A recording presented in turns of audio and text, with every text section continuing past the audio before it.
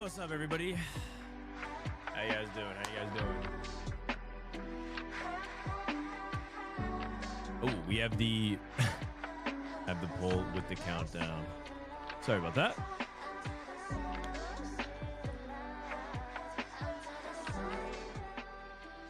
All right, turning down the music a little bit. Sorry, trying to sound has been kind of a struggle over the past month, and will probably be a struggle for the next couple of weeks. I'm still troubleshooting a couple of small issues with audio, so I need my setup to shift a little bit.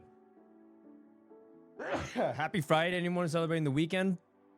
I have a poll up. Do you guys want to vote? Do you guys want to watch EMEA, or would you like to play some ranked games? And it looks like most people voted for EMEA to watch it. Only 30 votes. I mean, honestly, you guys could swing this really easily. So, today, as you guys might know, they're running the EMEA Tacticians Cup alongside Americas. So, if you guys want to watch EMEA, I actually have a game pulled up right here, literally, just in case. I joined a lobby.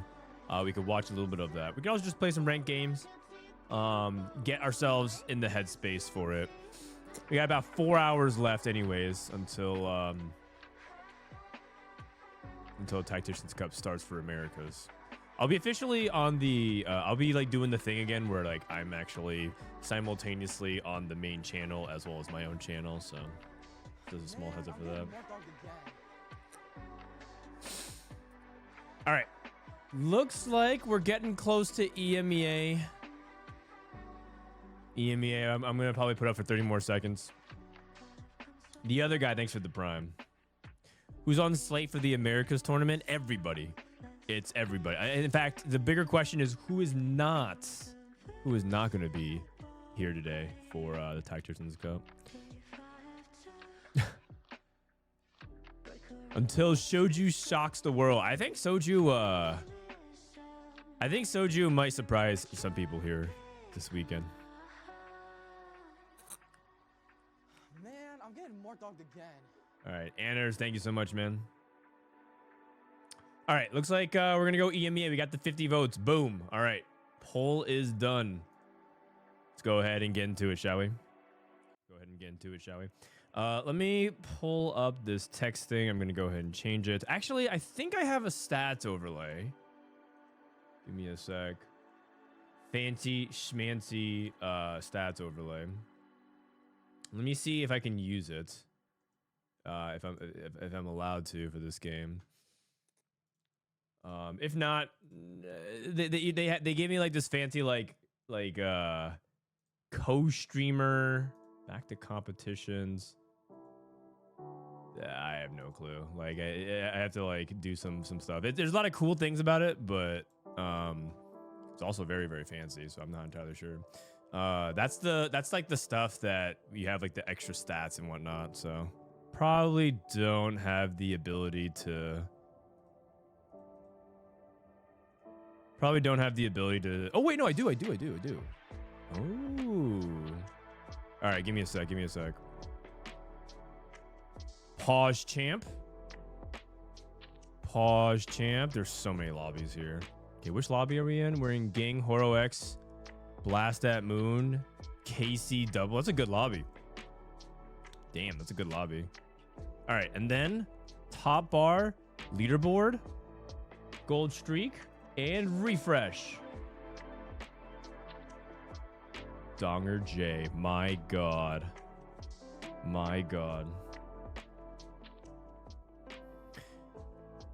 You are very quiet, Frodan. Other streams' volume is higher. Is that just me? I am very quiet. All right, how about this? I'll turn my microphone as loud as possible. Is that better? Do you guys, you guys want to hear what I have to say, huh? All right, let me go ahead and turn down the music. And then let me put up the game sound.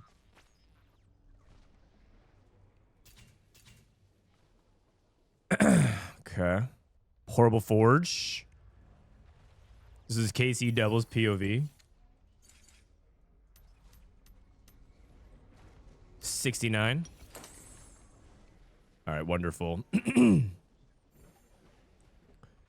Just do ASMR. Nobody wants to hear me do AMSR, man. AMSR. ASMR. Ain't nobody wants to listen to me. Trait tracker for Ging. Okay. Portable forge for Seeker's Arm Guard. We've been seeing some people pick some Seeker's Arm Guard lately. Just put it on a bunch of melee units. It might have been just the best of the bad situation. I don't particularly think Seeker's Arm Guard is super good. Seeker's Arm Guard traditionally is better for an AP melee carry because it gives you 30 base AP. So on paper, the best holders of it are like Viego. When Vex was an assassin, before Vex became the ranged threat menace that she is now, you probably put it on Vex. Let me go ahead and also put the countdown timer for the Americas, so that way people don't miss it. As you guys know, we are handing out permabans for anybody asking when Americas is starting, when the clock is on the screen. Wasn't it good on Diana for set 12? Yeah, it was probably good. It was probably good. Why is this entire Vex lobby Vex or Zeri? Is it Vex? Vex. This looks like it's AP. Shojin's not exactly Shojin's not exactly a Vex item. We also have Trait Tracker, but that's probably Trait Tracker into Zeri. We got Caretaker's Ally, Echo into Blazing Soul, so we got Brand and AP. We got Overheal Team Building, so we got Slayers for Lyris. Blast at Moon with Rageblade Last Whisper. Take a look at his Exotech. Wow! Hollow Bow and Pulse. Hollow Bow and Pulse. And we have another Gunblade Slam.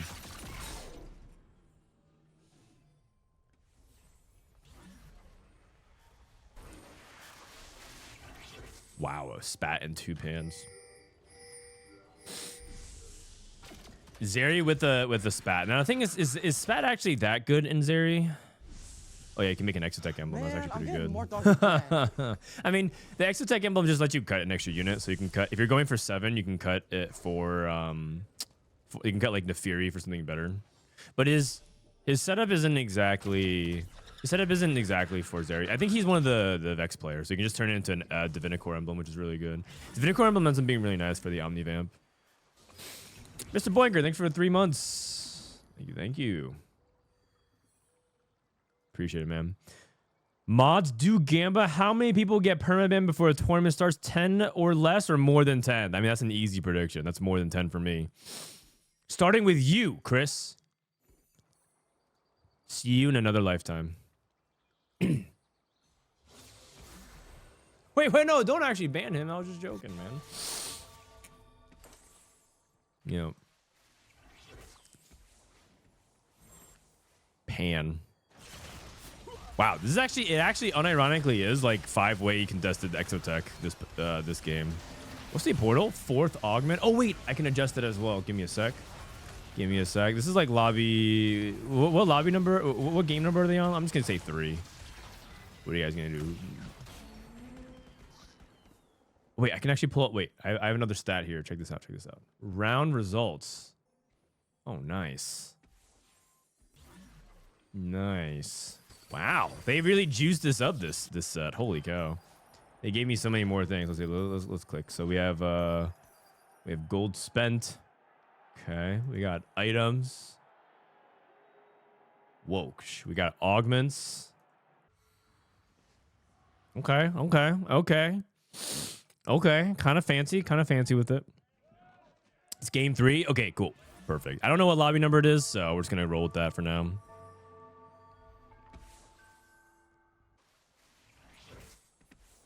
Let's go Koinid. Bro, he's not even in this lobby, man. I mean, it's a Raptors practicing with like half the field. I'm pretty sure day 1 of Tactician's Cup has like 20 of Raptors practice partners.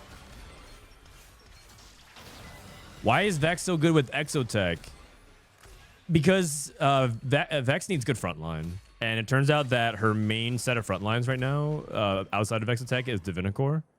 And the question I have to ask you is, who is the main tank in the Divinicore line? Gragas? Some kind of, some Vanguard they did tie with Rost? But you're not like looking for like Leona too, Ross. That independently is not strong enough. Because Leona actually really wants to benefit from like 4 Vanguard and at least 4 Vanguard and Anima Squad because it ties to Silas.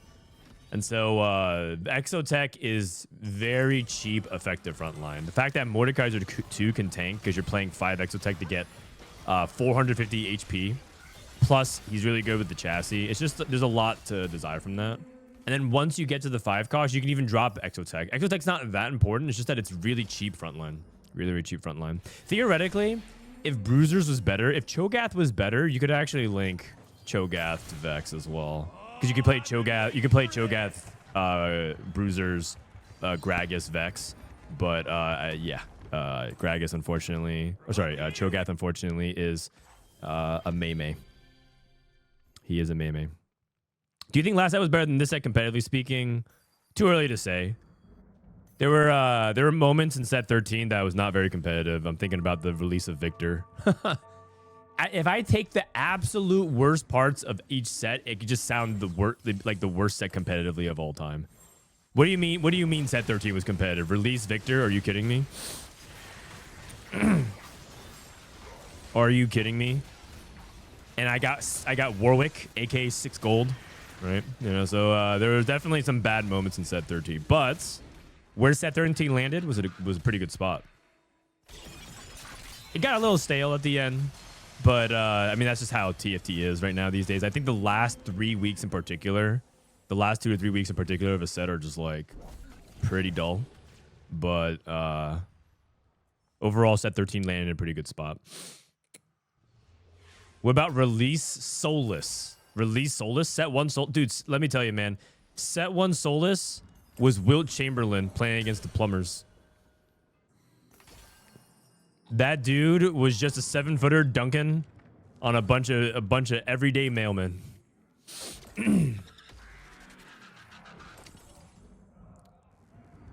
Back then in set 1, literally no one knew how to play anything in TFT. So what we did was we just stacked the same. Everything was so broken. Like there was basically 1 or 2 broken items of each patch.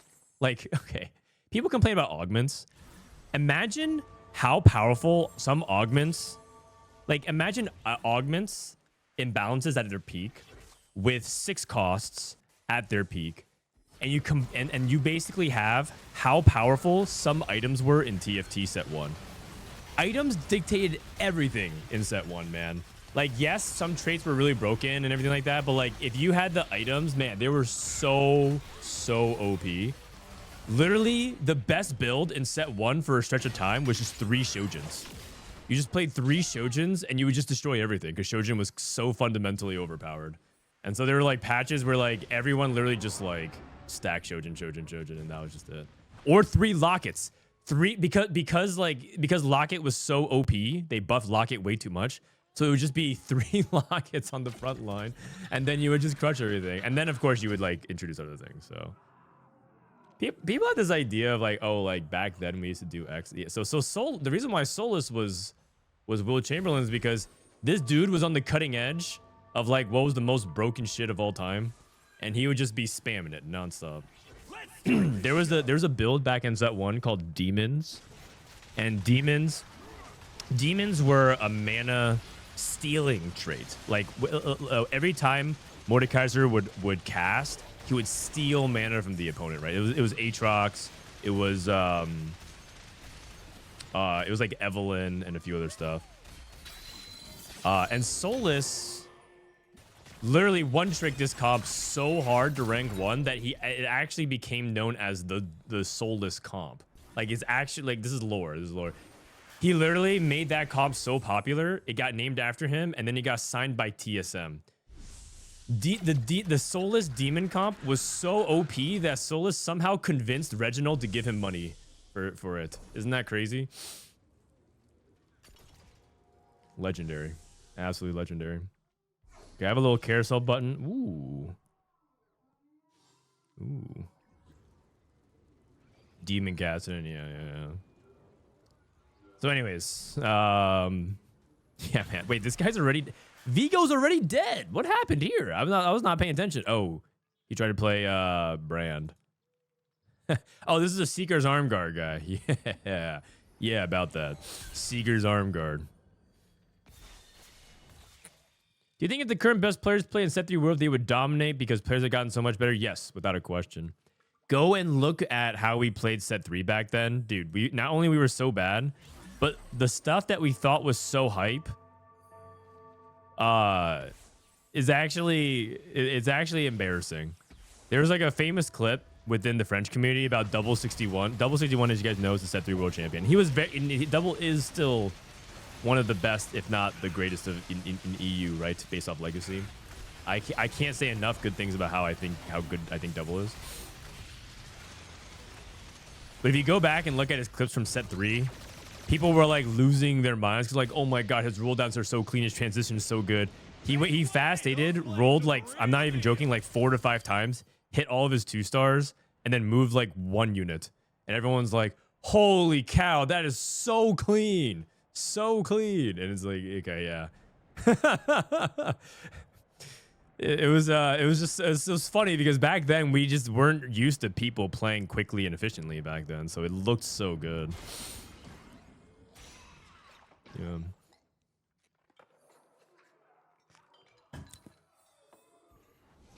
All right. Oh, Unending Despair, Jarvan. This is Unending Despair, really powerful on Jarvan, really powerful on Braum.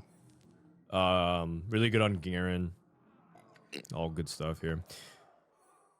Random question. Took my stepson up to Sakura Con last weekend. You ever make it to any big cons? Sometimes I stop by like PAX. I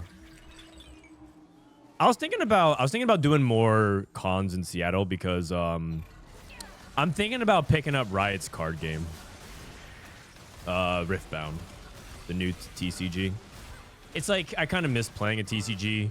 I kind of feel like I'm too poor for Magic, and I'm sure Riot will give me something promotional for it, you know. Okay, I'll use my TFT influence to get some special privilege. I'm like, yeah, you know what? Why not? Open up packs on stream. Yeah, maybe we'll do that.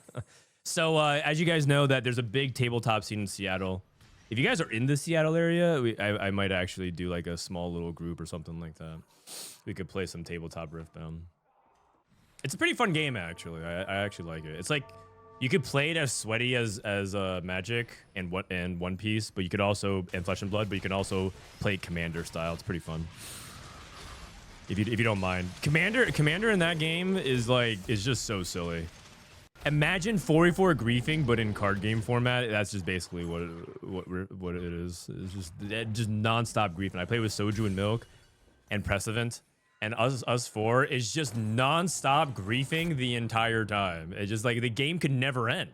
The game would literally never end because it was just everyone just fucking each other up for no reason at all. My store owner says all the cards are produced in China, so tariffs are gonna be rough. Yeah, it's okay. Just do it. Just do what Apple did. Just fly them all in on the plane, bro. It's just cards. Like, you surely could squeeze them in some luggages. Yeah. Send more dog on a secret mission to China. Come back with like 10 luggages.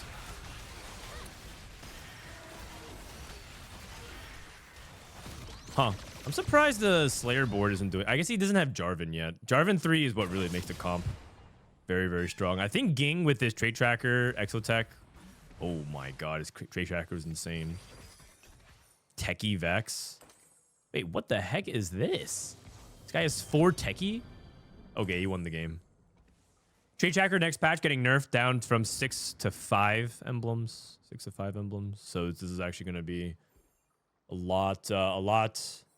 Well, okay, 5 emblems is still a lot, but it's going to be worse for sure. And justified. I actually would kind of prefer Trait Tracker to be easier to activate, but give like 4 emblems. I feel like 7-4 seems a lot better than like... Maybe that's too easy. Maybe it's too easy. I think the problem with 7 is that you can activate on level 6. Like if you're good at building those boards, you can activate on level 6. Is it 5 emblems with 7? No, it's they just literally -1 emblem. So it's 8 non-unique traits for 5 emblems.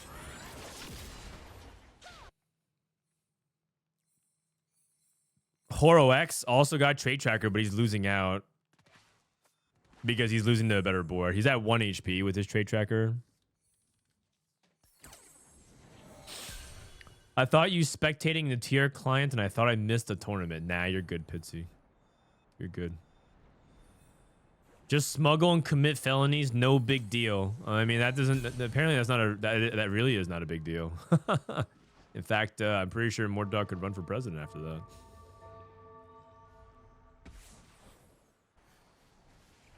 Doesn't sound like a big deal to me.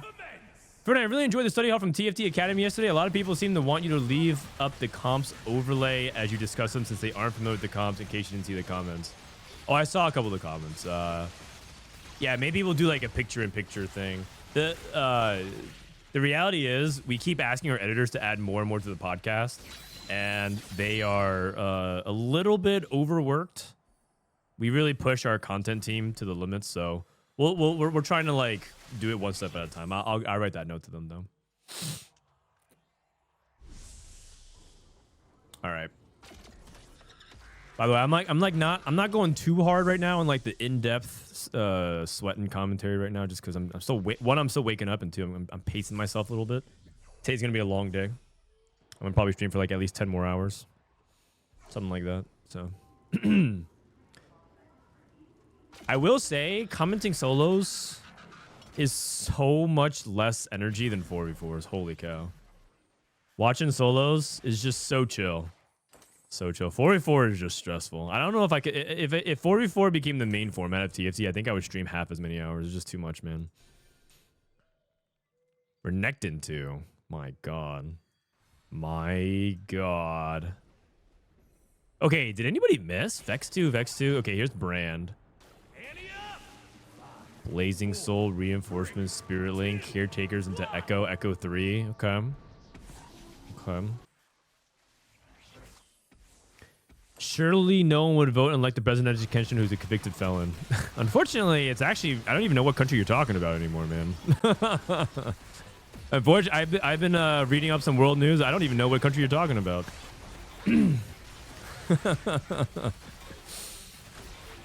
Oh, boom, man. Wow, that went 7th. That feels bad. Holy cow. A lot of these boards are pretty cracked. I think Ging wins. I think the Slayer board top 4s. Roy's barely loses. Dude, the Brand projectile speed. Varus PTSD. Varus PTSD, man. Why is Setsuko not participating? He forgot to sign up. It's actually sad because I think I think he actually cared about it too. A lot of people are being like, wow, he just doesn't care, huh? No, he actually cared. I think he just like legitimately missed it, and he was kind of sad about it for like a little bit of time. But oh well.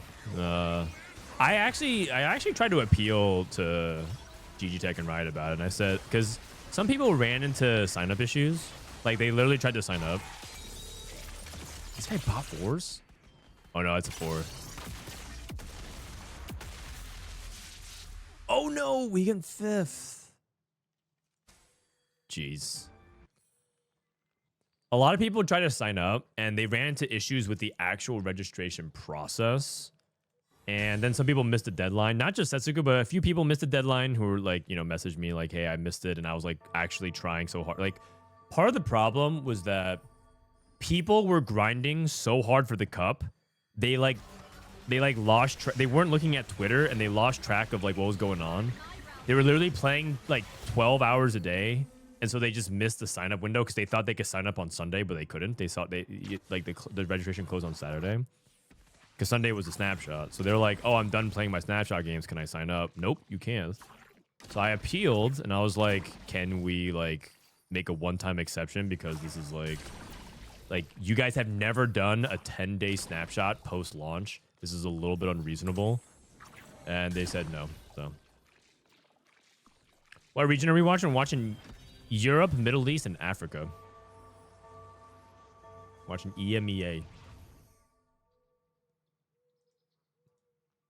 That is actually so Setsuko. Oh, to not register. I mean, he actually wanted to, because the problem, the thing about it is that I think Setsuko is really motivated this set to do well. It's like EWC qualifier.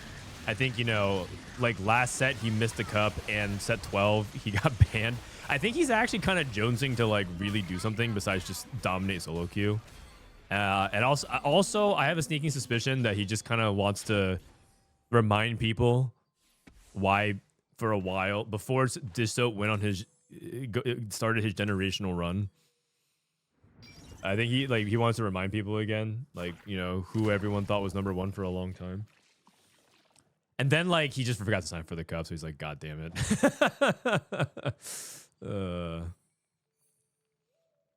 Because if he doesn't sign up for the cup, he can still make regionals do ladder, but he can't really play for the QP spot for Worlds. You know how like the #1 point earner over QP goes to Worlds directly? He can't play for that anymore, so it's a little bit sad. Dude, Ging's on. He's just gonna 12 win. He's gonna 12 win. Dude, he has 7 Exotech, trade tracker. He's like itemizing his ergots. You know, that's how far ahead he is. And he's also printing items. This is disgusting. And that is the game. Oh, -2. Very, very close. I can't believe Disope is 2 rings up on him. I don't think they're that far apart. Not only is that true, but it's also Disope is going to be setting a new record in TFT. He's going to be going to 5 world championships in a row. Set 10, 11, 12, 13, and 14. That's never been done before. So like he's basically, with every world championship record Disope sets, it's a new record in TFT. So he's like basically in a class of his own, plus title, I guess. But title is definitely in there. But like right now, it's like this in my opinion, it's like clear lead for Disope. So he has the opportunity to kind of set the pace for like everybody else. If he makes 5, 6, 7, 8, that could be a record never broken again. You know. Card packs. Oh yeah, sure. We didn't do card packs at the beginning of the stream, so let me go ahead and do that right now. Card packs. I mean, you guys are EU viewers, right? In fact, actually, I didn't do my card packs. Let me do that real quick. And I'll run some ads. BRB. In your opinion, why is that? Why is Disope above the other pros? I'll answer that after this break. Let me see. Collect my card pack. I haven't collected diamonds in 5 days, dude. If I was good about my dailies, I would have like 25k ready for NA. The NA snapshot's on April 30th. Uh-oh. Wait, I only have 5 days to climb the challenger. Oh god. For my card snapshot. All right, whatever. I'm gonna be GM. You guys will get GM Frodan. If you want challenger Frodan, you have to get the EU version. EU challenger GM on NA. You know what? That just isn't that confirmed? NA greater than EU. What do these cards do? So someone made a digital collecting card game. Actually, let me unlink this real quick. Someone made a digital collecting card game of TFT players and streamers, but the only way you can pay for them, you can't pay with the real money. You only can pay with the channel points. So it's like a fun little like collecting game. No gotcha, no money involved, just fun channel points. It's just like a way to reward engagement. You know, if you're terminally online like I am. TFT, EMEA Tactician Cup, day 1, round of, or day 1.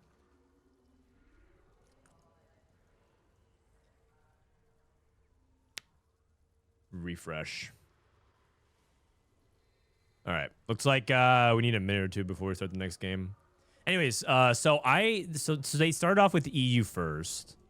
And I actually climbed EU last set, so you can actually find me. There's also special editions of like the collector version. So if you're a big fan of, let's say, Coco, they have like these like the super rares. And then you have like hollow versions of stuff too. Let me see. I have Jedusor. Damn, that guy's so handsome. Wet Jungler Zoro. I have some hollows as well. Sologo Song. I have Ging, right? These are all like top challenger players. Oh, this is the hollow version. But I kind of want them to do more kind of art styles. Yeah, I mean, it's just a silly thing. I have 4 Frodan cups. Let me see. How many people have... What's the market like for Frodan these days? What's the market like? Wait, no one's selling it? Oh, yeah.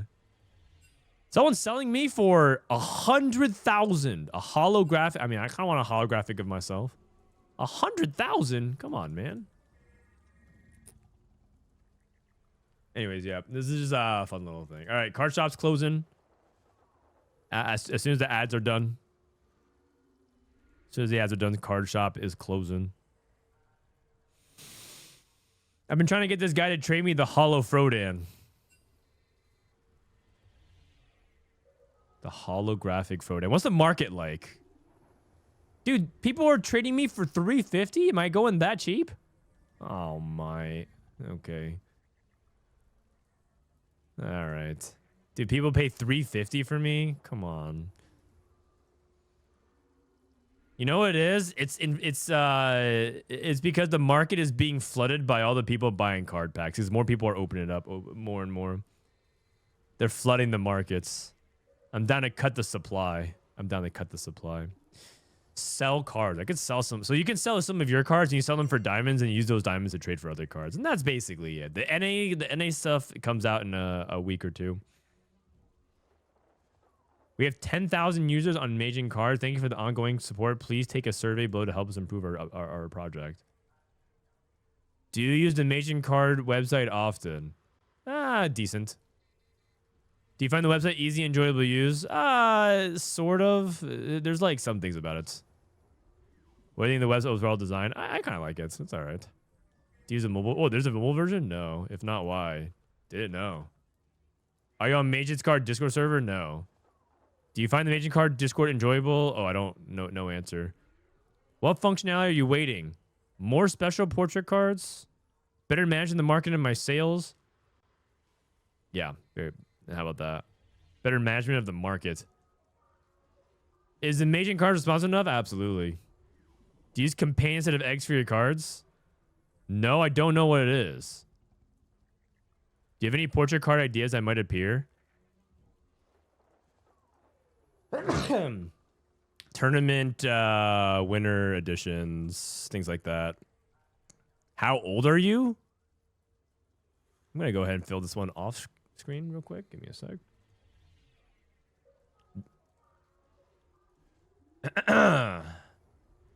And then, do you have any suggestions? Do we have any suggestions, guys? Wait, I think it bugged. Okay, let me exit out and exit back and sign back in. TR1. Do we have any? Do you guys have any suggestions for the card website? Do you have any suggestions for the card website? I would suggest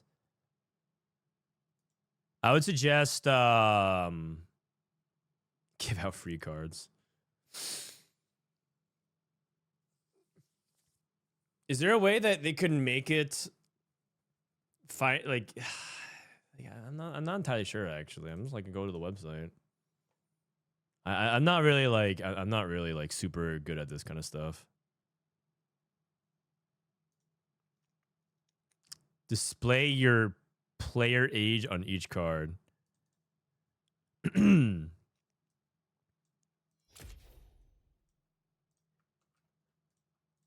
Maybe some ways to craft a holographic version if you spend a lot of diamonds. I don't know. More variations besides holo, foil, EX, special, or like cool glitter. I don't know. All right. That's it. All right, we in there. Sorry about that. A little bit of a spectator bug.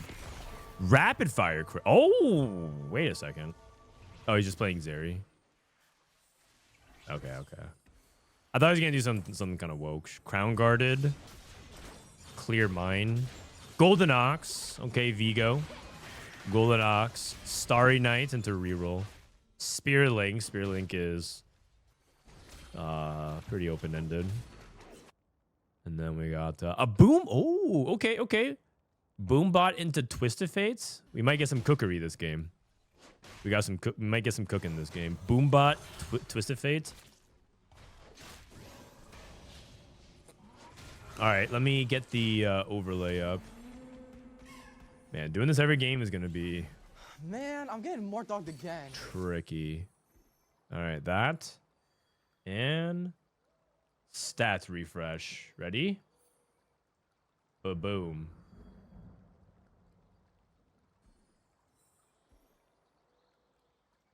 My God. Murphin K, thank you for the prime. All right, so we got Boombot TF. Has anyone played this? If so, are you supposed to go like 6 Boombot? I tried playing a variation of this, but I was like playing like flexible or something, so I kept getting, you know, emblems, so I pushed levels. I played 6 Boombot. It felt okay. I went like 6 or something, but I also lost to like 10 Anima squad, so that's like fake. I'm wondering if you're supposed to push and you're supposed to play like more Boombots. Are you supposed to play 4-6? Are you supposed to play? Oh, you just play 2. They play either reroll TF with it or tempo into 6. Okay. That's not helpful, Raptor. That's literally the 2 options I laid out. Okay, no, I see what you're saying, though. No, I mean, like, part of it is, like, I don't know if you're supposed to go 6 and say, I use Twisted Fate as my emblem holder, and then I replace it with 5 costs, or am I supposed to re-roll on it and go Twisted Fate 3 and then establish my tempo that way? But yeah, it depends. It depends.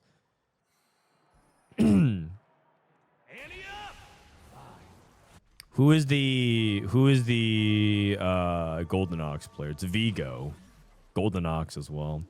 I think Golden Ox has a lot of potential. I think a lot of people, the leading theory about Golden Ox right now is that Annie is much more likely to stabilize you than Aphelios, and I think it's because Golden Ox kind of has the Vex problem in that it's going to be either you just basically. It's basically hard to get good frontline. I think Golden Ox damage is like really good, but you struggle with frontline because Jarvan is contested and it's kind of hard to hit Leona 2. And even if you hit Leona 2, you're only playing 2 Vanguard with her. She's not as tanky as she usually is. So your frontline is actually not that good. But if you focus on Annie, she is damage and frontline versus Aphelios is just pure damage, and he's damage ramping, which kind of requires you to have good frontline. So I think a lot of people believe that Golden Ox is actually anchored around Annie. So the fact that he's playing like blue buff around Golden Ox makes more sense.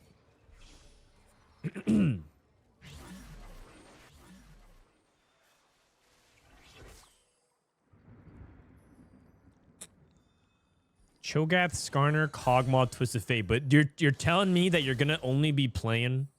You're telling me you're only playing 4 Boombot? That can't be right. It feels like you have to play 6. You double your damage. Okay, not really. You but actually kind of really. You fire 2 missiles instead. It's a little bit less, but that's a lot. It's a massive jump from 4 to 6. A massive jump. Dude, this guy has 3 Jarvans in his shop, and he's not going to buy it. He's playing Cypher, Lustreak. Man, that actually takes... that actually takes so much discipline. What the heck? I would be so tempted to buy this. Are you kidding me? I'd be so tempted to buy this.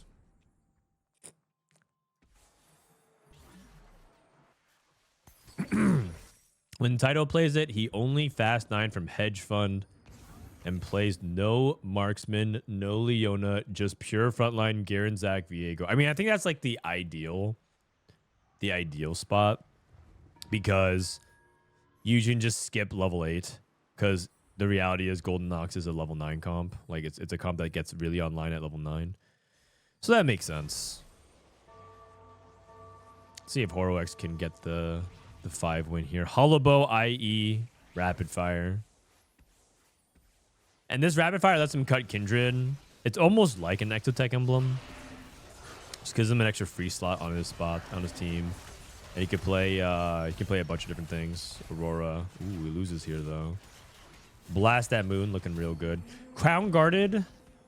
Nitro start. His Exotech is no Hollow Bow, so I wonder what he's gonna play off of Crown Guarded. Is he just gonna be into like a stand? Is it gonna be a Nitro line? Is probably not. Nitro has kind of fallen off on the meta. He has Morello Slam, so it's leaning AP. If he's playing into Zeri, he would have kept the first rod for a Rage Blade. So he could probably play AP. You know, he could play Brand Ziggs. MF. Maybe. I'm not. Well, we'll see. We'll see. He's open-ended. I could see if he gets dropped 2 swords, I could see him playing MF. He's holding 5 Jins. It makes me think he's actually rerolling. But if he sells a Jin, he's not. So. Oh, he gets dropped Rage Blade. Do you know why Riot made it so 6 Boombot shoots 2 missiles instead of just bumping up the damage? I don't know why. I'm sure it has to do with like it's cooler to shoot 2 missiles. it might be as something as silly as like it's just cooler. 2 missiles is bigger than 1. It doesn't. There's sometimes like simple design decisions like that. It's just like, well, you know, this one's just cooler.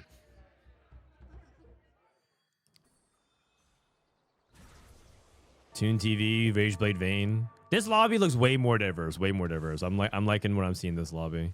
Looks like there's like 1 Vex player, 1 Zeri player, 1 TF player, 1 Slayer player, 1 Golden Ox player, a Nitro player we don't even really know.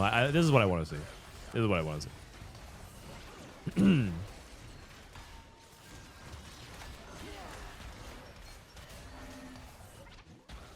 Mord said that exactly as you said. Oh, okay, well, I mean that makes sense. I mean, remember, like it's just like sure you could have 1 lightsaber, but remember when the first time we saw 2 lightsabers? Oh man, that shit was fire. Tower defense, bad luck protection, vampiric vitality. I guess he could go bad luck protection. But he doesn't have hollow bow, so he doesn't have the interaction with it. Yeah, you know what? Tower defense. You have no direction. Tower defense. It's terrible. Don't take tower defense. He's thinking about bad luck protection. Okay, he rolls it. Implants. Level 6.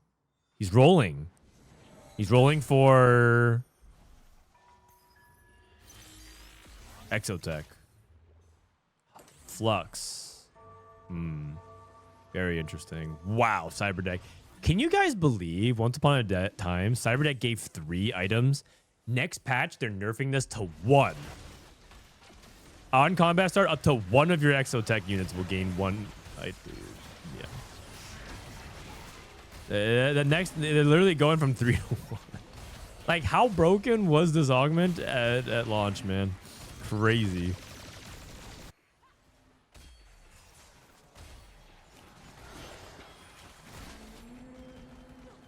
All right, let's look at the Ox Force players. See how he's doing. Piercing Lotus. Okay.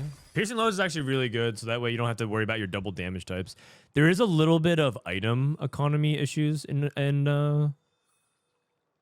Golden Ox because you want to itemize 3 carries. You want to itemize Aphelios, Annie, and Viego.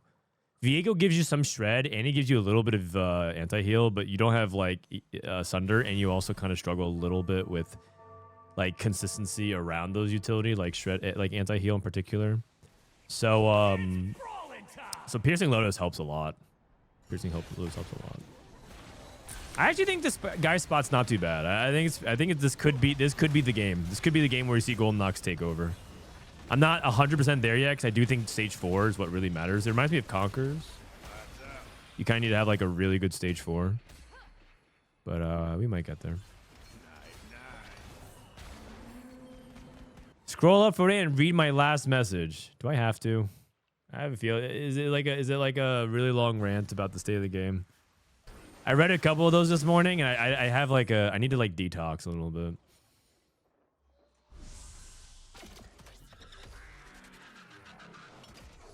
To rant about Golden Ox. All right. Ox shit. I found Annie 2-6. Biss on her by 3-3. Full Ox board by 9, 36-36. Had it well before I lost in 6th place. J4, 2 Biss. Kabuko, Viego items online. I tried to make Gox work so many times. It's just unplayable? No. No. It's not. It's not. It's not. Golden Ox is actually pretty good. You know what?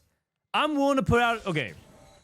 Anybody here Golden Ox believers? Wait, this guy has a spat. Anyone has a Golden Ox believer? Let's put a prediction on the line. Where does Golden Ox guy land? I'm going to put top 2 or bottom 6.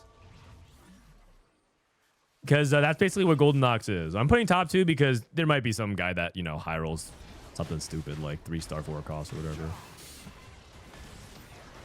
This is the prediction on the line. Where does the Golden Ox guy land? Top 2 or bottom 6? If you really think Golden Ox is unplayable, go ahead and vote. Go ahead and vote. I don't think it is. I think this guy's spot's pretty good. It's depends on his stage 4 though, which is why you have to vote before it. Because oh my god. Oh, I see. I see. I see. Well, sucks to vote early, I guess.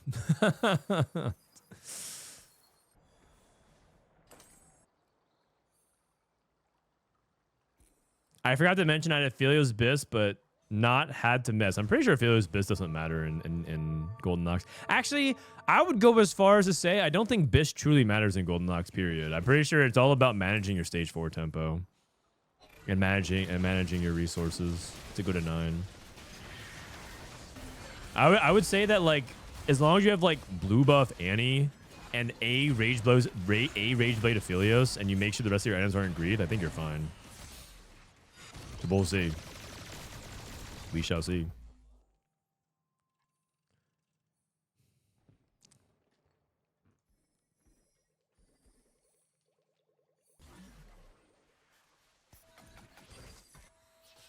Bro, I had Biss at Annie. Okay, man, listen, this is not a private coaching session.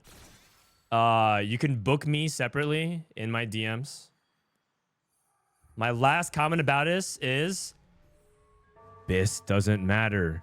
Biss doesn't matter. I don't think you're like, I had Biss this, Biss that. You probably had like no HP. You probably traded all your tempo to try to greed for perfect items. Your frontline probably wasn't as good as you thought it was. You probably had terrible augments, or you were playing in like a triple prismatic lobby where everyone has 2-star 5 costs at like stage 4.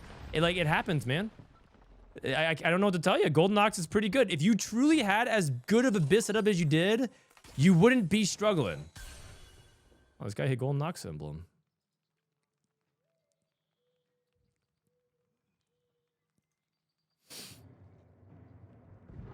All right, here we go. Here we go. Roll down. 4 Slayer, 4 Vanguard. He's looking for Vein 3, but I think... Oh, he's not closed. No, I thought this was 7 Veins. I was going to say, I don't think he should roll more, because I don't think sending here is very likely to hit. But he only has 5 Veins. Vex 2. Oh, he has Sated Spellweaver. So because the Retribution scales off your overhealing, apparently, and this is not 100% confirmed, but I think anything that says healing is just like Biss augment for Vex, because you just like, you basically like have her keep piling in more and more damage. So like if your augments are like say Spellweaver and Health as Wealth and Vampiric Vitality, that might be like Biss Vex. But I don't know if stacking it is what you want. Taking a look at the forward thinking guy.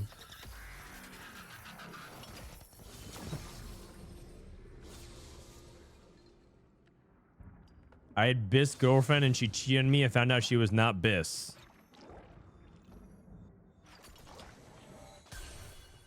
I gotta say that it sucks to be cheated on. It's awful. It's happened to me. It's happened to a lot of people. But I will, and it's completely heartbreaking. I'm really sorry that happens to you. But it's also, you're better off without them, man. Because it could be worse. You could be with somebody that you don't know. Like you could be stuck with them. It's like better that you found out than you didn't know. And more importantly, never take someone like that back. In my opinion. But don't tell me how to live your life, but don't take them back. But babe, I was so desperate. I needed to shift momentum. Nah, don't trust them, man. Don't trust them. They would trust me. They would remove again. They would remove again. They would remove their items again for another opponent.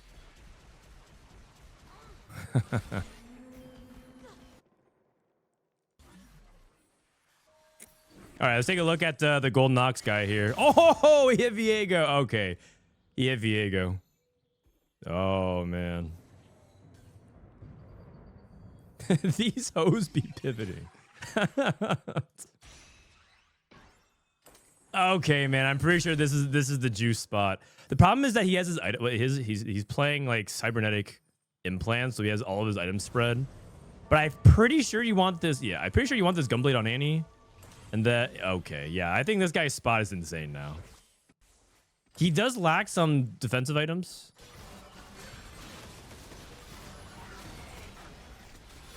Also, I'm pretty sure Biss Annie is Gunblade in Golden Ox, based off the statistics. I think blue buff Gunblade plus anything else. So you can go blue buff Gunblade Shojin, blue buff Gunblade Adaptive, blue buff Gunblade Nashers, blue buff Gunblade. Honestly, Death Cap, like anything that just like makes sense as a third item. But I think blue buff Gunblade is Biss Annie. And you know what that means? You guys know what that means if blue buff Gunblade is Biss on Annie? I need the 1K LP challengers to spell it out for me in chat, please. If blue buff Gunblade is Biss Annie, what does that mean?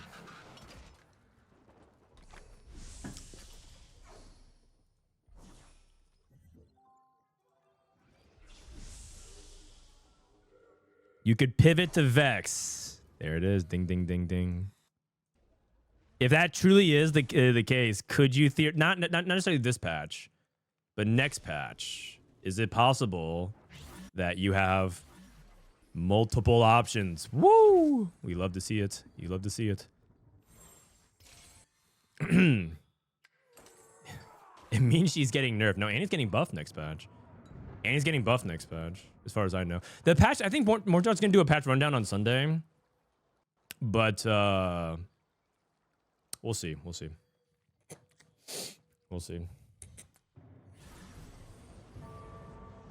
But I would love it a lot if that meant that Annie and Vex basically have interchangeable items.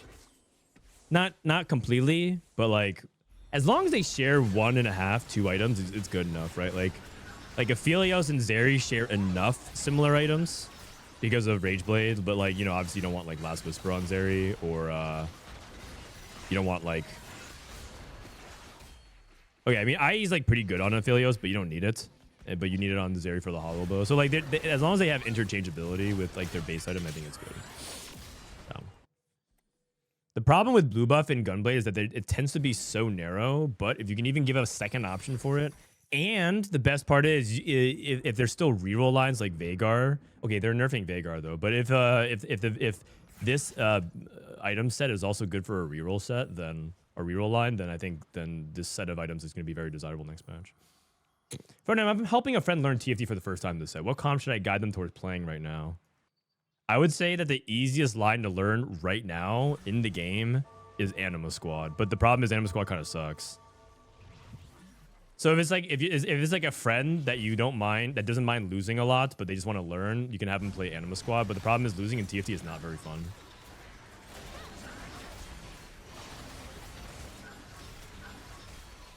But Anima Squad's like the easiest line to learn. Very, very, very simple. And it's kind of cool. And you can even high roll and get 10 Anima Squad.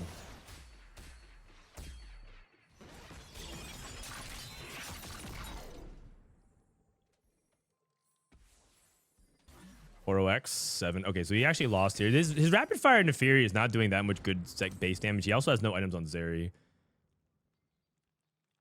Vigo. He just needs to print some items. So he's hoping that Golden Ox will print him the rest of the items. Theoretically, Cybernetics is very good in Goldenox because you just keep printing more components.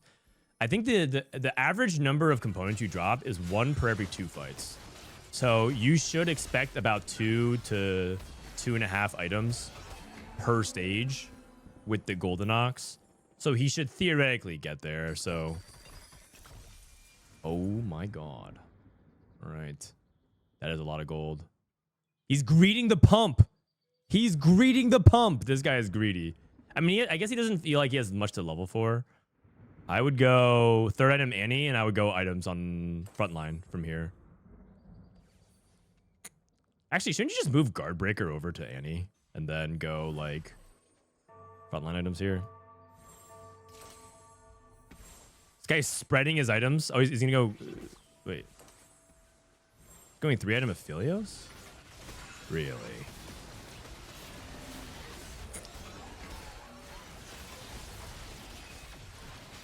Well, it looks like he just destroys it anyways. Yeah, you know what? I mean, that's not even that bad, actually. He's kind of a beast for this. He's actually playing crit Aphelios.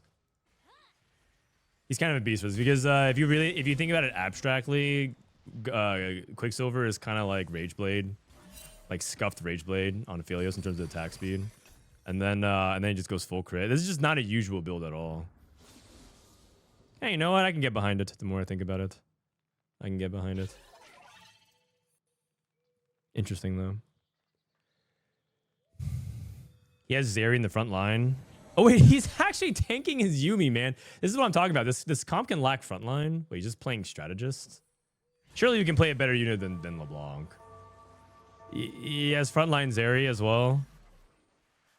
Interesting. I feel like I'd rather just play another like J4 or something. HoroX. He's playing Hollow Bow, i.e. Nefiri. He never found Rageblade, so he's just not playing on Zeri.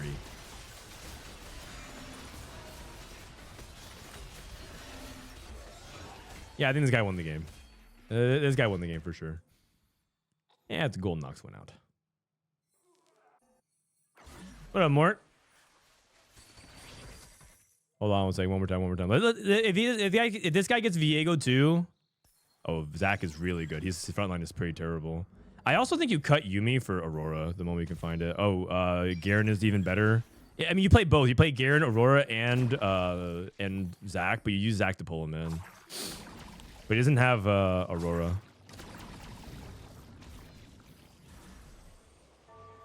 He's trying to go for Xayah 3, Leona 3, and Annie 3. His win condition is uncontested 4 costs. And it sounds silly to say, but with Goldenox, you actually usually hit like 2 of them. Because once you hit 1, it makes it a lot easier to hit the other one. So, it's a Goldenox win out.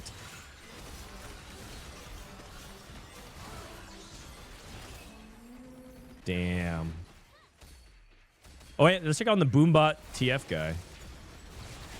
Oh. Wait, Ging lost. Oh, he lost to his ghost. 5 Syndicate, 4 Boom. Oh, wait, this is so good for the Goldenox player. What?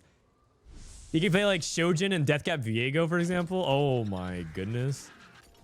That's crazy. That's crazy. Is it Garen over Senna? Well, Garen can give you a Goldenox mod, which is super duper powerful. A Goldenox mod is worth like 2 guard breakers on a 3 item unit already. So it's just kind of insane. It's just kind of insane to get. So you should definitely play it. Over the Senna. Senna gives AD to the team. A lot of his damage is AD. Yeah, I could see Senna not being cut from the board. She's not that important, but she's a 2-star unit. So he's just lacking. He just wants to play 2-star units. Whoa. This board looks serious as well. Okay. Wow, a lot of boards look really good. Let's see the Boombot TF though.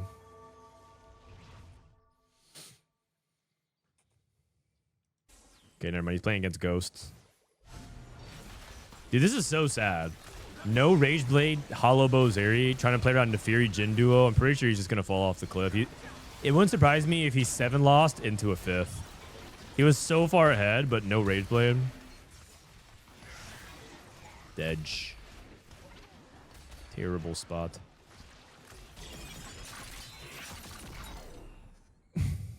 $19. Nah, the 19 is too low. Oh, never mind. 14. Double also struggling. No blue buff on Vex. Nitro reroll. Oh, we got the Dino. The thing about the Nitro reroll though is I feel like you need to hit really quickly. I feel like you can't go for Nitro reroll on 6 and then chase at 3 stars and expect to catch up. Like getting a 3-star Kindred and Nidalee at the beginning of stage 3 is so good for the stacks. You could be at like 250 pushing 300, and I feel like the cap of this board is really high, but you rarely get there unless you're hitting 3 stars early. This Sejuani didn't even cast. He is cooked. Goldenox. Can you explain why Zeri positioning is C1? Yeah, so Zeri dashes to safety. Kind of like Corki from the previous set. You know how Corki flies? He flies off to Narnia. And so because Zeri's going to always dash to safety. Let me see a Zeri player. Anyone have Zeri? Nobody? All the Zeris bought forward. Zeri dashes to safety, and more importantly, she can't dash to a place that's already occupied. And that counts her original location as well. And so by having fewer things in the back line, she's less likely to dash to the 3rd row again, like mid-combat. And dashing to the 3rd row puts her in a lot of danger zones, specifically into places that either have AoE or like Sejuani. Frontlines there. Well, so the thing is, you don't want to frontline Zeri because you don't need to. The reason why you frontline Corki was because you got value off the scrap shield, so that's different. That's different. But you could, for example, this was a build that we saw back at PBE, but you used to play Renekton. Does anyone have Renekton? You would play Renekton and then have Renekton bite the Zeri, and Zeri had Gunblades, and Zeri would dash to the back and then stay safe and heal back up. So you could, theoretically, that's like something you could do as well. He hit the blue buff for Vex. Boom, he's back. Double can go top 2 this game. I'm pretty sure Goldenox won by like a landslide, but we'll see. This Viego 2 is really scary. Didn't cast again for the 3rd time. Goldenox. Got another Shojin onto Annie. Boombot TF. Boombot TF. Wow. Beats the Vexotech. Damn. I mean, that's cool stuff, man. That's cool stuff. This is making me think I should have rerolled TF. I pushed levels for 6 Boombot. I eventually got to the board. I fizzled out. I'm pretty sure rerolling TF here probably makes more sense. Very neat. Why is Gunblade so good of an item on Twisted Fate? Because he's a stall comp. And Twisted Fate has 2 things going for him. One, every time he attacks, he gets 2 ability power, and he has Rage Blade. So he gets more AP the more he attacks. The more he attacks, he gets more attack speed. The higher attack speed he gets, the more AP he gets. It's very recursive. It's very nice. But the problem is if your front line cracks, if your front line dies, the ramping stops, the fun stops. So Gunblade heals your tank. So that way you can keep the fun going. Although his front line died so fast. You saw him. He attacked 10 times that fight. His front line dies so fast, it doesn't matter. But in the early and mid game, when people don't have as, strong of a board setup, Gunblade is extremely powerful. All right, we're going for Annie 3. We're going for Xayah 3. Going for Xayah and Annie 3. We can sell Leona. He also activated 52. Dude, his damage amp. His damage amp is at 82%. His Aphelios is literally at 97. What on earth is this? Holy cow. Okay, do you guys believe me now that Biss Aphelios does not matter? This guy has IE Guardbreaker Quicksilver. This guy's playing MF. He's playing MF items onto Aphelios. I was telling you guys Biss doesn't matter on Aphelios. I hope that convinces the the Golden Ox doubters. Congratulations / prediction. Top 2. I mean, the people who see Golden Ox win out, they know, man. Those guys are knowers. All right, let's go ahead and spectate. Let's see if we can spectate any other games. Spectator mode. Does it work? The problem with it is that if there's a spectator slot in, we can't actually see him. Obi Boss, thanks for the 12 months, a whole year subbing to the best TFT creator out there. Check out TFT Academy #. Thank you. Well said. Well said. Is Golden Ox one of the higher cap comps in the game because of the tree scaling and the comp's ability to play Golden Ox mods off Garen? Yeah, basically for that reason. You need the early Ox procs. I used to think so. I actually don't think that's the case. I think Golden Ox needs to be ahead. I don't think it's like a lose streak win out comp. Let me go ahead and pull up the stream here. I'll just pull up someone else's stream so we can just watch because it's kind of hard to make it work. Let's pull up Alan's stream. Alan's streaming the main broadcast, right? Wow, they're doing like a full-on studio production. Oh, dude, these guys kicked the pants off of me, man.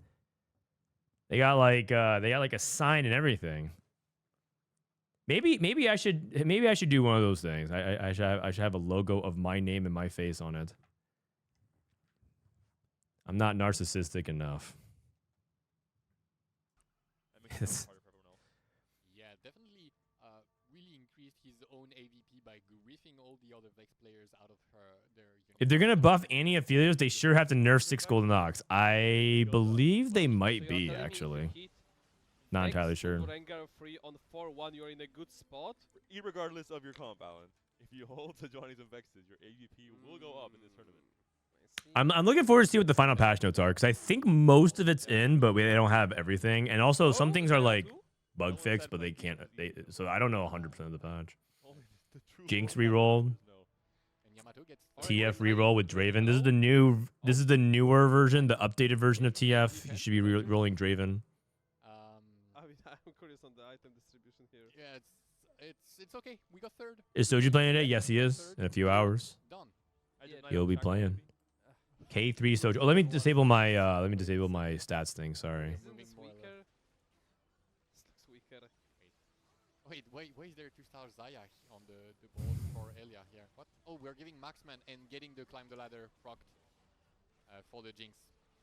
Genius. Dude, Rengar 3, Jinx 3. So there is moments you can play this comp. Oh, so close. Surely that. It's just not as it's interesting because I think the stats would lead you to believe that this is one of the best comps in the game, and it's just really not. is this Vex prepped?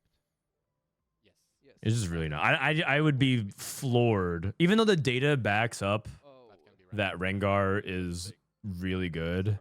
Pretty sure those stats are fake. I think it's like survivorship bias of 3 stars, 3-star 3 costs, because I don't know. yeah, like the comp is legitimately not that good. Let's hope it's not a blob diff. But For his it's sake, not bad. that is You already know it's gonna be a blob diff. against this Diego one. wrong maybe not. side. Sejuani Wait, correct maybe side he doesn't though. know. There is a lot of players thinking that the blobs don't work on the whole Zac from the Aurora. That's because they half work. The HP works, but not the AP. Yeah, Hollow bow. I mean, perfect item vex. Good setup for it. Preparation. Gonna be hard to beat. Diego's Yeah. still alive. This guy's gonna be really hard to beat. Clean up here.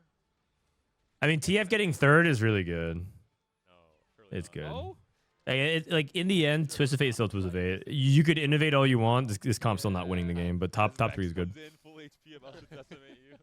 Oh, and there it is. oh, he remembers now. Rengar scams a lot of fights. That is true. Surely. That is true.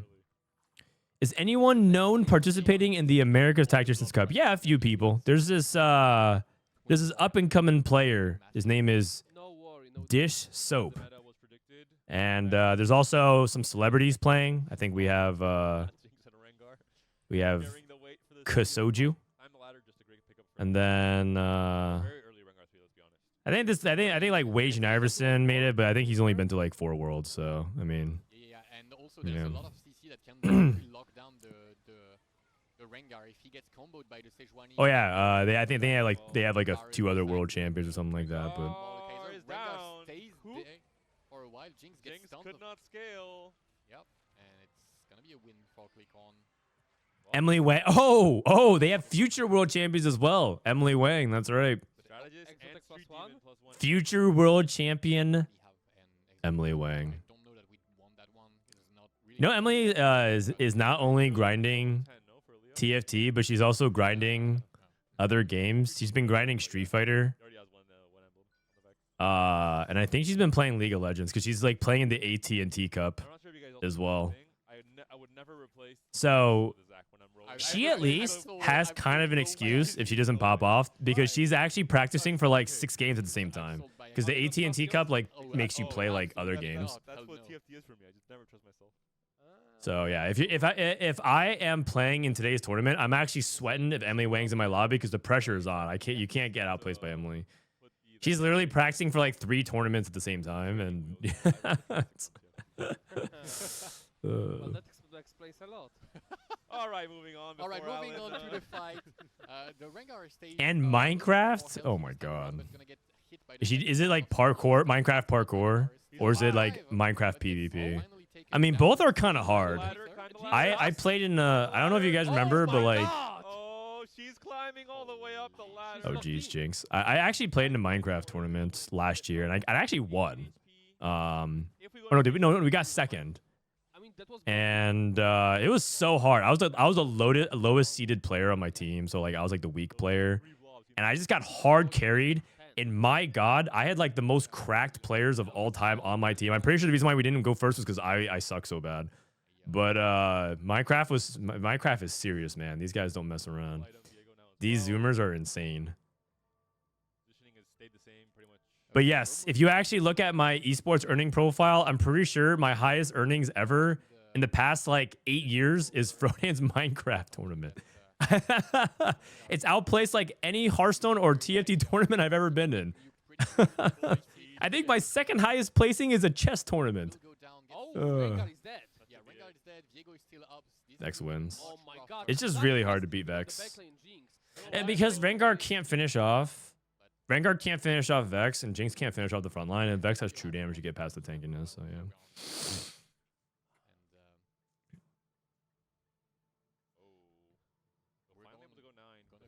What elo do you have in chess? I'm terrible. I'm like 1100 peak. And I think that's not even true. I think I was like 1080. So it was close. You guys got second in the Sage Jam Slam. We technically won the Sage Jam Slam. We got second at the Fight Night Capcom Finals or whatever, but we got first. I kind of thought I wasn't gonna play Street Fighter after the Sage Jam Slam, but I'm actually still playing. It's I actually ended up enjoying the game way more than I thought I would. It's actually probably like one of my favorite fighting games of all time. I didn't really think I was gonna like it at all. I've never really been a big Street Fighter guy. I've always preferred other fighting games, but I'm still playing. What do you play on 8 with Vex? Just 5 Exotech. 5 Exotech is the most common because it's really cheap. But you can also play 5 cost if you hit them. So you can drop. So Jax is droppable if you find Renekton, and then Jin is droppable if you find like Viego or Aurora. But the issue is a lot of times you suffer with board quality because you're probably not going to hit Sejuani 2, and you're unlikely to hit Vex 2 super quickly, and you're also going to struggle to hit Mordekaiser 2 because Mordekaiser is so contested. So if you're playing like Mord 1, Sejuani 1, Vex 1, and then you like replace Jin 2 and Jax 2 with Viego 1, Renekton 1, you might be literally playing an all 1-star board. So you do have to proceed with caution. You can't just like, oh, you know, X is always better. Like this is always better than Y. Opinion on Guilty Gear Strive? I think it's fun. The problem with Guilty Gear, oh wait, this guy's 10 Anima Squad. This guy's 3 Anima emblems. Oh. Wait. Oh, hold on. 10 Anima Squad versus Cho'Gath 3 and Zeri 3. Wait, there's Zeri 3. Wait, what the? Wait a second. Who wins? Who wins? Oh, this is actually this is a really important. With Zeri 3. Wait, is that 10? Oh, that's 10 Anima. That's why. Oh. And we weren't casting that one. Oh my God. Long lobby. Oh my God. Versus DarkHydra. The The trains are here. Okay, Zeri surviving. He's got the Cho'Gath. just Okay. try and Cho'Gath cast. The Cho'Gath is not doing What? much yet, but finally he's What? He's going towards. Oh my God! Wait a second. I don't think 10 Anima beats. I don't think 10 Anima beats 2 3-star forecasts.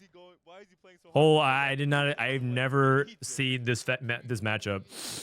And how does DarkHydra get even stronger? Because he has upgraded Aurora too. I think it's when Safo, last unit alive. the Hodge. Ooh, yeah, you're right. The Hodge is actually so clutch to heal up. Yeah, exactly. When it only hits one unit, it'll be pushed. The Hodge is actually really clutch to clean up. The train has to really lock in. I've had my main carry be dragged off at the beginning of the fight. Like I'm like, what's going on? Dude, what a lobby. Trainer Golems. The pain train coming through. Choo-choo. The Zeri has to dash. Okay, Zeri got locked down. Every time. Big freeze, big freeze. No, she's Oh no, Zeri dodges the train again. Dude, that's so crazy, man. That's so crazy. Winning. One more fight. This is insane. This is insane. 7-4 carousel. Yeah, you know what? 10 exo tech. Zeri 3 gets Oh, the man. buff as well, no? Uh-huh. She gets the challenger She gets buff. smarter. Yeah. Who's like the best Zeri player in competitive League of Legends? Who's the best Zeri player? Historically, when units said they dash to a smart position, it's worked out very well. Exactly. For Recon sure. Kaisa. Oh, Very like smart unit for sure. Vayne dashes. No one. Okay, if I would put one Ruler? I could see it. I could see it. I haven't really been watching Pro League for quite some time, so I'm pretty out of date for the past few years. Finally, like getting some you know, becoming famous in this patch, and then it's just Zeri instead, getting all the spotlight. Unlucky. Ruler's really hyped to watch though. All right, Zeri positioning. She has to once again dodge the trains. All right, I don't think anything's gonna change. Did anything happen on the 10 Anima squad side? I don't think so. In fact, this Viego stole a pretty useless unit. Kindred.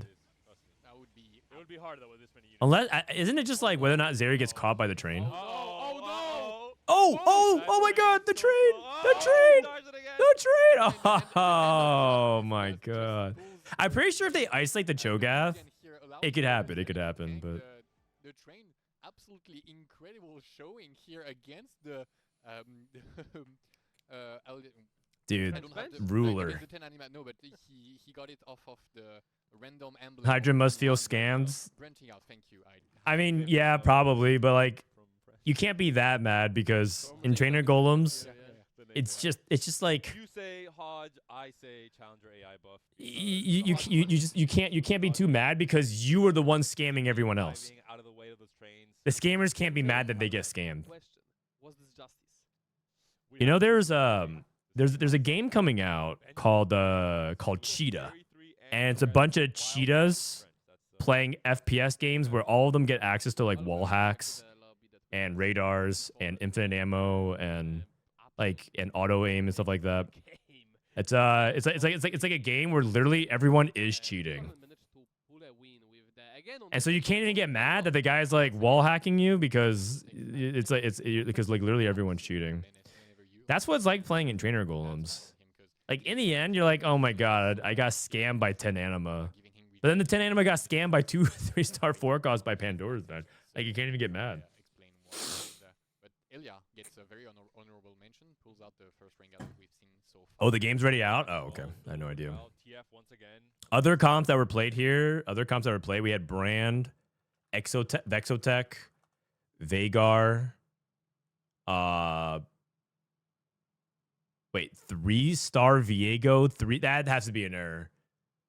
There's no way that this guy, okay, this has to be 1-star, it has to be 1-star. 3-star Viego, 3-star Aurora, 3-star Ziggs, that has to be an error. 3-star Kabuko. Can you imagine? 1-star Twisted Fate got 3rd. Man, Twisted Fate is broken. It's 3-star. They inverted 3-stars and 1-stars. They inverted it by accident. But like 1-star Twisted Fate top 3. My God.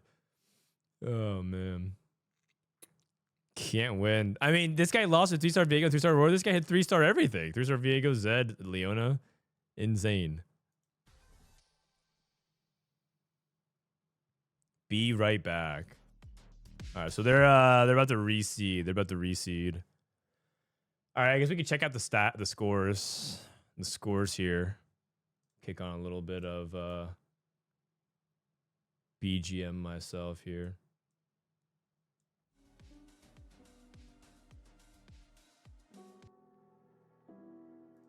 All right. So this is day 1, right? This is day 1. So we're about to go into the last 2 games. This is round 5 and round 6 coming up. And then after round 5, round 6, we're going to go into the Americas. Friend, do you think Real comps are too strong?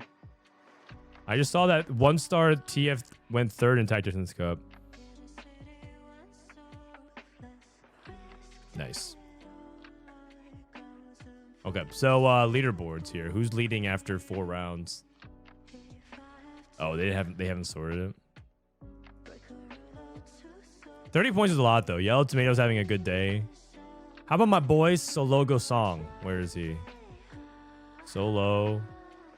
Oh, 10 point. Oh, I think Solo's actually cut. They're doing 4-game cut. Oh, that's brutal. That is brutal. It's probably going to be like a 12-point cut. Okay, let's not look at that then. Let's not look at that. Kevin Parker, 16 points. He's going to need to come up big in the last couple games here. Double 61, 19 points. I think 19 is a good spot. I think the cutoff is probably going to be like 28 to 29. So if it's 28 to 29, then 19, 20, 21 are pretty decent spots. 22 plus is really good. That means you can just go, you can get through with 2 6s. So for the most part, looks like a lot of the top names are well established there. Do you think Vivo comps are too strong? I just saw 3-star Cho and Zeri go first. Dude, you already know the answer to that question. Reroll has always been broken. Not only has it been broken, it's also brain dead. It takes no skill.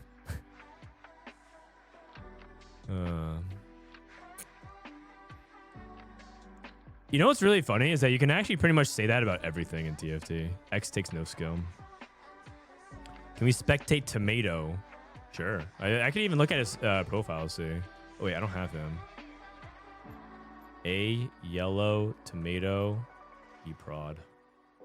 See if he accepts me.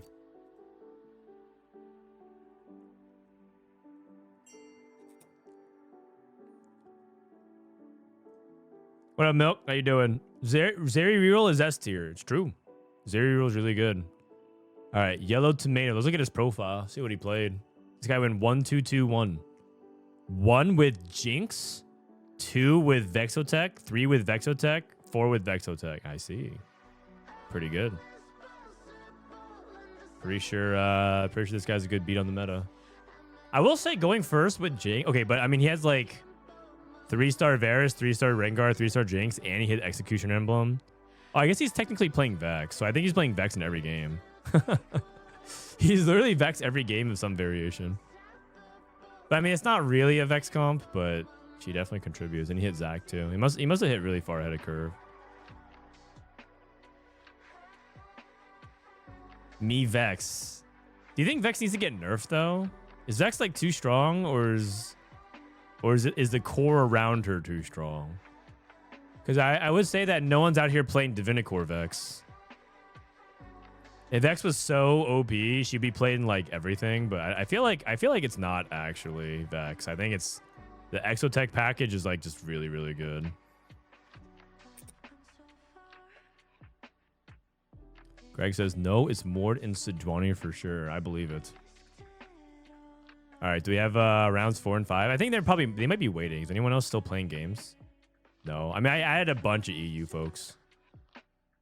Bro, this guy didn't even bother showing. Paparazza didn't even bother showing up. The dude went 8-8-8 and then just dipped for game 4. This guy's from Russia. All right. I don't expect people to do this at Tactician's Cup level, because if you make it to the cup, it's like you kind of have like an established decorum, but this guy just pieced. Oh man. That's funny. All right, one more refresh. See if we get the lobbies. Does Vertical Divinicore have structural issues? It's because Divinicore just generally is like a support trait. It doesn't have a tank. There's no like 4 cost tank. If you look at Divinicore, just look at the units, and you'll realize that the tank is Gragas and Renekton is not a tank. So you basically have to do offshoots of it. And the main offshoot is Leona, which Leona kind of wants her other traits as well. Like Anima gives her some durability with Vanguards. Like she wants more Vanguards, more. So that setup is not very real. And then, I mean, there is a 4-cost Bruiser, LMAO. But the problem is Cho'Gath right now, he's not good. Next patch, he'll be better though. Don't worry. 3 minutes. Next patch, he'll be better. Don't worry. One of these patches, I'm positive Cho'Gath is going to be so broken and everyone's going to be just like screaming for Cho'Gath nerfs. It's going to happen. Don't worry. But theoretically, all Vex needs is just a good front line that can hold, and Divinicore just doesn't give any front line right now.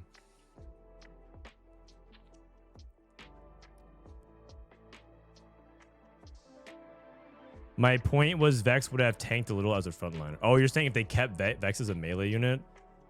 Okay, the thing is, I'm not able to join the party. Okay, do we want to, what lobby should we join? Lobby 1, Yellow Tomato, Spotty, Aug, Safo, Lelouch. Lobby 2, Ging, Coco, Travis. Oh, this is a really good lobby. Ging is the best Turkish player, or the historical #1 Turkish player. Coco, the #1 French player. Travis, the loudest Polish player. Actually, that's debatable. DarkHydra. Staigzor set. That's pretty good. Lobby 2 is really good. Lobby 3 has Enzo, Opale, Snoodyboo, Elia. That's lobby 3. Pretty good players. Lobby 4, Canbizz. Oh, I don't have Canbizz added either. I'm down to go lobby 2. I'm down to go lobby 2. Where is my boy Les Coco? Oh, he's not back yet. Lobby 3. Lobby 3 is pretty good. So if you guys don't know, EU seeds based off of points. So these 8 players are the number 1, 2, 3, 4, 5, 6, 7, 8 players. And that's intentional because they Swiss seed it. So the best players are in the same lobby. So if you're looking at like who's going to be on cutoff, it's always lobbies 4 and 5. These are the players that are on the cutoff. So Jedusor's on the cutoff, Canbizz is on the cutoff, Synar's on the cutoff. These are like pretty well-established players. Lobby, oh sorry, not lobby 4 and 5. Sorry, lobbies 8 and 9. Lobbies 8 and 9. People who are in the middle of the pack. So Wed Jungler is on the bubble, Skipaeus in the bubble, Gobosteur, right, Zyko. And then lobby like 13, 14 are people who need to go like 1, 2. So like it's interesting to watch some of these lobbies sometimes because all of them are basically playing as if they have to go 2, 2 or better. So it's like an interesting lobby dynamic. And then lobby 1, 2 is just different. All right, let's join. A lot of people are watching the Jedusor because they want to watch the mid cutoffs. I could watch that too. Jungler, Gobooster, Skipaeus, Tartman. We'll see. I'm down to go for the Coco lobby. I'm down to just watch good TFT. I'm down to watch the high rollers. Oops, that's Jedusor. Oops. Wait, who's the other player in lobby 2? Ging and Travis. Oh, they haven't added me back. Is that why? Oh, they did. I don't think they're back yet, though. Yeah, we can wait for that lobby. I'll wait. Solo is out. Yeah, I saw. Rough day. I didn't see what happened exactly in his games, but listen, man, Tactician's Cups, like even day 1 of Cups are so competitive, man. Especially in a format like EMEA and APAC. I think in the Americas, day 1 is still the softest. But even then, there's still like a lot of good players in day 1. I would say day 2 of Americas is like kind of a big thrashing ground. But EMEA and APAC day 1s are super competitive. Super competitive. You get something from being at the top? It's your tiebreaker. So,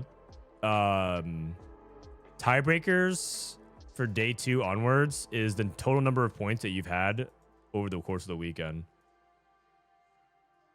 And that ends up being really relevant for day 3. So you're playing for better tiebreakers for the rest of the weekend. So it's theoretically like really good to do that. What up, Cookies? How you doing, man?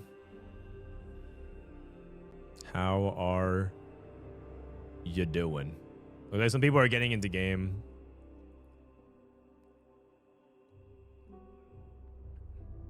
They might be having some issues. I'm waiting for them to get us. Just tell me if I should think the NA or the EMEA system is better. It depends on like what you define as better. But I'm pretty sure the EMEA system has its own flaws. Like you guys know how like NA flames LATAM and Brazil. It's not like other regions don't have those problems with seeding and distribution. EMEA like it has been on like a campaign to get Middle East like removed from competition. Because the top seeds from the Middle East get like a guaranteed spot, and like Middle East is just not anywhere near as competitive because their ladder is like 5 challenger players. I don't think that's an exaggeration. Oh, sorry, their ladder is 1 challenger player. Oh no, I overshot it by a lot. Holy cow. So it's just like not competitive at all. And so this is like a spot, this is like a path that Ken could like basically Ken is so far and away the best player in Middle East that it's just like he's like guaranteed regionals. He's literally just like coasting. Everything else is like a free roll. Okay guys, I don't think we're gonna get into the lobby here. I'm not sure what's happening. We're like waiting. They deserve it for sitting in a 5-hour queue. No, I mean, guys, we have to grow.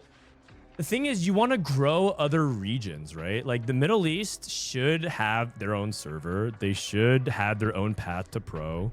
But obviously, it's not fair distribution-wise. So if you think NA is like the only region getting screwed, right? Because the fuckers like these guys are like making it out like Riot hates NA. It's just like every region has that problem. It goes the other way as well. Like the minority regions in APAC feel bullied by Vietnam. But Vietnam's like, we have like 5x your player base. Like more than that. We have like 15x your player base.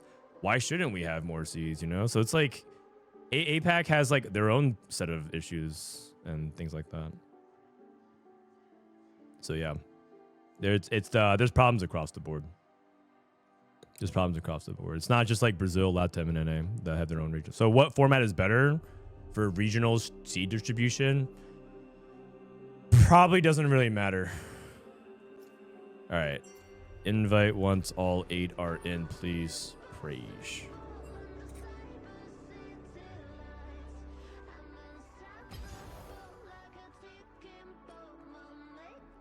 What's the minimum rank to register in a cup? Probably like challenger. Oh. Don't worry, you have influencer protection. I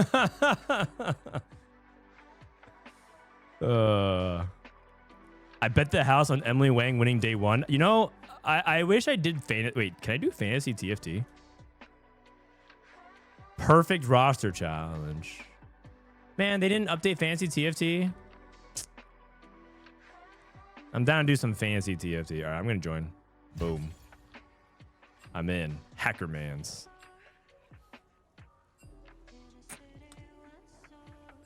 When's the 4v4 tournament? The 4v4 tournament is next week.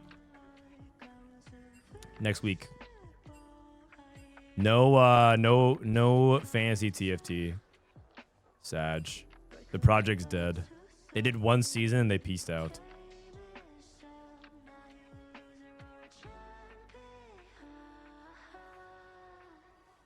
I'm asking if Frodan can watch. No, I can watch, man. No, I can watch. Trust. I can watch. Don't ruin. No, I can watch. Trust. I've been doing it for the past like 3 cuts. What the heck, man? This guy's kicking me out.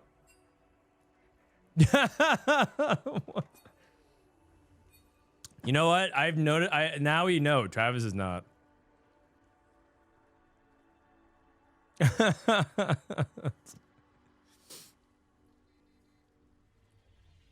No, I think it's because he wants to make sure he's abiding by the rules, and he's probably afraid of riots. He doesn't want to get like in trouble. Let's get to the fun. Dude, he has the influencer protection, man. They can't. They don't want to kick me. Like, what's... I'm watching EU for free on their behalf, man. Ugh. I mean, I get to. Thank you for having me. Thank you for having me. I'm gonna open up my door window real quick.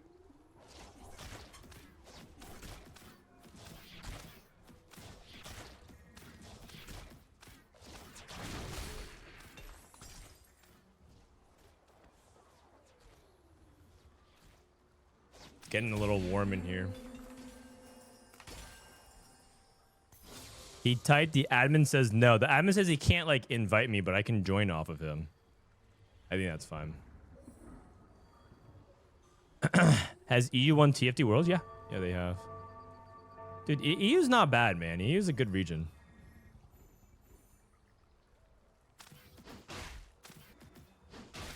They changed their minds. You can watch. Bro, Travis, don't type in my chat while playing, man. Dude, stop typing in chat. Stop typing in chat. I have no association with this Travis guy who's literally playing and typing in my chat. I have no association with that.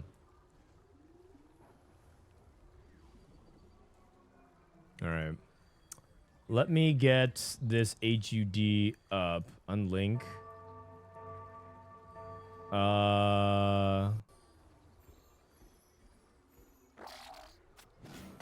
Let's see. Refresh. Oh, it needs like a minute or so. Needs like a minute or so. All right, what portals are component anvils? Cluttered mind.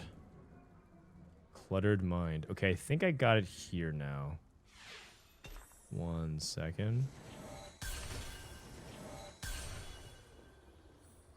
Boom.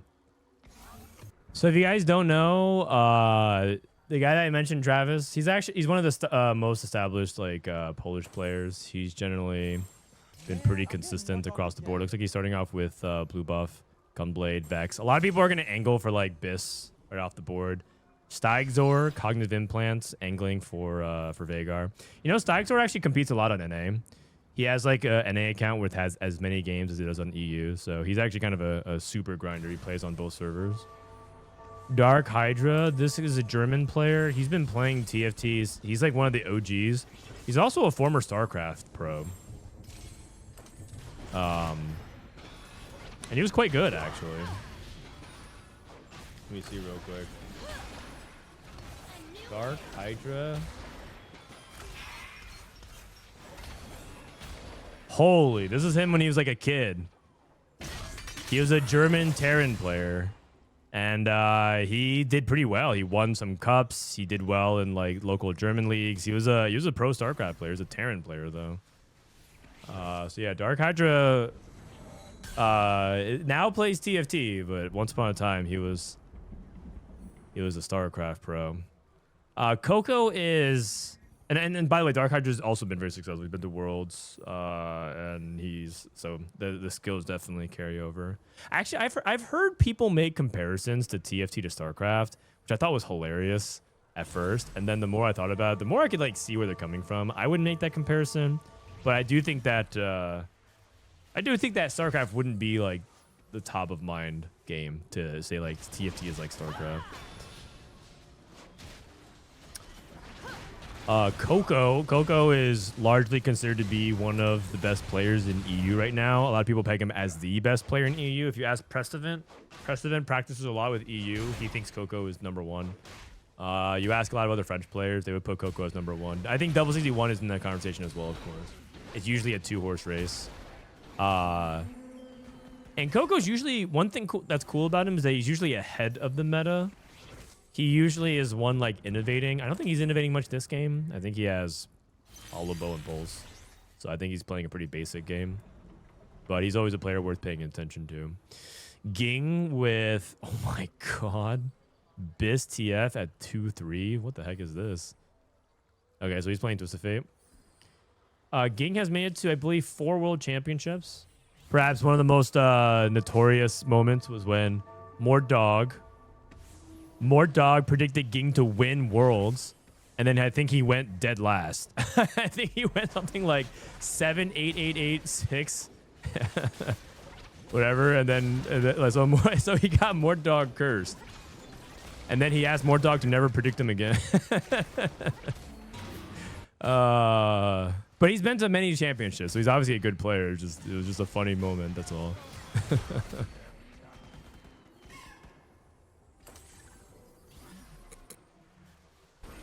Sen TFT is a fun guy. He's a British streamer. He's actually a really fun personality. He's also pretty good. But he hasn't really had like his breakout performance. So he kind of reminds me of just like, you know, a lot of the likable, has like a community, you know, streamer that's also pretty good at the game. I think he puts his streaming and content first, that he likes to compete. Kind of similar to Solo. Solo's like, you know, streamer first, competitor second, but he does want to compete and do very well. And he's pretty damn good. So kind of like that. I don't really know much about Atella and Asinti Cafe, but I think Asinti Cafe, I remember, was at regionals last time.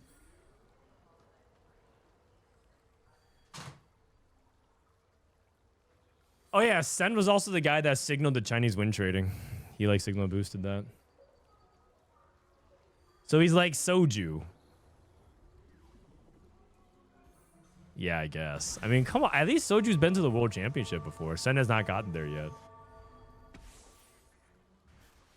Also, you guys are yapping. I'm pretty sure this weekend Soju's about to surprise some people. I think there's some people who legitimately think this guy is like washed. I'm pretty sure all the 44 practice has put him in pretty good form. I think you guys are about to be in for a good surprise.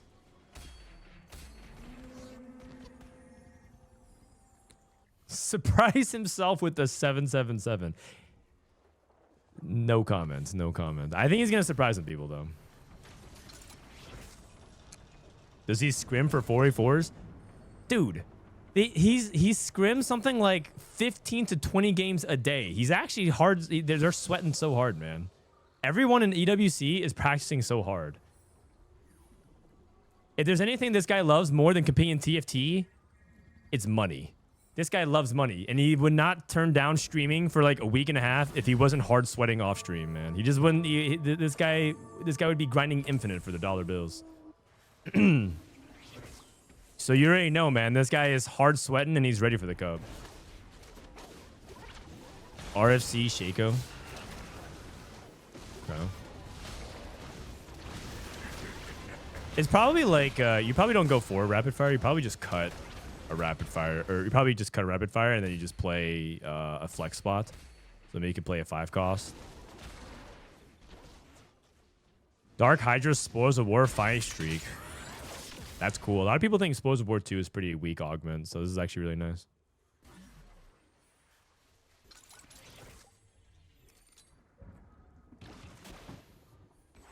Soju hasn't streamed all week. He better go 1-1-1-1-1-1-1. He might, man. You never know. Who do you expect to do well in this Tactician Cup for NA? I'll talk about it in the pre-show. I usually do like a little like 20-minute breakdown of the cup. In fact, I probably need to rejuice because covering EMEA and NA in the same day takes a lot out of me. So I might go downstairs to get like a second coffee. I might need a rejuice. Oh, Frodan, do you think Scar has a chance to do well this weekend? Yeah, I think so. I think so. I think he might get back to Grandmasters this weekend. Dude, I watched Scarug because Scar and I got a lot closer after we both competed at the Sage Jam Slam and went to Japan together. And this dude was legitimately higher LP than me. I need to show you guys his profile, man. It's actually so sad. This guy was like straight up smurfing, 300 LP. And he said, you know what? I wasn't going to play more of this set. I was going to take a break. I was going to take a break and go do some other stuff. But then he got really high in TFT. Look at this. Look at this. Look at this. Look at this. You see this? He was climbing and he was doing so great. And then in one sitting, he averaged a 6.5, 300 LP loss. He was like so motivated. He went 8, 4, 6, 8, 6, 5, 8, 8, 7, 8, 6. I was like, oh no. Oh my god. I was ready for him to put on his challenger hat. Oh man. He was fired up and ready to go. It was brutal. It was brutal. So yeah, if Scar is not playing this weekend, I would not blame him. Is this will playing today? Yeah, this will be playing. He'll be playing and winning. He better. That's the chief marketing officer of TFT Academy.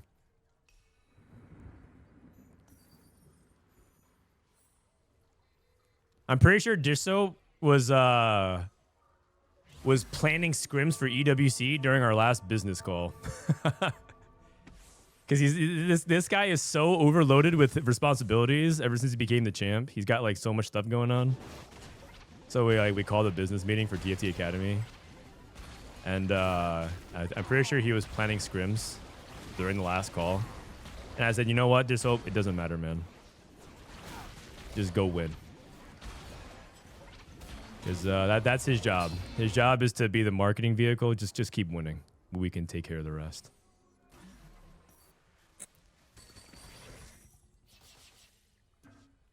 I was watching him. He got incredibly unlucky. Skara, I mean, sure, there's definitely part of it. Like losing 300 LP in a session, that doesn't happen unless you're getting unlucky. But also you could see like the despair slowly settling in. It was very sad to watch. Okay, TF2 for Ging. Good to go. Memory bank. A lot of people play this into Vex, and then they just like they don't even play into more than like 2-3 Dynamo. And you can put the Zonias on like Viego. Because that's quite good. But Zonias is not very good on like Vex. I mean, I guess you could play it if you need a temporary third item, but not very good on Vex.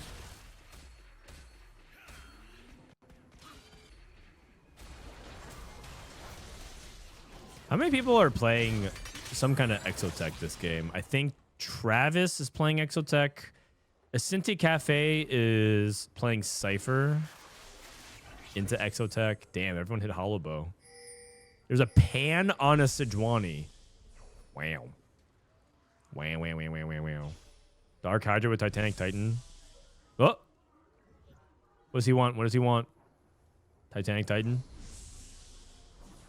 Oh no, he can't get anything he wants. It's all good. It's all good.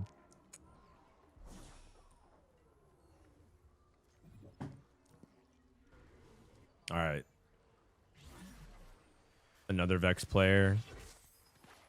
Veigar reroll. Look at Staigzor here.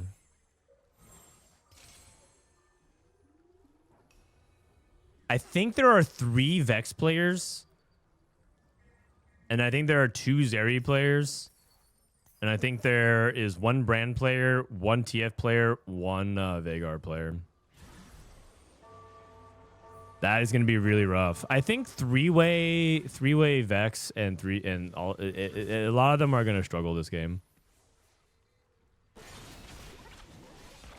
Check Sen TFT. He's win streaking with blue buff Gunblade Jin. He has Varus too with Hollow Bow. Front line a little sus, but he's looking like he's in a pretty good spot. He has so much damage, doesn't matter.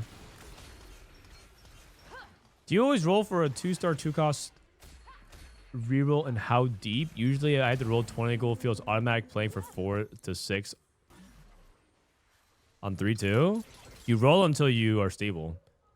You roll until you can win streak stage 3.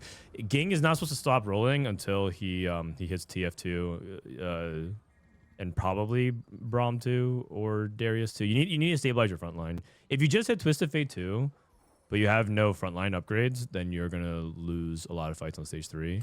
And if you invert it, if you have like a bunch of upgrade frontline, but Twisted Fate 1, you're not gonna do enough damage. So you roll until you hit. For rapid fire, I think what's curious, I'll be curious to see if he ends up playing.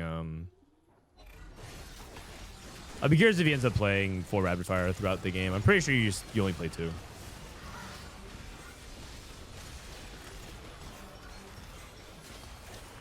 Whoa, rapid fire Kane. Okay, kind of cool. Oh man, is he gonna go? Is he gonna go Kane 3 or rapid fire? Is this some tech? He has 6 Canes on the bench, and so is he gonna go rapid fire Kane 3? Hold on a second. Let me read this guy's ability again. Knock the air in the target for 1.75 seconds. Over the duration, heal 300 HP and deal physical damage to a target. Okay.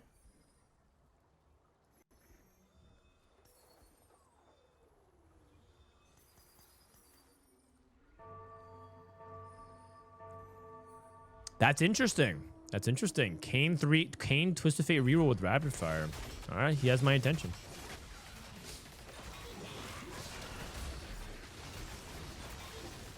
Losing that fight is kind of big. Yeah, it is big, but Send was really strong, so it was it was like kind of bound to happen. And if he can put it back together for a streak here, it'd be good. Here's Coco, level 8. Gen 2, and that's about it. Aurora. Wow, does he not even have 7's Exotech? Ooh, that's bad. Staigzor hits Shyvana 3 with the Veigar. Send level 8. Ooh. Oh my god. In a three-way contest. This guy got 4 dupes off his cash out. We missed that, sorry.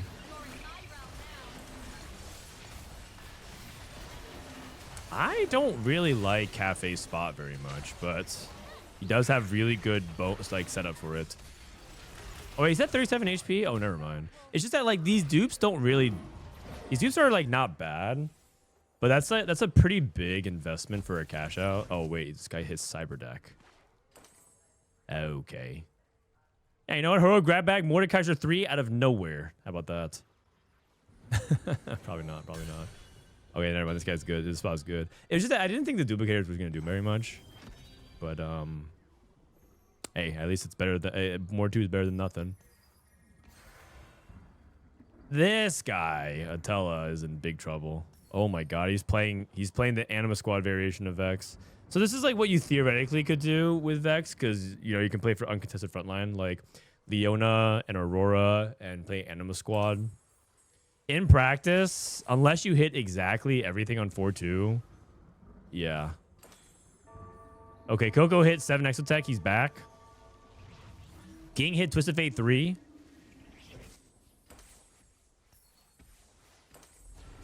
And he's griefing a Zeri. That's actually really, really smart.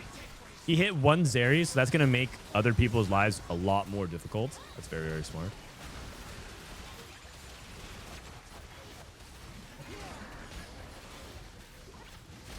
I like it. If he hits another Zeri, like if he holds 1 Zeri, 1 Vex. I mean, he's playing Zeri on the board because of rapid fire, but if he holds a Vex, it's also going to make everyone's lives really hard.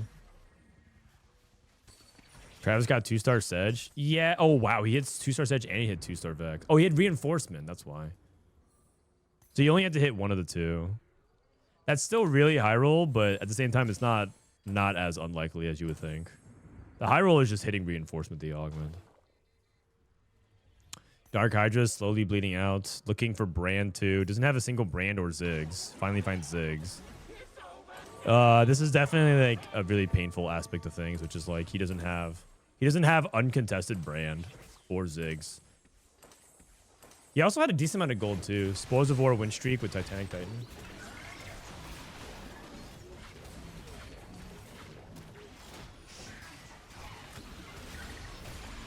Blue buff, Gunblade, Giant Slayer, Aurora. That's not very much damage. That is not very good spots at all.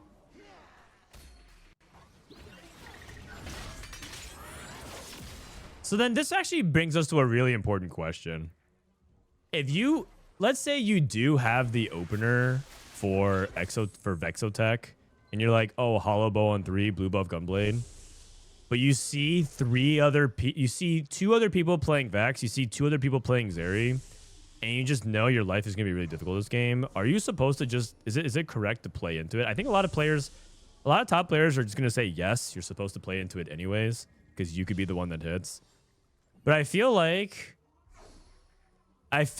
there's going to be a handful of players that I respect that would say, no, you're supposed to play uncontested. Because this is just so unbelievably painful. 0 Sejuani, 0 Vex. And we're stuck on 1 Gragas, 1 Mordekaisers, you know? It's an econ diff. Well, it's definitely part of it too. Pumping up. Yeah, actually, you're right. Pumping up the item collector. So, like, you're probably supposed to just do something else. You're probably supposed to reroll. I feel like opting into this is just asking for the game to be bad. He has to play MF. Oh, Lord. This guy's so dead. The uncontested brand hit nothing. I mean, you're not wrong.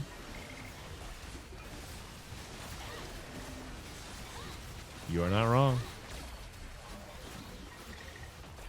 That being said, he's like 1 or 2 turns. Like sometimes you look, sometimes they hit nothing.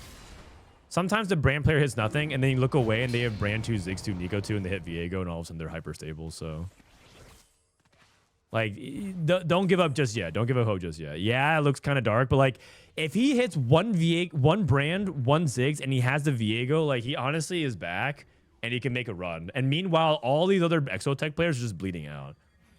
So yeah.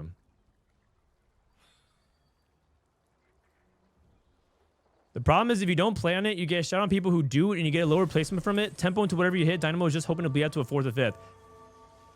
I mean, the alternative is an 8th, man. You're saying the problem is you get destroyed by other people, but you're going 8th. This guy is 8th. It's not even a question. It's not even a question. This guy's going 8th, 100%.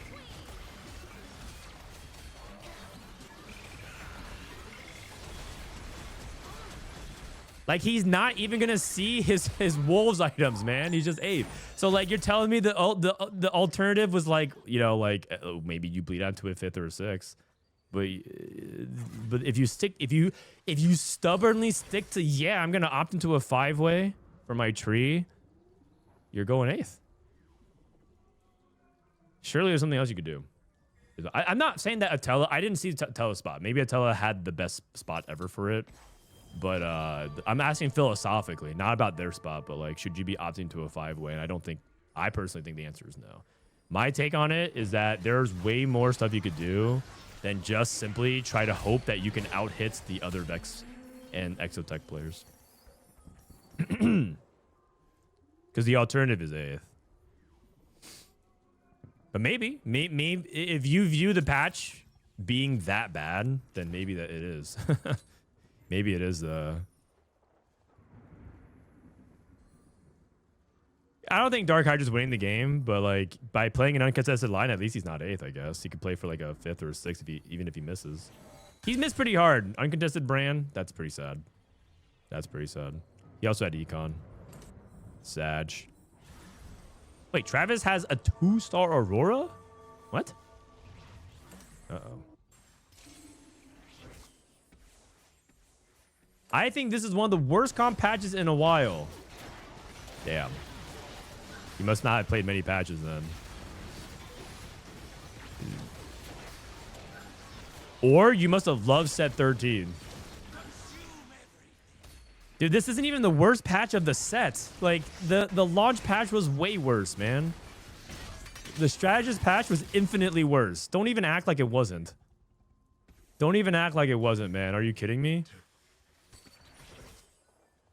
The strategist patch was so annoying to deal with because people refused to play the game. They would skip stage 2, they would skip stage 3, they would roll twice on stage 4, and they would go straight to 9 and roll for every 5 cost.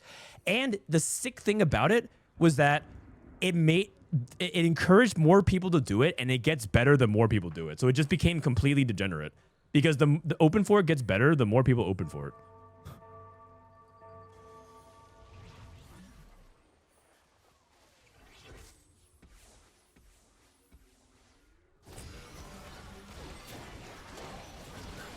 I'm not saying the patch is great.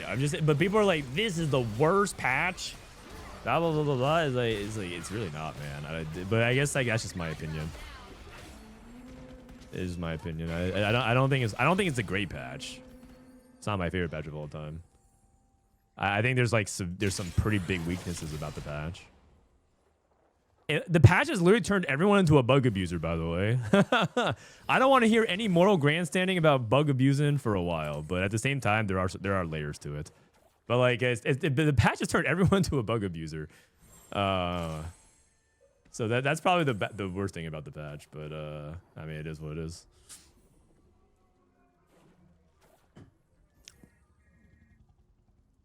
What's the bug? Oh, Hollowbow is bugged. Hollowbow is bugged. It's doing more than intended.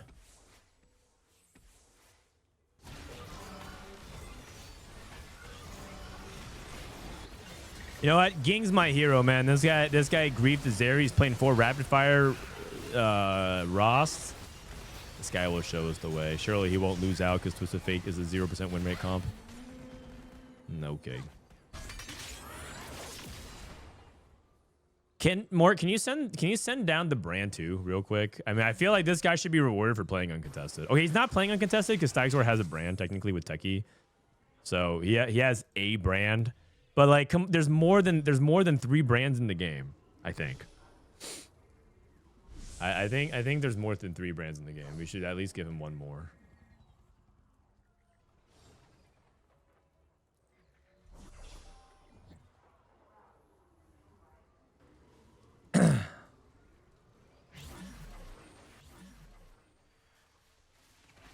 Oh, okay. Okay, he's back, actually. He's back. I think brand 2 is a huge deal. Because this comp is very thresholdy. It's like one of those things where if brand kills, it swings the momentum completely the opposite side of the pendulum. So it's like a really, really big deal to hit brand 2. So thank you, more dog. I think he can top 4. It's gonna be close, but I think he can top 4. Also, I think positioning matters a lot against Vex. Like, there's no way this guy's frontline with Mord 1, Sejuani 1 can hold, right? And then Brand can target. Oh no! Oh, he's level. Oh, okay, never mind. It's doomed. It's doomed. Okay, but Send is the high roller. He's the one who hit everything and got to 9 very quickly. I'm holding out hope. I think this guy top 4s from here. I'm holding out hope. Maybe it's Copium, but I'm holding out hope. I'll say that as a positioning diff because it feels like the Vex got onto the brand a little too quickly.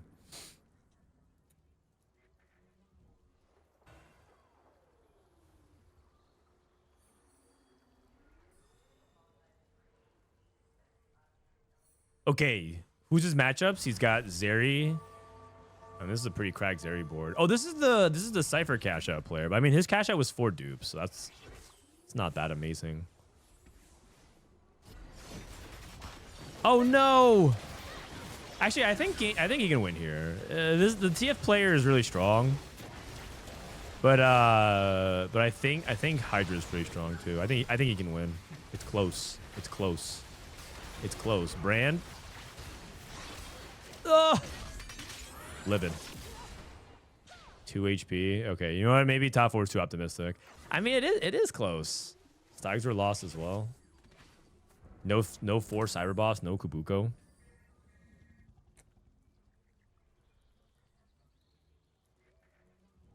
I'm playing in low GM EU. It's legit just Sejuani lottery. Yeah. I mean, look, listen.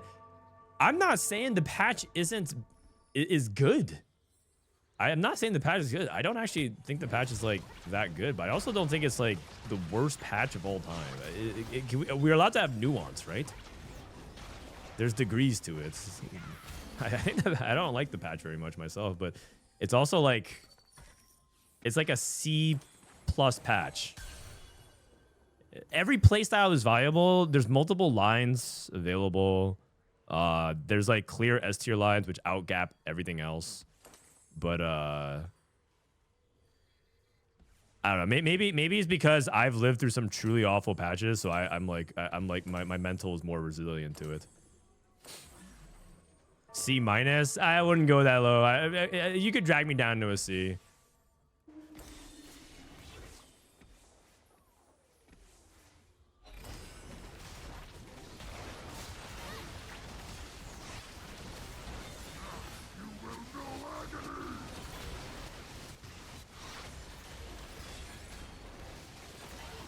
Okay, here we go. Staigzor. Oh, actually, Staigzor's front line is cracking too fast. Dude, no Kabuko Cyber Boss. Can you even do anything late game? DarkHydra died. Oh, man. He got stuck on A's. The brand comp can't get stuck on A's. Sag. I was holding out for the hope that he could do that. I mean, this guy hit brand 2 the same time that DarkHydra did, basically. He missed too hard on his level 8 roll down. This guy now got to rapid fire Renekton, but he doesn't really. Rapid fire Renekton is like kind of overrated unless you have like actual setup for him. Like unless you get like 3 items and you actually have like the front line set up. But in this case, it's actually pretty good. How much damage is he doing? Let's go ahead and take a look.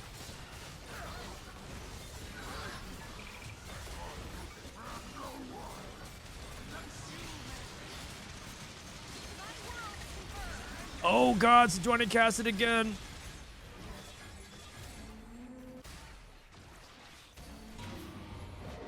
Okay, wow. Cypher player went bot 4. That's crazy. That's crazy. Okay, Veigar player, top forward. Vex player. Vex player. So it's 2 Vex players, and then it's Twisted Fate. Actually, Ging could potentially, depending on how matchup works, because he did beat somebody. I wonder if he can actually get like a second or win the lobby. Let's say he gets Renekton too. Can he actually win the lobby? The HP count favors him that he has to only win 1 fight. If oh, actually he's not gonna win versus Sen though, right?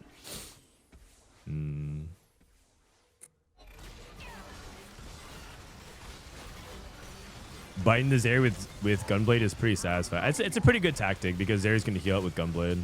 And he has double Gunblade. Wait a second. The CF is completely unbothered. Oh! Oh my god! Oh no! What? Aurora? You're that good? Oh, it's the Executioner crit. No way, man. No way Aurora clutches that. Are you kidding me? Are you kidding me? What the heck was that? Ugh. Oh my god. Just too many layers of BS. That was like the first time ever I've seen Zhonya's be really good on Aurora. To get the 1 final cast with the crit. That's just crazy. What's the crit chance?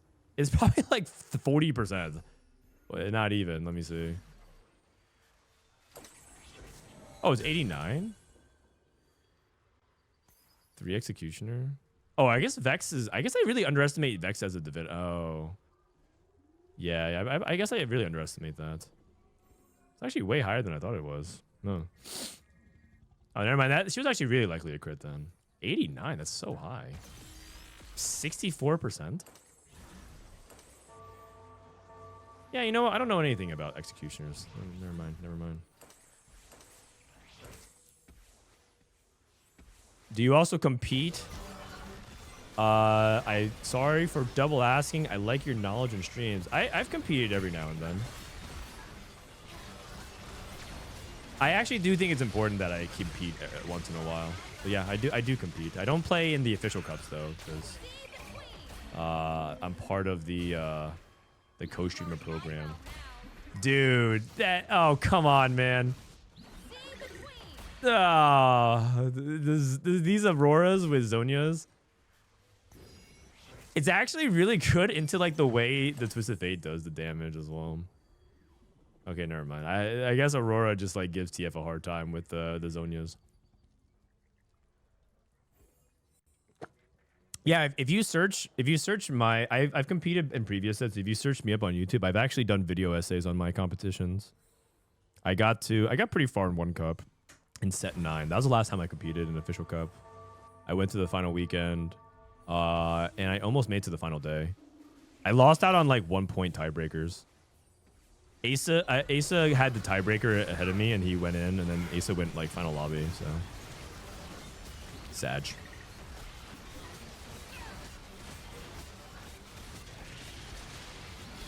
Our positioning this fight is not very good. You know what? Third's not even bad.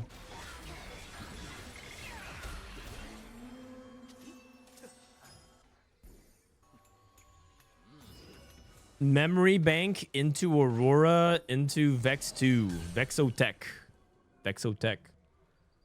Thoughts on 2 stars can appear in your shop portal. If I say what I think, I'll get perma banned. I think that one's my least favorite encounter in the game. The problem with 2 stars can appear in your shop. The theory is, what if we had chosen as the mechanic for an encounter, except you don't get like an extra trait? The theory would be that you roll down, you hit a 2-star 4 cost, and you're like, oh shit, that's an exciting moment. Maybe I can play around it. In practice, what ends up happening is everyone griefs each other's bag sizes, and so you could have a setup. And then you like roll down and everything is gone. Like literally everything is gone. And you miss. And the lucky shops are not something that you can theoretically play around. You just have to have a lot of gold. And you just hit or you don't. So it's the pitch. I think the idea of the lucky shop mechanic could potentially exist, but in practice, it's miserable to play. You're playing let's say you're playing like Brand Ziggs. And then you see someone else like just like roll, and then everyone just like pulls your units and your front line out of the pool. Sometimes you legitimately can't hit a single one anymore.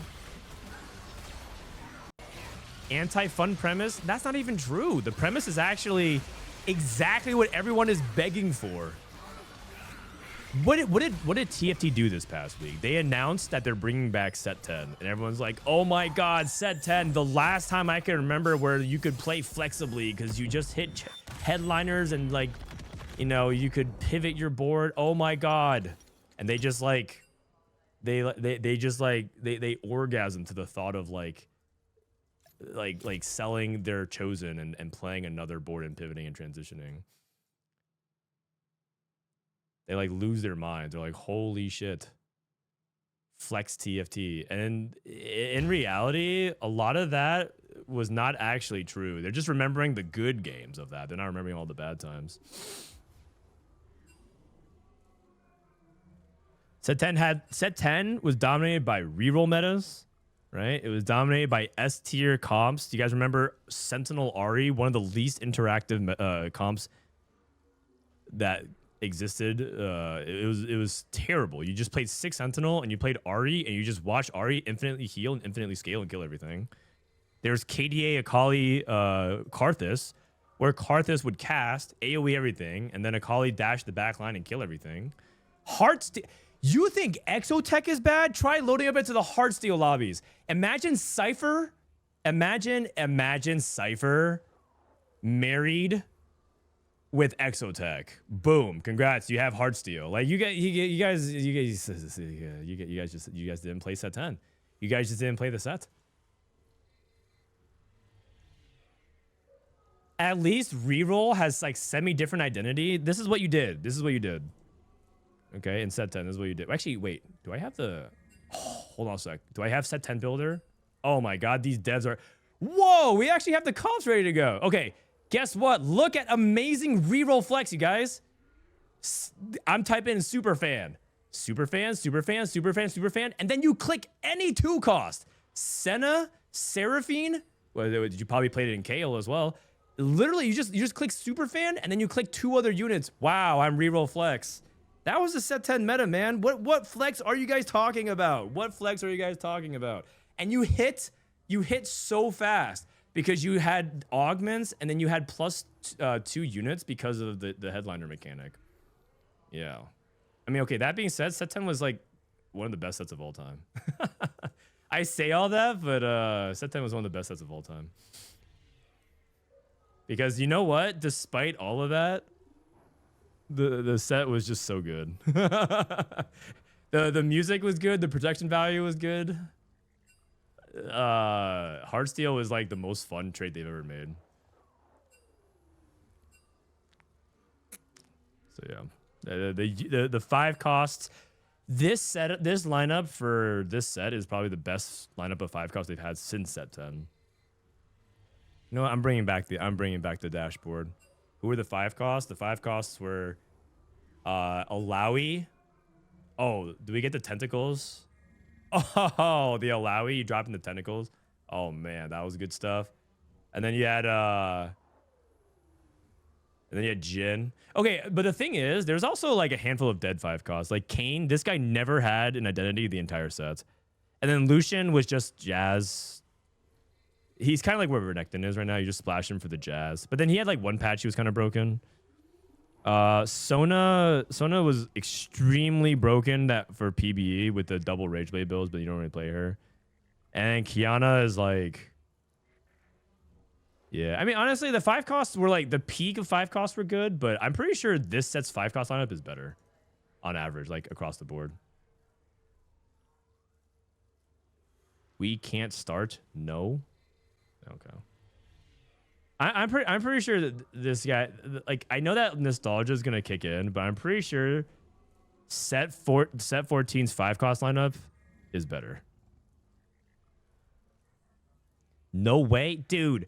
No one even played Kane. Kane is like Samira, but like he also gated your Heartsteel. Like, come on, man. Ziggs was actually useless outside of like PBE. Sona was also like low-key kind of useless.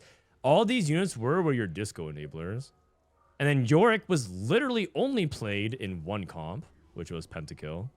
Unless you played Moshers, and no one played Moshers. We had like 1 patch where Moshers were viable, but that's about it. And then we had and then Lucian was also kind of bad for a while too. Okay, Kiana was kind of busted though. Like you got chosen Kiana, he would just farm infinite. There's at least 1 patch where each 5 cost clickable. Yeah, not really. You're combining a bunch of patches into one. Anyways, set 10 was actually pretty good. Man, where are the comps at set 10? I think what the devs did was I think the devs literally put all the comps from the past into it and they just loaded it for me. Man, I don't have to do any work. Usually when it comes to set revivals, like I do all of it because Distope is out here. You see how much missing info there is? Like this is what I did for set 4. Distope doesn't even play a single game of revival, so it's like up to me. Oh, dude, this comp was so toxic. Holy cow. Karthus would cast. If you missed it, Karthus would cast, deal damage to the lowest health enemies, and then Akali would just throw a shuriken at the back line and then just dash and kill them all. And then Viego would go in an AoE as well. Oh man, this comp was something else, man. This comp was something else. Oh, wait, what was a Vex comp back then? Oh, it was Executioner. Oh, wait, what? Oh, okay, wait. I guess set. Okay, this is set. This is the current set. Send a shout out to the current target that stuns. Vexecutioner. Oh yeah, double trouble Vex. Oh, I remember. Okay, man, but this comp. I'm just gonna go ahead and put Heartsteel in S tier, man. This comp was goated. Oh, that's right. You would flex and you would hit either Zed Zed headliner, Ezreal headliner. You could play Akali as a headliner as well. You would play true damage Akali though. You wouldn't want to play KDAs. You could play Akali, or you can hit Mosher Poppy, and then eventually you replace for like 5 costs. You could even play Heartsteel Set as your headliner as well. Man, this set was so fun. You slam red buff, IE, blue buff, Ezreal. You played Gojo Ezreal, and then you would just let more dog take the wheel and play whatever you hit. Caitlyn. Oh, I forgot about Caitlyn. Akali. I mean, you could play all of this, right? You could play all of this. That's what made it really cool. That's what made it really cool. Man, I'm actually probably gonna play a lot of set 10. I hope. Wait, are they gonna do the? Wait, how are they gonna do bag sizes though? Is it gonna be like everyone has their own personal bag size again? Are they? What are they gonna do with the bag sizes? The thing is, I don't want 50 of each copy.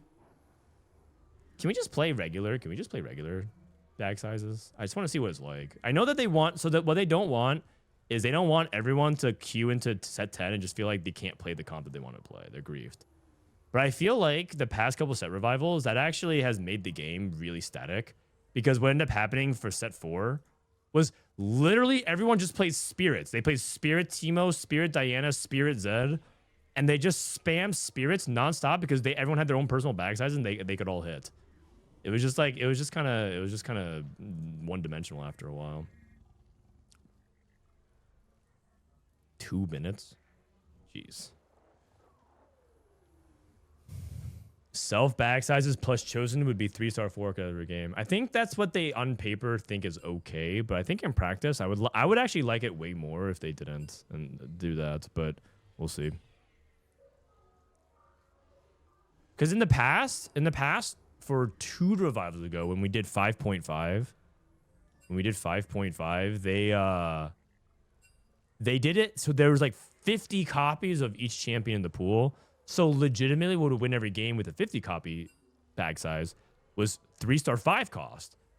The strategy in set 5.5 revival was to take 3 econ augments and fast 10 to roll for 3-star 5 cost.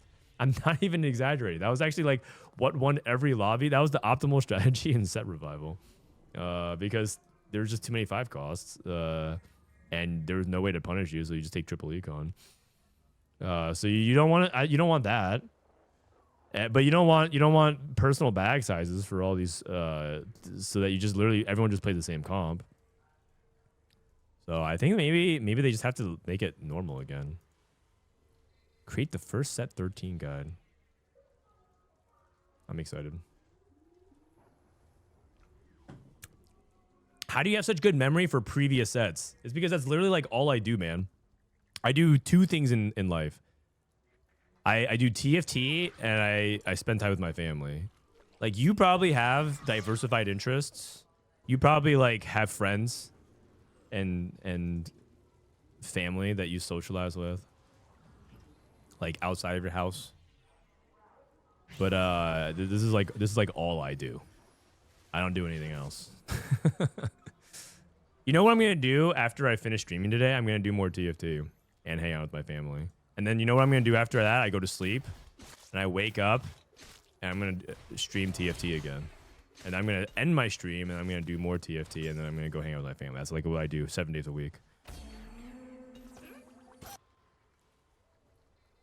There's nothing wrong with that. I'm not like a prisoner. I opted into this. It makes it sound like I'm unhappy, but trust me, I'm happy. Also, is there any music?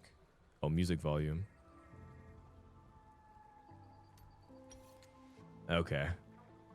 Last game of the day for EU. Let me get their overlay up. This overlay thing is really cool.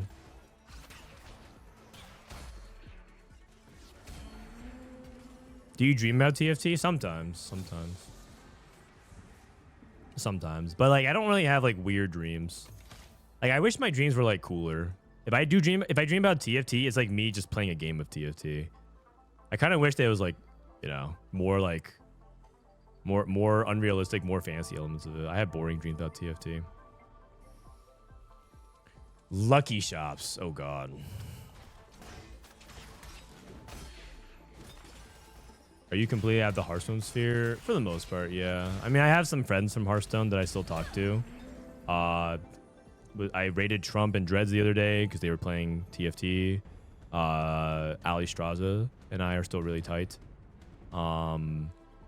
TJ Sanders, the Hearthstone caster, talked to me not too long ago. But for the most part, I don't really talk. I guess Dog. But I don't really like Hearthstone people aren't really my people anymore. Not like because I don't like them, but just because our lives drifted apart. It'd be nice though. It'd be nice to have a reunion with. Oh, Tice. Yeah, actually, Tice is also a guy that I actually did a collab with Tice recently too. Blizzard invited me and Tice to do like a Hearthstone Battlegrounds duo thing, and that was like 6 months ago or something like that. Maybe actually it was like a year ago. Holy cow, time flies.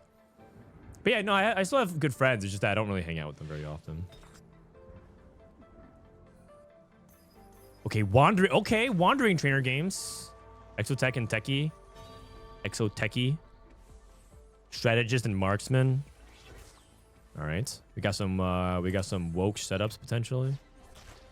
Cyber boss, cooking pot into Shaco, or is it Bruisers? Is this guy playing Fiddlesticks?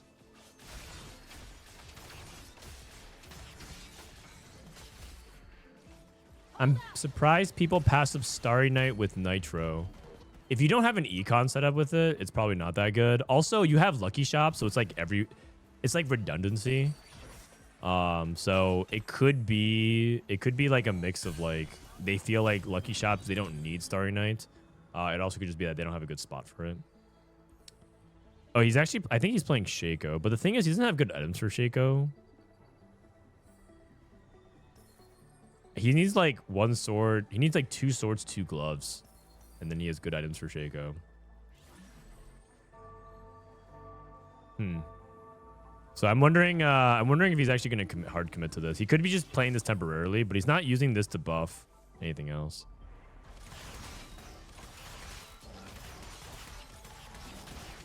I remember watching those Seed Story Cups back in the day. The scene used to be so good. So if you love Seed Story Cup, we did something like that in TFT called the TFT Summit. And that's what I'm trying to bring back in about a week and a half. If you love Seed Story Cup, if you love Home Story Cup in StarCraft, if you love Smash Summit, CS Summit, that's exactly what we're trying to do in TFT again. I've been trying to bring this back for years. It happened back in 2022. Oh my god, that was 2.5 years ago. Holy cow. Back when Bebe was part of the TFT scene. But yeah, we're trying to bring it back, and it's going to be in about a week and a half. So you guys are spoiled with content, honestly. This weekend is the Cup. Next weekend is the EWC qualifier. The weekend after that is the LAN, the Digi Duos Invitational. Thank you to Riot to help make that happen. And then the week after that, we're back at it again. Trials, and then Cup. Oh man, the next 5 weeks, it's just I have no weekends off.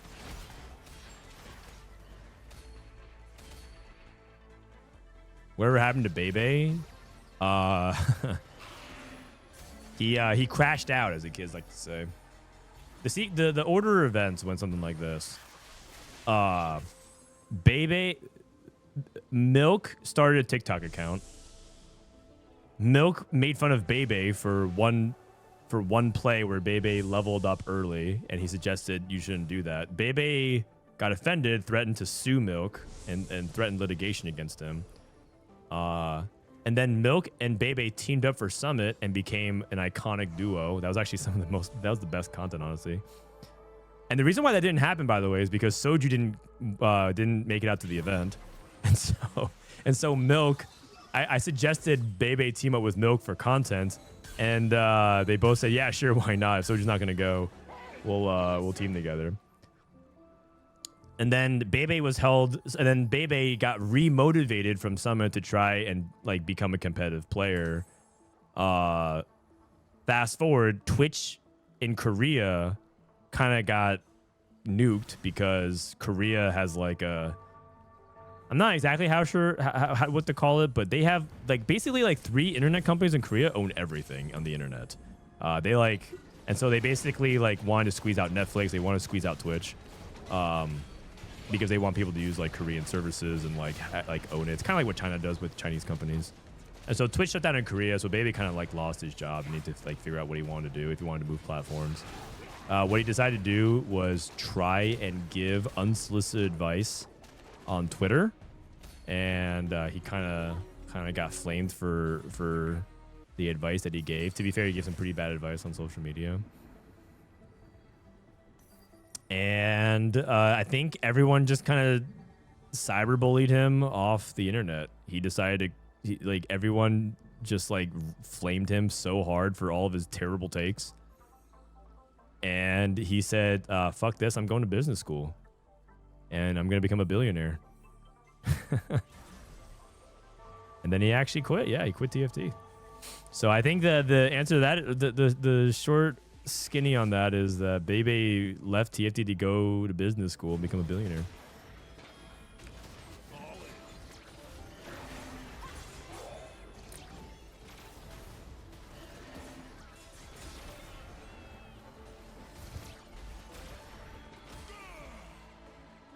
Okay, so we got blue buff.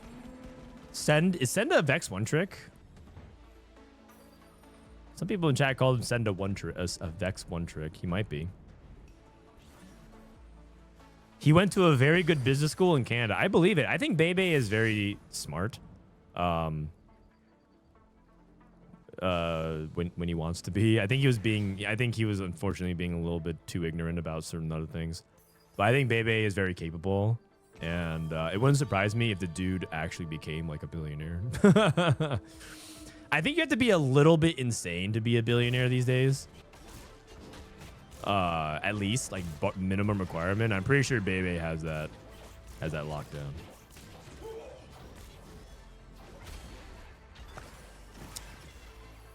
Okay, so I think Staigzor is pivoting into bruisers. It's a fiddlesticks game. Okay. So you're stacking Shaco to see if he can get to the Shaco, but I think his items dictate him to go into fiddlesticks. Like he shops. Unfortunate. Wait. Coco has 6 Jarvans. Dude, this guy is about to hit Jarvan 3 at 3-2.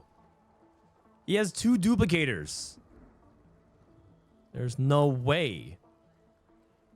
You know, if you hit Jarvan 3, he actually has Bish Jarvan. He has BT Hodge IE. You can actually go for a carry Jarvan. You know what it is?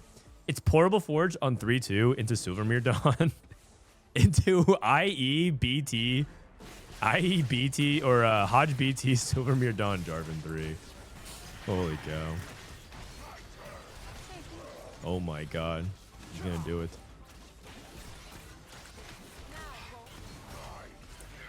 He could do it. He could roll for the Recombob. Oh my god. My god. You honestly would still take Recombob though, because you get 2-star 4 costs. Like, you would still do it anyways, because getting 3 2-star 4 costs is like insane. Portable Forge. He's doing it. Portable Forge. Oh my. I mean, Mittens is not even bad. Anima Visit is also acceptable as well. Oh, he's doing it. He's doing it. My goat. Okay. Yeah, Jarvan 3. Jarvan 3 on 3-2. Come on, man. Come on. Come on. Zed? That's pretty good too. Although it's kind of expensive. Is he gonna stop here? Nah, keep going. You're so close. You're so close. It's right. It's the next shop. It's the next shop. All right, he hit Bane too. He can stop. He can stop. Mittens, and then what? So he goes. Is he gonna go tank items or is he gonna go offensive items? Yes, I love it. The offensive, yes. Carry Jarvan. This is exactly what I wanted, man. This is why this guy is a beast. He just knows, man. He knows the lines. A lot of people would just be like, okay, itemize Vayne, tank items, you know, whatever, like even shroud. But this guy knows. He's a knower. All right, I'm ready. I'm ready for the J4. You know what? I'm ready for the double J4 shop. Save a duplicator for the rainy day. Well, artifact you put on J4, put mittens on him. Yeah, roll once or twice. He actually has hits. He has Senna. He has Senna and he has Rost hits. Okay, he's not gonna do it. Looking around here, Ging, Exotech. Oh god, the combo. Pulse and Hollow Bow. Pulse and Hollow Bow. We got Vhagar. Staigzor got the Fiddlesticks. Atella's playing Anima Squad. Twisted Fates. This is gonna look like a good lobby. Pretty good lobby. We got one Vexotech. Send with Mordekaiser 2. Damn. Lucky shops. The thing about lucky shops is theoretically, if you're win streaking, you can just get away with no econ augment ever because you just keep getting lucky shops to hit your board.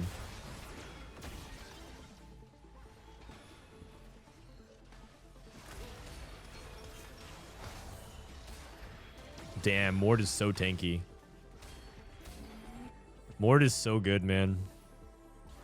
Mord is so good. You know, if Cho'Gath becomes really good and Bruisers end up becoming quite meta, Mord Cho'Gath is going to be a menace to deal with.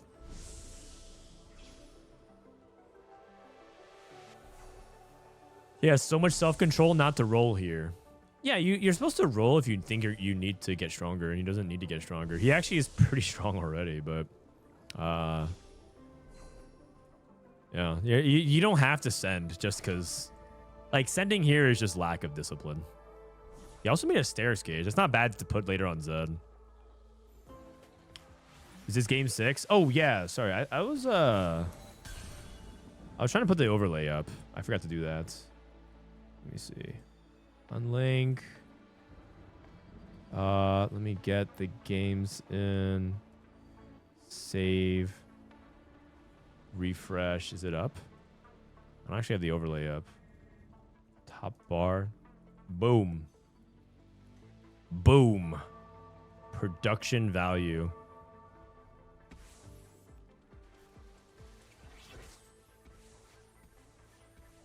Okay, I really need to go to the bathroom.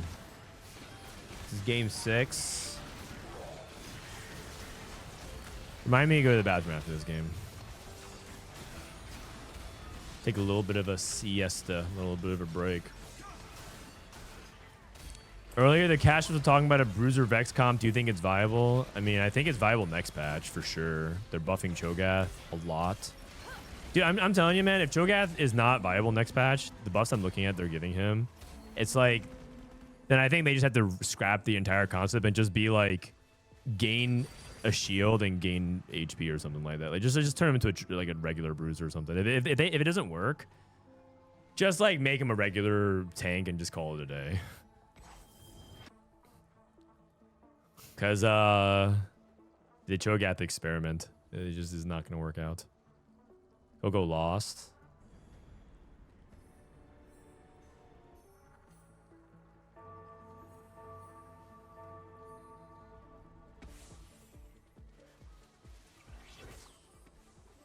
Go now and save your bladder.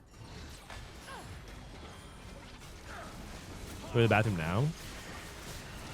I kind of want to see him hit this Jarvan 3 though.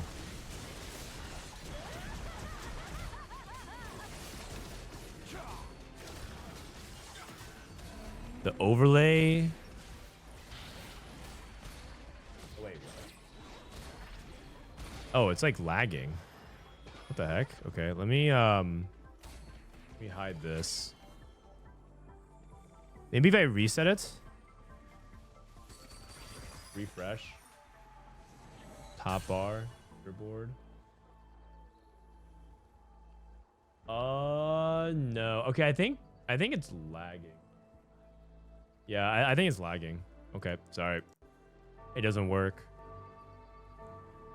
No cool overlay. Sorry, guys.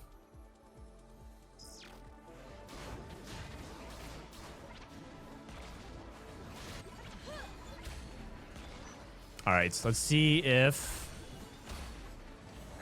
another lucky shop appears.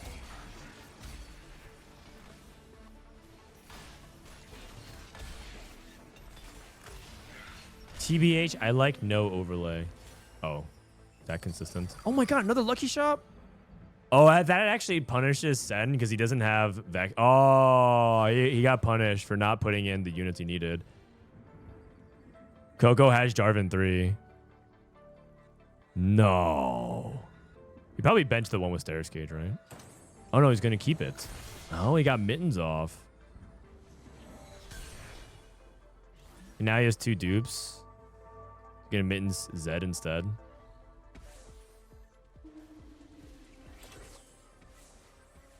Did Setsuko forget to check in? No, but he forgot to sign up. So. No red buff? I feel like you should just slam red buff so you have anti-heal. Because what are you going to do with all these bows otherwise? He has Mittens already, so that's attack speed. Like, you can't... What else are you going to do with all these 3 bows? Like, Rage Blade, GS. But you can't just, like, float 6 components. How's Staigzor doing on his Fiddlesticks count? Got 5. Heroic grab bag. I would consider taking that here. Heroic grab bag. Oh, one more fiddle.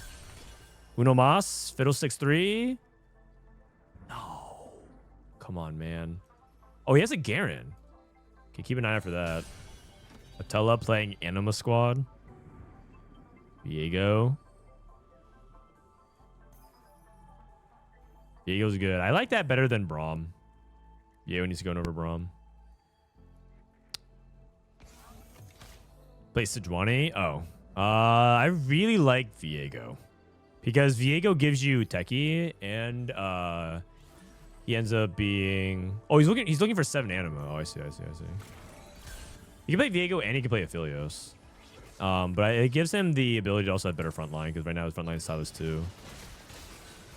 He made a Yuumi 2 as well. I'm not sure you're supposed to ever make Yuumi 2 on your Anima roll down until you hit your 2 stars. He's missing Xayah. Oh, the classic. Aphelios Biss. Oh, yeah. IE Guard Breaker Aphelios. Is there a reason why the Renekton is not using Overlord? Yeah, because a lot of people don't want to weaken their board. The trade-off... Oh, okay, we hit Xayah. The trade-off of Renekton having extra HP and eating this weakens a lot of your other units, and that is not always a good thing, because Renekton is not a very reliable tank. He's going to roll. Garen. You know what? This is the Yuumi tax. Sell the Yuumi. Sell the Yuumi, man. I'm telling you. That 5 gold could go a long, or 6 gold can go a long way. 7. It's almost like the tempo window's too. It's like too late though. I feel like you had a window to try and make this work with Anima Squad, but you need to win these fights. 7 lost. So we lost all of stage 3, and now we're about to lose all of stage 4. Yeah. Anima Squad. Staigzor still on Fiddlesticks 2 despite taking Heroic Grab Bag. That's really bad news. You take Heroic Grab Bag and you're just basically down an Augment. Your Augment just sitting on your bench. Yeah, a lot of low rollers in this lobby. That's a Xayah 2 for Atella.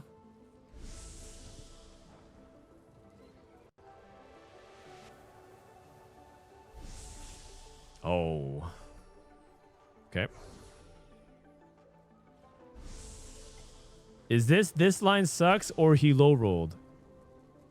Yes. This looks like a 4 fun lobbies. Are these players qualified? I think they're mostly qualified, but they're still trying to win because they're playing for tiebreakers. And tiebreakers do matter. Fiddlesticks 3.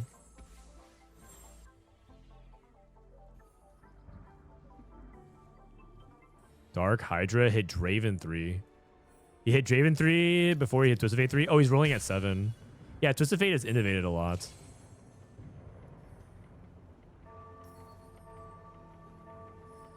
I think it's like really disrespectful to say like these guys look like they're for funning. They're all playing meta comps. They're just not 5-way contesting Zeri because I think that's not supposed to be what you do every game, man. And you like look at their exotech, they don't have hollow bow, and so they're trying not to play it unless they have like a good spot for it. It's just that we just happened to watch a lobby where 4 players had like hollow bow and pulse stabilizers, so they all went for it. But like they're all playing real comps. Okay, I don't know about the techie guy. I'm pretty sure Techies is not that good, but he's win streaking, so he's playing from ahead. And guess what? The one Zeri player is struggling a little bit HP wise at the moment. If he hits his board though, he's in a good spot.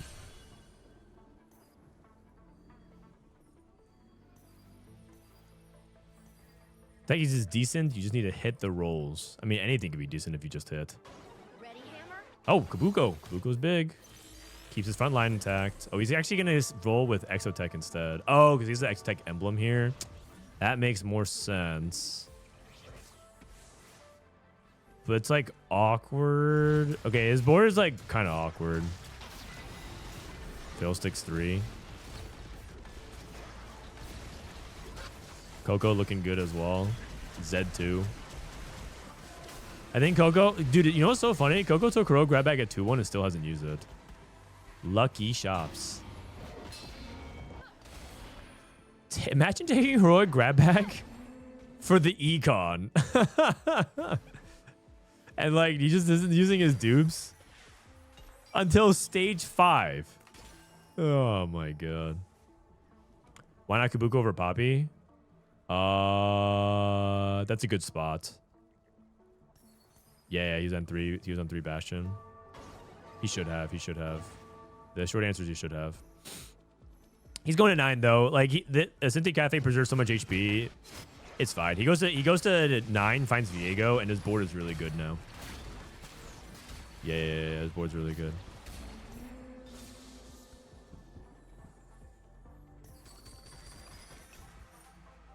Ward 2. Ziggs pair. Oh.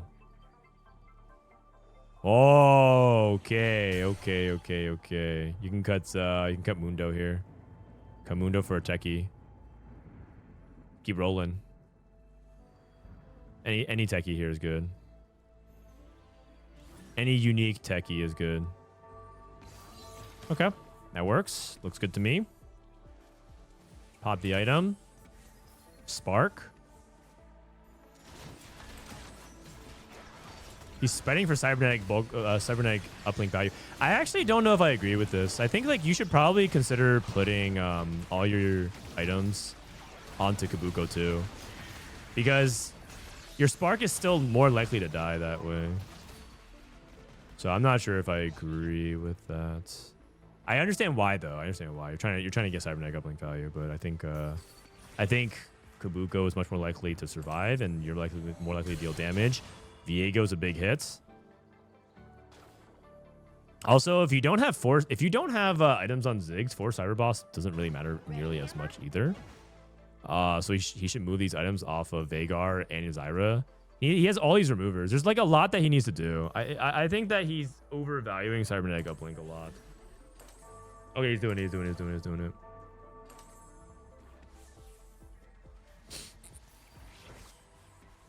He skipped Nico pair.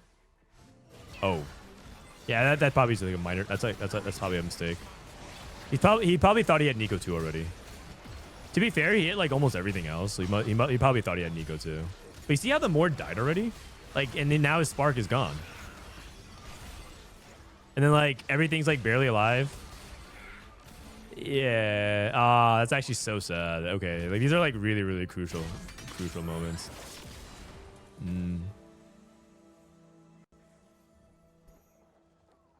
That's he's still in a really good spot. Cafe is still in a really good spot. Like HP wise is good. If he hits Viego 2, he can cap out. He can win the game. It's just like one of these things where if it ever becomes the difference, it's gonna be very painful. Because like all these like small little things add up. Okay, we're rolling for Coco. Oh wait, hold on. Z3 alert. Z3 alert. Going up against Staigzor. Staigzor got Bruiser Mod Fiddle. Bruiser Mod Boombot. Okay. That's a pretty scary Fiddlesticks. But he's lacking combat. He has Cooking Pot, Raining Gold, Heroic Grab Bag. He has like double econ. Yeah, Staigzor is cooked, unfortunately. This is also a bad matchup for Fiddlesticks.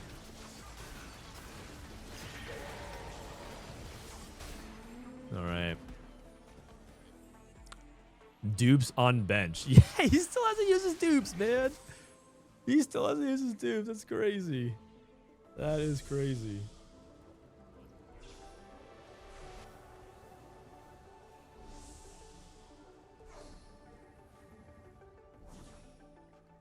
Cafe lost again. Cafe lost again, so not great. What's DarkHydra up to? Lucky Shops. Oh! Coco. He has it. He can use his dupes. He can use his dupes. Finally, at stage 5-5, he used his heroic grab bag. Amazing. Yeah, I think Coco can win the game now. I think Coco's super strong. Oh my god. He's super strong. Send no Vex too, but he's in a good spot. HP wise. Travis. Travis's board looks really good as well. New high score has his Kabuko. He's actually on Kabuko pair. Guys, the setup is really strong. This is very high cap. Vhagar. I actually don't know who's gonna win the lobby. I would say that Coco's the most favored. I like his business the most. But Travis is already 9. And he's looking to push 10.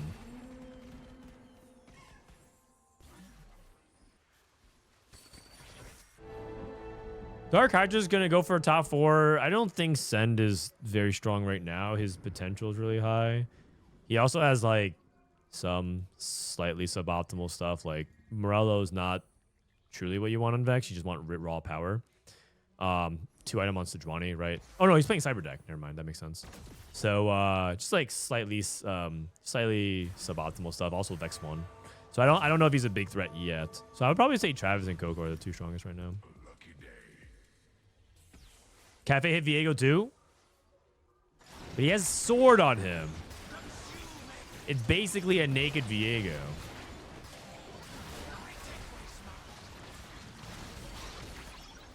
But it's still good. Viego 2 is still good, though. Viego 2 is still very good. Okay.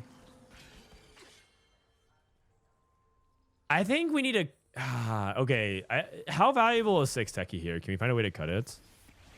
Can we find a way to cut it? Let's cut Vhagar and Zyra for actual units. And then we can get, like, Morello onto Viego or Zig. Just, like, get actual items onto these guys. Oh, he removed and put the... He actually used his last remover to put on Nico as well. With what gold? Yeah, we're broke now, actually. But, like, 6 Techies is nice. It's 35 AP. But also, it's not even that important. So, yeah. Strategists. You can put more strategists, for example. Yeah. You can also just play 5 costs that are really powerful. Send hit Vex 2. Viego item here. Hodge is something I like. BT is also okay. Does he have anti-heal? He does. Morello. Okay. That all works. DarkHydra has 3 item Draven, but I think Travis is very, very strong. Travis is going to 10. Coco going straight to 9. I stand by what I said. I'm pretty sure Coco and Travis are going to win the game. One of the 2. Those are my two horses. If I'm a betting man.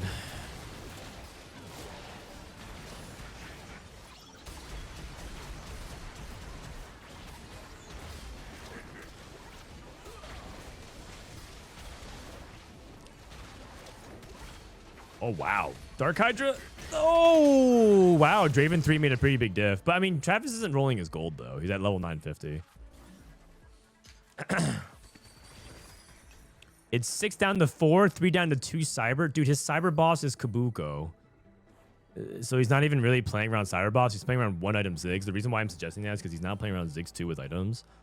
And it's not about just what you lose, it's what you gain as well. I guess part of his A is 5 Street Demon, so maybe he can't. But it's like, it's multi-layered.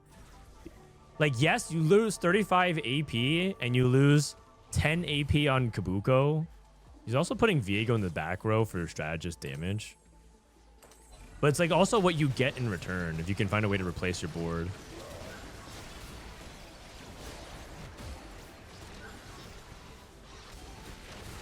Viego's dead. TF and Bran is still alive. No Gunblade. Oh. Sen probably 4th here. He doesn't look that strong. Last time I checked. He did hit Vex 2. Did he hit Aurora too? He did. Do you like move items off of Varus to... Oh, wait. He doesn't have any removers. I feel like you want two item, like 3 item Aurora of some kind here. I guess he's out of removers though, so he has no ability to do that. Okay, Travis rolled at 9. Oh, is he trying to stop? No, he's not. He rolled at 9 instead of go to 10. He's holding like extra Vagars. Is he trying to, or extra Ziggs? Is he trying to go for Ziggs 3? He rolled until he hit Kabuko 2. Is this FFA or 4v4? This is free for all. Solos. This is solos.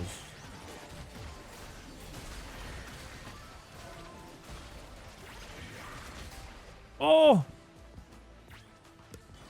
No way. That's crazy. That's crazy.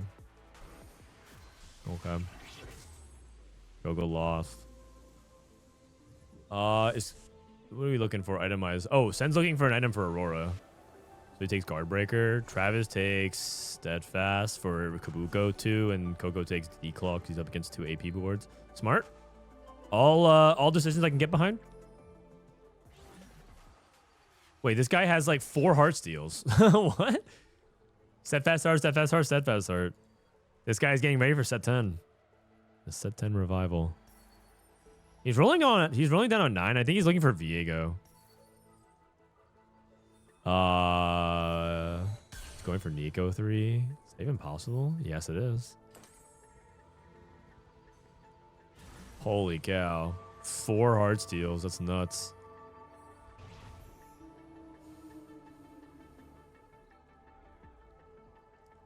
So yeah, Travis is rolling down because I think he recognizes that he needs like Viego to win the game.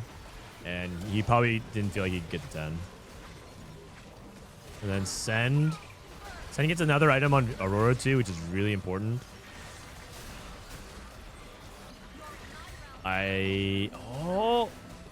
Oh, Sen's dead. I mean, it's still good though. 3rd is good. Lucky Shops. Zed. Nico. They're both rolling for 3-star forecast. They're both rolling for 3-star forecast. Holding brands. He doesn't need to make that. He scouts. He sees that he's not really going for it. He can just hold and roll. I'm down for both to hit. I'm down for Z3 versus Ziggs 3. Nico 3. Okay. He's holding 1 Nico, man. He's holding 1 Nico. Oh, okay. I like Coco spot way better. Oh! He's gonna hit Z3 on 8. He's gonna hit Z3 on 8. I'm just feeling it, man. I'm feeling it. I'm just feeling it. He's rolling. He's rolling. Trying to see if he has it in his shop and he can lock it. He wins anyways, though. You know what? Lucky Shops at 7-1. And they both hit. Lucky Shops on 7-1, they both hit. Let's just make it happen. Let's make it happen. Come on. Come on, Mort. I want to see some fireworks. I want to see them. I want to see the monkeys dance for me. He sold Viego. Wow. I guess he doesn't have an easy way to play it because he doesn't want to take out Zyra. Usually what you do is you play Brand over like a strategist, and then you cut Zyra and you play like Viego. But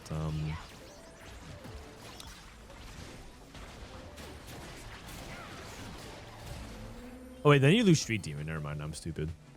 I'm stupid. And Lucky Shops.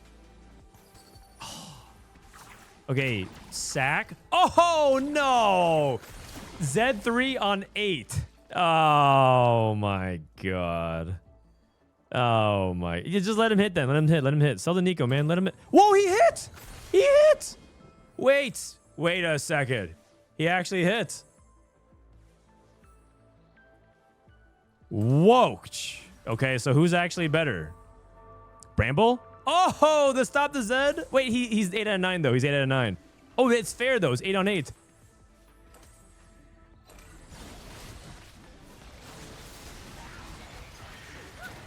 Okay, damage charts enabled.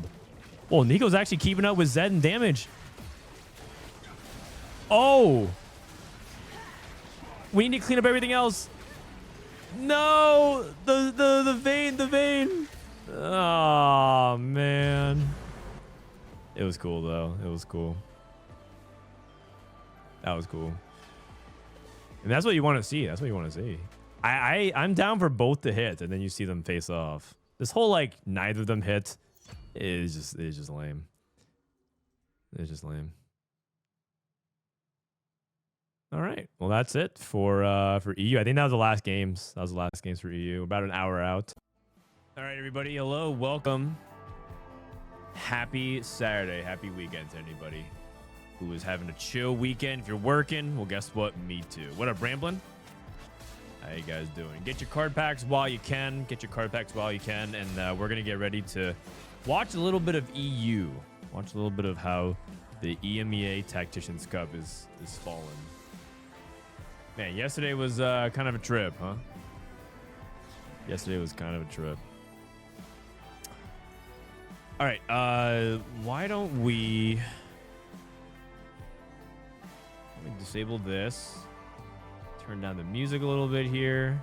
And we'll get ready to transition. I actually spectate a pretty cool lobby. I have a pretty nice lobby here for us to look at. Give me a sec. Transitioning over here. Man, I'm getting more dogged again. So let me just go ahead and disable this bottom left here while I fix that. So this is game 3 of EMEA. Yesterday my dashboard broke, and it turns out that I was clicking some wrong buttons.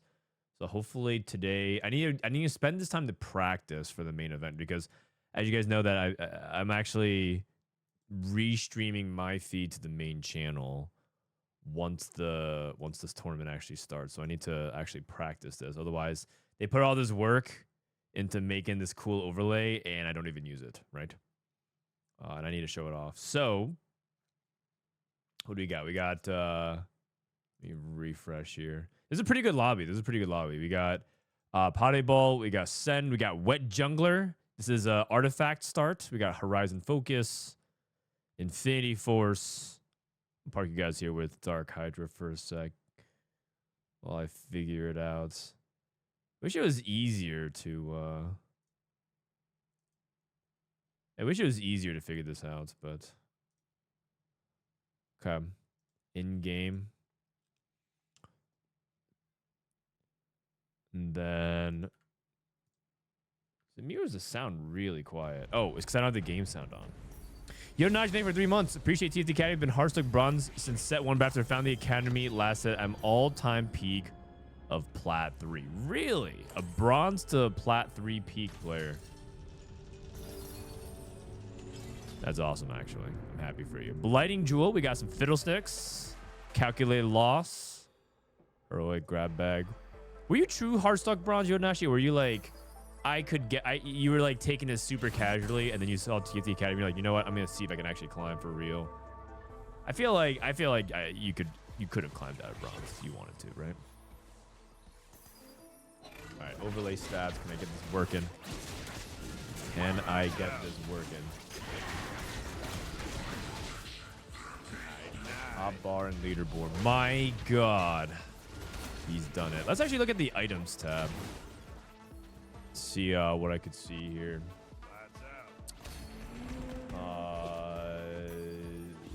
Oh, it's on a delay. Oh, weird. Is that correct? No, it's not correct. Okay, so the overlay is just behind. It just happens. This happens all the time. Game 3. Let me go ahead and relay that to them real quick. Sometimes the overlay is delayed as well. Any idea what's going on there? I treated TFT as a casual, decompressed game when I got tilted at League until I found TFT Academy. Awesome. Awesome. All right, so we have Infinity Force for Enzo. Infinity Force, I guess that's pretty open-ended. You can play Infinity Force on anything. Also, let me just take out the leaderboard for now and just keep this up.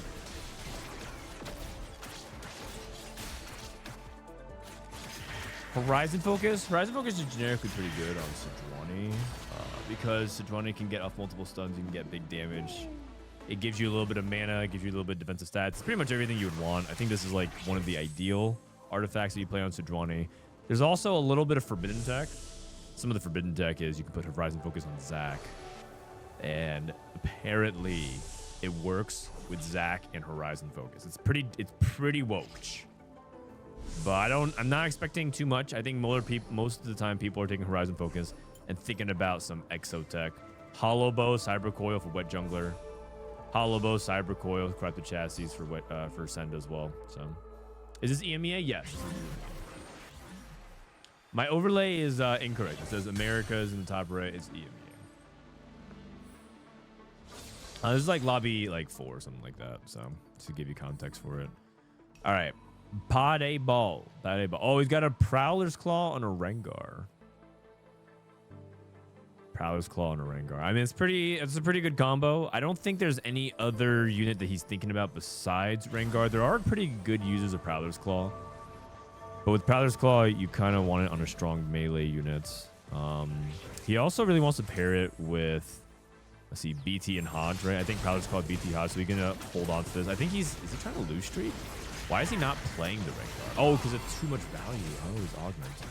Right. So he's playing 2 costs to get the rerolls, and then he's going to tag in Rengar at 5. I do feel like preserving HP is valuable with Rengar. I don't feel like I want to actually try to bleed out for the sake of getting a lot of you get so much free rerolls. It feels like you would want to level 5 here to kill 1 or 2 extra units per fight. Okay. Let's see. 38-52. 2 players chose to split. Oh, Wet Jungler was one of them. We found one of the splitters. Man, I'm getting more dogged again. Ventrix, thanks for the 3 months. What up, man? 2 EMEA games ago, someone got Sejuani Horizon. She was the highest damage. Yeah, I believe it. Sejuani's pretty good with it. We got Blooding Jewel Fiddlesticks with BT. Okay. BT not ideal, but it's something to play in the early game. You can always move BT off and put it onto Kabuko late game. Put it on Mordekaiser. Not the end of the world. It's not great, but not the end of the world. Sniper's Focus Bow. Pretty open-ended. Sniper's Focus is pretty generic. You can put it on AP carries. You can put it on, obviously, a ranged carry like Fiddlesticks for reroll. You can put it on Shaco. Probably not Shaco. Put it in the spot. It looks like it's Brand, most likely, because he has an AP Seraphine opener. You can put Sniper's Focus on Brand. Actually, I think Sniper's Focus is better on Ziggs than it is Brand in the statistics. Not sure what to think about that in terms of if I had to decide one or the other. I think it's because Brand really wants Biss. Because Brand is a threshold, very thresholdy champion. And, but the nice thing about Sniper's Focus is it actually amplifies his ability. Sniper's Focus gives you +2 range. And that range actually scales his ability. If you hover over Brand, does anybody happen to high roll a Brand early? Probably not. If anyone happens to high roll a Brand, though, you actually get, you can hit within a 7 hex radius, which is pretty cool. That basically means that melee units that infiltrate your backline should get hit as well. Rabies, what up, man? How you doing? Are you going to bring back the cool overlay again? So there's a couple of issues that I'm having tech-wise with it. So if I bring up this overlay, I'll show you right now. It's actually behind. Oh, wait, no, it's caught up.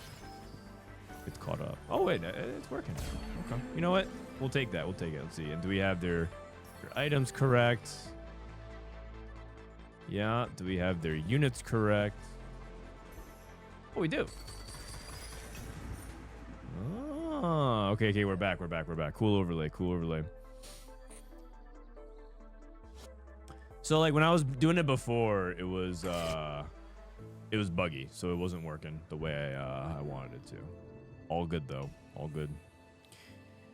Yep, White Jungler for sure leaning Zeri with these items. It can't be anything else. Rengar. Oh, here's the brand. This is what I was talking about. So throw a paint bomb to the largest group of enemies within 5 hexes. That actually extends that little arrow with the Wi-Fi signal. Means that it scales with range. So Sniper's focus on brand could actually work. But we'll see. We'll see what they choose to do. Okay, Pasdebol probably, I think he has to roll some on 6. I don't think Rengar's a lose until stage 4 comp, so we'll see. Egan, how you doing this morning?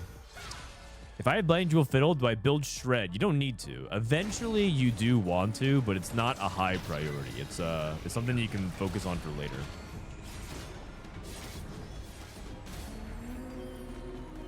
Okay, let's see. Pasdebol rolled down here. We'll click the Augment button here. I'm good. How are you? I'm feeling all right. I didn't get the best sleep yesterday, but I think when I did sleep, it was nice. I think I enjoyed the sleep that I did get. DarkHydra.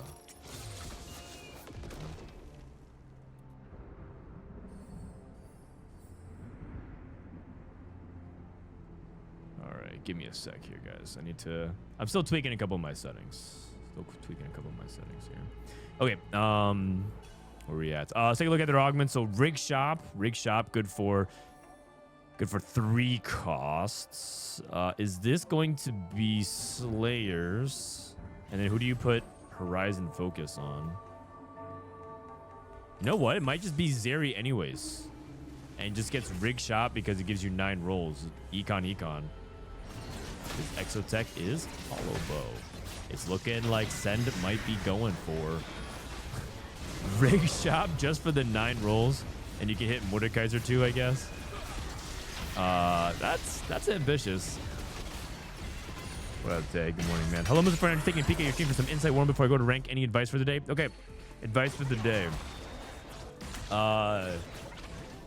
Make sure you hit Hollow Bow every game. And if you don't have Hollow Bow, make sure you have a good spot for one of the powerful reroll comps like Twisted Fate or Vayne. And if you don't, or Veigar. If you don't have that, try to look for Vex. And if you can't play that, try to look for Cypher. And if you can't play that, try to play for a top 4 with some uncontested reroll comp. Or uncontested reroll or uncontested 4-cost comp. But try not to play Brand if you don't have Econ. So that's not a real comp unless you have 1,000,000 gold. Okay, White Jungler. He's not even playing Cypher. He has Cypher units in, but he's not even playing Cypher. Send is the one playing Cypher, so we'll see. Pasdebol did roll a little bit. Rengar 2 looking good. Rengar should dominate stage 3, especially if a lot of people are loose streaking and only playing 2-item reroll carries. Oh, Horizon Focus Zyra. I can see it. Do a little bit of damage there, except Zyra doesn't ever cast. Okay, we got 2 kills. Not too bad. All right, carousel button. My God, the graphics they make are really cool. The thing about it is that juggling this, I have to like literally like handle and like it's like a lot to update and like, you know, like do this and just remember. There's also pool data, round results. Whoa, man, I can just like pull up a bunch of stuff and just not talk about anything and then just let the stats do all the yapping. You guys looking at numbers, right?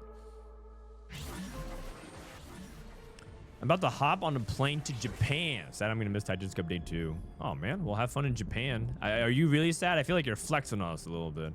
Oh, man. I have to travel to one of the hottest tourist destinations in the world. Poor me. No, have fun, man.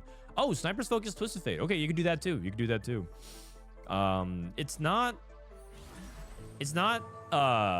It actually kind of runs into a little bit of issues in the late game because Gunblade's actually really important.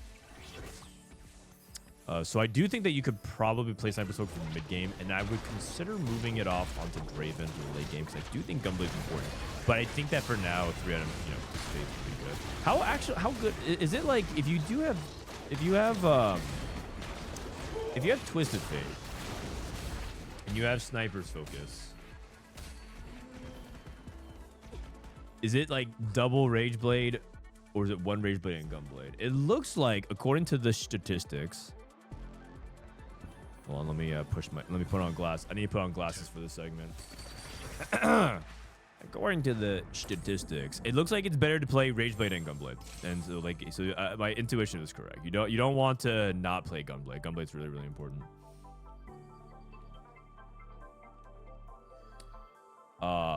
And if you guys are wondering, are those prescription glasses? No, they're not. They're just glasses to look cool. Actually, they're really cool blue glasses, but they block blue light. I forgot who gave me these glasses. Was it Warby Parker? I don't remember.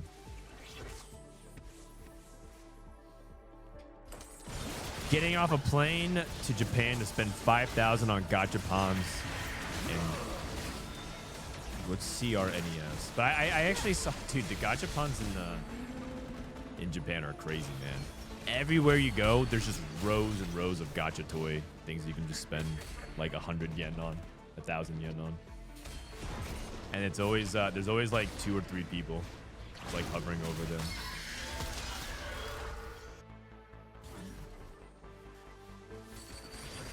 And then I'm just standing there lost. Like I'm like at Home Depot trying to tell the difference between all the white paint.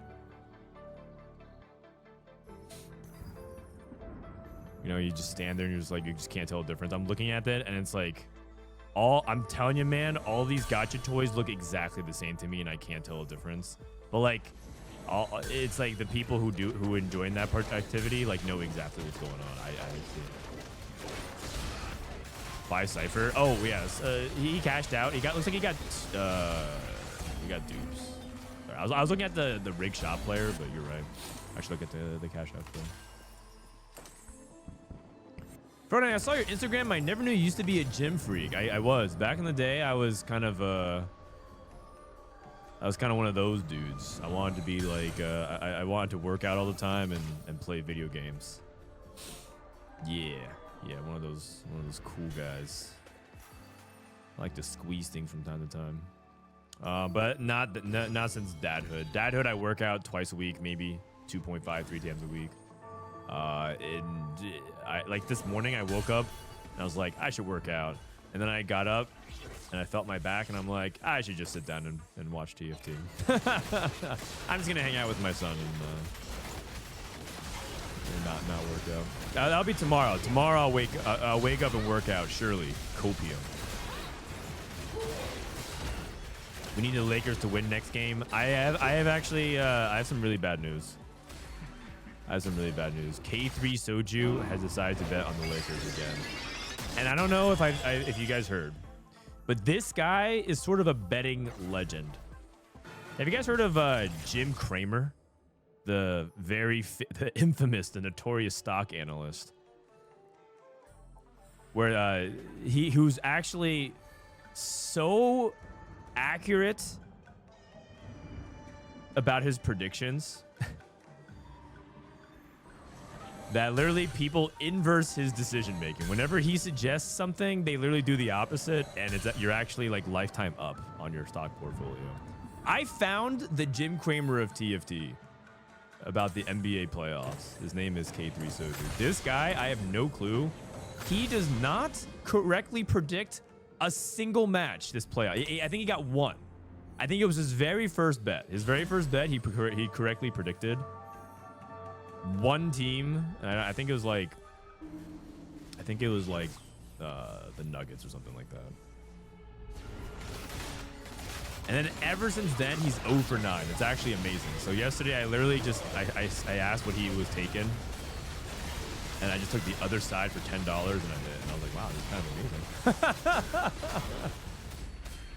amazing. Easiest $8 of my life. Not bad. I say, who you taking, Lakers or Wolves? And he said, Lakers. I'm like, all right, sounds good. I'm taking the Wolves. $8 in the bank. I'm gonna use that to pay for the sub I owe IoT lines. Tell him not to bet on the Lakers. Oh, yeah.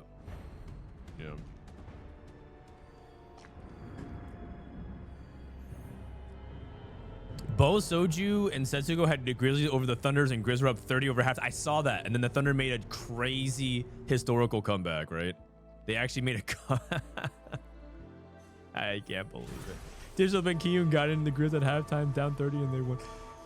Oh, man. Oh, man. That's actually too funny. That's actually too funny.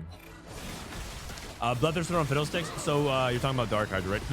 He's only playing Bloodthirster temporarily because you have to do something with your sword and your cloak anyways. Actually, he has Viego. Is there a way you can play Viego here? Not on 7. On 8 you could. DarkHydra is at 46 HP. He's on 4 loss, but I'm telling you, man, if this Fiddlesticks comp hits, you are not losing out. It is so good. It is so good if you get Bloody Jewel. And he has Spirit Link and Climb the Ladder. There's a lot to like. Although Climb the Ladder is a little bit less valuable because Fiddlesticks isn't a bruiser yet. But it could be amazing. It could be amazing. Ron was going crazy last night. Luca was struggling. I think they said that Luca had a stomach issue, right? Like stomach flu. Tragic if so. I like Luca a lot. Hold on. I need to adjust my lighting. Let's see.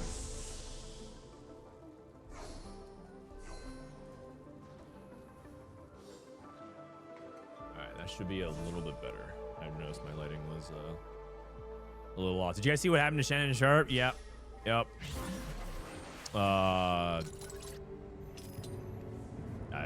Yeah, that's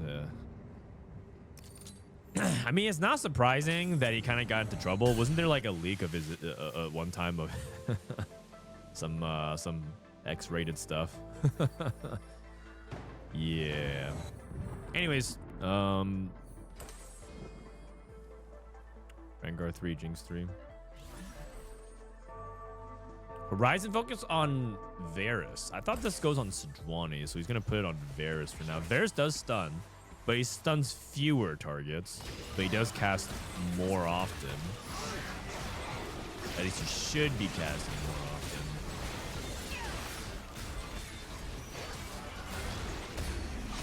Could also be the fact that he has Sejuani, he's not confident in her ability to cast.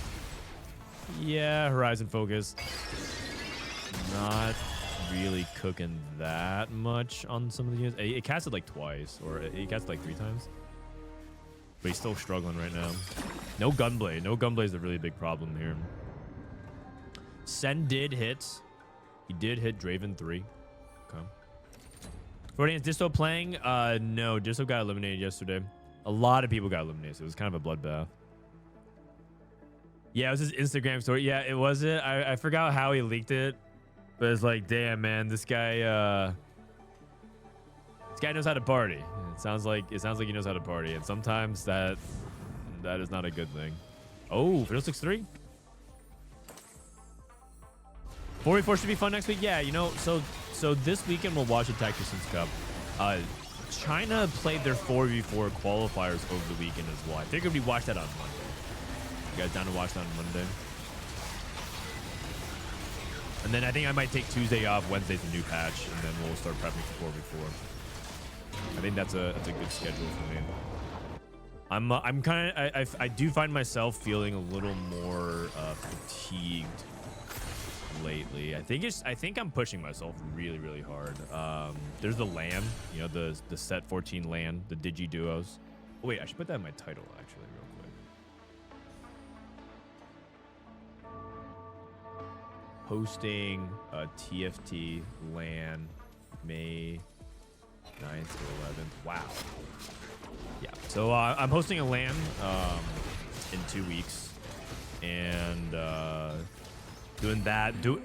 We're working on. We're officially working on 0.5 phase of the TFT overlay. That's also another thing too. Covering this spending time with family. I think I'm just kind of pushing myself a little hard. So I think I need to start taking 1 day a week off of stream just to like recuperate, because I'm just like, I'm literally falling asleep sometimes doing some activities I shouldn't be sleeping at. Like if I'm I'm literally sitting there and I'm passing out, so I'm pretty tired. Anyways, so I might take Tuesday off and then we'll be back Wednesday, Thursday. I might take a nap, who knows. Are you gonna watch the sub-regional for North America? If I have time, if I have time. Wet Jungler making the big comeback. 7 Exotech. 7 Exotech trial run.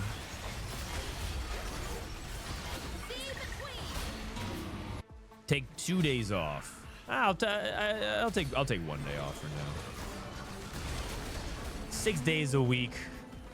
Sounds good to me. Ketzer went 8th. That's not surprising. His board did not look very good. Horizon focus on Varus. It's not very powerful. Send not getting a powerful Cypher cash out. Ended up going for Draven reroll with Zeri. So he ended up playing 3 with Hollow Bow Zeri 2. No items for Zed. I actually think he's reasonably strong, but the problem is he has Cypher cash out and he doesn't have any items on Zed. And he doesn't have, like, for example, he prioritizes Hollow Bow with Zeri. I actually think that there's not a lot of things. That's not a bad game plan if he hit Zeri too. And I think he was hoping that, like, by rolling so much with Cypher and having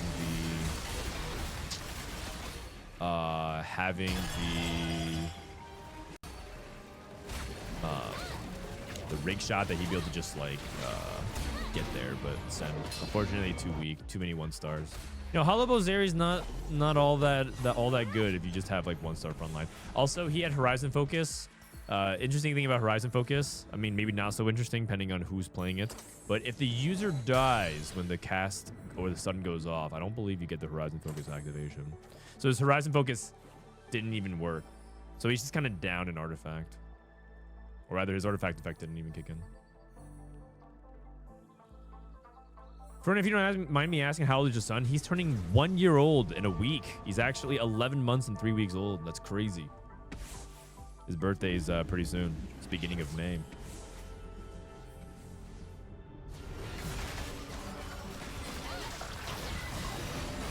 Wet Jungler winning out. I want to see DarkHydra's Fiddlesticks. Hit me with it. Oh, he still has BT on Fiddle though, which is not great. But no, he's getting stunned. Gas, Fiddlesticks. Dude, how many units is this? This is 6, 5. Archangels on the carousel. Archangels on carousel. Archangels on carousel.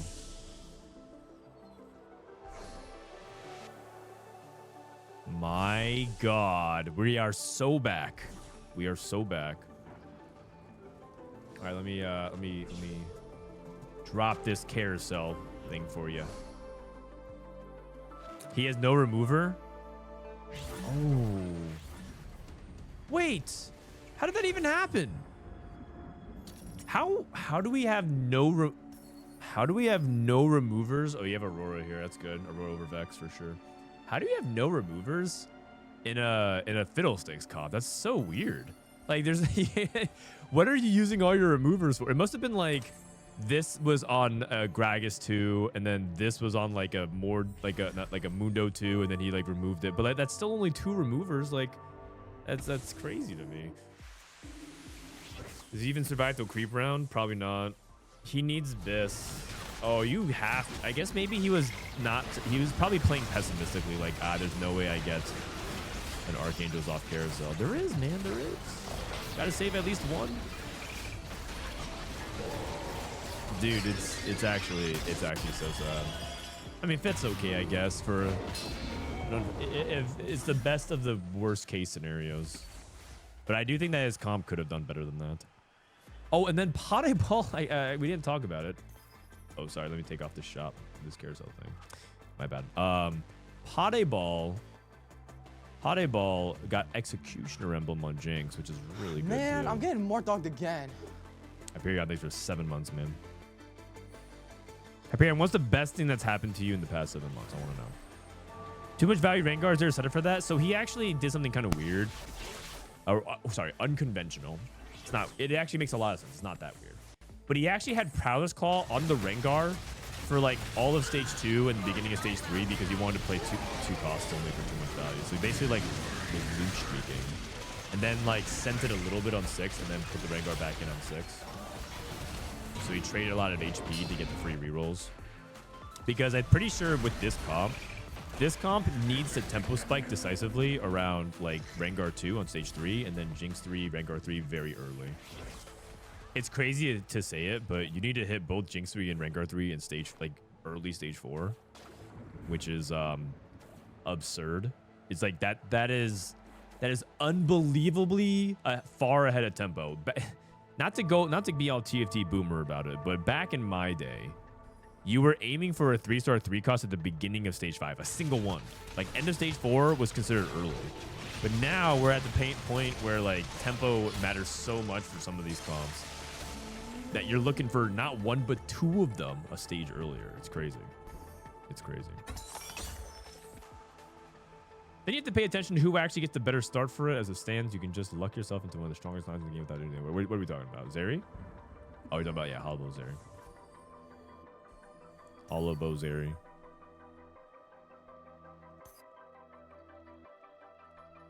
Slayer Vanguard.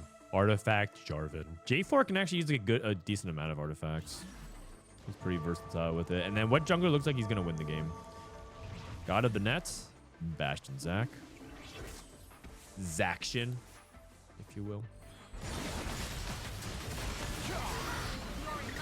Oh, wow. Gobooster actually dodged Horizon Focus on Vayne and Sun. A nice little heads up setup there. Very cute, very cute. 5 head. He actually positions his Vayne in the 3rd row to dodge it as well, so she wouldn't get caught in the corner. Hey, you know what? That might be the diff. Not really. But it definitely helps. Definitely helps.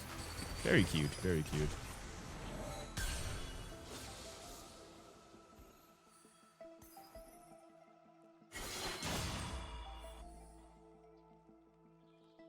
Is this Urgot encounter lobby?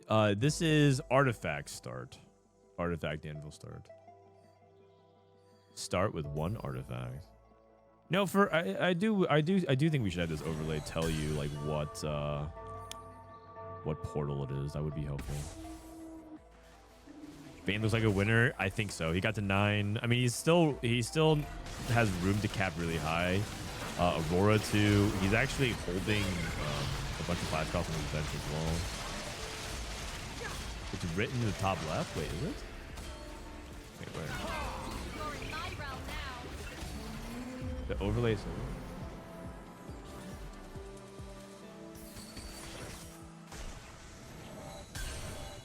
Am I blind? Where does it say it? Oh, in the top right. Oh, top left. I was like looking at my. I'm like, what? Oh, you right. Oh, okay. My bad. Yeah. I'm not rage baiting, guys. Sorry. All right. Here we go. 6 Leonas. All right. Good call out. Leona 3. I sense some Leona 3 happening. It alternates with the hashtag TFT Esports hashtag Americas. Okay, Gobooster. I see you. Dude, this Slayer comp when it hits peak is just insane. J4 3 times 2. Unreal. Do you guys think that if they do you guys think Vayne needs a nerf if they nerf J4 as well? That's an interesting question.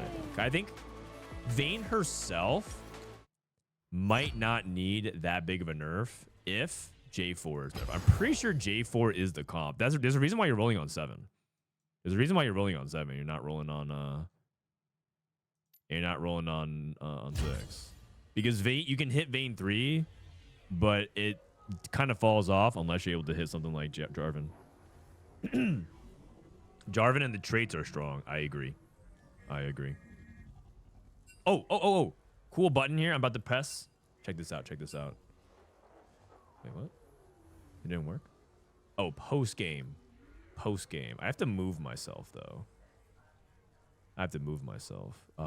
Maybe I change that to whatever. But Gobooster 1, Wet Youngler, Pasdebol. Yeah, so I have a new setup. I have a new setup for the post game.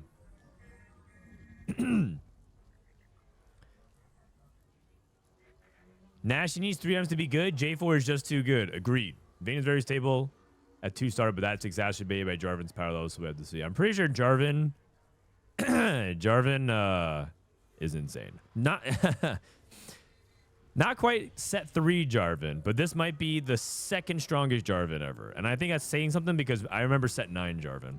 Demacia Jarvan. Ho ho ho ho. Remember Protector's Vow? Jarvan 1. He would scream, Demacia! And he would slam an AoE and stun your entire board. It was actually really fun for Koski. He would dunk people so hard that their torso would go below ground. But I'm pretty sure this is the second strongest Jarvan ever. Card packs before the next game. Rabies, you were here at the beginning of the stream, and I opened up the card shop. You didn't have it back then. You're too late. I'll teach you to be on time. Today you learn a lesson of punctuality. Also because I don't feel like opening up right now. I'm having a good conversation with chat. I want to spam the chat. What does Jarvan not have? Insane shield, damage, healing, and armor shred on top of that for fun? He doesn't have Shyvana though, right? They're just friends. He got friend zoned. Actually, let me look at that real quick. Is Jarvan married? No, Jarvan is not married. While he was initially oh wait, sorry. No, Jarvan is not married. While he was initially betrothed to Luxana Crownguard. Sorry, her name is Luxana Crownguard. To protect her, the arrangement was later dropped after she failed to appear for the ceremony. Bro, he got stood up. The wiki also suggests a romantic connection between Jarvan and Shyvana, but they are not married according to the wiki. Nah, he got friend-zoned as far as I know. So they can't have it all. He can't have it all.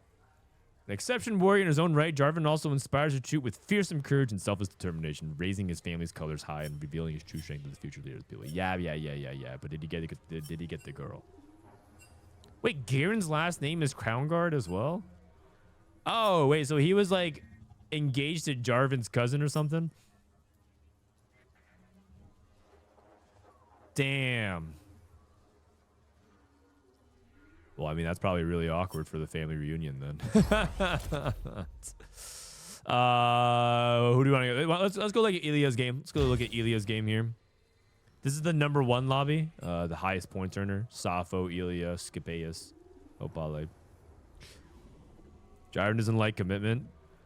Jarvan and Garen have become friends since joining the military at a young age. Jarvan was saved by Shyvana after escaping and later helped her in slaying her mother. And out of gratitude, she earned a spot in the Demacian elite guard. Jarvan mentioned he loved someone that wasn't so different from the mages. It was later to be revealed to be Shyvana. But they're not together though, right? They're not together. Let me see. Shyvana.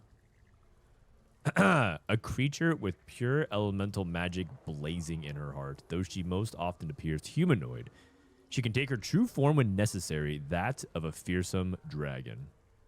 Just want to make sure I'm not holding anything up. Considering her foes with the fiery breath, having saved the life of the crown prince Jarvan IV, Shyvana now serves uneasily in his royal guard. Serves uneasily? What does that mean in this context? In a way that shows anxiety or discomfort, in a way that's awkward or incongruous. Wait, so she doesn't want to be there?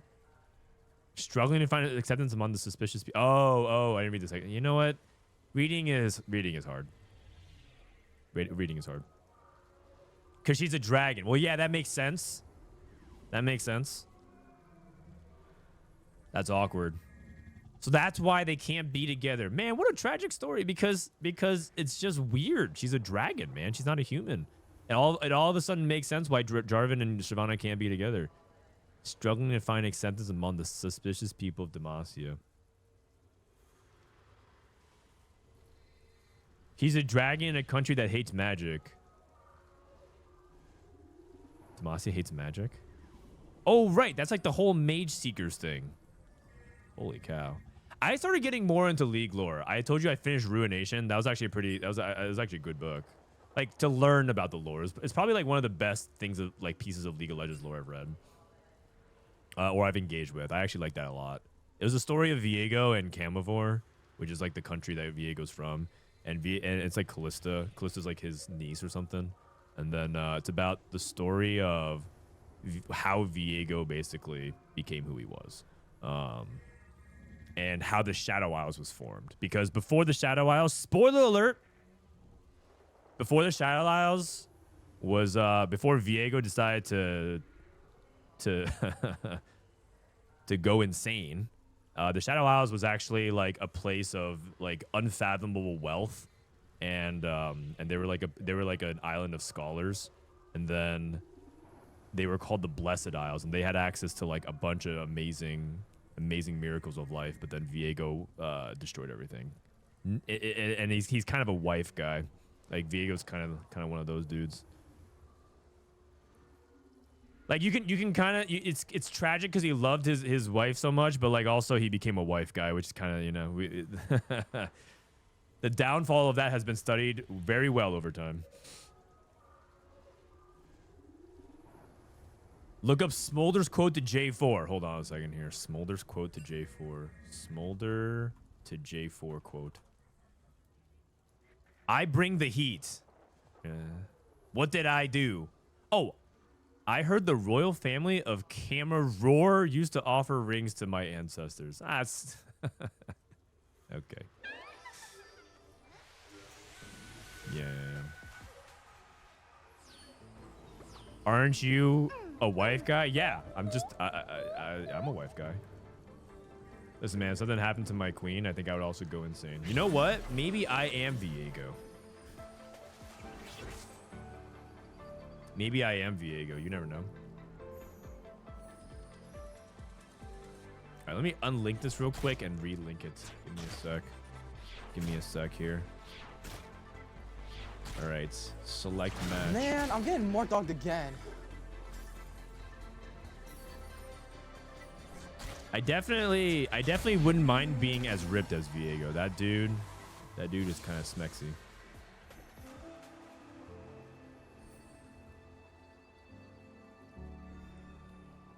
Hex, thanks for the 25. Thank you for the 25, my man.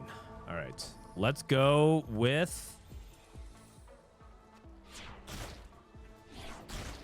Lobby 1. This is Lobby 1. Day 2, game number 4. Save that info. Go ahead and drop the top bar and the leaderboard with that gold and streaks. When do you exercise? Once upon a time.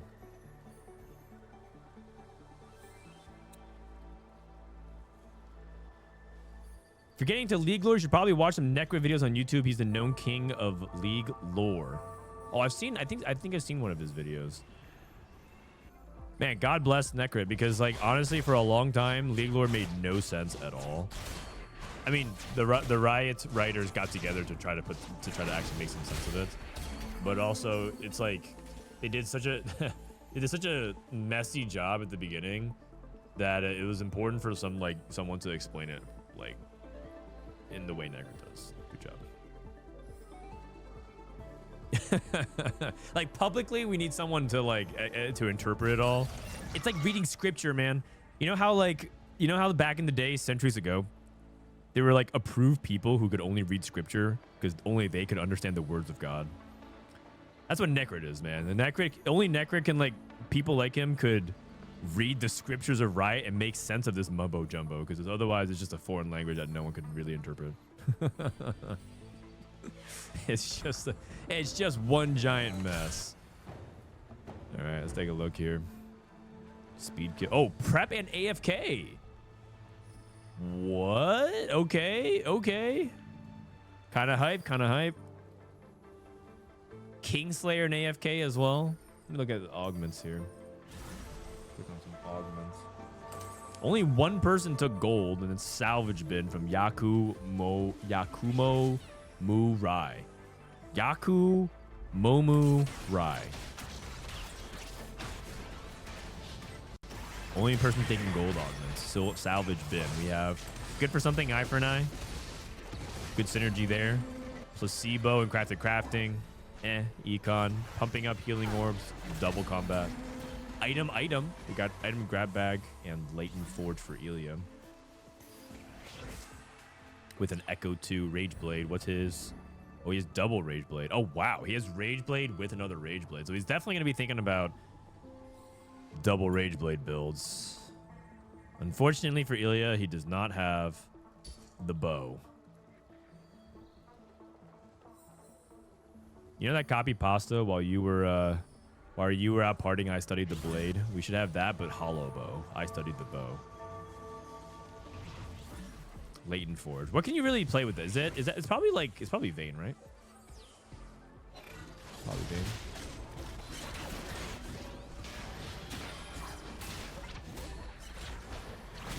There are some busted silver combinations. There definitely are. I don't see anything too crazy here. I mean, there's stuff that has pretty good synergy in the sense that preparation wants you to sack or encourages you to sack your first couple rounds that you're playing it. AFK encourages you to sack. But there's confluence in that strategy. I wouldn't say that it's inherently a sick combo. I saw a screenshot of someone taking AFK with delayed start. Now that sounds broken. Can we check Sappho's Exotech items? We can. Pulse Stabilizer, Corrupted Chassis, and Lantern. I mean, I think that he has 5 Shakos. He might just go Shako.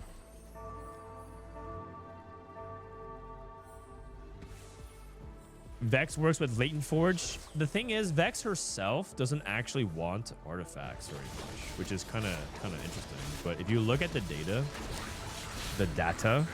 would suggest that Vex is not very good with artifacts.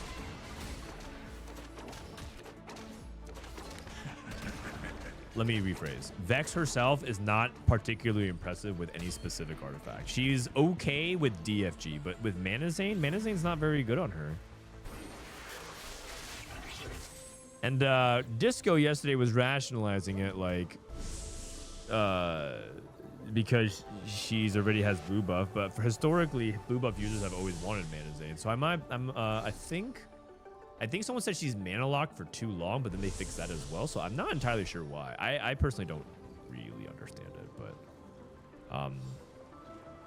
the stats say it's bad. There's probably some interaction that's not coming to mind. Too little mana. No, because then the argument would be that other people who have low mana don't want it, but almost every low mana user in the game wants Manazane. But why does Vex not want it?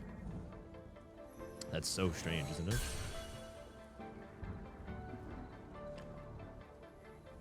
When you were partying, I studied the hollow bow. When you were having premarital sex, I mastered bad luck protection. While you wasted your days at the gym in pursuit of vanity, I cultivated LP, and now the world is on fire. And barbarians at the gate, you have the audacity to come to me for help. We should make that the opening sentence for TFT Academy's homepage. You go to tftacademy.com. Go to tft.com. It says the brand new utility website that masters skills and teamfight tactics and code latest trends in the meta. We should just have that.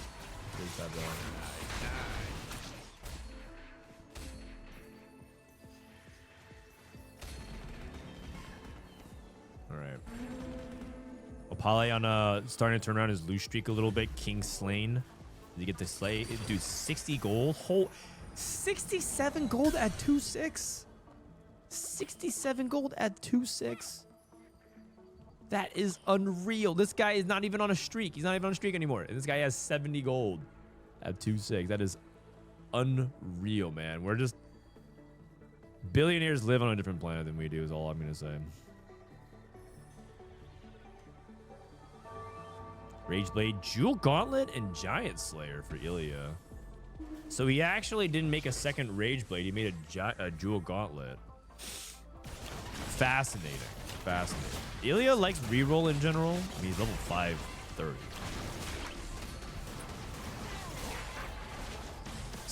true bestie. Yeah.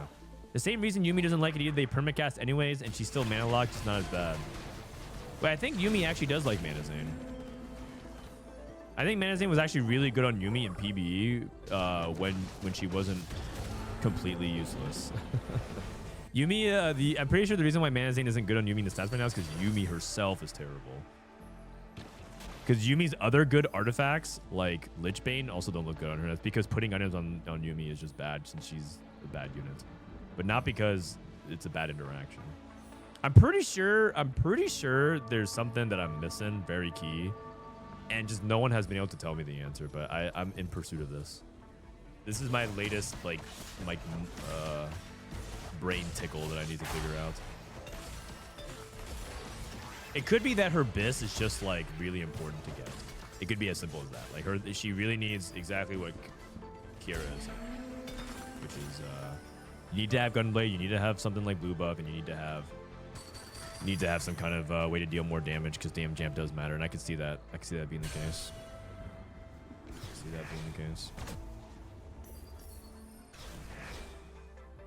All right, let's take a look. Skip with adaptive and death cap. Yesterday, Skipaeus was in my chat saying Shojin JG Brand was terrible. People are just playing terrible builds on Brand. Brand is not bad. People just suck. I want to see him put up.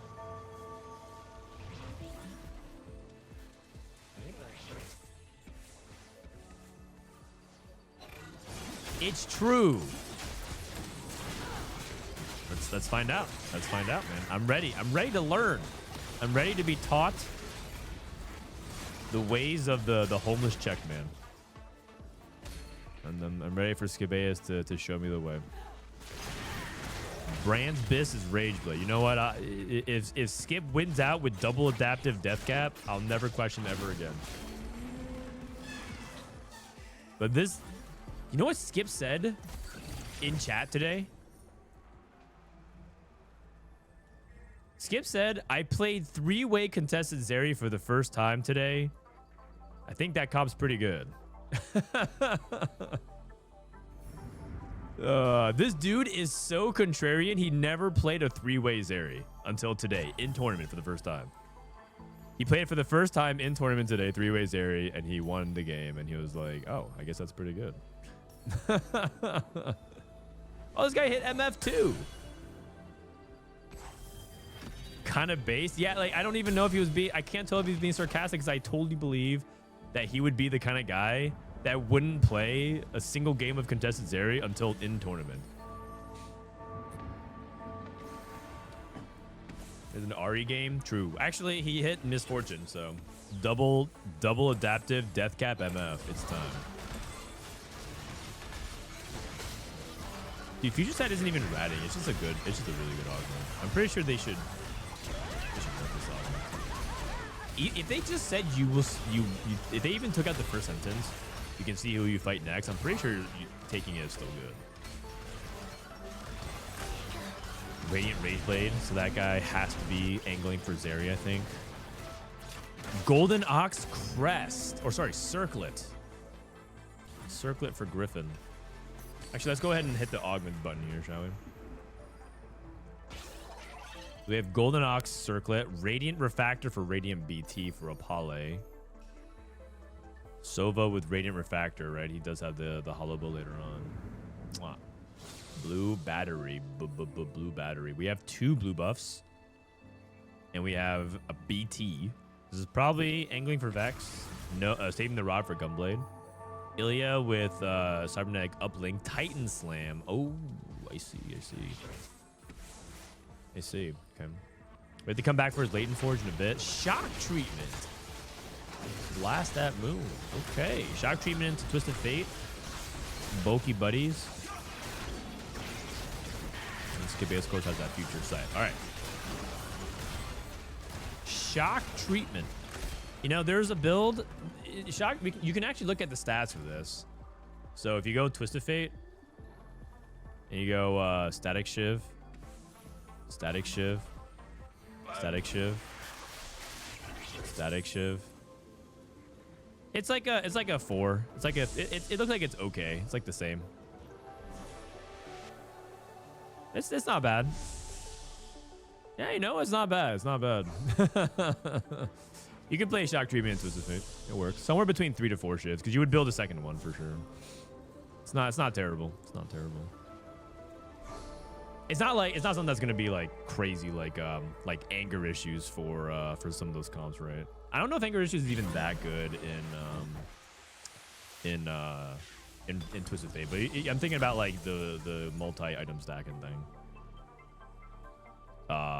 Infinity Force, Gold Collector Jinx, is that good? Maybe in set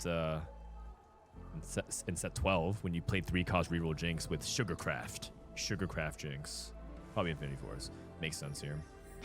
The problem with Elia is that I believe he is contested by Opale. And I gotta tell you something, contested Rengar might be the worst comp in the game. Let me actually look at it real quick. Man, Frodan is just, this guy is just a stats Andy now? All I do is just look at the numbers. Rengar, Ging. If you are contested by one person, you lose. Your placement range increases by 0.75. That is awful. 0.75. Do you understand how terrible it is to be contested? If you are 3-way contested Zeri, that's your delta is better than that. So Zeri, Sejuani, let's just play 7 Exotech. If you're contested by over 3 opponents, your delta is only 0.5. For it to be 0.75, it is awful. It is 50% worse than to be in a 4-way for Zeri. just to give you a reference of how bad it is to be contested. It is terrible. It is game losing on the spot. It is game losing on the spot. So we'll have to see what these guys whip out here.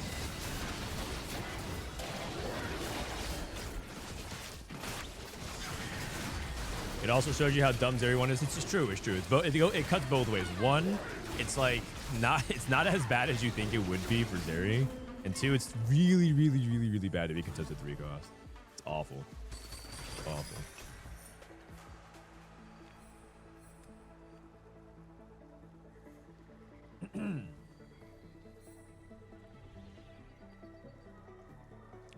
It's slightly skewed for Cypher cash out players. It might be, yeah, it might be. You'd always take it within a placement range, so you could say between 0.7, 0.8, maybe even 0.6, and you could say for Zeri it could be 0.4 to 0.6. But the reality is, Zeri games are so common. Zeri games are so common that it kind of naturally it doesn't move the needle much. If you filter out Cypher, it wouldn't move the range very much on that. Skip, show me the way, man. This guy's about to play MF. Okay. Golden Ox rolling. The Golden Ox roll down. Aphelios. We have 6. We do if we play Aphelios. He would rather play 4 Slayer, 5 Golden Ox. Oh, no, he got it. Never mind. Yeah, he's putting the Aphelios in. Okay, cool. Good. Yeah, cut... Yeah, cut for the Aphelios. That makes sense. Okay, Golden Aphelios Zed. All right, I'm down. Zed with just straight AD items is actually kind of good, but the problem is he's super squish. Big squish. Not the worst fight. It is Vayne 3 with combat augments, so could be worse. Let's see the augments.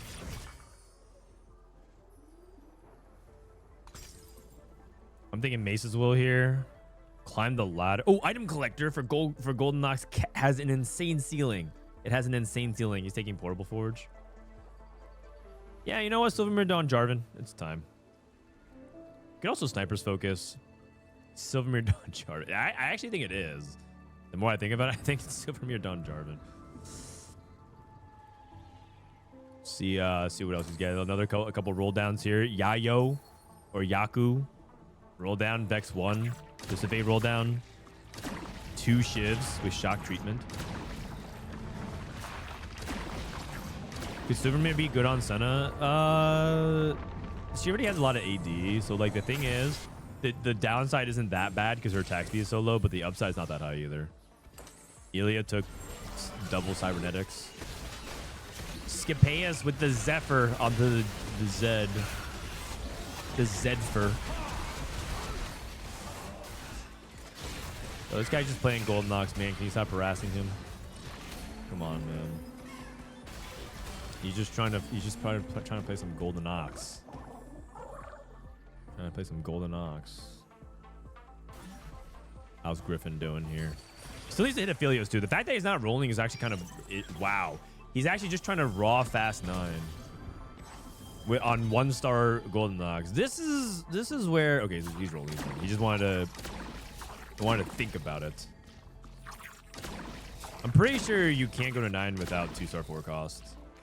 Except he just rolled 18. He rolled 18 times and missed. So never mind. It was going 9, man. It was going 9. You noob. You thought you could hit on uncontested forecast pairs? Yeah. Nice try, buddy. Nice try. Oh, man. 9 times?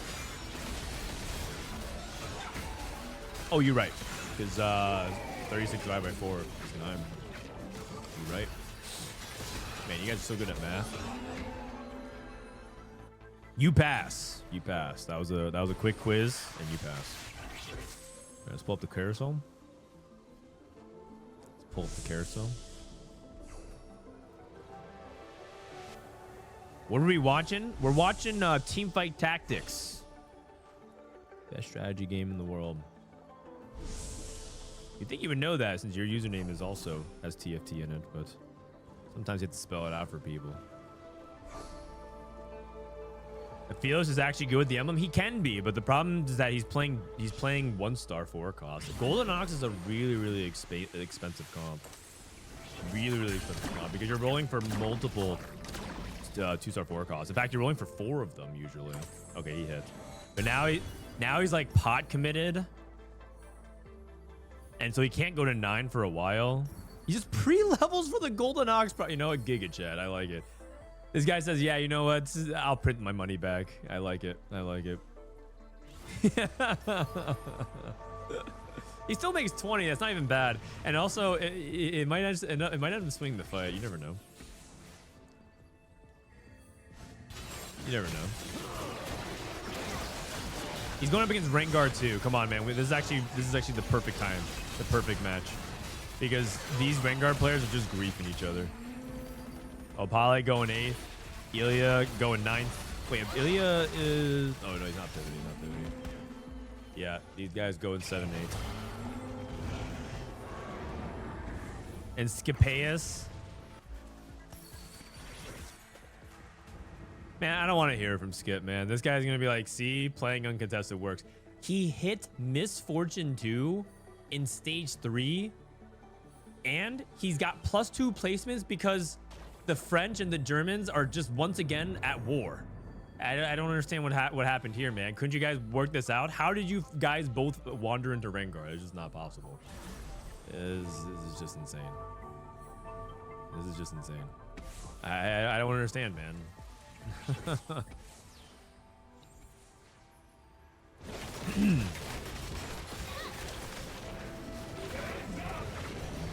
His silver augments are good. Yeah, I mean he has patience is a virtue, so he had all these free rolls, and then he like rolled at 7, at 3-2 or 3-3, and he hit Misfortune 2. You can't. Misfortune is not bad at all. She's actually arguably good if you hit her at 3-2. Somehow, I think one of these players might be contesting 8th here. It's Blast at Moon with his shock treatment. Twisted Fate. Oh, man. I kind of wanted shock treatment to be good, but it looks like he's losing out. I mean, it's actually close, though. Like, he's only 1 life behind 4th. It's pretty close. The HP count in this lobby is pretty close. But the problem is that he needs to be winning these stage 4 fights, especially if there's, like, you know, the Rengar players that are free fights. Man, I'm getting more dogged again. Need more sleep. Thanks for the prime. I feel that username, man. I feel that username. 5 Syndicate. Whoa! 2 rolls MF2. Okay. You know, I actually think he should move 1 Shiv off of Twisted Fate and go Gunblade on TF. I think Gunblade is so important. I think Gunblade is so important. Remove. And then you go... oh, he doesn't have anti-heal. Oh, he might have to go Morello. Oh. Oh, no, he has Sunfire. Sunfire. What am I talking about? Man, I'm getting more dogged again. Okay, just kidding. I didn't see the Zac. The reason I think Gunblade is really important, and I think that Draven is actually not bad holding random things like Shiv. I've seen Draven like with like Shiv, I don't know, Runins, Shiv Runins, you know, Guard Breaker. Actually pop off. Opale, dead last. All good. I just want the shock treatment TF to pay off. Diane, thanks for the 5 months as well. Appreciate you. When is Soju playing? I think he plays next Friday for 4v4. Jinx 3. Wait, so Opale died and now that's unlocked Rengar for Elia. Griffin hit Garen 2 at 9. He's at 9. Oh, he's going for any 3. He's 2 off. He's going 2 off. He's 2 off right now.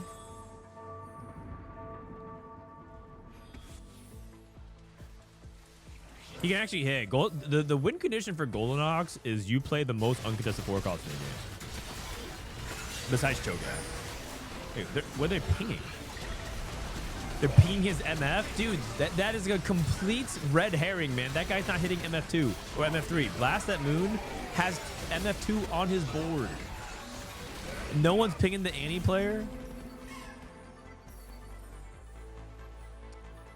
Because they're pinging Skip, they're like, oh my god, he has 5 MFs. But dude, this guy has MF2 on the bench, on the board, and no one sees that this guy has Annie. No one sees that this guy has Annie. You know what it might be? It might be Griffin pinging. He might be the one misleading everybody. That'd be next level tactics. Skip is rolling for the Annie. Nope, no Annie. No Annie yet. Another MF. No, he sold the MF already. Does anyone have Annie? Does anyone have Annie? No Annies, no Annies, no Annies. He's selling the Aphelios. Trying to get Zac stacks. He sold it. No! Oh, he uses dupe already. Oh. Okay, never mind. Man, Bedge. This guy's at 28. He won anyways. Oh. Oh, he sold it for the Golenox stacks. Oh, I see. He sold so he can roll for Golden. Okay, is that real? Oh wait, it's actually a good amount of. Okay, it's a lot of damage now. Man, this guy's putting me to sleep. Frodan, can I ask an opinion? Made Masters for the first time last set, but been yo-yoing in Emerald so far. So I think my problem is getting synergy between augments. Got any generic guidance for augments this set? Generally, I work to economy first, direction second, and no combat 2-1 of Toss. General guidance? Read some of the guides on TFT Academy. We actually, have you read those guys? It'll probably help you. If you're at Emerald, I'm pretty sure guides on TFT Academy are like perfect for you.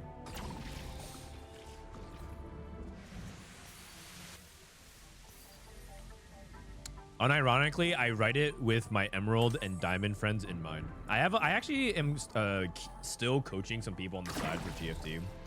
One of my buddies, SK, that I started hanging out with because the Sage and Slam, she is climbing TFT. She streams Marvel Rivals and Overwatch all day, and she crushes it. She's really high ranked in those games, and she comes to TFT and she's just like potato brain.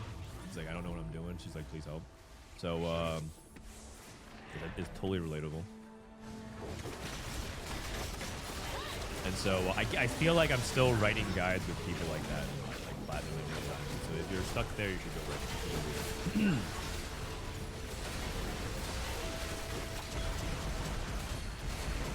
Whenever I feel like I'm struggling to set, I just watch Disso for 2 hours. Do that too. That's a good cup. For me, the person that I look at is Robin for that, because I'm like because Robin is he has such a straightforward, basic game plan in a lot of games, and he executes it He like basically like Robin is like the layer one, just want to play a good solid strategy, nothing too fancy, and if you just kind of it always brings you back down to the fundamentals, which I always appreciate. Relatable gameplay, you know. No need to get fancy, no crazy tricks. Just good, like if I have a good spot for this comp, I'll play it. Here are the good items. Here are like the augments I'm thinking about, and I roll down, and that's it. And I'm like, well, I can get the augment. You know what? 6 is pretty good. 6 is pretty good. Given the dude, this guy was probably going 7, so 6, he got +1 placements.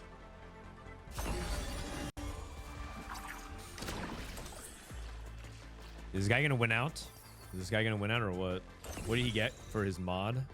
He got Golden Ox Zac and Golden Ox Garen. Wow. Wow. So everything just has 1,000,000 damage amp. 90.9 damage amp. Good lord. Oh, it's Crab Rave. Who loses? Who loses? Any losers? I'm down for Zeri to lose, just because it'd be funny that Zeri could beat everything but the crab. Wait a second. Hold on a second.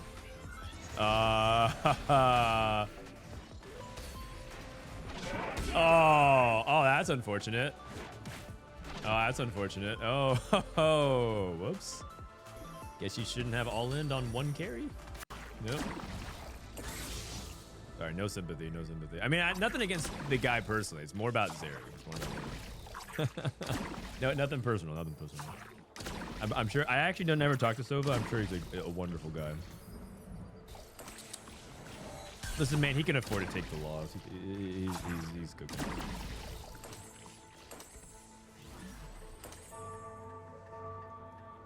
The Viego's clone of Zac, it's a Golden Ox as well. Yes, another like trick.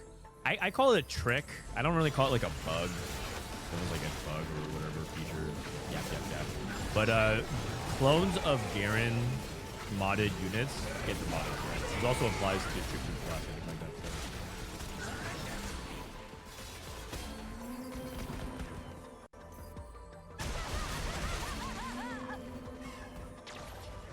The #1 Zeri counter. You know what?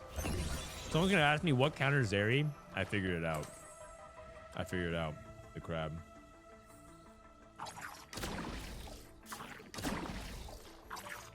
How much gold? What are you talking about? Oh, gold collector Garen. It collected 2 gold. Sick. 2 gold. That's a nice 4-2 augment, you guys. 66 blobs. That's way too much, man. That's way too much.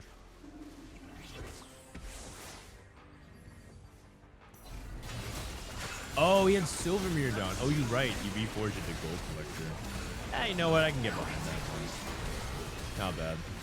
Oh, what the? Garen just printed... Oh, no, that's from Golden Ox. Oh, so he procced on his Golden Ox and he procced on his Gold Collector at the same time. Genius mode. Oh, the Zac stun. Oh, man. Okay, Zac, people don't talk about this enough, but Zac is literally impossible to beat late game without something ridiculous like a 10-piece trait, like a 3-star 4. Like this guy, when you get to enough blobs, is actually the GOAT. This guy is unbelievably difficult to stop in the late game if you get enough blobs on him. He just becomes a one-man army. Damage amp check. We checked it like 30 seconds ago. Current bonus 110. Holy cow, that's a lot. That is a lot. 1101. This guy literally has binary code of damage, which is crazy.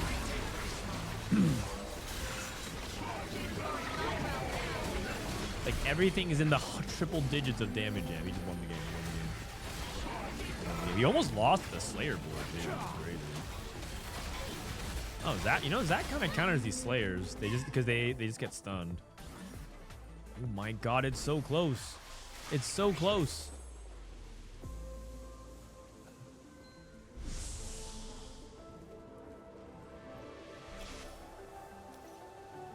Check the board damage.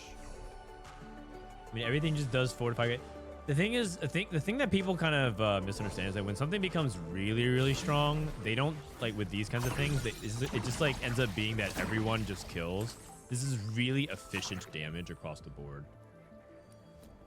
It's not going to be any impressive number like everything's doing 50k damage or something crazy like that.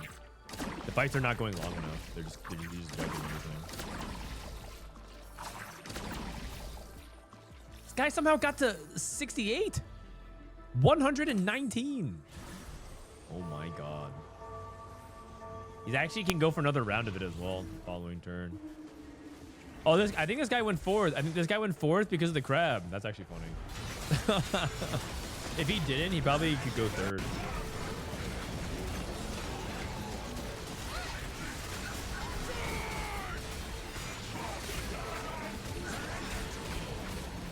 Wait.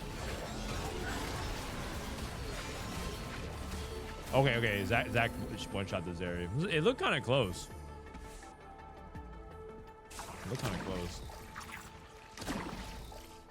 Does Zach have the Golden Ox mod? Yes. Slayer Viego. Dude, this setup's insane. Golden Ox Zach, Golden Ox Garen. 80 blobs, 450 AP. This guy bounces and does 1300 damage. Amplified by damage is just crazy, man. This is just way too crazy.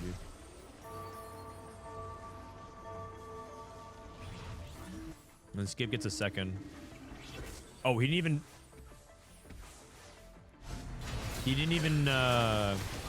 get the reposition, but he didn't get punched that hard. Zach just one-shot everything. Yeah, NT. It's a good second, actually. A really good second. The fact that he beat the Slayer board is pretty impressive, too. He probably got a good Zephyr on.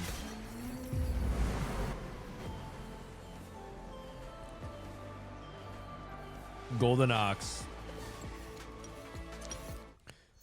If Golden Ox hits, I mean, Golden Ox is fun to play, but I will say that Golden Ox is going to be really unfun if it becomes the best comp in the game. Because the scaling, because these scaling comps, they're fun to play, but if they're, I mean, just look at what happened with strategists. We have to be really careful not to encourage Riot to buff Golden Ox too much, which is kind of what people are talking about. All right, let's go ahead and pull up. Let me shut off this overlay here. Oh, I have a post-game report. Post-game report. Give me a sec here. Let me press the button. Golden Ox. I should move the cam, right? Should I just move the cam? I mean, you guys know who won. All right. So let's pull up the stream and just see what's going on in other people on the main broadcast here. All right. We have Zach pair. One Zach is on the ball. Oh, okay. I thought it was Just to get the I'm in Diamond and I'm losing to Golden Ox because people are bad, so it wins fight stage 4, then it scales too hard. Another Viego item, I believe. There's the blob shop. Goes to 10, 20 gold to work with. It's true. Golden Ox does scale with player skill level. At the very beginning of the set at PBE, Mordog made a tweet that internally, Golden Ox was doing really well in playtest, but on PBE, we were like saying Golden Ox was super weak. And he's like, yeah, we don't really like. It's kind of interesting that players think that Golden Ox is weak because internally has been like super good. And I'm like, and we all highlight that. That like you're sort of telling on yourself that your play testers are not very good, or that rather there's a big skill discrepancy between like the play testers because there's some people who are much better than other players. A couple of gold cards from I thought that was pretty funny, but then they end up buffing Golden Ox, and then a convincing win from Pasdebol. and now Golden Ox is good. I mean, Golden Ox is can't good. have all of the games. I think it was more so the gold cards than the Aurora being added to the board, but still, Yes. Dynamo is relevant, and TF is not winning this. No, game, I think still. the They're reality still is it's probably showcasing- because for their play test there's a big skill discrepancy, and that's it's important. By the way, people are be like, well, yeah, you shouldn't let X players like be play testers. That's not true. You need players of all skill ranges to Rave has test reached a much higher TFT cap sets. for the You don't want just challenger players internally, because Riot does have challenger players, like several of them, working on like balances like that. You don't want them to be the only ones playing the set. You want to have gold, plat, diamond, masters players touching the game to see what the game feels like for all different kinds of players. Clearly darts games. Especially if they're only touching to the top end players internally. That'd be really bad for like the casual experience. The last 2 games of this day too. But at the same time, I don't think you can really get like a good feel of traits and stuff like that if you're having them in the same lobby as like, you know, like Inico and Tim and Moore and all them, because those guys are of the better players.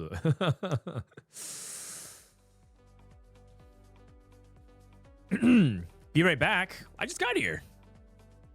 BRB. All right. Should we just read more J4 lore? How about we have maybe watch some LEC? Dude, I'm watching this, man, and I'm like looking at LEC. And start with his shield. What's it? The W. The stun. I can't remember what it's called, and that's gonna frustrate me forever. Is Fnatic good yet? I remember I'm a little bit more partial to them because I worked for Fnatic last year, and I was looking at it, and I was like, Anyway. no. Barrier Warwick. Not too much happening. Fnatic just starting to They haven't been good in a while. How does Sad. Warwick enjoy this game? He's against 4 Jojo Pyun. this is kinda to be How has expected. JoJo's season been so far? I wanted to follow. Okay, I admittedly I've definitely been not following Pro League of Legends. Pretty much like outside of like very basic headlines. Has JoJo been doing all right in EU? I think again, it's just gonna be a case of trying to Kinda meh. I know Warwick, you can follow that. Do you guys think it's like do you think it's like the way you write this first season like living abroad jitters, or do we think JoJo is washed? Oscar in here. It's more about Early sustainability bloomer. in this lane. You can put some down. It is barrier, as you said, Rob. With Decent the- start, but not good after. But, yeah, you're just trying to keep Another yourself pause. topped up in the He lane gets there. caught a lot, but he's pretty good in fights. That's pretty much the same story that what he was like as a rookie, right? That's exactly the same thing as the criticism that he had when he first started. Get away from that. We'll see exactly Skill checked. Sag. the All right, let's take a look at the. Sorry, let me mute this real quick. Let me take a look at the score sheet for EU and see what's happening around. Day 2 leaderboards. Griffin with the 1-3-1-1. When we saw him play. Can I search profiles? I don't think I can. 1-3-1-1. I kind of want to see what he played though. Match history. Can I search? I can't. All right. Well, either way, he's looking good. Lelouch, the Polish Lelouch, not to be confused with the German Lelouch. 27. Blast at Moon. Salvyyy. Ooh, Salvyyy. Sova.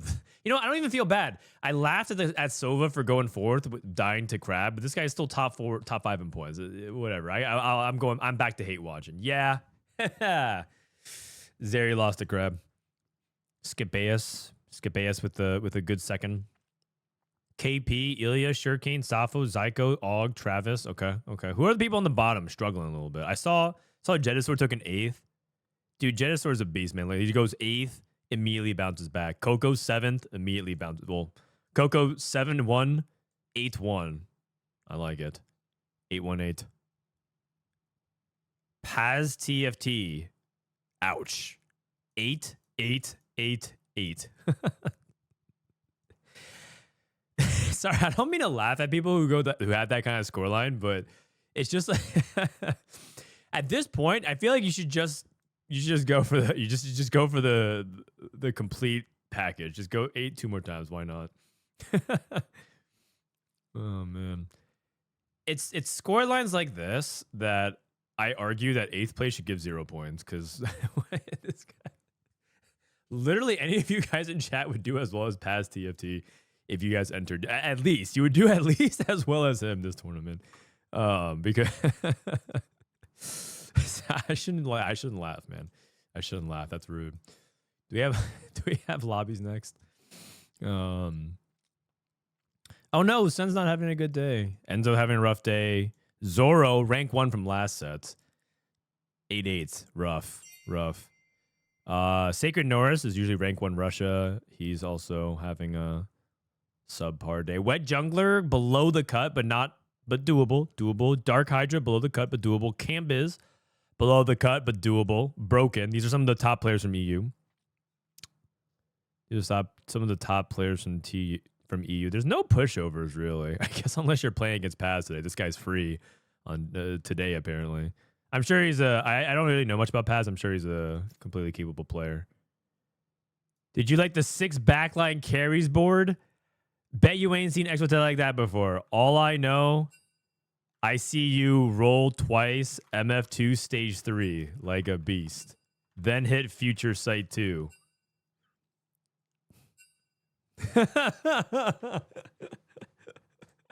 This freaking Skipaeus guy. I can't, man. Future sight 2 instant front line. 6 carry back line instant front line. Yeah. All right. Now Skip, I like watching players like Skip. Skip's a very unconventional player. Likes to play off the beaten path. What's the 4 people categorized together? Let me see. Oh, these are like these are like people who are on the cutoff, and they are technically waitlisted for tomorrow. So they waitlist 4 players for day 3. It's the same thing with day 1. So day 1, 64. These 8 players were waitlisted, and none of them got in. It's in case anything extreme happened. For example, Juke U one time I think couldn't make day 3 or something of a cup. You guys remember Juke U? He won set 8 regionals. Juke U. This guy won set 8 regionals. He literally played a cup where he had to forfeit like day 3 because he was playing on a cruise. On cruise Wi-Fi because he's on a cruise with his girlfriend. And he couldn't download the Windows update in time for the tournament. So like he got Windows updated and he couldn't make day 3 of a cup. So then like we had to go to the wait list. That's how usually people get in on like day 3. It's like an extreme circumstance. Probably not gonna happen. But you never know. I bet she loved that. Yeah, she rolled back the driver so we had to download the updates. Oh man. That'd be a truly 10-head girlfriend moment. All right, we have the lobbies out. Let's take a look. Griffin, Lelouch, Blast at Moon, Salvyyy. So the people to pay attention to are the people in the middle of the pack. So EU seeds based off their standing. So people at lobby 4 and 5 are also the people in the middle of the leaderboards. So you see like Coco, Jedusor, Pasdebol, Volta. They should all be in the same lobby. Coco. Yeah, exactly. Pasdebol. That's a good one. That's a good one. I think we should go join that one. Oops. Yeah, I'm just gonna slide in here real quick. They won't notice me. Listen, there's like so many spectators. It's all good. Holy cow. Everyone's here, man. Everyone's here. I should change my username to like Costream X so they don't like so they don't know that I'm like infiltrating them, you know? Nah, they don't mind. Wasn't there a guy you interviewed who couldn't go on day 2 because they were going on a date? Yeah, his name is Shuckhacks. I think he might be here in chat right now. Shuckhacks. Oh, he's not here, but that's the guy. How does America do lobbies? We do it through snake seeding. So the top seed plays the bottom seed. So Spencer is going to be in the same lobby as Pato BSG. So if you look at the first lobby, Spencer, Pato, BSG. So we see the top at the bottom. And then 2 is 63. So Black Sheep should be with Marcel P. And lo and behold, Marcel P, Black Sheep. So that's how this seeds. Are we lobby 5 to see who will be on the cusp? Yes. Yes, this is lobby 5, game 5, day 2. Unlink. Do you have a link for the scoreboard? Yeah, let me actually pin that real quick. /pin EMEA score sheet. It should be a pin. I got you guys. I got you guys.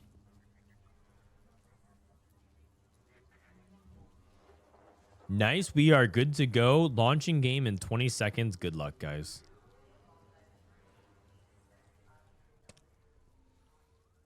Oh, Shuckax is in chat.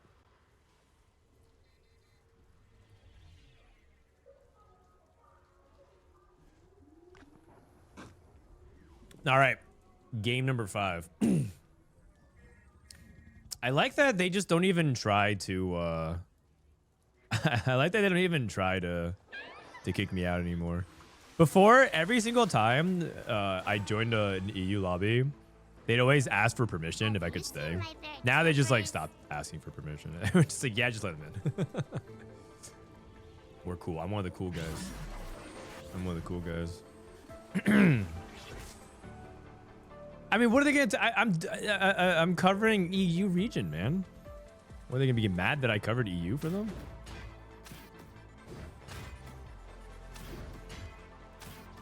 I think the cards have been a better thing for me since I can recognize more players than I would have never before. Yeah, that's a good point too. The nice thing about these player cards, nice thing about these player cards, that you can like recognize these players. Like you're like, oh, these are special players. Why are they specials? Because you can see that these are some of like the stars of it, so helps you recognize the names. All right, see if this overlay thing works. See if it works. Boom. We got there. Golden Gala. You know what? You know what? I'm actually happy doesn't exist anymore. Silver Gala. That portal sucks. It's so boring. I think my reward system in my TFT brain has broken. I feel like silvers are just so boring. But double silvers are actually kind of woke because then you can combo them. But single silvers are kind of bedge.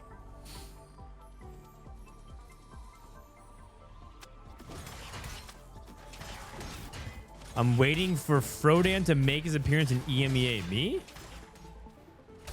What do you mean? I'm covering EU. I climb on the EU ladder. This set, I actually made a Vietnam account. I was thinking about, ooh, nice. Slamming in one for all. I was thinking about climbing VN as my off-server climb for this set. Hustler and Goldenox. Is that good? Is that good? You can like you can actually technically pump Goldenox off curve, but now making interest is like kind of a big deal as well. That's a really interesting combo.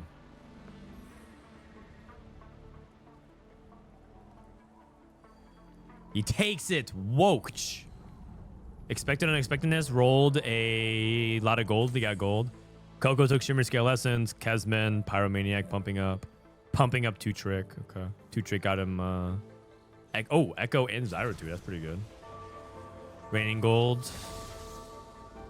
Twisted Fate with Gold for Dummies and Crown's Will. Caretaker's chosen. Okay.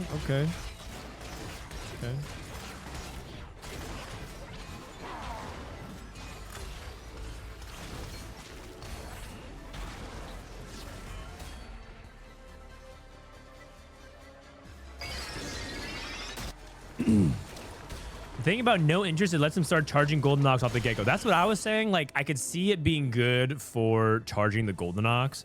I could see it being a lot worse later in the game because making the interest is pretty nice. So it's like your so it's kind of like if you are in a spot where you can capitalize off of it early, it probably could be good. I played going long Goldenox one time. Like I hit going long. I had a good Goldenox start. and then I pushed levels, and then I got a Golden X +1, so it was pretty good. But I just fell off late game. I think I had like a 4th. It was okay. It was just like I was expecting it to be like insane. I'm like, oh my god, going long. I guess part of it is the difference is that Hustler gives you gold though, so that's actually more important than going along with the EXP game. But I definitely like thought the lack of interest was definitely painful.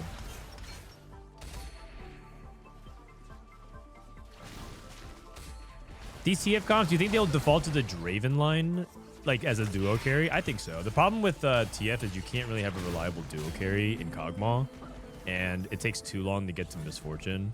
So Draven actually makes a ton of sense, just with the way you want to curve out in terms of your power. Pasdebol leveled to 5 and lost. Yikes. He lost to Jedusor. What is Jedusor playing? Jedusor. Oh, he had the Echo 2. Yeah, his 2-trick gave him Echo 2 and Zyra, and he has Street Demon immediately. Isn't this that's an insane start, man. He lost to an illegal start. 2-trick into like hits perfect synergies. You just can't do that. Come on, man. He's cheating, yeah. Doesn't 6 Golden Knock print an insane amount of money anyways? It can, yeah.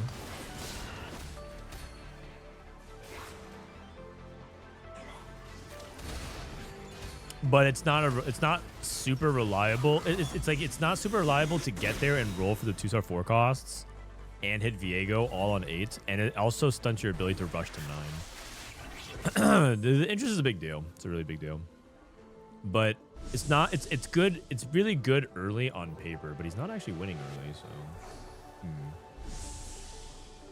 Carousel.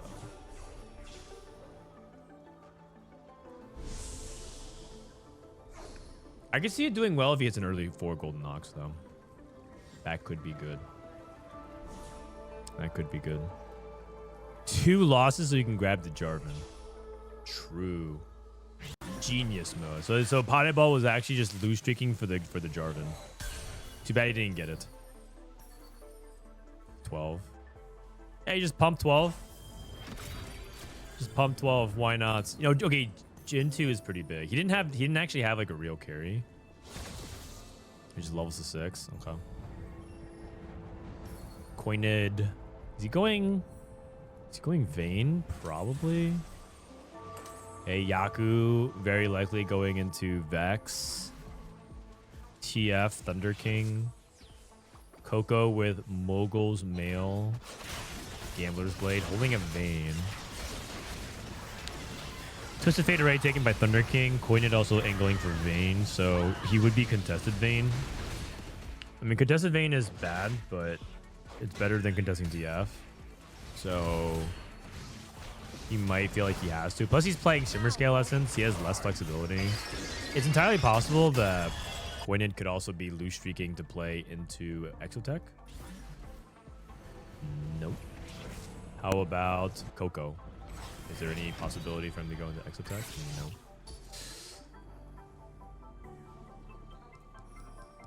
Nashor's Guard Breaker. Jedusor slamming very aggressively here. This is the spot where I think you could theoretically win streak into Brand. Oh, whoa. Kezman's really strong too. Wait, what the heck? This is actually just... everyone... Both of these guys are so strong. 2-star Twisted Fate with 2-star frontline. Proof, what up? How you doing, man? How are you doing? IE red buff.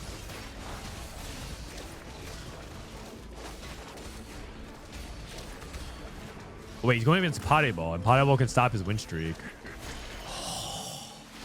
So close. 45 HP. 45 HP. That's actually not. You know what it is? It's a sword on TF diff. Okay, so everyone and their grandmother has a Rage Blade Slam here. Rage Blade red buff. Okay, this is his AP. Rage Blade TF.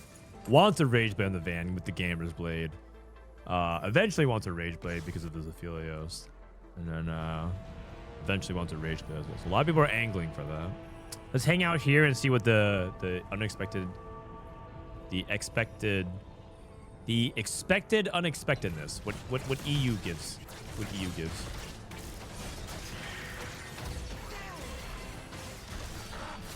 I think the best case scenario here is he gets an artifact. You can roll an artifact. You could roll re-rolls. You can roll duplicators. You can roll gold. Champion. You can get some 4 costs. I wish spectator mode show us the dice for the dramatic flair. You got gold. So you got gold twice. Gold. Okay. Can also roll 2 emblems. Oh. Did I ever get that one? I feel like I click expected unexpectedness a lot, and I never think I got. I don't think I gotten that.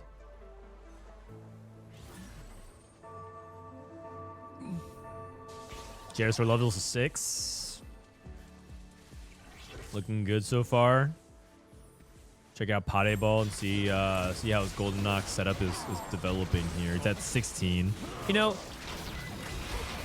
you guys say that you could stack Golden Knocks early, but the reality is the average amount of time, the usual situation is that this is at 12. So he's only like 1 interval ahead.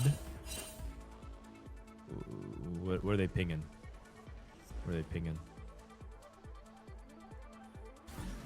He's only 1 interval ahead, so it's not even that big of a deal. You get 4 Golden Knocks. You're right. You're right. I like. Wait, the Ananian shop. Spirit Link's fine. You're gonna lose a lot of HP here. That's crazy. This is coined.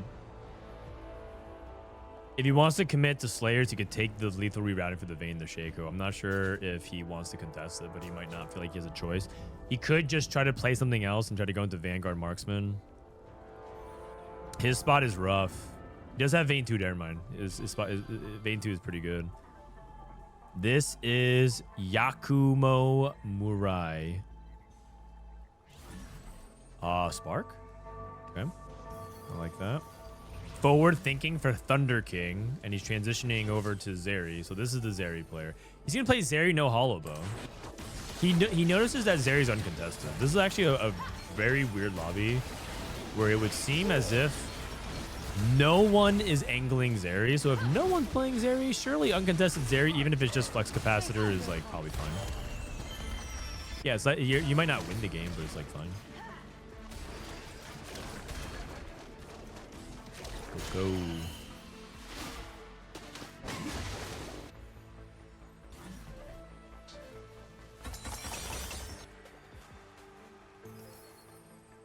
Yeah, Pasdebol getting a win here, which is really nice. Jedusor with the LeBlanc too. Take this first loss. Pretty reasonable. Guys moving over. Pasdebol levels to 7. Hustler. Dude, Coined spot's pretty terrible, man. I feel like this guy's in a really bad spot. I think he's pushing levels ahead of time. And Coco is on Vayne. Playing Starry Night. What's Volta playing? Volta's playing AP as well, so Brand is contested. Brand Vex. Brand TF. And then Thunder King. Thunder King sold his TF to try to play into Exotech, right?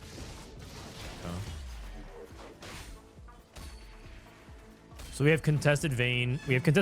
What looks like 2 brands. Zeri, TF, Golden Ox. And then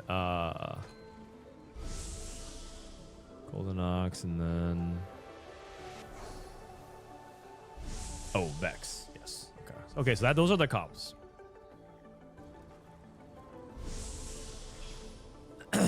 Oh, when does NA play? I usually have a countdown timer. Let me actually set that up. Thank you for reminding me. America TAC Cup Day 2.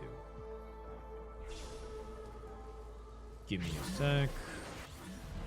Starts at 1 p.m. New bed. New countdown and new page. Take out this carousel.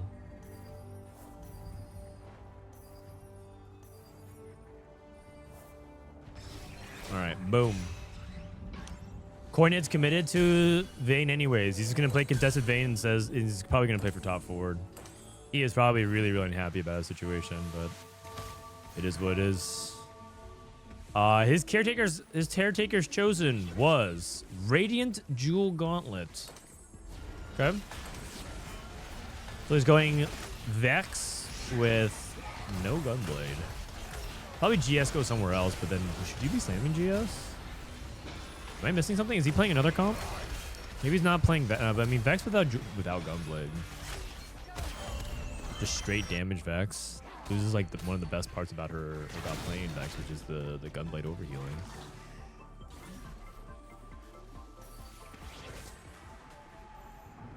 And he hasn't been super swingy quite yet, but he's close. He needs to find a Philios, and now and then he'll have the Golden Ox.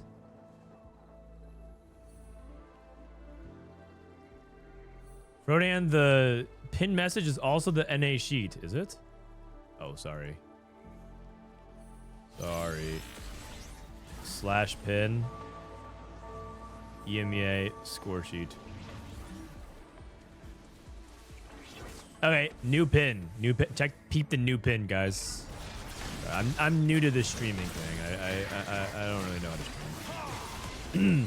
Forgive me.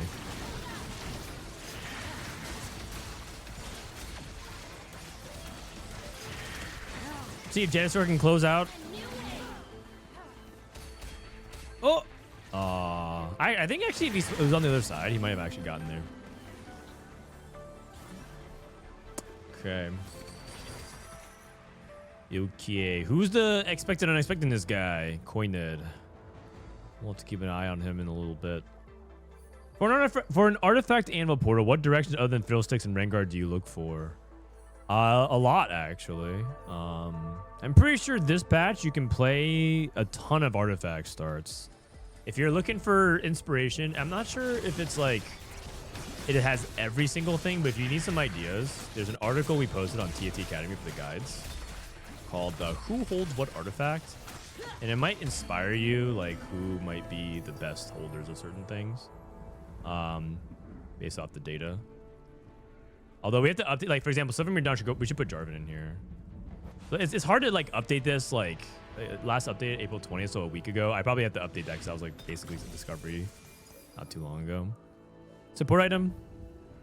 But that can help get you started. I would also just, like, look up different artifacts and just see who's a good holder of it. But there's, like, too many to name. I actually think artifact starts are really open-ended at the moment. I think he should take Banshees here, so that way you don't have to avoid the Sejuani. Zizirot is also something you can take as well. It takes Gem. I was thinking Banshees because it's attack speed for Vayne, so you don't have to worry about Vayne with like no second Rage Blade because that's kind of what she wants with the attack speed. The second thing is you don't have to worry about Sejuani. Actually, you know what? There's not that many Sejuanis in the lobby though, right? Only 2 people are playing Exotech. So that actually makes it worse than usual. So I can get behind that. And then the other bonus is that you could technically also give some other units with a third Banshee. Like you might be thinking you want triple Banshees value. You can give it to Zed. Although Zed being the backline is worse. Epitaph. Philios, we have 6 Golden Ox, but we are broke. Right, so this is definitely part of what I was talking about with Golden Ox, that you're kind of a little bit poor for stage 4, and you need to hit everything. You're not like that rich because you haven't been racking up econ. But if you can hit if you can stabilize, get some gold print here. Do you think Xayah 1 or Philios 1 is better? I actually think I would put all 3 items on Xayah. I would go IE, Guardbreaker, Xayah. Oh, wait, his Rage Blade, though. So, like, my logic is that Golden Ox is an item on Xayah. So it's like putting 3 items onto Xayah. But the problem is the Rage Blade's, like, kind of bad, right? I feel like a Philios 1's, like, really bad. I'm pretty sure Philios is, like, so much better as a 2-star unit than a 1-star unit. So my intuition says that like Xayah would be better, but maybe that's not even true.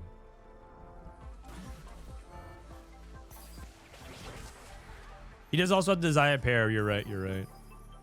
I don't think he the thing is, he doesn't have enough to charge his Golem knocks with the rolls, and he's unlikely to hit, so he's probably not going to roll here.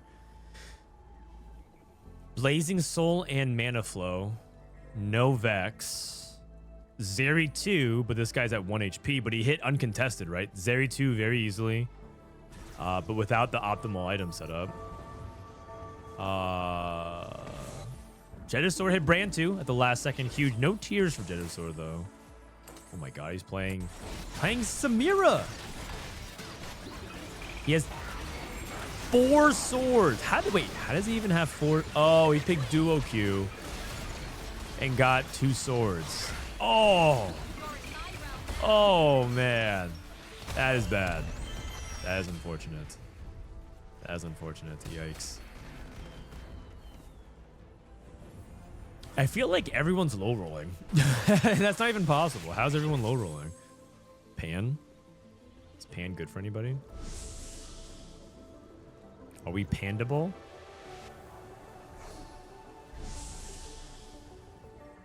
Who uses Pan the best? Coinid takes it for the Slayer, probably.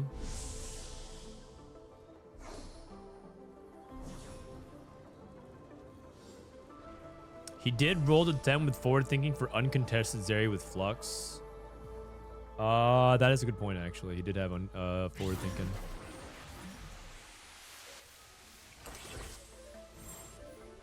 Forward thinking. So he said 18, 19. I mean, I think he can top 4. He definitely can top 4. His board is like done. It's just I also could see him bot 4 pretty easily, just because I feel like that Zeri doesn't win out very often. He has no Jedusor has no shred. Oh, Pasdebol hit Annie too. Pasdebol hit Annie too. Voltariux also on Brand. Brand 1, Ziggs 1 going against Coinid. That's really good for Coinid. Twisted Fate. Big time chilling, 79 HP, but he's at Twisted Fate 2 actually, not TF3. Thunder King gets another cast. What's the ping? I feel like EU pings a lot, and I don't understand why. What's the ping here? What's the ping here? Pasdebol at 1 life or 2 lives. He's at 2 lives. He could take. He can take a small loss here and then be at 1.5 lives for next stage. But yeah, I'm not exactly convinced that like any kind of like no interest Golden Ox is like very good. I think you're just too poor. Like the reality is stacking the gold really matters, so that way you can not only hit your 4 cost but also get to 9, and you can see how he's like struggling to do either.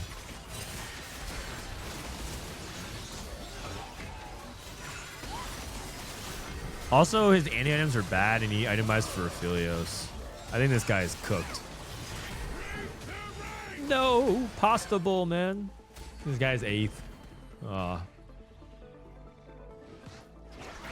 He has a 10 streak early. Well, that's like asking for a lot. 10 streaking is is just really hard to pull. Even if you have a win streak augment, it's hard to pull off. Is itemizing any more important than Aphelios? I personally think so, yeah. Golden Ox mod, that's good. That's good. That's what he needs. Okay, hold on. If he hits Garen 2, Aphelios 2. Oh, he doesn't even have Aphelios pair. Nah, he's got this. Also needs Viego. Viego's really important. Viego's important. If he hits Viego, Viego, Garen 2, Aphelios 2, he's back. Okay, that's a bunch of gold. That helps. A bunch of gold is good.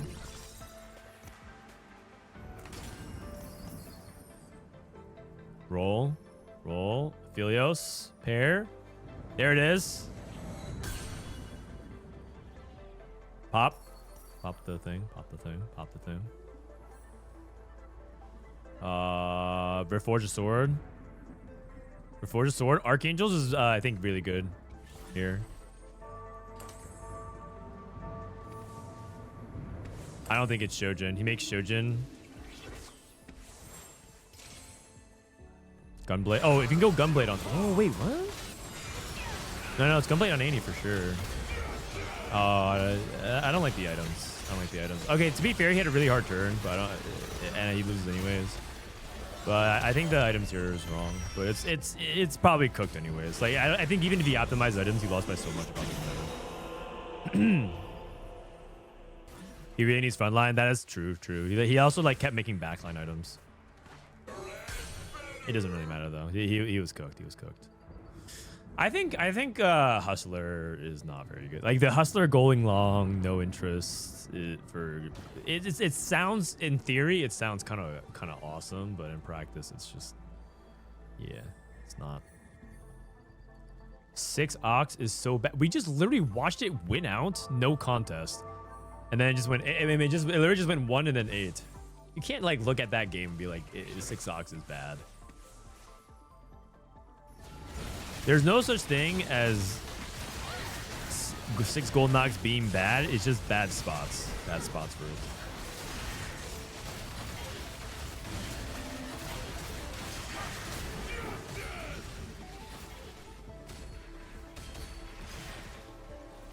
Thunder King making a comeback. Thunder King making the comeback here. I think he's benefiting because it feels like a lot of people are just low rolling their boards. Like, contested brand, and both of them were a little bit struggling to get online. Pasdebol not having strong Golden Ox. Vex player finally hit, like uncontested Vex finally hit. Contested Vayne. So I think Thunder King benefits a lot by just playing a pretty like a good board, but not an amazing board. But that's just like that's more than enough for this lobby. It's a pretty weak lobby. Everyday one guy. That's what it means to talk to your chat. Believe it or not, every chat message is sent by one guy. There's not like 5 people around a keyboard typing message. Replying to your chat is not getting one guy. You interact like that's what it means, man. To have yeah. Anyway, I'm just not gonna talk to chat.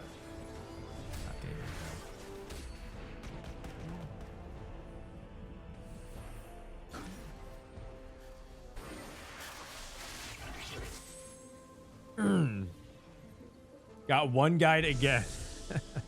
Yeah, true. Hey, you know what? You got me there. I got one guide there.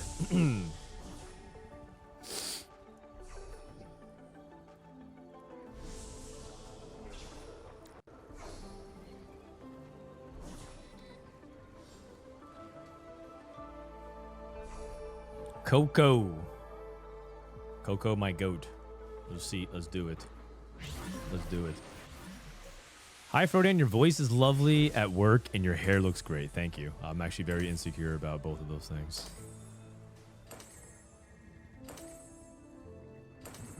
I don't want my real voice ever slipping out, you know? You know, for a long time, for years, even after I started casting, a lot of people thought that I was faking my voice. Because they say the same thing every time. You don't look like you sound like that.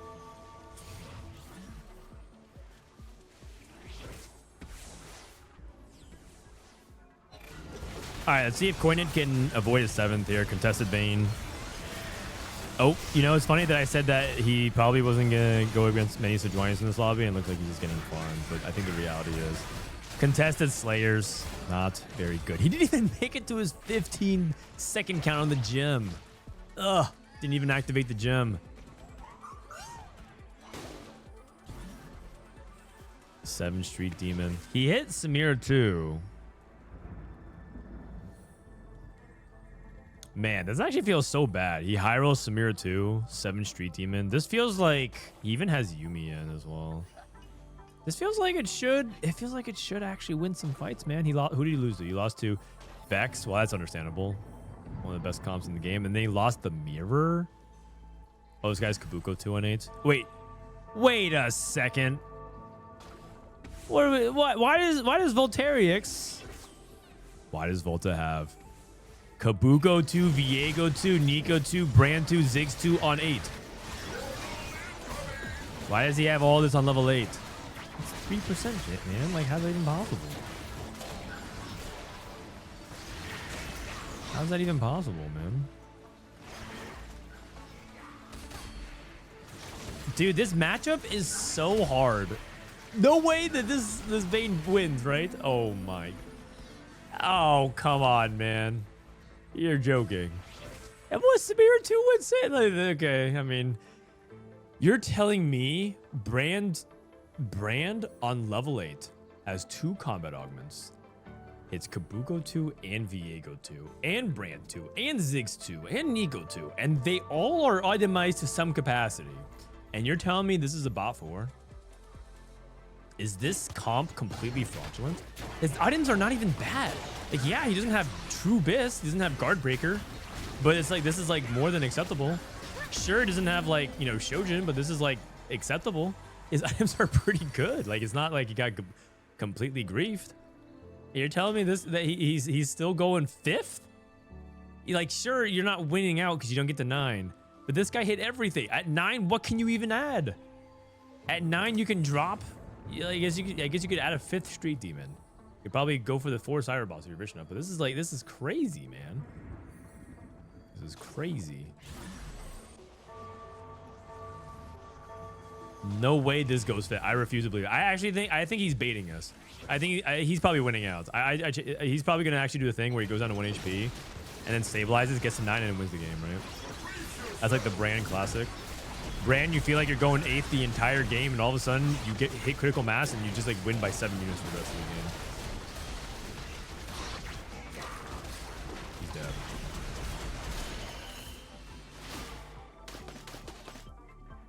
It's not even a tiebreaker. Yeah.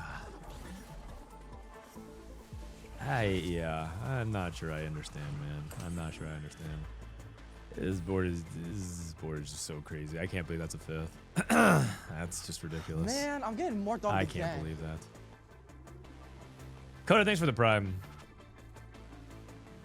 Are the items stronger on Nico or Kabuko? That's actually a good question. I think most people, a lot of people who are stats Andes point out that items tend to perform better on Nico in the stats.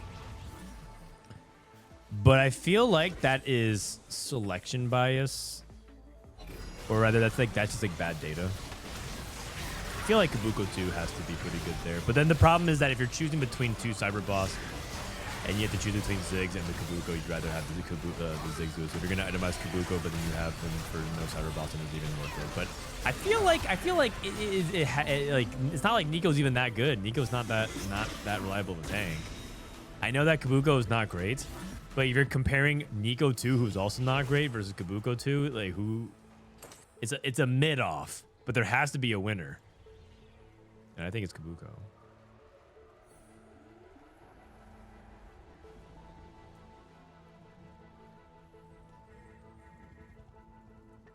Sup, Frodan, quick question. I'm in the middle of my game at 2-6, choosing an extra augment. Yippee. Anyway, should I take Prismatic Pandoras or Prismatic Pipeline? Pandora sounds good if you ask me. Well, Soju, I think if you're at 2-6, you probably should take Pipeline. Don't take Pandoras. That sounds like a terrible decision. But if you do that, make sure you rant for at least 20 minutes so that TNT Clips can farm some YouTube revenue. You could use the help.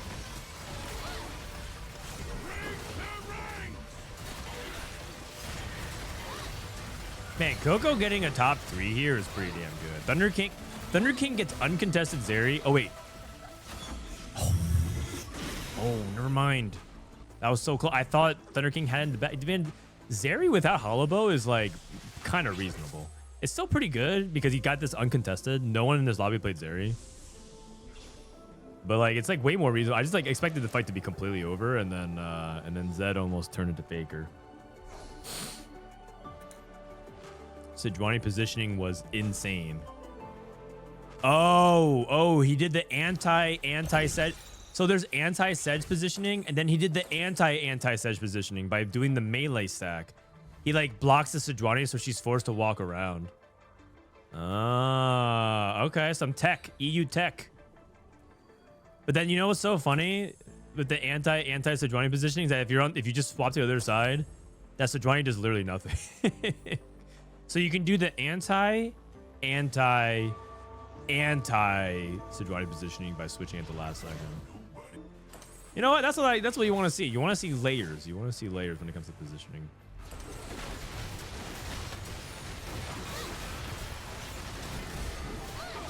Okay, going up against Kezman. Draven 3 is juiced. Draven 3 is juiced. I think now that we figured out what the optimal TF setup is, TF seems a lot better.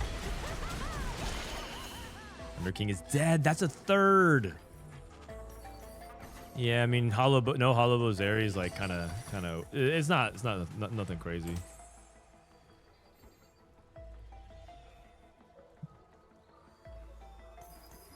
What about the anti Sedge positioning? Okay, so layer 4. So layer 4. I mean, the anti Sedge positioning is just put your Sejuani in the center. like put your Sejuani like here. Is you just basically it goes full circle. You just basically play it like a standard positioning. Spectral Cutlass Sejuani. Yes. Okay, don't do that.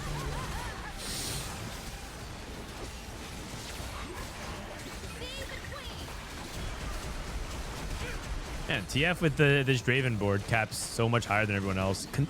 But to be fair, this is contested Vayne reroll getting second. Second place was contested Vayne reroll or Slayer's reroll, and third place was Zeri with no Hollow Bow uncontested. So this is what Twisted Fate won a game. Can you guys believe it? Hold on, we might be witnessing history here. Is this what it's like to be a Detroit Lions fan? Holy shit. Go winless for so long and all of a sudden you go first? That's crazy. That was a Draven win? Yeah, kind of, actually. Kind of. I think we stay here, yeah? I think we stay here. Let me go ahead and look at the score sheet real quick. What was the other lobby? That was lobby 4, so these players are on the cusp. Lobby 5? I think this lobby's really good. I'm down to stay this lobby. This lobby has good names, big names. Okay, I know you guys are EU audience, but I'm telling you, if you were NA and you followed American football, that joke would slay. TFT Academy change? You know what? You're right. We should change TFT Academy to accurately reflect these changes. Wait, what's this? Last updated 3 hours ago? Wait, what? TF already in A tier? Hold on, already Draven? Actually, I guess we can go Draven 3. Okay, you know what? You're right. I'll click. I'm gonna click one button and update it. Last updated a few seconds ago. Boom. Also, I should update the tooltips. You can also primary target bombs at Darius, Kog'Maw. Oh, you're right. Leftover items on Draven.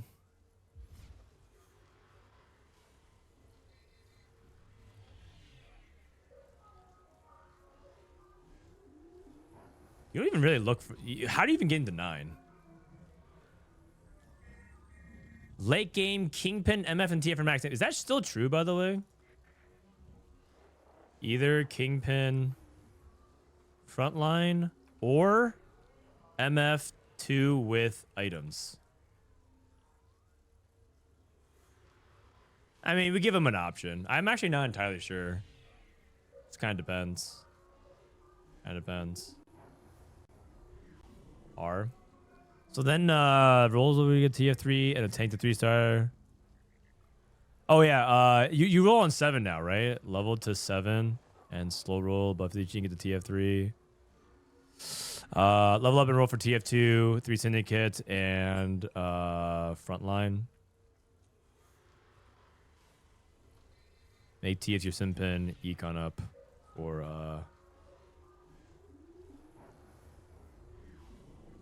So this is update. Level 7, slow roll buff 50G, get Twisted Fate 3 and tank to 3-star level to 5 syndicate. Make your 10. I mean, that's kind of true. Add in 5 syndicate at level 8. That's pretty much it. Avoid pushing levels until you 3-star a tank.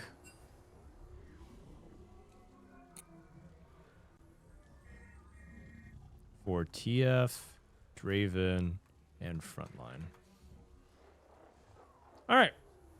Boom. That's it. That's pretty good, actually. I think that's a good summary of of how to play it. Space and frontline. Oh yeah, sorry. No, I think this makes sense. This makes sense. This is the updated version. You can play this early. Yeah, I mean, you just play Syndicate. So you play this and this, something like that. All right, boom. Yeah, man. Updated 3 hours ago? Not really. It was updated a few seconds ago. That's how we do it.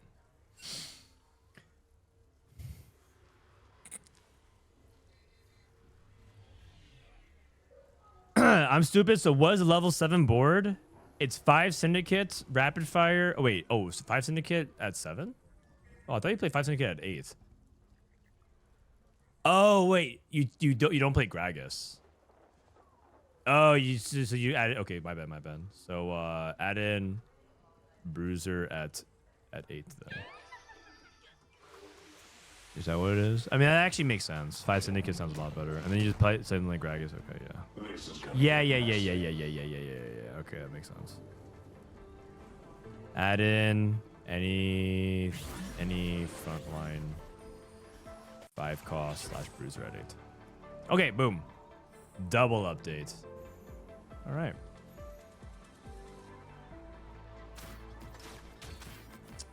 All right, let me go ahead and unlink. Sorry, I actually have the wrong overlay up.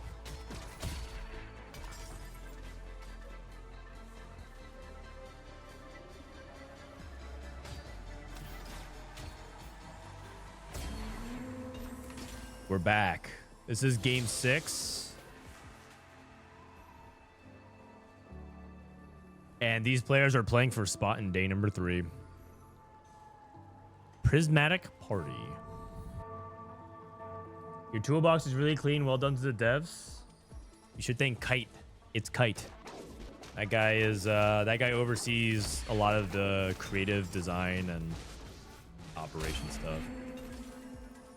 So I'll pass on the message. I think people like looking at that stuff. You know, they're always really paranoid. They're like, oh, don't show like how we do it. It looks so ugly. I'm like, I don't think it looks bad. It just shows the process of how we update everything. Do you still roll at 6, or do you go for TF, or do you go 7 for Draven? I think you go 7. You go 7 because you want Draven and Braum 3 and TF 3, and you can. It's kind of like the same thing as Vayne. Like if you're rolling for 3 costs and you're rolling for and you're rolling for 2 costs as primary, and there's even 4 costs that you want to play like MF. I think it's pretty good. So I think you roll at 7.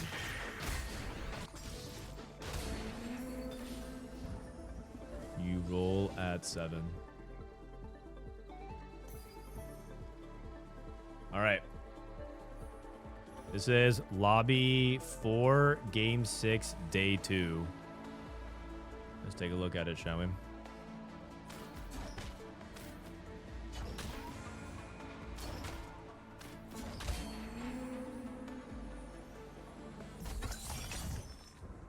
Expected and unexpected is hard commit. I think Pasdebol has to play for a top 2 now. Top 3. He was in a B decent spot, but going 8th is oh! This guy's a wandering trainer lover. I just know it. This guy's a Gamba addict. Rapid Fire Slayer. Okay, Rapid Fire Slayer and Divinicore.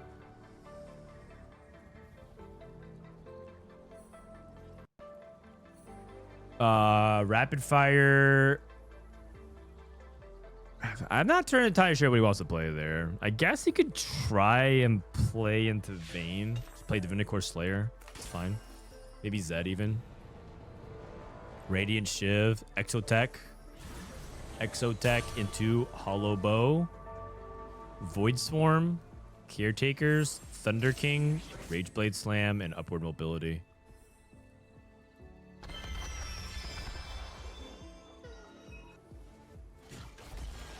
If you were playing TF contested, would you roll on 6 instead of 7, or do you think the other players more likely to roll on 7?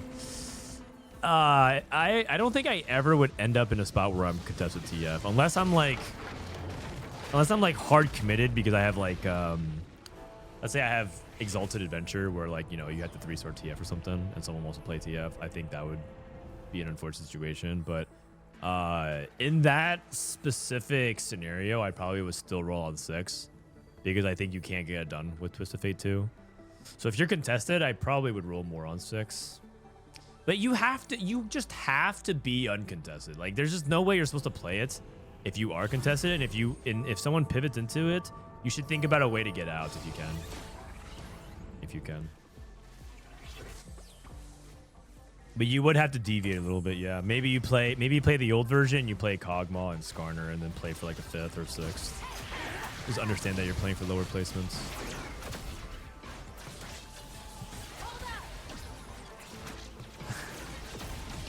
Radiant Shiv. I believe Radiant Shiv is one of the best Radiant items, just in general.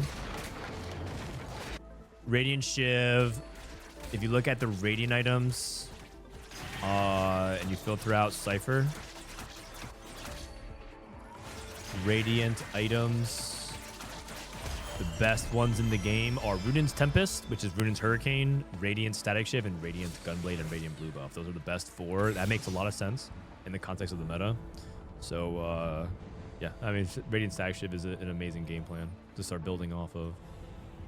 And I believe this is good enough to actually maybe anchor you into an AP line.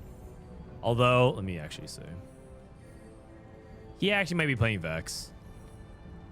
Which sounds silly because it's Radiant Shiv, but like, he has Hollow Bow on 3. So he could just play 3 Exotech. Does he have Chassis on 5? Oh no, Chassis on 7. If he had Hollow Bow Chassis, that's actually the 1-2 for you to play Vex. He still might be playing Vex.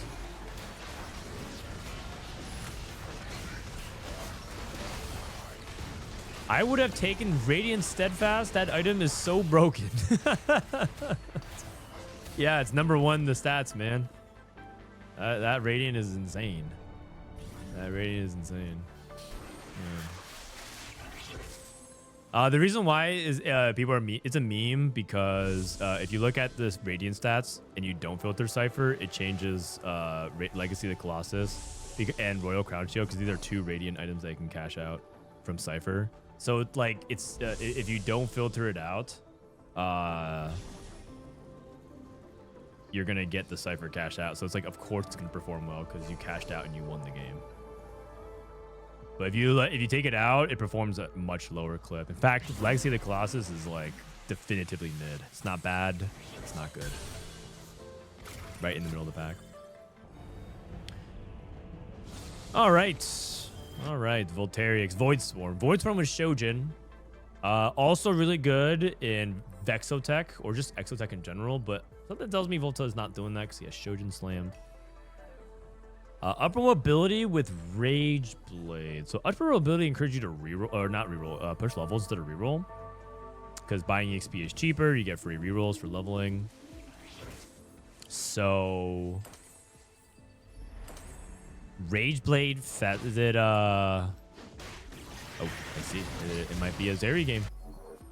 There it is. We're back to our regularly scheduled program. Last game, not a single Hollow Bow. Not a single Hollow Bow. It was like almost like Hollow Bow was banned. This game looks like we got 3 Hollow Bow players. And you know what? It makes sense because this is the final game and some players are playing for their spot for tomorrow. A lot of these people are on the bubble. A lot of these people are on the bubble playing for a spot for tomorrow. So they're putting their hope in Hollow Bow.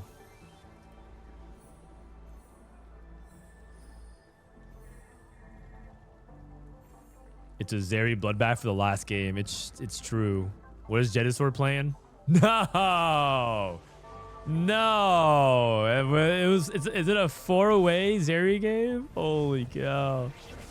Oh lord, oh lord.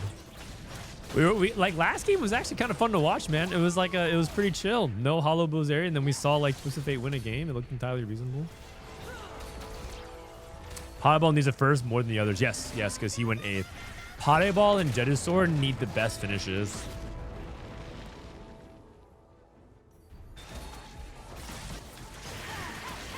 Hey, buddy. How you doing?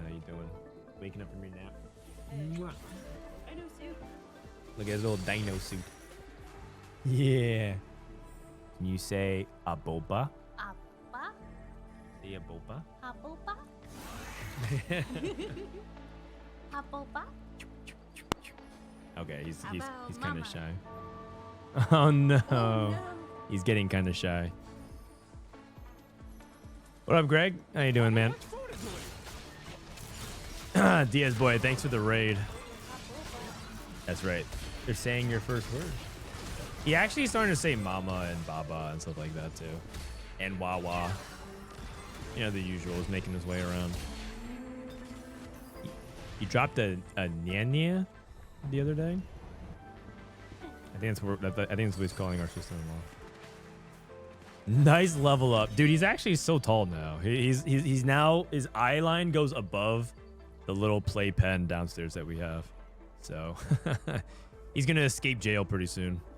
It's gonna be one of those days. So one of the moment, like the rites of passage of parenthood is you go to sleep thinking everything's okay, and then your kid is just the next moment your kid's just standing in your doorway asking you what's up. Oh, he just laughed. Like you think you tuck them in and they're tucked in ready to go to bed, and then you just look up and they're in the doorway and they escape their bedroom.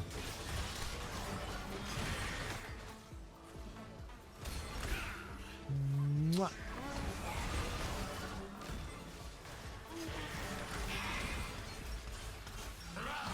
He says bye, everyone. He's already planning his escape. That's right. As a TFT player, you're always plan for your outs. It's true. It's true. Anyways, he's recovering from surgery he had a day or two ago. So he's been a real champ about it. He has to have like Tylenol every 3 hours. So it's unfortunate that during his recovery period, I'm streaming the cup, but he's been pretty good about it for the most part. All right. High-end shopping Prismatic Pipeline or Blazing Soul?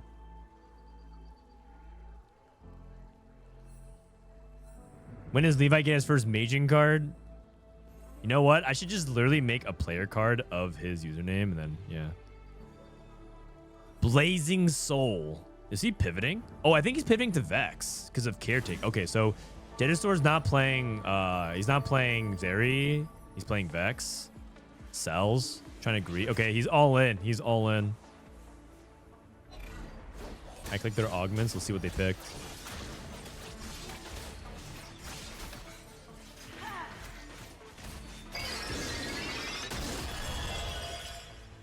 I actually kind of was down for high end, but I think he's afraid because it's triple prismatic. So he feels like he'd be down too much combat if he took, if he didn't take combat there. His Blazing Soul is probably one of the better ones. Oh, ho, ho, 32 HP. Not bad, not bad. Okay, we got blue battery. Wait, this guy hit a Vex? No. This guy hit a Vex at 3-1. He slams Shojin, and then he gets hit with the blue battery. Yeah. Okay, you know what? Actually, it's genius mode because in Prismatic Party, aren't you actually likely to get stuff like blue battery? Or 1 buff, 2 buff? No, it actually kind of makes sense. On Prismatic Party, you're actually more likely to get that than not. If you really think about it. Because you can flip. You can flip so many. So he actually can slam Shojin and play for either of those augments. It's still black market. True. Actually, you're not wrong. You're not wrong. It's still black market stuff. Oh, binary jet with Void Swarm and ZZ Rot forces you to spread out your item. Genius mode. Okay. Kind of hype. Let's see if Thunder King can keep a streak up. Edge of Night Vayne. I've been seeing a little bit more people play this in the mid game because obviously it's kind of hard to get like 3 bows, so double Rage Blade is enough to get Vayne going. But then you put Edge of Night her to protect her.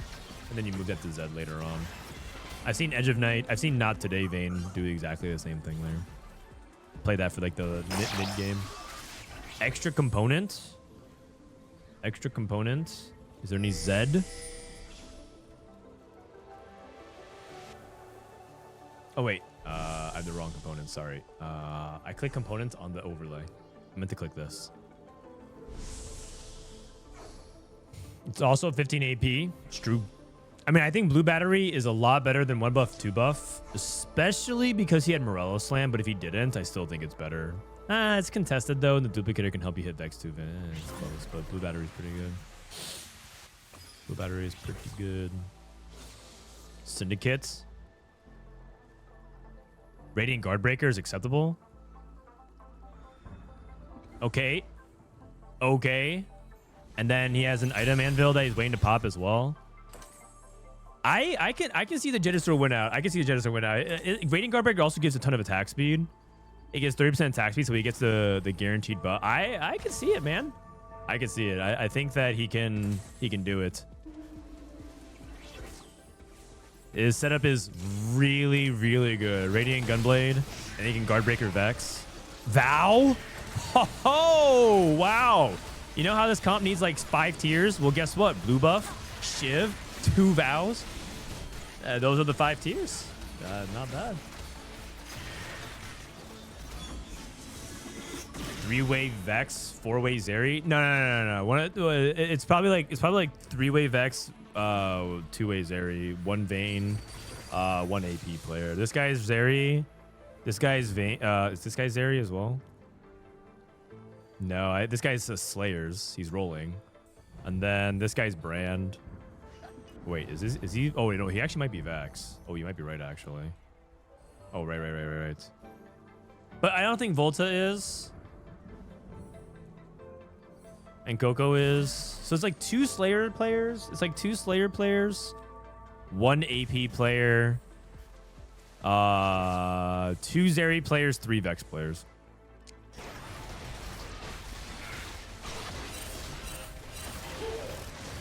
What are they pinging?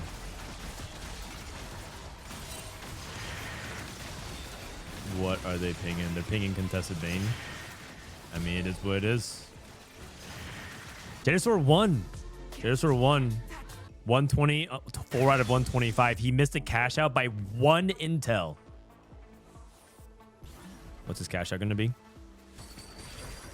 4 gold. Oh, no. Sorry. It's a 2-star 2 cost. 7 gold. Zeri. Yeah, is there any way you Zeri pivot here? Probably not. 125. Oh, man. That actually feels so bad.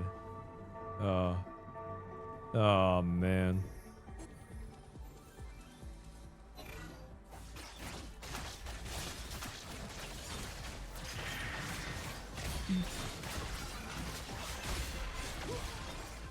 Pasdebol with a duplicator. That's pretty helpful for his reroll.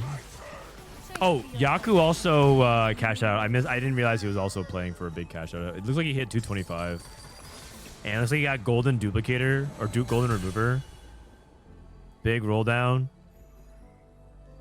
Big roll down.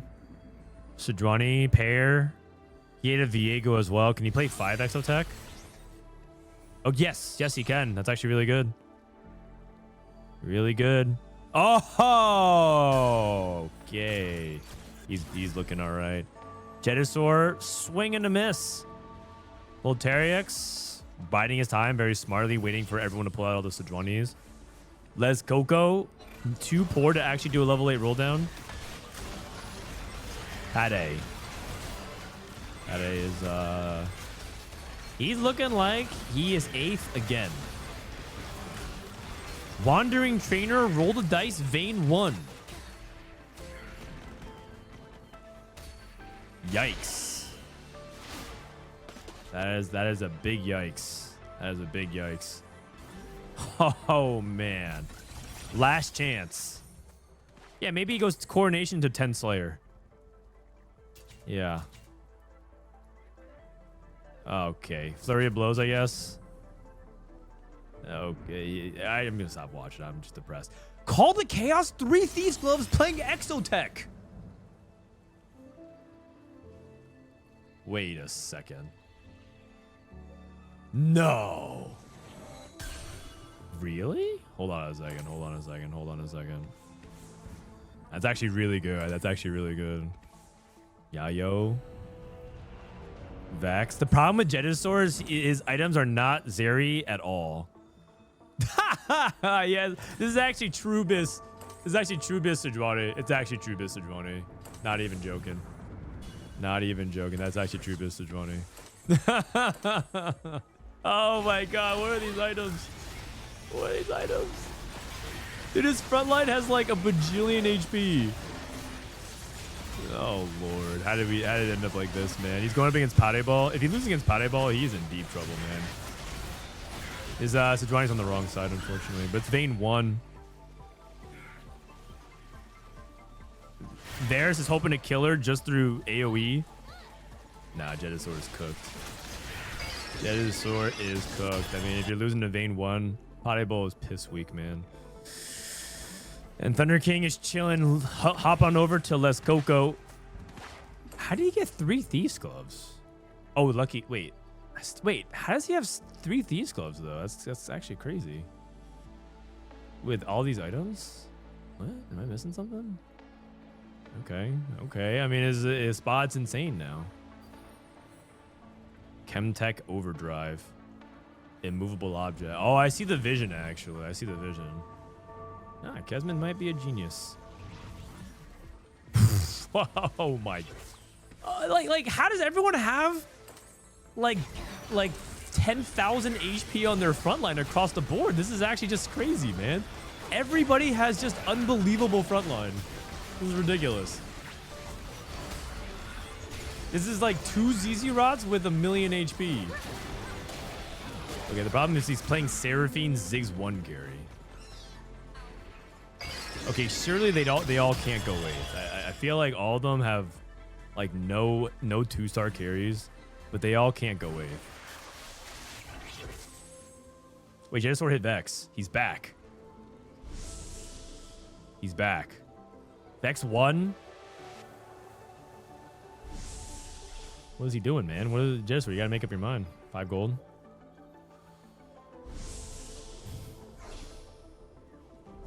Okay, Jedusor has Vex 1, Sejuani 2, Slayer Vayne going bot 4, Staigzor 1, Vex. I have no clue what he's even. I think he's trying to play Brand, but I think Voltariux is trying to play AP Flex, except he's carrying 2-star Seraphine. This is Zeryless Zeri. Exotech. Rolling down. Oh, he went slow 8. Kezman went 8 at 4-5. Oh. Oh, wow. Wait, he's going for Varus 3, Mord 3. Whoa. Wait a second. Okay, no, it was like, is he actually like staying on this Neferi because of the way he was playing? But nah, it's all good. And then TG frontline. The thing is that this positioning for the frontline is very vulnerable to AoE. So like, if he goes up against anyone that has Viego, anyone that has Sejuani, he is going to eat shit. Thunder King hit Jarvan 3 somehow, so that guy's top 4.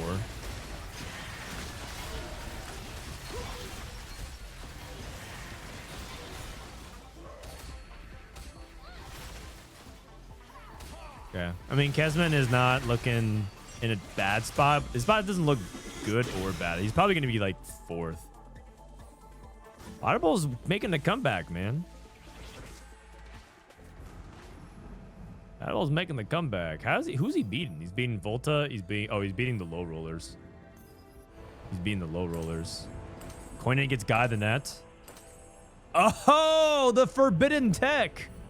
Exotech mod with Garen for Hollow Bow on Vex. Yeah, I bet you guys haven't seen this, huh? This is some forbidden tech. It's actually pretty good. It's actually pretty good. It's so broken. The problem is his board is 1-star. He's on 1-star Mord, 1-star Vex, 1-star Sejuani, 1-star Garen, 1-star Gragas, 1-star. He has this only 2-star is Morgana. That's not good. The problem is his board quality is so bad. His board quality is so bad. If he had Mord 2, it's probably already doubling his power. But he's on 1-star everything, man. Oh god. And Pasdebol going up against the mirror. He's unfavored. Whoa! Whoa! Oh man. Wait, it's actually so close. It's actually so close. What do points wise? What do these guys need? We have a little bit of a breather. Let me look it up real quick. Points wise, what do these guys need? Pasdebol. Jedusor's at 22 and Pasdebol's at 20. Pasdebol needs to play for a first. Jedusor needs to play for a third. I think 28 is safe. What about Volta? Volta's at 23, so he needs a 5th. Yaku needs a 5th. And everyone else should be on the safer side.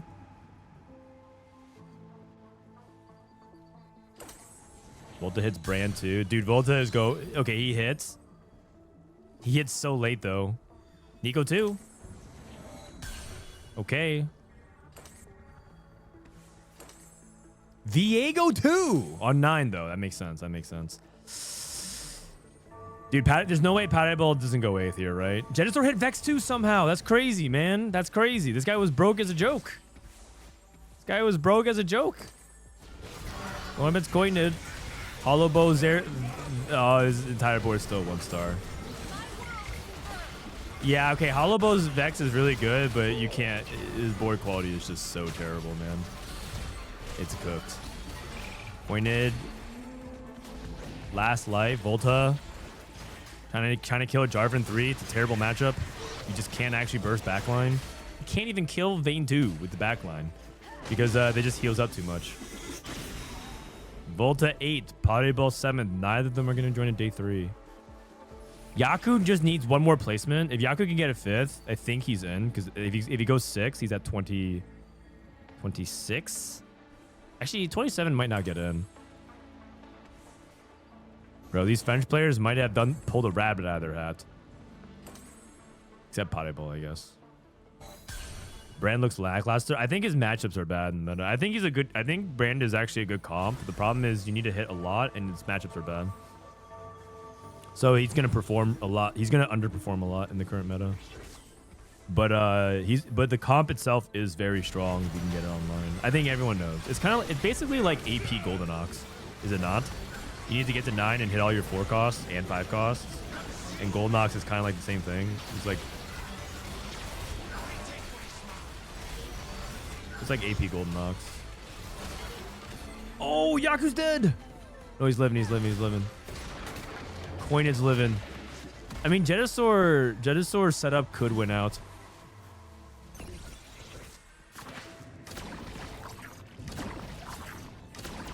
Zach Blobs. 12. Rost 3. Have you been following the NBA? Yeah. We're not talking about that right now, but we could. We're kind of talking about the end of this game, but we could talk about that later.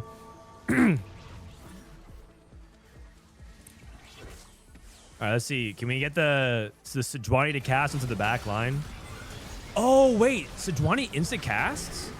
Can you manipulate that? Like, can you do the anti sedge positioning without having to do all the crazy thing to get Jarvan to walk?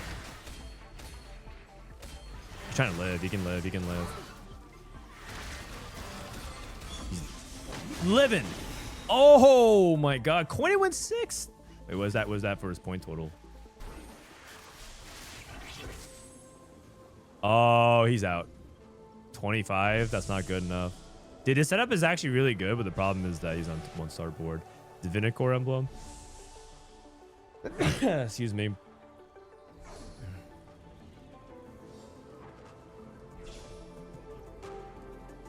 Is Soju out? Yes.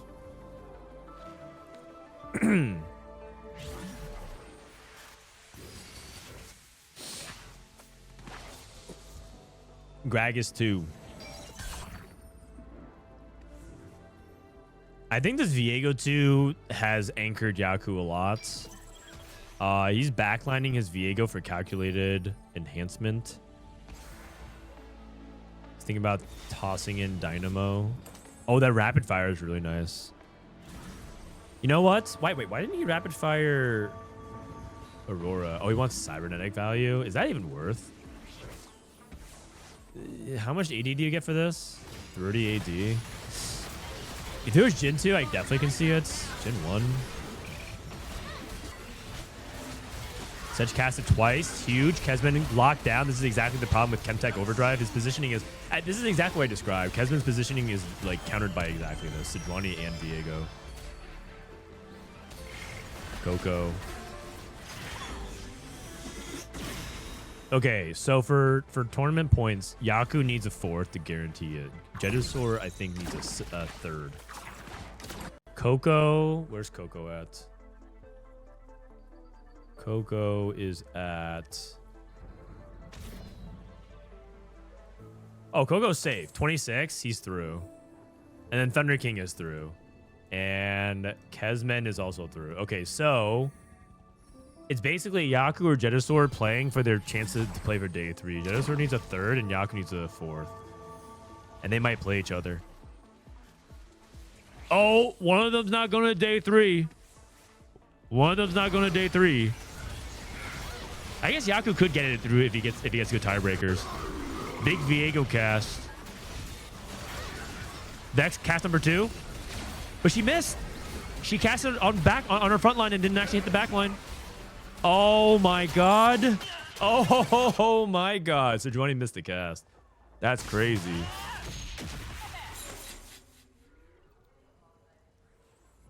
Holy cow. Wait, so Jedusor is 1 placement away from making it. You know who might stand in his way? His teammate. M8.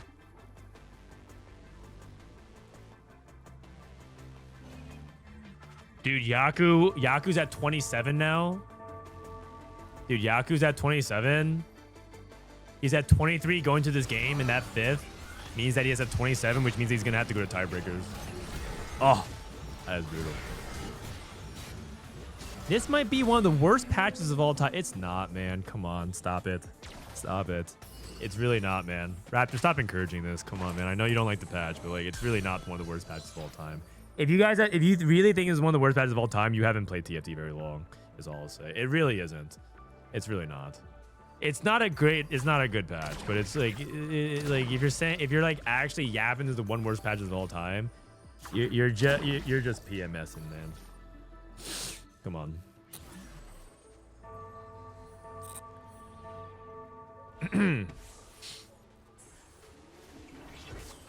It's like, I actually don't even think this is the worst patch of the set. I actually think the launch patch, or the strategist patch was worse. I actually think the strategist patch was even worse, man. Come on.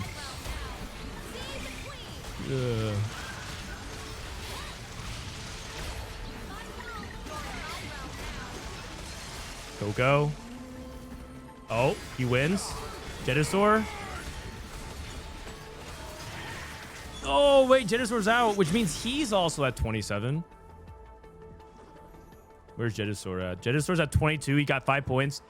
So he's going to tie break. Oh man, it's gonna be on Nail Biter. 27 might be the tie break.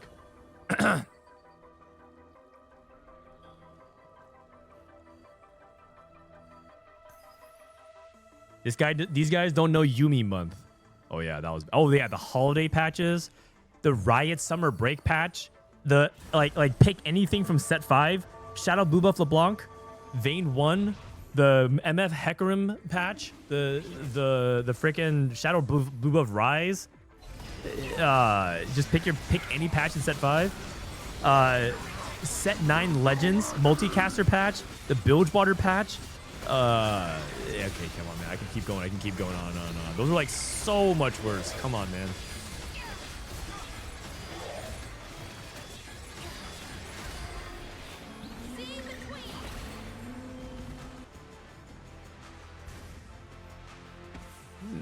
I could actually go on. At least Zeri can't be played like every game in that same way. Sometimes you get some chill games. So 22.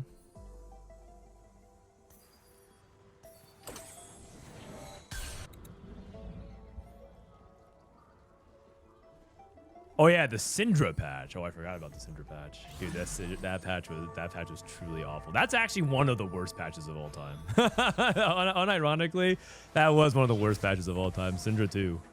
That's all it was. Just Syndra 2. Yeah, that was actually one of the worst patches ever, for sure. I'm with you on that one. No arguments here. You know what though? I escaped most of it because I was focusing on 4v4, and it wasn't even that bad for 4v4, which is kind of silly to say. Because only 2 people could play Syndra in the lobby, and everyone else was supposed to do something else. Like you could play Syndra on your board for 4v4, but like in reality, there's only 2 Syndra players, 1 for each team, and then everyone else played other comps. People play like Karma and Kog'Maw and what's that 12? What was that 12 again? Oh, was it? No, Eldritch wasn't. I mean, yeah, people play like other comps. Oh yeah, multi-strikers. People play that. Did the overlay freeze? Let me refresh it. I think it might have. Yeah. It looks like it did freeze. Okay. I'm not sure what's going on. I wasn't paying attention. I don't, for reference, I don't see it unless I look at OBS. So, I guess I'll just hide it for now. You guys can look at the final 2. I mean, both of these guys make it, so go.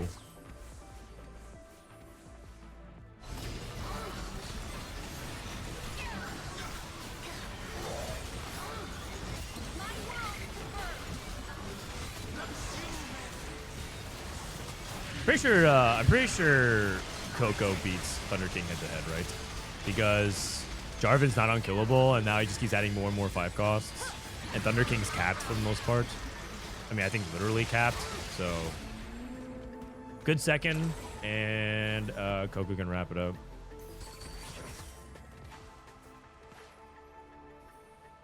I honestly think Bilgewater was the worst. It was just a race who could hit Neela and build an RFC. Not even that.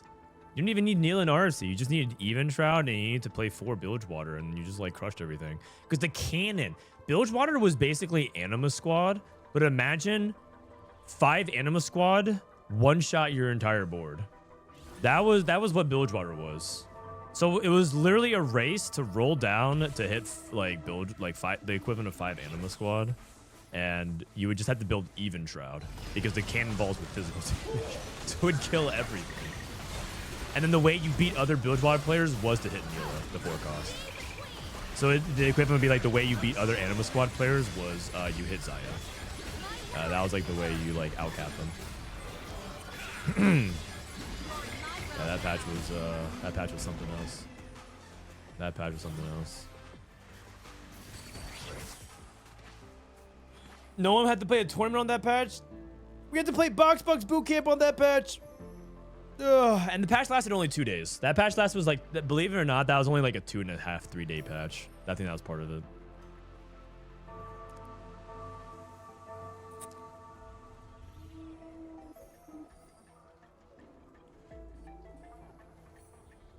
It's crazy that you can take 9.0 and downgrade it so hard.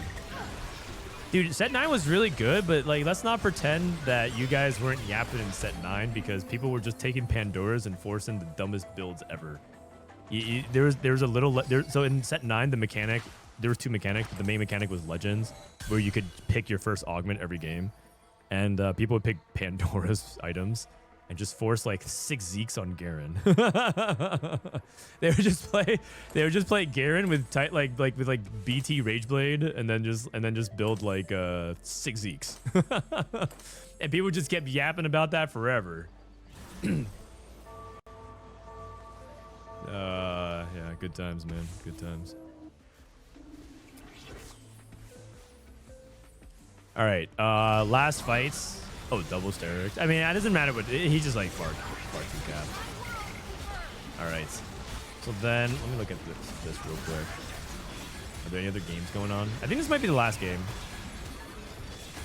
Canbizz game might be going on. Zoro's game's going on. I guess we can check main broadcast. See if anything's happening here. What about set 10? I mean, do you want me? Wait, like, are you asking me like what are set 10's problems? Because set 10 is one of my favorite sets of all time. I think it's like number 2. Good morning, everybody. Good morning. Happy Sunday. Hope you guys are having a wonderful close to your weekend. Hope it's full of high rolls, good moments, good vibes. Today is a big day for the Tacticians Cups. It's the finals, and we'll see who's going to be able to win. Pretty good amount of money. Also, big spot for regionals on the line. And that's going to be happening in... actually, let me put the countdown timer up. Give me a sec here. Counting down 2. Give me a Counting down to the America's Tap Cup Finals. Tap Cup 1 Finals. And that's going to be today at 1 p.m. Pacific. 4 hours from now. What, we have 4 hours to kill? I mean, you know me. I can yap for a long time. We got 4 hours. We got 4 hours. Morning, Yayo. Who do you have winning the finals? I'm gonna go with Spencer. I think he's in good form right now. I'm gonna go with Spencer. He's high rolling and he has good. He's looking pretty good, and he's in peak griefing form. He'll stop the guy whoever's gonna win. Favorite game of all time? I mean, Teamfight Tactics, of course. Best strategy game in the world. My most favorite, I mean, I think TFT actually is the game I spent the most time playing in my lifetime now. But I would say prior to TFT, the game I spent the most time playing probably was probably Smash Bros. Melee. Because it's a game that I played a ton in childhood, and then a lot in my college years, and then a lot during esports years. So I think it's probably Melee. Alrighty, all right. So EMEA is going on right now. They are playing game 5. They're playing game 5. I'm trying to figure out. Oh, they're reseeding. They're reseeding. So we can watch a little bit of this. Give me a sec. I'll just put up this for now. The Tactician's Cup. This is just like the game that happened just now, so we can have it on the background while we figure out like the next lobby, because right now they're between games at the moment. So Shan Azul Mordekaiser, he waits in the Hall of Bones. Unlock San Azul Mordekaiser in the Sanctum. No, thank you. Is the winner of Worlds automatically qualified for the next one? Yes, Dishsoap already has qualified for the next World Championship, so for him, this Tactician's Cup didn't matter very much. I don't think he was enjoying this patch. I saw Dishsoap's video. On his brief thoughts about the patch and the state of the game. I was thinking about whether or not I should read. Someone made a manifesto about their thoughts on the state of TFT, and it's like a 2-page long Google Doc of just like unhinged ranting, and I might read that on stream as well. We'll see. I think it's obviously like it's like super over the top, but I might read it as well. We might do a dramatic reading of it. Are you gonna watch the rundown later on? Yeah, it's in the title. Are you gonna read the rest of my title, Skulls Dev? Are you gonna have Dishsoap on today? I think Dishsoap needs a break. A lot of top players, a lot of the very, very top players are actually looking for opportunities to take a day or two off, because the reality is they have a lot coming up. Dishsoap not only has the Tactician's Cup, stuff like that, but he also has EWC 44 this week. And so he's just really, really, really busy. Really, really, really busy. So, and no, today instead we're gonna have Greg and Marcel P join us for today. That'll be the players that we have.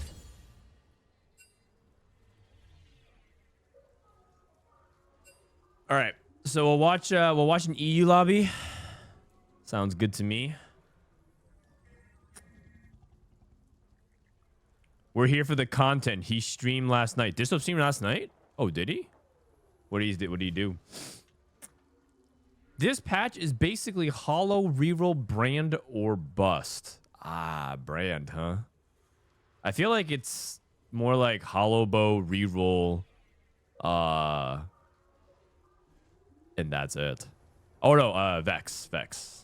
I mean, Vex could be played without hollow bow. I've actually just. I'm actually one of those players that I have terrible exotech items, but if I have a good exotech spot, I'll just play it anyways. if I'm serious about climbing, I will play it anyways, because I'd rather take a fifth, like a contested fifth, than try to play some garbage and go 8th. But yeah, I'm one of those guys. But I haven't actually played much of the patch seriously. I think I think actually I've played like 3 games in the past 5 days or something like that, 6 days. So, oh yeah, also get your card packs in while you can. I actually think I have a couple of card packs I can open up. So while we have a sec here, well, the next lobby is loading up. The next lobby is loading up. This is basically like a replay of what just happened like 20 minutes ago. Claim my diamonds, my collection, open up inventory. I have a single pack. What am I gonna get? What am I gonna get? What am I going to get? Zippy 68, George Pig, Jokinstons, and Cubicles. Oh, ooh, I got a challenger player, Canbizz. I don't even know. I don't know who Canbizz is. View my collection. The NA snapshots April 30th. April 30th. So, no golden garage. There may or may not be a special edition card version of Frodan coming up. I think they sent me the art of it. Let me see. Do you guys want to see? I don't know if I'm allowed to spoil, but you know what? It's free advertising for them. What are they gonna do? Take it out? Do you guys want to see the spoiler of the card art? All right, this is. Hold on, I need a pause champ. I need a pause champ in chat. Hit me with the pause champ, and then it'll stall. It'll stall. Ready?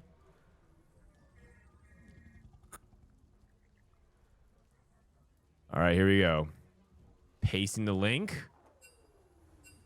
This is gonna be my card. I think they took a picture of me and they like arcane filter arted it or something. So you guys can collect this version of it soon. That's kind of cool, right? I like it. I don't look terrible in that picture. I like it. AI Frodan. Yeah, you know it's okay. I'm fine with that. All right, card packs are closed. And I believe we're about to get started here. Aki, Sova, Skipaeus, HoroX, Stinky Abuser. Updating the scores. So we're going to round number 5. And these are players who need to play. These are players that need to play for... they're on the cutoff. So this is actually the lobby of the cutoffs. If they want to make the top 16. So we're watching the people who are about to get eliminated. This is actually a good lobby to watch them. Can I make my card I am Masters? You know what? I have 0 ability to do anything with the cards. I have 0 say. But I'll put in a good word for you, man. I'll put a good word for you. You know what? Do Torantonio. I'm gonna tell him to do it. 1 minute and we launch. All right, sounds good. What up, Tanner? How you doing? How are you doing, man? Actually, I need to load it up.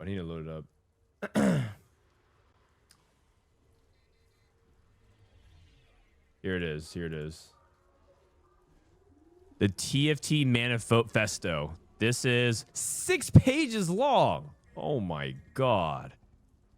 What's the word count on this? Word count. My man typed a 2,300 word essay on the state of the game. Oh my goodness. All right, we're gonna have to read this later. We'll read this. Maybe we'll read this between rounds 5 and 6. We'll see. Who gets the cards? You do. It's this thing is just a silly. It's not a real.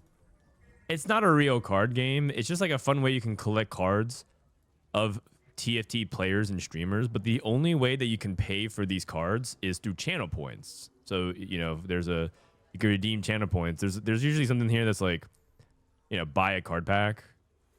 And you can spend channel points, and you use those channel points to buy card packs, and you open the card packs, and then those card packs are worth stuff, so you can trade those cards, but there's no way to buy them with money. You can sell them, but these are like fake diamonds, and those diamonds are just redeemed through, you know, daily collecting and stuff like that. Can we check the scores before the game? Yeah, so the scores currently are HoroX currently number 1, 29 points. Snoodyboo, my man Snooty. I'm gonna also add Salvyyy while I can. Salvyyy. Happy for him. Canbizz, top 4. People Glad, Tomino, Blasted Moon, and Bensac. Blasted Moon was the guy that got screwed last set because... Actually, 2 people got screwed. Blasted Moon got screwed because of a bug. And HoroX got screwed because of a bug. I think HoroX got screwed by...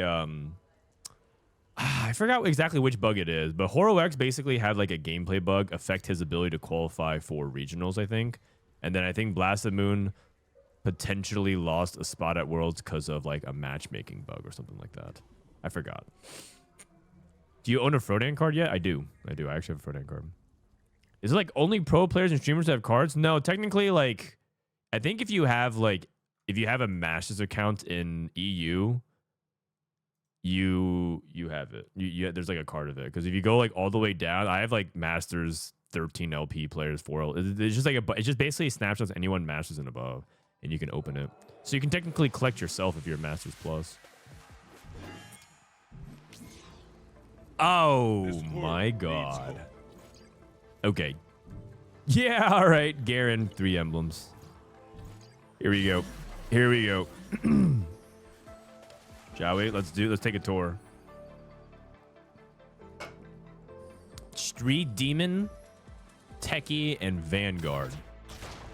Street Demon is one of the good ones. You can get a +1 Street Demon Techie already as well. That's basically Brand and Zyra.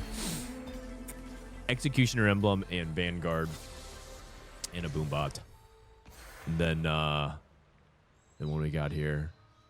We got Strategist Exotech. Exotech's never bad. Exotech Dynamo. Never bad. Always good. I mean, what's his Exotech even? Kind of mid, but Slayer, Rapid Fire, and Syndicate. I mean, if that's not a Syndicate one, I don't know what is. This is Shaco and Twisted Fates, all neatly packaged into one. Sova 2332, Divinicore, Rapid Fire, and Boombot. So I guess he could play a Boombot setup. Kind of weird, I guess, because he has Cogmaw, Rapid Fire already active. He's probably going to have to play high tempo. This is one of those that you just feel so far behind already. Marksman, Rapid Fire, and Street Demon. Okay, so you can play some Street Demon as well. Maybe some Marksman. Exotech, Strategist, and Divinicore. What's the Exotech emblem here? Thank you. And then we got Boombot, Techie, and Dynamo. Okay, so nothing too crazy. Nothing too crazy. Not yet, at least. It's a gold augment. Feels bad being Masters Plus and NA. What do you mean? You'll love to see triple spat carousel 2-3 with this portal. Do you love to see it? Do you?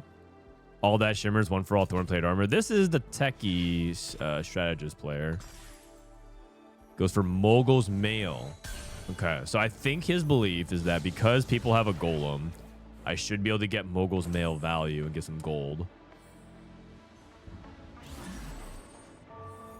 A really common strategy with Mogul's Mail is to charge it up early and then reforge it later. So you use this to generate ideally somewhere between 12 to 20 gold, and then you use it and then you just reforge it later on.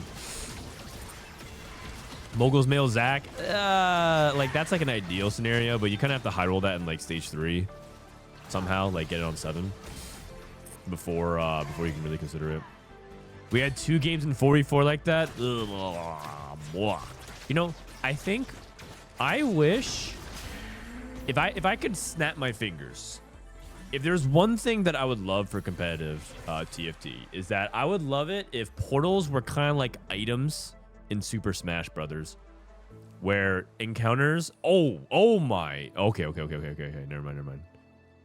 Wait, you know what? +2 Divin. Okay, now all of a sudden, I'm kind of thinking this double Divinicore can't be bad. Does it stack Omnivamp?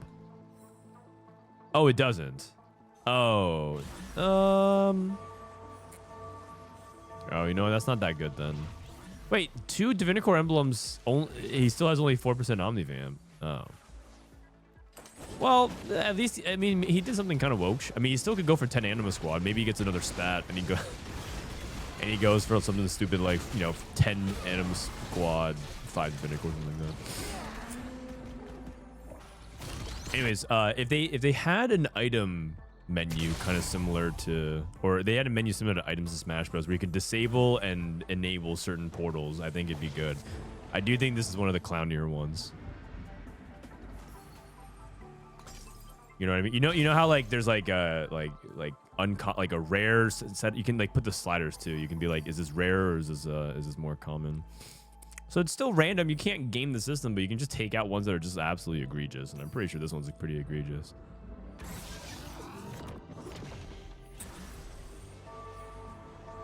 It's fun to watch though. Is it fun to watch? I think it can be fun to watch. I think it can be fun to watch if it's not completely slanted. For like 2 people to like basically run over the lobby. I personally think this lobby is interesting to watch if everyone low rolls and doesn't get anything crazy. But like it can be fun, but it's often not. Is the issue. I think actually this lobby no one's really high rolling. So you know what? I'm down for this one. No one in this lobby looks to be insanely like is like so far ahead and likely to win the game on the spot. Not yet. Bow with a Twist of Fate for this guy I think is pretty good. Should I get the fancy HUD yet? Let me see if I can get there. I think this is it. All right, let me do that. Let me press this fancy button.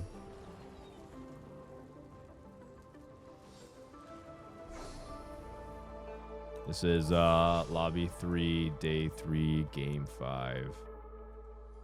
Boom. That's right, guys. I'm kind of a co-streamer myself.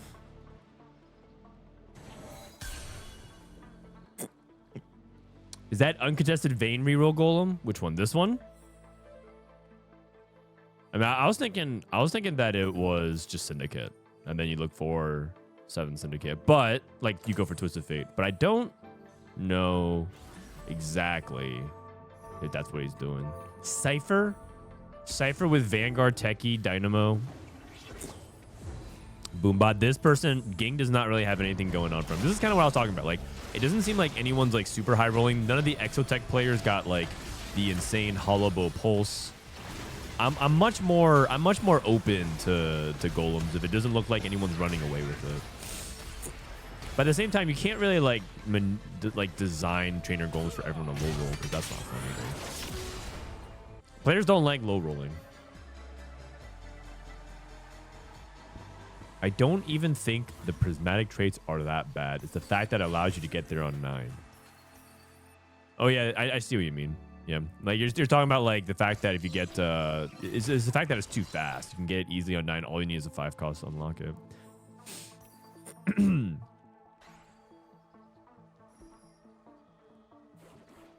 All right, so Skipaeus is looking pretty good. How much gold has he generated off of this so far? 5 gold. That's a really good pace.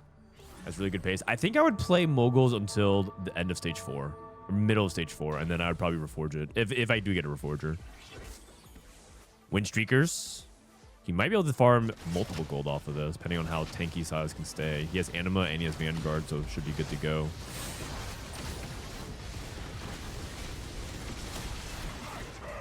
Two gold. Oh, almost. But at least he wins, which is kind of important here. I feel like the Street Demon players are going to have the best spot. Hard to say. It just really depends on people's augments and their tempo, like how they're playing their spots. I mean, this guy has early Street Demon with 5 streaks, so his spot looks good. But like Sova was looking good until he lost his streak. You can always say Cypher looks really good, right? Cypher capitalized on everyone's lack of spiking. This guy's spot looks kind of weird, not gonna lie. I think HoroX is just playing. Boombots right now. Like Vanguard Boombots and just trying to tempo. I'm not exactly sure what he's angling for. Components. Like, Vayne reroll uncontested is really good too. You could be like, well, uncontested Vayne is insane. This guy's street demon spot doesn't look amazing. Well, his items are good though. Wow. Okay, so we can make Shojin. Oh, we can actually play blue buff comps as well because we have an extra tier. So it kind of depends on what Stinky Abuser wants to play with this. With this set of items or a set of with this set of Golem emblems, he can also play Jinx Rengar if he wants as well. Because he has Marksman and Jinx doesn't usually have Marksman active, so he can go for Shojin, Hodge, BT. I guess he's gonna stay open though. He's gonna wait to see what he gets triggered.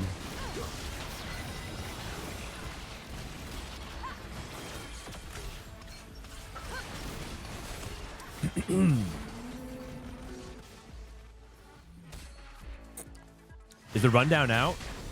No, not yet. I think Mordod's doing it in like an hour. I'm probably gonna do it in like 2 hours.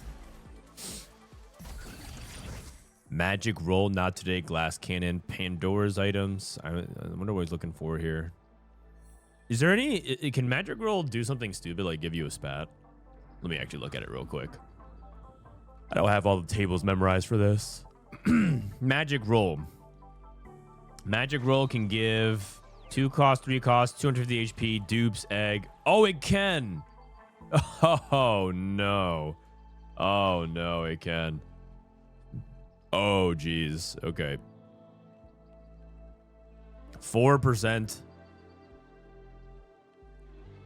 Okay, he skips it. He skips it. What else do we got here? Pyromaniac. Double Runins for Boombot. Boombot tempo. We got what looks like to be Vexotech. I like it. Cypher with Spirit Link. Dummy with a gun. Twist of Fate. Dummy gun. Stated Spellweaver. Blue buff Manazane. Is he also trying to go Vex? As far as I know, Manazane is not very good on Vex when I looked at the statistics. He does have Dynamo and he has Exotech, so he probably is thinking about it. But from my understanding, Manazane is not very good. Let me go ahead and look at it real quick. Let's do that. Stats, Explorer, Vex.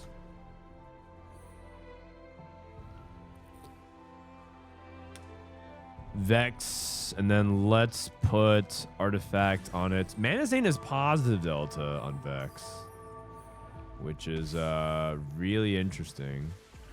If you look at it real quick, Manazane does not look very good on her. Drags down your AVP. You much rather play around frontline, but like as far as I know, Vex is pretty poor with almost all artifacts. Her best artifact is Lichbane, which is like, and it's not even that impressive. Manazane on Varus? Yeah, I guess. But you're like, it's like you're putting on your duo carry.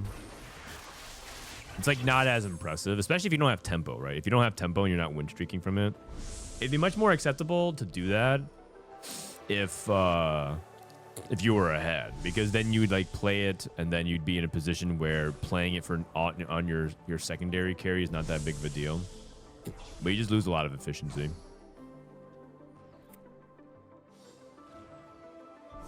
Manazane's insane on Brand. It is, except I don't think he's playing Brand because I think he has Exotech. He has Exotech Dynamo, so I'm pretty sure he's playing. Maybe he's doing like, maybe he's gonna do like MF duo or something. Isn't Manazane pretty acceptable on MF? I think so. Or maybe Ging's gonna play MF. Probably not. What's his Exotech? Exotech is Hollowbow on 7, but I don't know if he's gonna try to contest it. Shojin Tower Defense.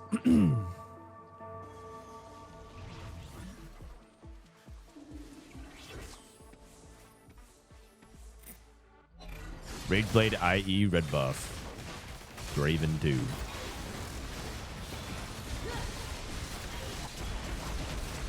Yeah, I think. Is he just playing Exo? He has Zeri. No hollow bow. He might just play like tempo rapid fire. Like the Trainer Golems is the portal where you can technically play a bunch of fake stuff that doesn't exist. He might just play because he has extra frontline. Maybe he does something like 6 rapid fire. But then if you have rapid fire, if you have 6 rapid fire, you don't actually want Rage Blade anymore. Like the whole point of Rage Blade is for the attack speed, but if you get 24 per stack and you get 240% attack speed, you don't need Rage Blade. So what ends up happening is if you have 6 rapid fire, you actually want AD. AD and crit and damage him. Like I think with 6 rapid fire, Zeri's Biss turns into like Deathblade, Runins, IE or something. I don't know, Giant Slayer. Just not maybe Gunblade.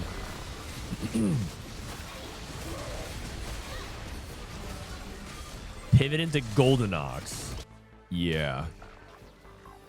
I'll give those suggestions. I'll type it in chat real quick. Pivot Golden Ox. Yeah.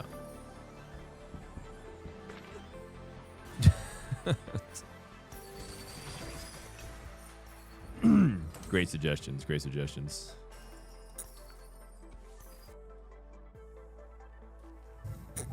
All right. So this guy I think is going 8th. I actually think his spot is pretty bad, but he might have like Seiya's spell. Like the interaction between Seiya's Spellweaver and Vex is so powerful that it might pull him out, but he needs to high roll pretty hard. Cypher player cashed out. Sorry, I was too busy memeing. Cypher player cashed out 178. Nothing huge. 178 got him what looks like to be just like a component. I don't even think you get a full completed item.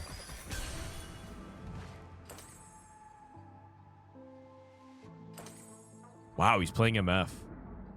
He's playing Misfortune. Big roll down on 7 here. He had Draven 2. More copies of Draven. Draven TF reroll.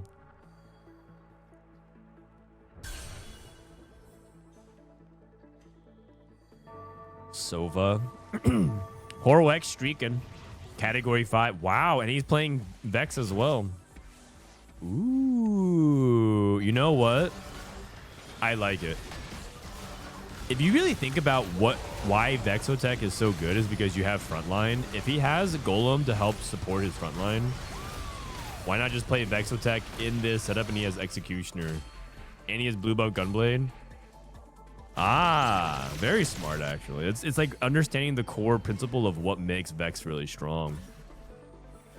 So he's playing Boombot Vex. Teaming up backup is not bad. Oh, item collector. Item collector counts a Golem. I kind of liked item collector there. Oh wait, he has double runes though. Yeah, you know what? Never mind. Not as much value as I thought. Vexobots. I like it. I like it. No, this is cool. This is cool. This is very intelligent play. Now he oh, I see. He took Pandora's Bench to roll for the Urgot on 8. Oh man, this guy's kind of smart. I like a lot of his ideas. It's like I'm like I wouldn't make the same decisions, but then like analyzing why he's choosing those decisions. I like it. And for the Garen. Oh, you're right. You're right. I like it. I like it. Also, if he's contested Vex, it might roll into the 4 cost as well. I mean, after he's done rolling the 5 cost.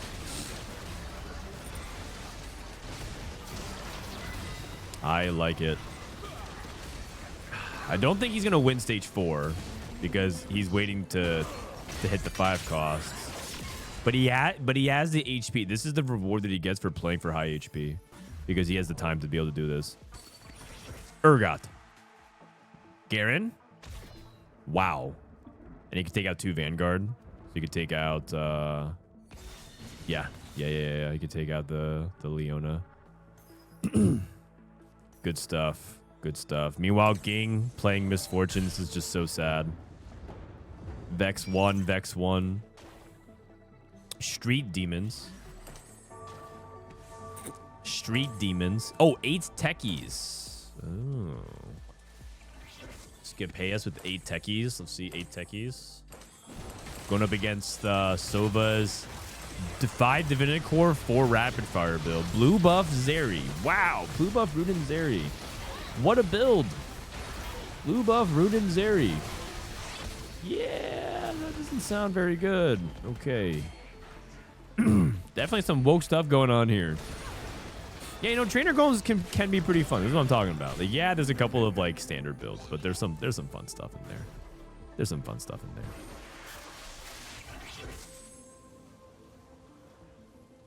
All right, let's take a look at this. Viego and Samir. Does anybody want that? Stinky Abuser's thinking about it. Stinky Abuser's playing the Street Demon board, so that's why he wants the Viego for the techies. And HoroX, I guess I'll just take whatever. 2 tiers. All right, we're hoping for the Pandora's Bench into the Urgot. Boom. There it is. Uncontested 5 cost. Immediately in 6 Boombot. Hackermans, we're in. And then you can put the double Runins onto Urgot with GS. The GS Vex. Ooh, Renekton pair. Because the thing is, if he hits Renekton 2, he can start rolling 2-star 5 costs. He's holding Kabuko. Does he want to roll into Kabuko? Oh, is Boombot on Kabuko? That was really good at the beginning of the set. But then they nerfed Kabuko a lot. Is Boombot on Kabuko insane? I don't know, actually. The stats would lead you to believe it is, but I'm pretty sure it's like a Twisted Fate 3 thing. If you look at the stats, All right, we're going to have to nerd out a little bit here. Give me a sec. So, Boombot emblem. Wait, Boombot mod? Wait, you can sort for this? Isn't that crazy? You got the Boombot. You got a Viego too! Off his Pandora's bench. You got the... Whoa. Oh, he's putting on Vex. Oh, wait, whoa. That was a lot of that happened just now. Okay. All right, Boombot emblem. The best holders of it is Garen himself. Interesting. Boombot Vex. That is interesting. Fires a missile every 400 damage in the nearby area that deals with... Yeah, okay. I mean, I can get behind it. Boombot Vex. I've never seen this. This guy must have some tech.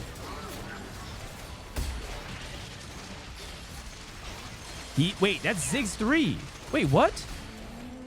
Wait, what? Where did that go? This guy just whips out Ziggs 3 from nowhere. Pandora. Wait, what? I was so busy paying attention to the Boombot. This guy is Ziggs 3? Oh my goodness, man. That's crazy. That's crazy. Okay, sorry, I was paying attention to the wrong guy. I kind of thought that he wasn't gonna hit that hard. He looked kind of dead to me. Wow. Yeah, you know what? Just roll the Ziggs 3 into something else, just for funsies. Okay, don't do it. Don't do it. That's actually insane. I can't believe it. Ziggs 3. Well, I think that guy's winning out. That's not even trainer golems. That's just Pandora's bench. HoroX rolling down again. I mean, he's got the most interesting board for sure. And now he knows that it's a lost cause. He hit Vex 2. You know what? Cho'Gath 3. That's the only way you can beat it because he's the only uncontested 4 cost. Archangels. All right. Ging is on borrowed time. Sova hit Renekton too. Wait, he also went 6 Boombot. Wait, never mind. Boombot is contested this lobby. He looked for Vex. He wanted to play Boombot Vexotech. 6 Boombot, 6 Divinicore. Except he's losing the mirror. What on earth?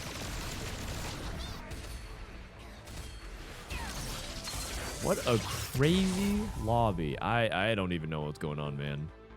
Let's look at his bet. Pandora's bet. I mean, Urgot 2 is out of the pool. Garen pair. Standard Vexotech setup. Still no Twisted Fate 3. Finally hits MF2. Oh my god, he's on 8 Darius, 8 TF, 7 Brahms. He needs to hit kind of soon. That's it. That's 1. I would roll to 0 here. I feel like not rolling to 0 is like you're basically gonna lose out. And HP matters here a lot. Not roll to 0. I feel like saving gold, because like you would save gold so you can keep the prospect of going to 8s. Oh wait, oh he has Gambler's Blade. I see. If he rolls to 0, he feels like he's gonna lose too much stats on Gambler's Blade. Also, Ging is very weak.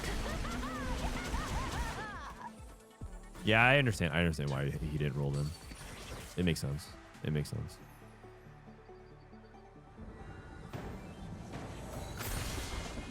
Okay.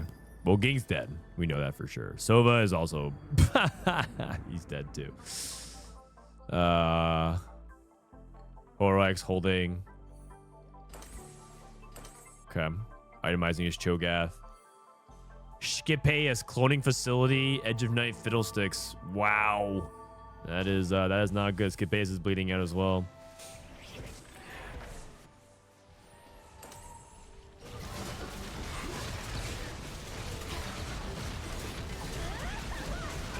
This Vex firing missiles is kind of cool. Look at it. Every time she casts, she just fires like missiles. Boom.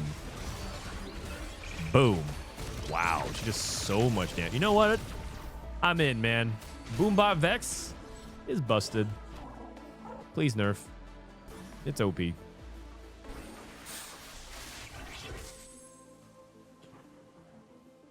Can we see her damage? Yeah. Okay. It doesn't look as... Oh, wait. Oh, yeah. 11k. 11k. But it's 11k is obviously a lot. But it's even more impressive because I feel like it's an efficient 11k. A lot of times 11k is just like overkill, you know?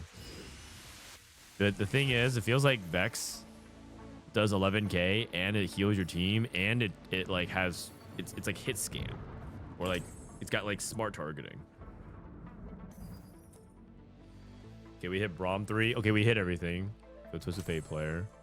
Snoodyboo are about to 5 streak here, and I think his goal is to get to 9, and then he also has to deny other people what they want to play. Like, if there's anyone else going for a 3-star 4 cost, he has to deny them. Sova is dead, right? No way Ziggs 3 loses this. Boom, Ziggs 3. And boom, Ziggs 3. Yeah, this guy's cooked. Skipaeus is probably dead. That's okay. Wait, Horo lost. He lost to Aki? Oh, just a standard Vexotech board. Oh, he hit board. Oh my god, he hit board directors and Sage Spellweaver. That's actually illegal. That's crazy. That's crazy, man. This guy hit 2 of the best combat augments for this comp while playing something like this. All right, well, that makes sense. So I'm pretty sure Stinky Abuser wins. And then I think this guy gets 2nd. I think Horo gets 3rd. And I think Twisted Fate gets 4th. That's my prediction. He's going up against Ziggs 3's Ghost. And then Skip. Trying to see if he can scam a win versus Horo's triple Runin's Category 5 Urgot. Wow, look at that Urgot. Look at that Urgot. Spray and pray. Yeah, Skip's super dead. Wait a second. There's no way. Oh my! He almost beat the Ziggs 3. Oh, that was the Ghost of Ziggs 3. That was the Ghost of Ziggs 3. I mean, that's not normally, man. That is not normally. I'm pretty sure that was the Ghost, though. How much magic damage on Urgot? Urgot's dealing about 40%, 30 something percent of his damage. I'll just say 40% of his damage through boombots. Bro, those missiles, man. If he can transform this to Urgot 2, Garen 2. Oh, come on, man. He has Viego 2, though, so Viego 2 is very good. Probably Viego item. BT. Now he's going up against Stinky Abuser.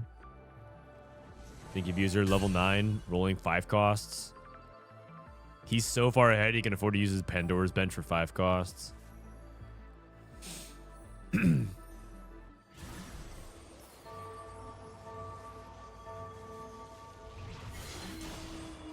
Okay. Throws into Viego. He's holding Cho'Gath. He knows that his out is to try and stop Cho'Gath 3. So HoroX should probably just like sell it. Man, this guy is full ratting. Stinky Abuser and Rat. Stinky Rat Abuser. Wait. Oh my god, that was close. If Vex wasn't targeting the dummy? Wait a second. I'm starting to think the Ziggs 3 guy is kind of a fraud. Why are these fights so close, man? Why are these fights so close? HoroX. No Urgot 2. Going up against Pot. Wait, the Vex player lost. Oh. Vex player lost. Interesting. 4 Cyberboss. Okay, 4 Cyberboss. Kabuko 2. I think he shouldn't position Ziggs in the corner. I actually think Ziggs in the corner is a little bit troll. We'll see. Going up against TF here. Boom. Uh-oh. Nothing. Not enough things die. He's going to cast again on the same units. Wasted ult. Wasted ult. Nah. TF doesn't have enough damage. Okay, he is dead. Which means... Dude, he gave up Cho'Gath already. This guy's holding Cho'Gath just in case. He gave up on Cho'Gath. Urgot 2. Okay. There's a chance. There's a chance. And he has Aurora. He has Aurora. Maybe. That's a pretty good one. This guy's going for Viego 3. Samira 2 again. Okay. He has multiple 2-star 5 costs. Dude, you can sell the Cho'Gath. You can sell the Cho'Gath, just saying. All right, I'm down to win. What's our boombot? What's our mods? Boombot Vex, Boombot Viego, Vanguard, Cho'Gath. Oh god! The Ziggs, don't one tap. No! This guy was not paying attention to his positioning. Oh man. Oh, he got caught. He got caught. Oh, dude. That's brutal. You know what? That was the full Voltariux experience. Never repositioned the entire game, and then for the very last fight, repositioned one time for this ultimate snipe. That's how they do it in France, man. That's how they do it in France. The 3-star 4 costs into the reposition for the win. Kobe. Twitch player has been kind of trash lately. Kind of like lagging here. I guess we'll watch in like max window. Let me unlink this real quick.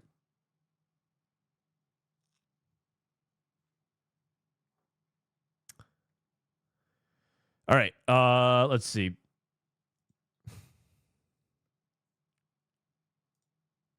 Listen to their stream a little bit. I like you know, when I watch other coach streams, they always listen to the casters. An easy pickup for Kevin. But whenever I listen to the casters in my coach stream, everyone keeps asking me to mute them. A couple of actually important upgrades from Tomino. It's the Z2 and Leona 2 still waiting on to be hit. It's actually a big deal. Not a bad items on the from the TG on the Rust. Yep. And TG. Let's from say the if carousel, Tomino moves, doesn't move once again. Hollow bow. Zed, little side shuffle. Good. That's much better.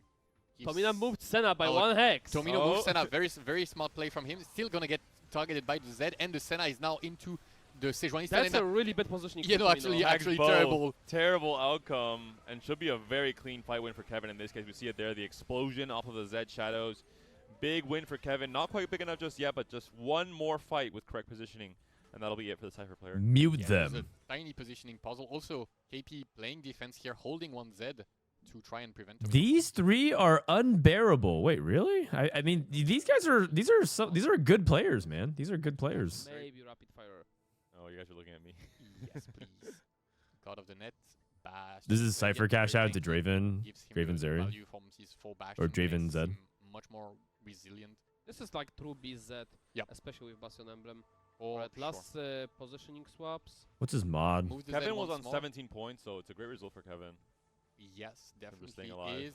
The Z is... And he has guaranteed to... Oh no, it's 50-50. No, 50-50 goes onto the Senna, but the Senna will not be disturbed by the Draven. However, the Sejuani will stun her, and she's going to be going down next ultimate, I believe. Dude, this vein Blah, board is blah. so cracked. This vein board is so cracked. I'm actually surprised that Kevin won so convincingly. I'm pretty sure the Slayer board's actually really good.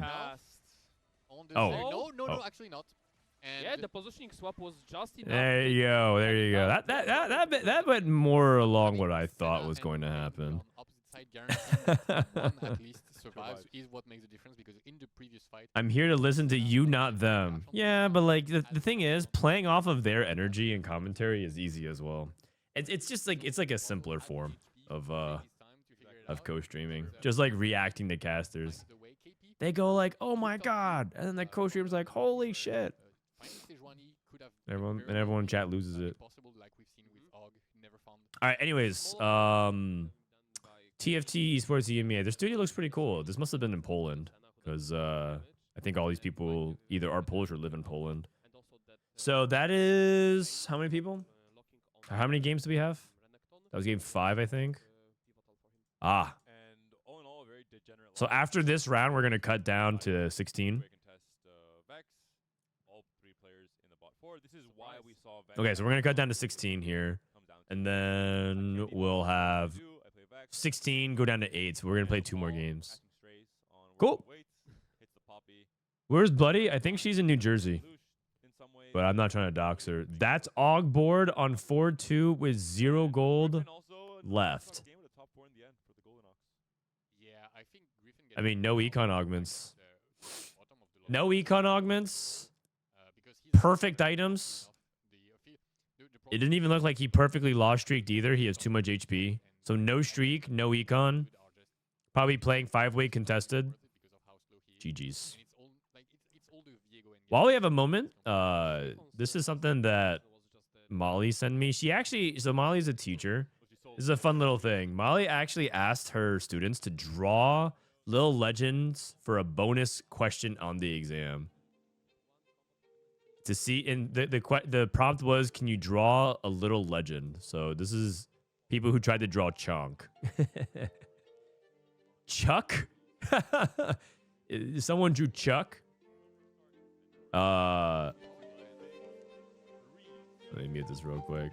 These are Pengus. Actually, it looks like someone actually plays TFT. Look at this top right one. This one's actually pretty good.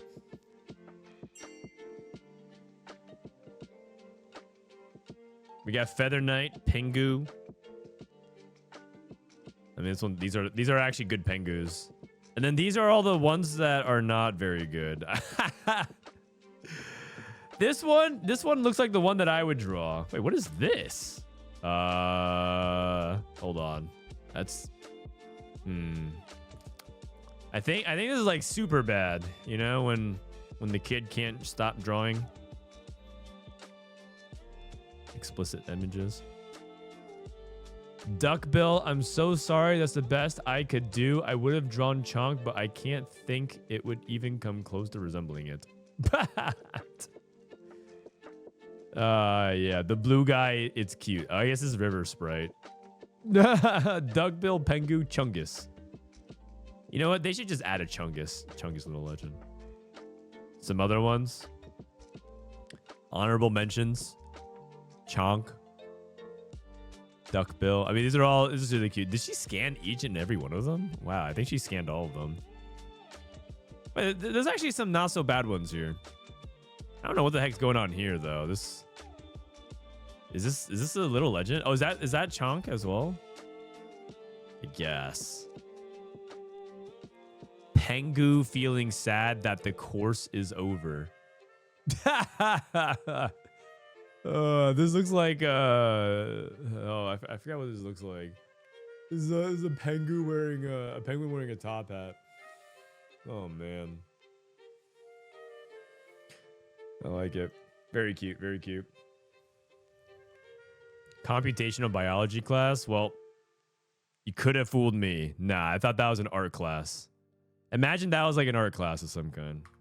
Thanks for sharing, Molly. It's fun stuff.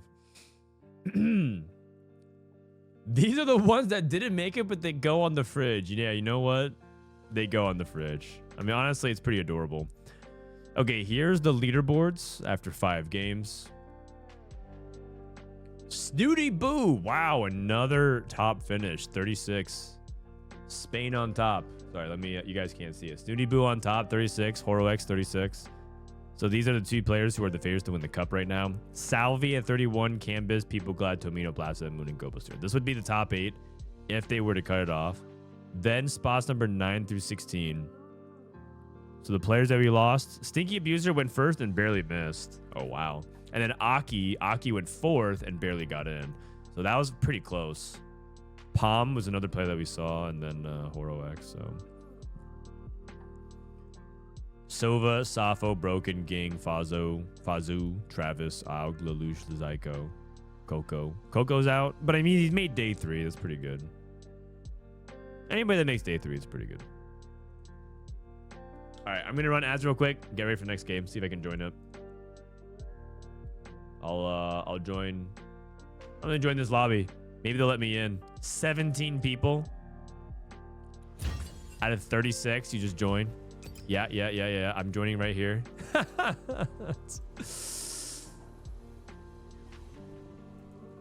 Maybe I'll just sneak in. Dude, they won't kick me, right? They're just like, man, this Frodan guy just joining in. I'm sneaking in. I mean, I could also just spectate the main stream, but I'm just going to sneak in real quick. All right, I'm going to go to the bathroom. BRB. Bathroom. BRB.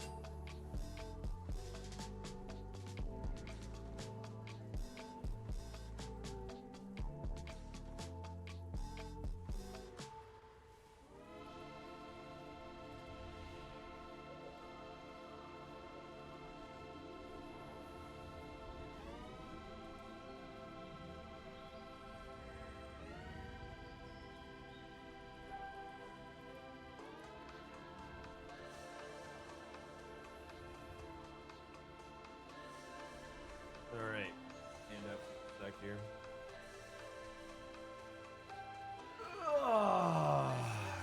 Get up and stretch a little bit, especially you've been sitting for hours. Oh, I'm gonna go ahead.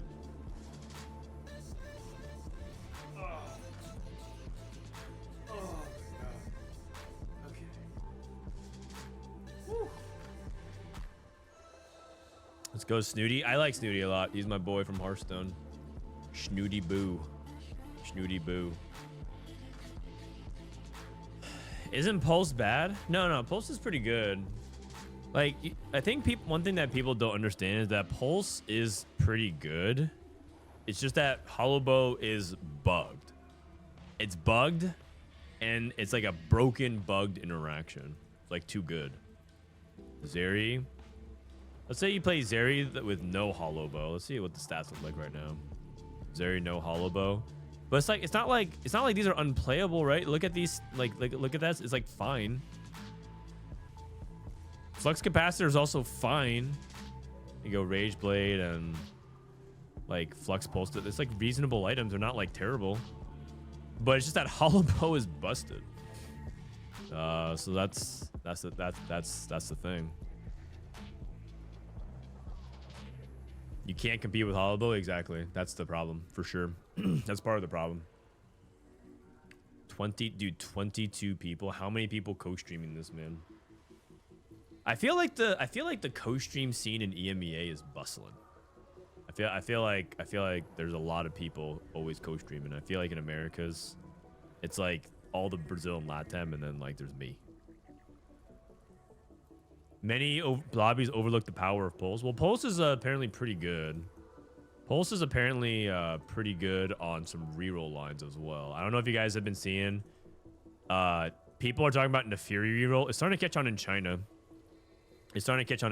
But Pulse Stabilizer on Nefiri.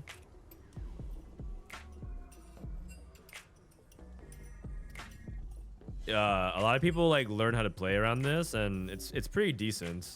And you don't even need to play around Nitro, actually. I know the most common setups is to play around Nitro, but you don't actually have to play around Nitro. But like the Nefiri roll setups with Pulse Stabilizer is actually pretty good. A lot of people think it's artifact checking, but China's starting to play it without artifacts. So it's funny because I know this patch kind of has played its course, and listen, believe me, I'm with you guys. I want the patch like now. I want the patch now, but I'm pretty sure that the patch is still evolving a little bit. It's just very slow. It's not evolving in like a way that I think is interesting, but it is evolving. And I think Nefiri rule is something that's definitely gonna, if anything, we should probably update the website for it. But like, I'm pretty sure Nefiri reroll, it's separated from Nitro, but basically the theory is that Pulse Stabilizer Nefiri can burst through front lines and get access to the back line. But you know what's messed up about it? You know what the really dumb part about this whole thing is, though, about Nefiri being potentially good, is that it's yet another comp that wants to play Sejuani and Exotech. That's the stupid part. It's another comp that wants to play around the most contested tree in the game. That's like the worst part about it, man. So it's like it's evolving, but like it's just so annoying, man.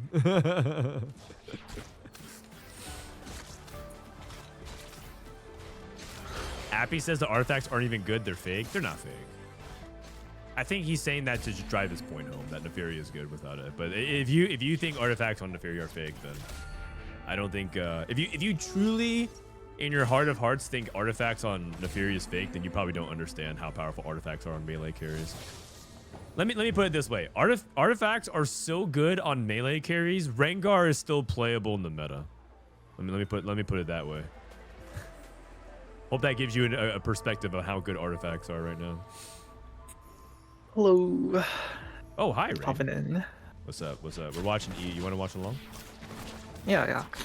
I mean, I've got some time to kill, so might as well. All right. Sejuani is a lease from last set. Well, they always have one 4-cost like mega stun unit. I actually can't even remember the last time they didn't have that. Set 13 was this with Sejuani. Last set was Elise. What was set 12? Set 11 was melee stun units. What was it? Set 11 was like wait, was that Jarvan? Jarvan was set 9. The Demacia one. Oh. Set 12 was Nautilus Tom was set 11. Tom Kench. Oh, right. TK. Oh, wow. Forgot about that. Yeah, I mean, Tom Kench was kind of like not like a lot of the other units, because usually like there's like some kind of like super AoE. New high score. What? Wait, this guy rules it? Oh, is he just hard? I mean, he doesn't have a tier, but yeah. Oh no. I mean, he doesn't have tier, but I still think you can play for it, especially if it's uncontested. But Maybe it's the portal. Yeah, I kind of think the Augment's broken, and you can just go like JG and go like Shojin.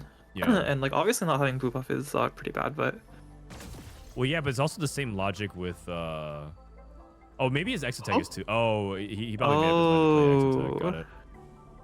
okay, his IE plus Rod. Yeah. I mean that's valid. That's valid. Although I think I'm in your camp, which was he made the decision a little bit too quickly for my taste. I would have scouted, see no one take it, and then try to play for it. Yeah, I'd rather play I mean, uncontested, like really strong reroll augment than like 3-way Exotech. Yeah, I think in this lobby it looks like it ends up being. I think at the end conclusion is that I would have taken his line because it actually looks like it's not that contested, but it looks like there's like 4 or 5 rerollers who aren't playing Exotech. The like night there's is like young, a Silver Rain. Mirror, There's there's still time for my opponents to two. pivot into it. There's still time for my opponents to pivot into it. Like this guy, Ben Sack. Ben So Sack true. has Cyber Coil, Pulse Stabilized, Hyperfangs. Oh, you already know. He's Zeri. You already know. Like, I mean, I think that's very some of his worries. But I think it ends up in this lobby being that it's fine for him to take that line. But Yeah. I definitely really like New High Score. I think it's the more broken of the 2 Cyber Boss augments. Like because as long as you play your mid game correctly, it guarantees you the eventual 4 Cyber Boss. And like, You know, not that Ziggs is a strong unit, but like with 4 Cyber Boss, like even Ziggs does a lot of damage. He might have scouted because I'm looking around. I don't think a lot of people even have Hollow Bow in their rotation. So a lot of players actually do this at like stage 1 because there's nothing else to do. You just like wait for the encounter to finish. So what they do is they take the team planner and then they just like literally hover over everybody. And they like tab scout here, hollow bow, tab scout, no 1 hollow bow, then no hollow bow, right? So they do that. And then I think only like 1 or 2 people at most. Ooh, okay. So then you think, okay, if I have an angle I can kind of go into it, I'm going to force it, so. Okay. I mean, I actually didn't know that. I mean, it makes sense, especially with how the current meta plays out. But yeah, I wasn't thinking about that. Yes. Well, we'll see.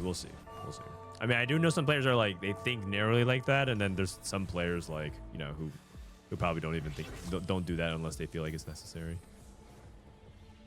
I mean, I think you should do it. Like, it's just advantage. It's just like an information advantage. Like, even if you do nothing with the information, like even if you decide like I'm not even engaging with the Exotech line, it's just like good information to Good have. to have, yeah. I mean, you're not doing anything else anyway, so. Yeah. I mean, I don't know if I'm doing that like in solo queue every game. That's a little but, slight like, for solo queue for sure. Portable Fort Silvermere like- Dawn. Silvermere Dawn, okay. That's is that Wait, Rengar? Silvermere IE. I think that's in the Fury because they went IE. Oh, you could play that on Jinx. So you could go Jinx. Yeah. I mean, you obviously could go Jinx, but like IE would be like a really strange choice because if you go Silvermere, you'd want BT Hodge, and both components get killed with IE. True. So like, I think there's definitely some value. Like if they slammed like I don't know, like hypothetically if they had a DB on 2-1, and like they slammed it away, I think that makes sense. But I mean, they did take Rengar on Carousel, so I don't even know anymore. Yeah. Like it might end up that they end up playing Rengar, but I just feel like it's so awkward to take Silvermere. Oh, sorry, this is Jarvan. Oh, That's what this is. Oh, he's trying to play this with the Slayers. Yeah. Sorry, I heard them the Fury talk earlier, and I was like, oh yeah, the Fury for sure. But No, like, I could see. I don't think could see. Maybe he's open to everything. Maybe so. If he hits like 2 Rengars, something in the next shop, obviously he's gonna try to go into it. But he's like open to the idea of both, I think. I definitely think Rengar is pretty hard because like you slam the way to IE, the chances of getting any of the IE components is pretty low on 3-1. So if you end up going into Rengar, you probably don't have like 3 items until like 4-5 maybe. Okay. But that's certainly a little bit late for melee carries. I agree. I think one of the things you have to think about as like a mandatory requirement in my mind to play Rengar is to have the ability to play 3-item Rengar on stage 3. If you're like playing like Titans Hodge and that's it, you're like asking to get punished. Also, really hard. someone has a BTIE, could we check their spot? I'm just curious. Who is it? Bensack? Someone. Oh, okay. No, someone had BTIE, and I was just curious. I'm always curious about like people who do this stuff because like. I don't Rengar. personally feel very confident from these spots. I mean, it's kind of the same thing. I don't know like why people. I don't know why like BTIE happens. I get kind of scared when I have to make those items. Yeah, at least in the current meta, just because Zed is not a reliable primary carry. So in previous sets, this is fine to slam, but yeah, this meta not really. I mean, like if you end up like full streaking with it, and you can plan around going 9, then it's pretty chill. Cause like if you can get access to stuff like Viego, Garen, maybe even Zac 2 with BT, and something in an OK slam, but so like if you gives you enough tempo, like anything is slammable if it gives you enough tempo. Oh, I thought Graves was gonna do it, man. Okay, but I have to ask. I haven't covered it yet, but did you see the Rengar stats yesterday? The Rengar stats was like averaging like a 3.9, 4.0. So I think people might be like overcorrecting for the other way, which is like, oh my god, I should be playing Rengar more. I see.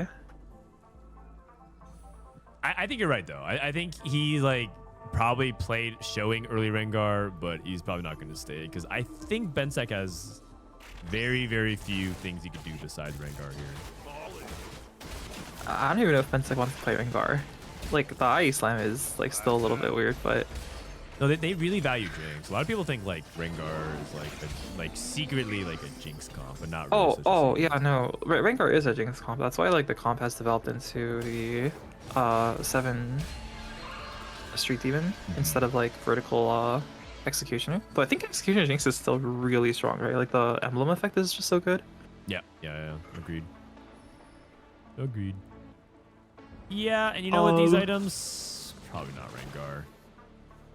I feel like I would play Jinx from their spot. Like you can just go like you don't even have to go. You can just go like Bramble and then like go for Rage Blade. Bramble even Shroud Rage Blade off Carousel. Okay, never mind. They sold their. Whoa, he's committed. They sold. Oh my god. The thing is, I will say. Correct me if I'm wrong. Really hesitant about the items. Correct me if I'm wrong. I'm pretty sure Silvermere Dawn is supposed to be played with double healing, not Titans. So that's why I was saying he doesn't have the ideal item. Because Silvermere Dawn is the Titans, like the resistances and the stats. So you're supposed to. Yeah. I mean, they 5-streaked, so it's like fine, I guess. But like, if they didn't slam IE, they would have BT plus like Glove or Hodge. Yeah. Plus Sunfire or whatever. I'm not saying it's impossible to play Rengar, but I think you gotta get kind of lucky with your components. Health is wealth. Ooh, okay, health is wealth is like kind of like a healing item. Yeah. Kevin Parker. Clear Mind Dumbify. It's time. Is the other person playing Melee Flex? Bensack. Oh, it's Golden Ox. This is Rengar. It's Golden Ox. Because this is what you do. You tempo with this board. You hit Viego on 8, and then you transition, and then you just play whatever 80 items on Viego, or not Viego, Aphelios. Like yesterday we saw IE, Guard Breaker, whatever. And then you play BT Viego. Boom. This guy's Golden Ox. My favorite plan, the Viego on 8. Yeah, the Viego on 8. I mean, I agree. I like that strategy too. I think that's a really strong strategy. I mean, he's getting free wins. He's getting the free wins. It's just, if I may suggest, a little bit risky if you make items that require you to hit a specific 5 cost of your comp. Yeah, just like a little bit risky. Yeah, maybe if Titan Silvermere. Silvermere Titans Sunfire. And he's gonna lose. I feel like. Oh wait, can Zyra get another cast? He cannot. Streak is cooked. I feel like Silvermere is so bad with Titans. You're not taking this already. Wait, they kind of could. They could win streak. They have a Vex on board already.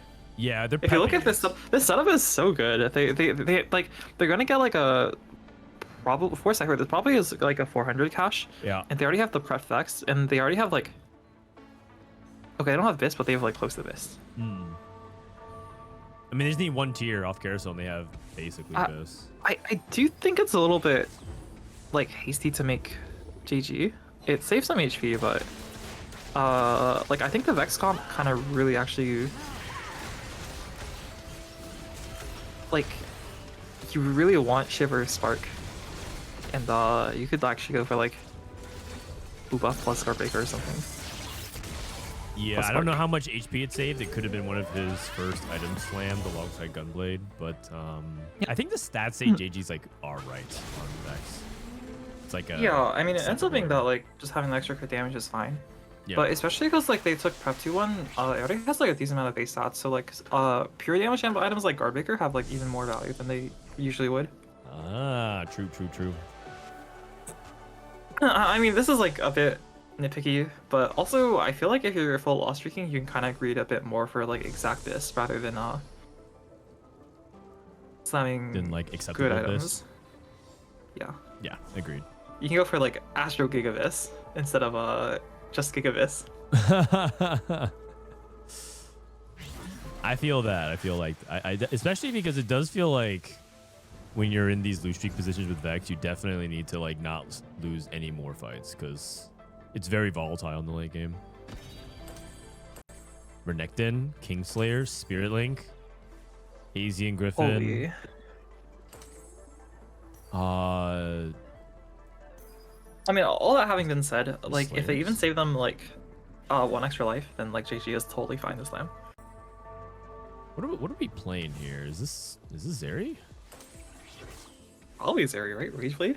Like what do you play with Rageblade? Quicksilver, and then just gonna play Pulse. Maybe this is a Vayne rolldown that like started rolling for Vayne and then hit a Renekton. It's like, oh whatever, I'll just play Renekton.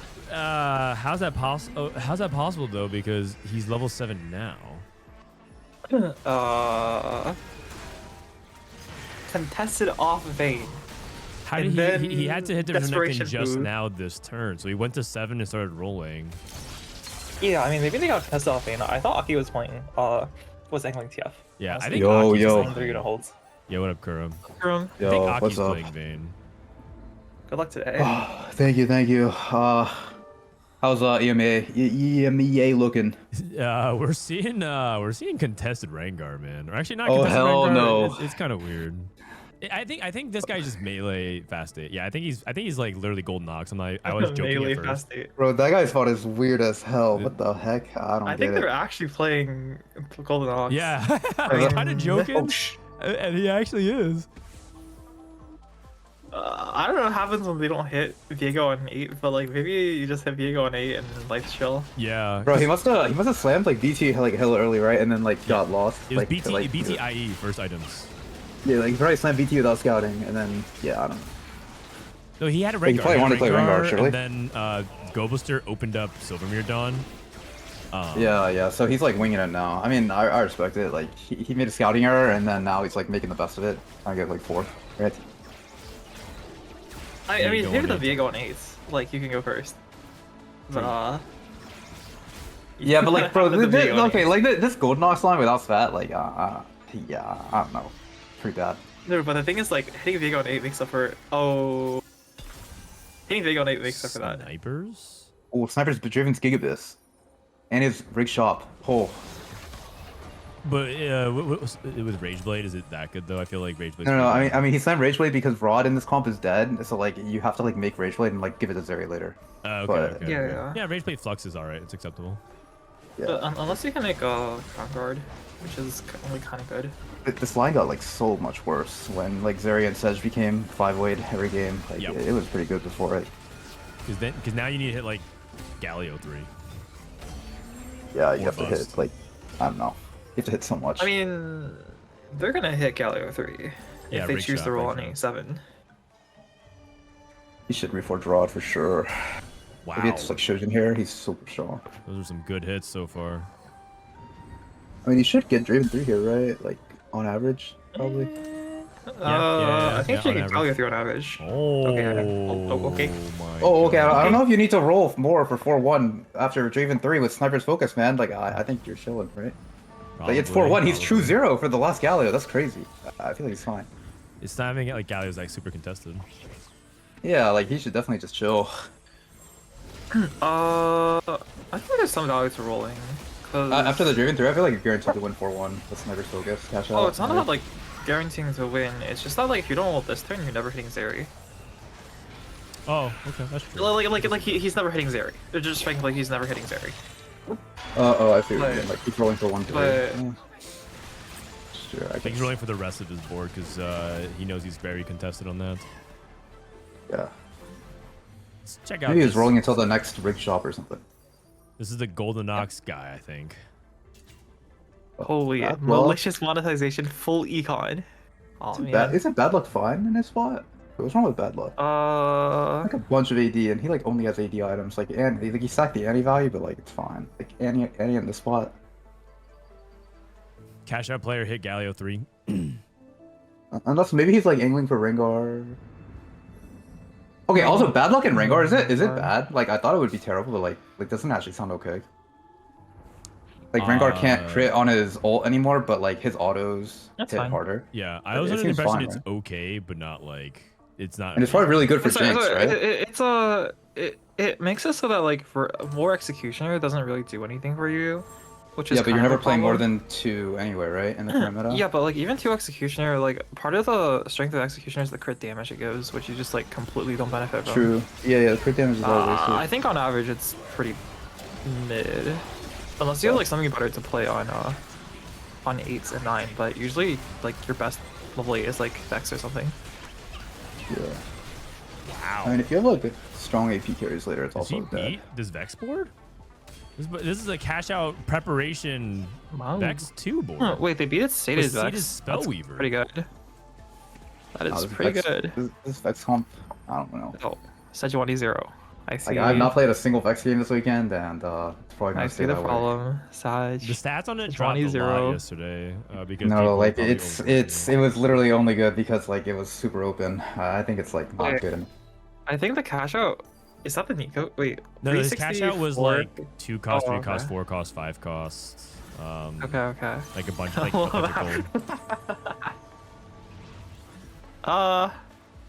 Okay, I also think they could have won the fight if they just had items on Varus 2 instead of Viego 1. Yeah. And they have with like the 2 mini Nikos they have. He has 2 of the best EXO items, so like I definitely don't mind it. Yeah, they had hyper things. I feel like they could have just had a better carry than Viego 1. He's looking strong as hell now. Okay. Bentech, by the way, is going to 9. Giga Chad. Oh. Graves too fast 9.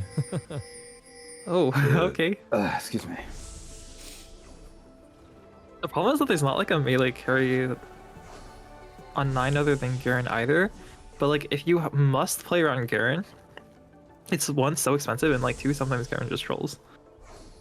Yeah, I agree. But the upside of Garen is so high that I think it's worth the risk for some people. Sure. Oh, there's another augment coming, by the way. That's the Importal. So something Oh to think yeah. about. Who was it? It was like Canbizz, I think. I feel like it's really weird that Canbizz took team building. Oh yeah. Did he And just then take it in didn't like use Nico it. Mord instantly for mid game? Oh wait, no, he He's going didn't. for No, Mord 3. they took it in full loss streaks all of stage 3. So Oh okay, I think that's weird. Well, because he's played Cypher. He must have had like really bad options, because like I think I this also comp think, doesn't like- want to go for like 3 stars, just wants to go line. I also think on the current board, like I feel like Varus is so much stronger than Jhin, especially with like the items he has. That you should just like dupe your Varus, Oh for sure. Yeah. especially I at agree. 24 HP. But I I think mean, Varus if is, they like- do hit Ward 3, it could be like part of an out. Oh, I think Varus is Elise so strong on stage 4. Aurora duo carry with memory. Bang. Whoosh.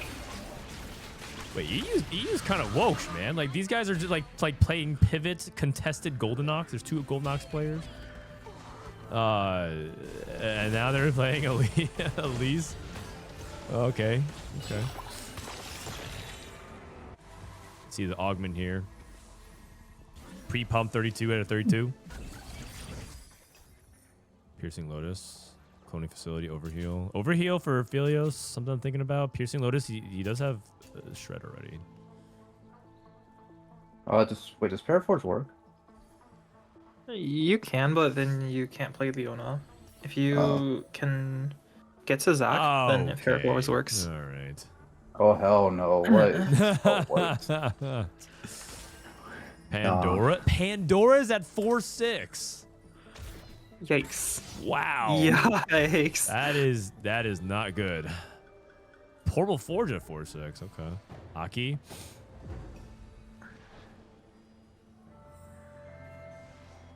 Also, for anyone saying IE is bad with bad luck protection, it's not.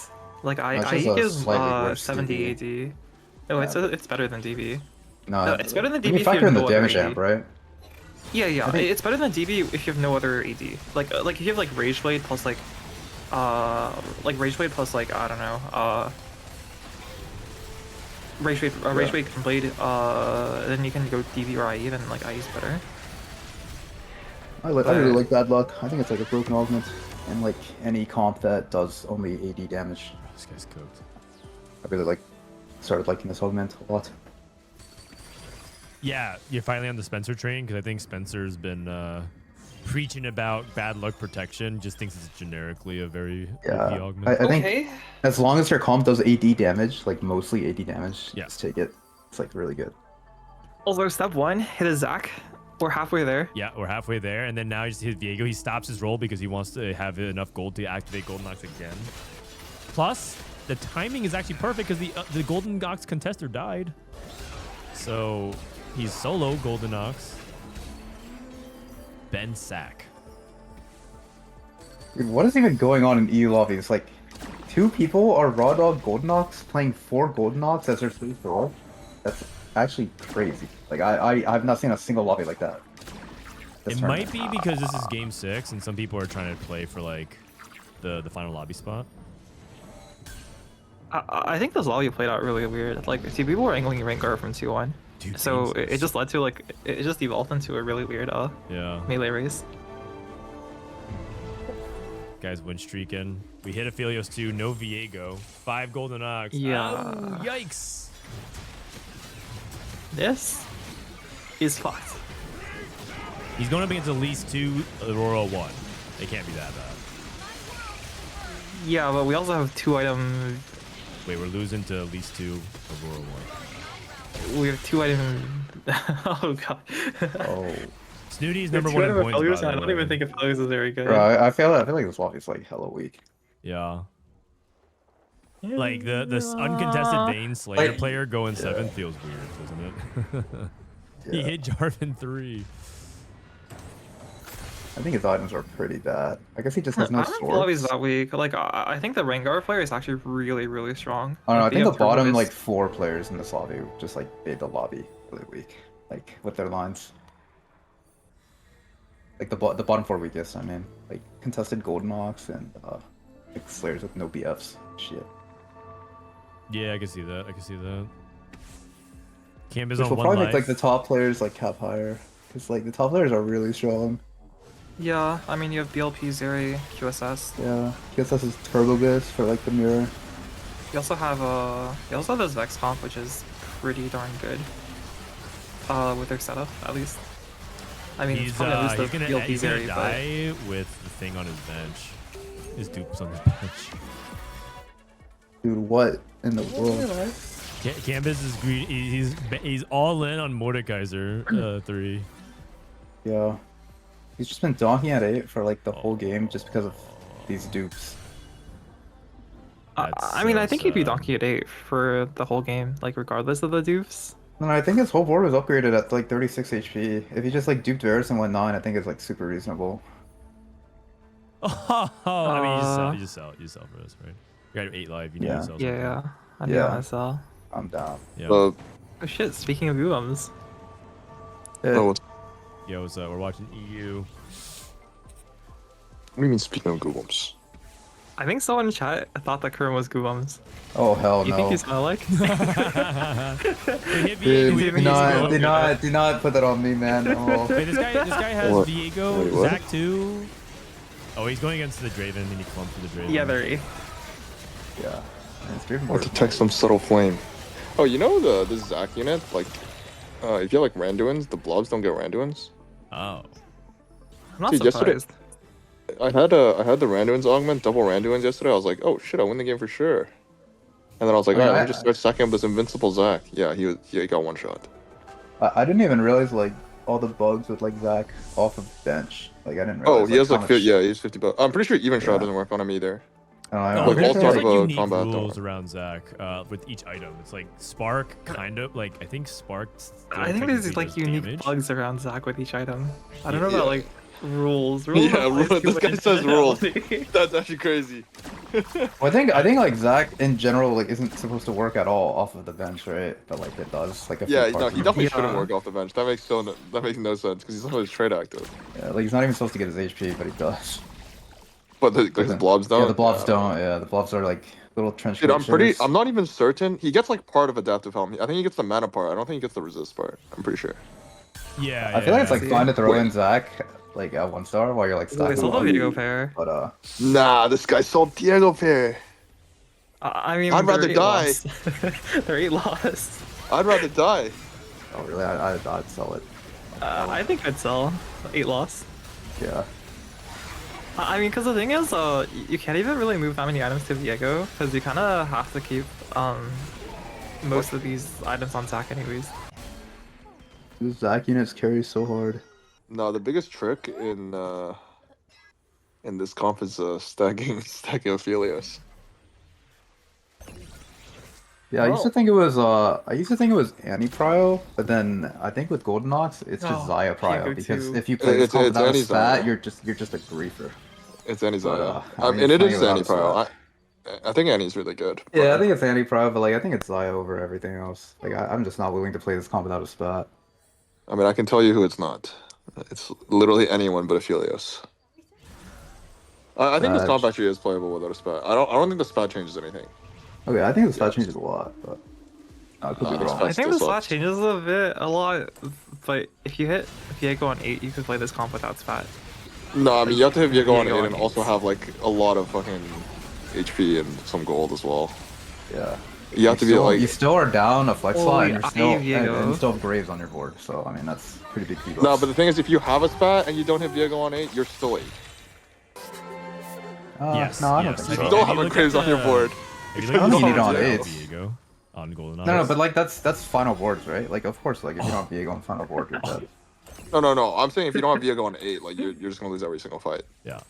Even with Annie 2. Annie 2 I guy don't, 2. I don't really agree. Wait, they actually might win out, by the way. Like we've been talking about them all. They actually might win Oh no, out. he won. Yeah, he won the game now. No, I mean this comp is like you're literally living on. Because it. now they have Oh like my now they have God. IVT Golden Ox Garen. They just get Once like you get going, plus yeah. time for. Like Oh, they can, by the they way- can just like move Warbreaker to Garen or like something else. Do you guys know I'll if just drop when you some of proc these, Golden Ox, does Oculus it items. affect the current round or is it next round? It should affect the current. Yeah. Yeah, Okay, I mean, we can I look, would say it but, doesn't. I'm pretty But sure I- it's current round because it just gives you the damage amp. Your Game damage. is over. Okay. That's one. That's what I thought it This worked is at too first, many and then I was Zac watching Soju and he said it didn't affect it till next round. I was like, oh fuck. But then like someone else told me it ET? does. Oh, that guy scored 10 points. Don't listen to him, man. Damn, okay. He took shit. ET, man. Sorry, What was this what guy? other option was there? What other option It was was. there? I don't care. There was Edge of Night. Oh. Yeah. Well, It doesn't even matter. Hey. There's Edge of Night. You don't even look at anything else. Wait, you mean for Okay. Viego? Yeah, for Diego. He's Diego too. Well, I kind of think Garen does more damage than Viego. No, you just remove the worthless thingy items off of him.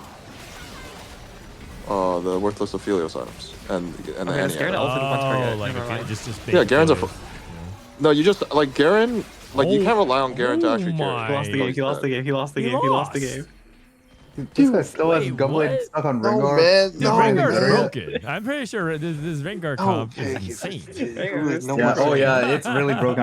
Yep, this shit is broken. Wait, Chrome, are you playing today? Yeah, Wait, he's a are you? Gunblade PT. Yeah. Wait. What's wrong with Unblade VT? I feel like Unblade Double VT healing is is pretty good here. fine, I guess. Can I give you my lodge? I'm Like, trying to what win. would you rather have than than Gunblade? Like Hodge? But like, what else? Hodge. Just Okay. anything that gives good If stats. you can't have a Hodge, like, what would you rather have? Well, I mean, he has Silver Mirror. Honestly, Silver Mirror Rengar is pretty OP. No Hodge. I I feel don't like- know. I feel like I it's mean, also I'd rather have pretty good. another, This Rengar another has, like, BT or a Hodge. Yeah. Yeah, honestly, I mean, I feel like Gunblade's not Gunblade's that bad. I fine. think he also Mid. reforges Titans. Remember he had Titans. Oh, you're supposed to. You're supposed to. Oh yeah, no, we're talking. Titan's really you weren't bad. here. You weren't here for the beginning of the game. Yeah, but they like oh. made a Titans. They Titans made a with Titans. Silver Mirror You'll made notice a that the Titans. first item. You'll notice Wait, that they the made a first item Titans. is. If I ever see horrible any of forge. you with Titans like with Silver Silver Mirror, Mirror? I will. Yeah, I'll just report you. It's fine. Yeah. Well, so he had Silvermere and IE, and then his drop was like vest, bow, belt, cloak, or something like that. So he made Sunfire Titans. Silvermere, he played that for stage 3, and then he reforged it later on. Okay, I'd rather, I mean, Let's I'd work. rather. That's not the worst It's thing more in like the they world, I started the guess. game with Silvermere IE, and then I think they pivoted into Rengar. Yeah. After Wait, getting what? contested off Vayne. Yeah, and then this think they're guy trying to was play Rengar, Oh, and then he pivoted No, out. but into if you're playing Golem. Vayne, you don't slam IE either. You actually, there's actually never a world where you slam IE No, if you open Silver Mirror. but they 6-streaked off of it. Okay, like I'm down to sell Oh, IE I if I see. 6-streak off of it. No, they I mean, not IE only IE and they Rengar is bullied good, the right? other 'Cause Rengar Jinx- players. IE and Rengar's ass. Wait, isn't it good? IE on Jinx is really good. Wait, I thought IE Jinx is good. Yeah. No, you don't go. That's just going IE. That's like building JG Vex. What? No, I mean, on you Jinx, you on definitely Jinx. prio the fuck out of Jinx. items Oh, in wait, Rengar. hold on. IE's not an executioner. Or Jinx is not an executioner. Bro, what the fuck? Nah, dude. Oh god. Yeah. I played a. I mean, I Rengar think game before Shojin then. is like more important than IE on Jinx, but like I think IE slam Shojin's is still the best completely item. fine. Shojin's her best item. Yeah. No, I played a Rengar game today and I had executioner day. Like out of Shojin, IE less for sure. IE is probably like the least important, but I think it's still a fine slam for tempo. I mean, most of the time I just don't want to slam it that much because it kills your BT component, and you Well, need this BT BT if item you is have trash. Who cares? Bro, you have Silver Mirror? What the fuck do you mean? I mean, yeah, you'll get it eventually. It's fine. Whatever, man. If you don't, you're dead. Nah, the problem with this comp is like Rengar's not even that good, but if you don't build 3 items on him, then he's completely useless. So it's like you Well, I have don't to see build any 3 items problem on with him. this comp right now. Whoops. No man, Silver Mirror's OP. Everyone knows Silver Mirror's OP. Yeah, so that's why I'm down to play the comp with Silvermere. Yeah, I'm too. I mean, I hard forced the agree game then. today just for fun, and to see if it was still bad. It was still bad. Rengar? Oh, you mean like Yeah. with no artifact? Well, no, I mean, I opened the executioner spot with the Rengar. I was like, okay, I'll just It's give it a try. beating level I'm actually 10. kind of surprised they beat Gobooster because like or that Gobooster beat Kevin Parker because Kevin Parker has like kind of a turbo bit setup. Like they have infinite stall like with Hulk. Hyperfang's Viego. Oh man. Bro, this guy has no he has no spell crit or hollow bow. Wait, what? Did they have bad luck protection? Hello. Oh. Wait, did he skip Exo? I mean, You Wait, guys I just missed it. systematically Protection. tilting everyone on end call one by one. wait, did he skip That does Exo? that up. Yeah, I think he did. I think he took marksman for Zeri. Bro, this unit already has like 400 AD. Like I feel like Yeah, it's yeah. Exo. It's Exo. Yeah. I don't. Because like marksman's are usually as good, but with bad luck, it's like. No, I think if you're playing 7 Exo, it's like always Exo. Maybe he thinks that he It's just only not needed Exo more if you're playing like damage. 3 or 5. Oh, But I think like Exo might be just like more damage and more frontline. Yeah, agreed. Exo's pretty insane on the Garen. If you get off the Garen, you get it's 600 HP, 15 8 thingy, and then it's like I think you get amp as well. I didn't see where his Hyperfangs was, but I was down to just throw out him to Viego with Hyperfangs. Oh, Hyperfangs, Wait, do you Garen, really and think Viego are Viego broken. 1 is better than like various. I mean, I Gen 2? know you can like never. Oh, I see what you mean. Like I think don't know against if you wanna move Rengar, the no, Hyperfangs but off. against every other matchup, yes. I think if it was like a different item, not Hyperfangs, like I'd be down. But I'm down to put it on Viego 1. Like Bro, Hyperfangs, Garen, and Viego. Like, getting value out of the so Omnivamp, broken. I think, is like pretty relevant. So yeah, but in that matchup, I think he like literally he's like second to die because he has no, like but the like with lowest Exo HP mod, of all the he's frontline. pretty tanky. Like with the BT and the Exo mod and like 3 item, like I'm pretty sure he's tanky as hell. Yeah, I mean, I think I would have tried to exotech him, but like I don't know about moving items off the Varus too. No, I don't think you move items off Varus. Varus was actually really good. It would have into just been Rengar. 1 item, right? Viego's not that good. He was already 2 item. I don't Into know. I feel Rengar. like I'm pretty sure Hyperfang's on Viego's insane, but I'm It is insane. But It's like completely insane. yeah, I'm pretty sure It's Hyperfang's on insane, any it's just like- melee carry in general, especially. it's just the AoE. argument of like that it's 1 star, and it's probably gonna be 1 star until the end of the yeah, game. So yeah. like, No, I don't think that argument matters. I just think Viego doesn't do anything into Viego. Or sorry, Viego What? doesn't do anything to Rengar. Oh like, yeah, okay. unit I see wise, it that doesn't as do well. anything. You're right. Well, I mean, You don't want to stack Viego. Like you actually want to. No, so if you're I'm in pretty top sure like two- keeping him alive to like keep teching is pretty important. I don't think he gets kept alive. I mean, I'm pretty sure I think he in top does 2 with scenarios, Venom if you're and 7 against Exo. if you're against Rengar, you try to unoptimize your Viego most of the time. I can see He's that. just like really bad into Rengar. I can see that. I mean, obviously he's broken, but like specifically Rengar, it's not as good. Golden Ox again. I feel like EU loves Golden Ox. That's like, I feel like they love Golden Ox and they love Rengar. I feel like those are the 2 things I What see is them all this? the time. What is the Slayer board? I think there's 0 real tank items. There's TG. Wait, there's not even a TG Augment. They just have 4 TG. And then he has Trenchcoat, Edge of Night, Jarvan. So his frontliner is like, just dips out. Yeah, Golden Ox wins. All right, not bad. Wow. I think NA likes Golden Ox less than Then EU. the other regions. I mean, I have Wait, Not didn't to he have see you. Svat from Orb though? From his prismatic pipeline. That's why he forced it, right? I mean, I'm not saying if it's right or not, but like I think NA is like super AVP merchant, and like you look at Golden Ox AVP and it's not that good. Holy 5.3 Vex. Jesus, that's crazy. Okay, that's actually like that actually means I'll probably play Vex today because Because everyone like I'm pretty sure like if people will see those stats and be like, oh, I can't play this call. Like I mean the only reason the I stats don't, are I like don't that. think what Rain said is exactly right. I'm pretty sure like NA sheeps for something, but it's not necessarily AVP game. Like NA just sheeps for Zeri for no reason. I think NA is like consistency sheep. Like NA is like, or like I don't know about sheep, and like you could argue that NA is the one in the wrong with other regions in the wrong, but like there's a lot of other regions that like really like the high risk stuff, and NA like doesn't play it nearly as much. I feel like NA just has like weird attachment to certain like when Zeri was like really when last patch when Nitro was really good, right? And you'd play Zeri with Nitro, but like you wouldn't really play that much Zeri without Nitro, especially if your mods were bad. Like people would just play bad mod Zeri with no Nitro. And it's like, what are you doing? It's like the comp is not that good. Yeah, I don't know. I queued up some ladder yesterday, and like Cottontail is like in my game hard forcing like Nitro reroll because he has like the early units, and his 3 Exo is a tank item. And I was just like, what the fuck is this guy doing? He went 9th. Like, I feel like people, I don't know, they don't really think like deeply about their spot. They just see some shit and like, okay, bet time. I don't know. I think it's also like they don't know what else to play, and so they feel like it's like their best way to play for replacements. So they just like No, yeah, play I think Zeri. that's like like NA. I think NA has a problem of like I don't even know what to play from this spot. Better default like yes, know, into something. flow chart. But then they default into something that's not good. Like yes, that's a big problem, and that's what triggers a lot of people. Like Yeah. these exo comps aren't even like these units aren't even like OP. It's just the items like combined with the like combinations of units. Like it's what's broken as fuck. no, So, I like mean, if you I just think force it like, without thinking, like it's so bad. I think. I mean, part of it is like the forecast comps just don't feel that great. Like Yeah, well, MF other and than the MF Exo feel ones. really bad in general. Yeah, if I- MF was better. Yeah. Dude, MF. yeah, I mean, MF is completely unplayable without 2 synergy bots on your board, and they're like Darius is a I played an mega MF synergy game bot. yesterday actually. Do I have an MF game in tourney yet? I The played most MF. successful MF spots I've seen are like when you have like 5 Exotech and you're just looking for some kind of duo, and you Yeah, have yeah, level yeah. 5, so you can just No, but play. you can't even say like that. Is that an MF spot? Like you have an MF on your board. No, but, it's just like, it's like yeah, exactly. He's like you have like 500 swords, so you have to do something with it.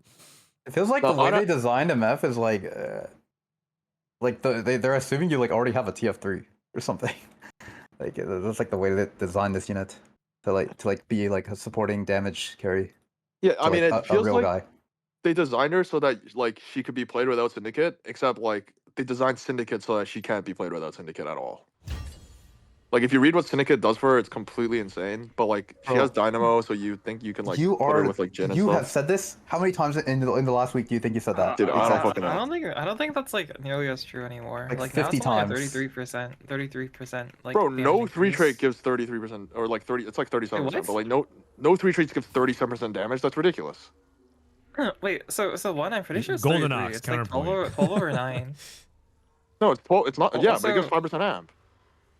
And then that 5% amp is also multiplied by 33%. So that's another. Yeah, but the value of subsequent 6.7%. waves is also lower. So that's actually 40%. So, like, yeah, but the value of subsequent waves on the same target is also lower as compared to having an initial wave. So like it's you can't just say it's like a flat 33% damage increase from the extra waves either.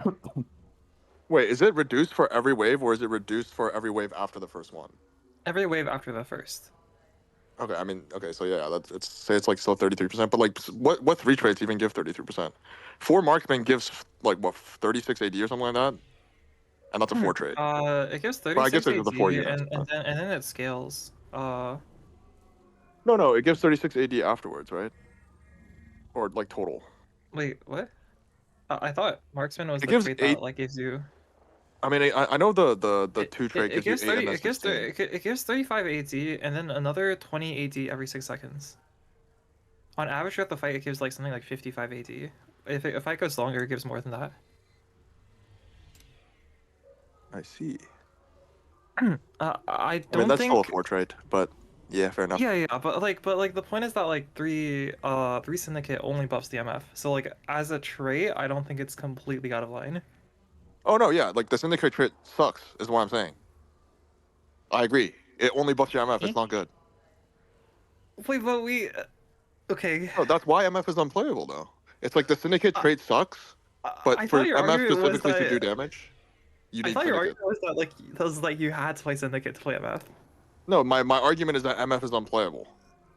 I don't think anyone really disagrees with that though. Pretty sure MF is like pretty unplayable, and I feel like she's gonna be very thresholdy. So if they like buffer too much, it's gonna be like she just kills everything in one shot. So I think. Yeah, I think someone she's in a like brought up dangerous spot.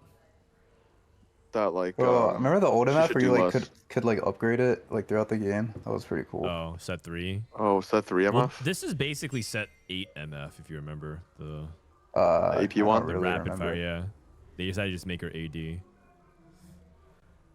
to try to mix it up a little bit. I think it was Spencer. He built a JG on his MF like early on in the studies. Like, yo, I thought she was AP. Yeah, this unit's He's trash. probably like he's probably like GM MMR at this point. By the way. I got fucking tricked, man. Like I thought, like for a little bit, it was actually good. You thought what was good? I don't know. Like people said it was like good, like it was a real comp, and I was just like questioning it nonstop. And like I was like, what am I doing wrong? I don't get it. But like, dude, I think it's just trash.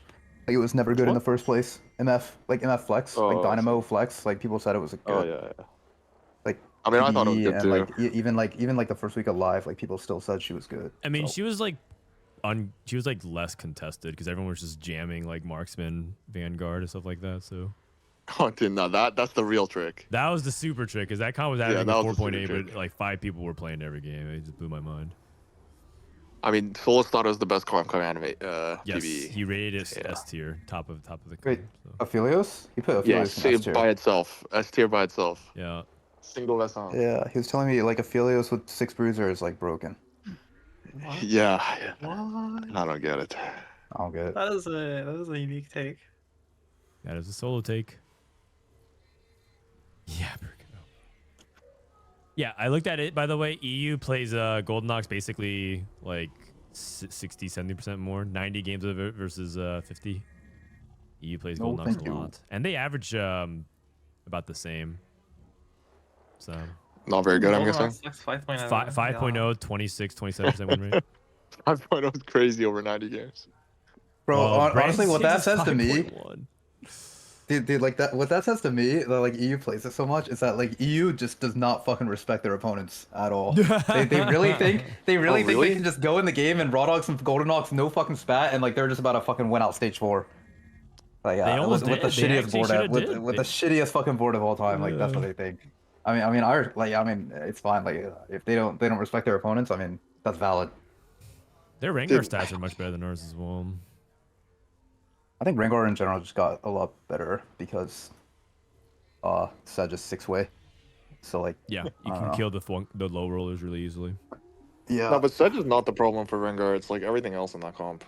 Like Yeah, Varus very stuns as well, targeted. Mordekaiser stuns, Yeah, but, like- very single target. Okay, Okay, so like I Rengar don't fell off disagree because with like you, but like Sedge 1 versus Sedge 2 is still huge. Yeah, difference yeah, it's big in the deal. Rengar matchup. like Rengar fell off initially because like the matchup versus Zeri was so egregiously bad. So but like bad, now yeah. that like everyone is fucking like fighting over the same units, like 5-way, like you just get to farm the low rollers because you're Thank still you, playing an Eric. uncontested line from a good spot. I mean, hello? it's hard to hit Varus 3 now though, which kind of matters. Wait, hello. Yeah, you- like, you just one more never- time you just never between go for games, I Varus. gotta complain about something. What? Why is there what is this tome of traits carousel I'm seeing on next patch notes? Oh, they're adding. Yo, it's back. Wait, what? They're adding Oh, Toma Thomas traits? back. Wait, is there a refractor carousel in the game right now?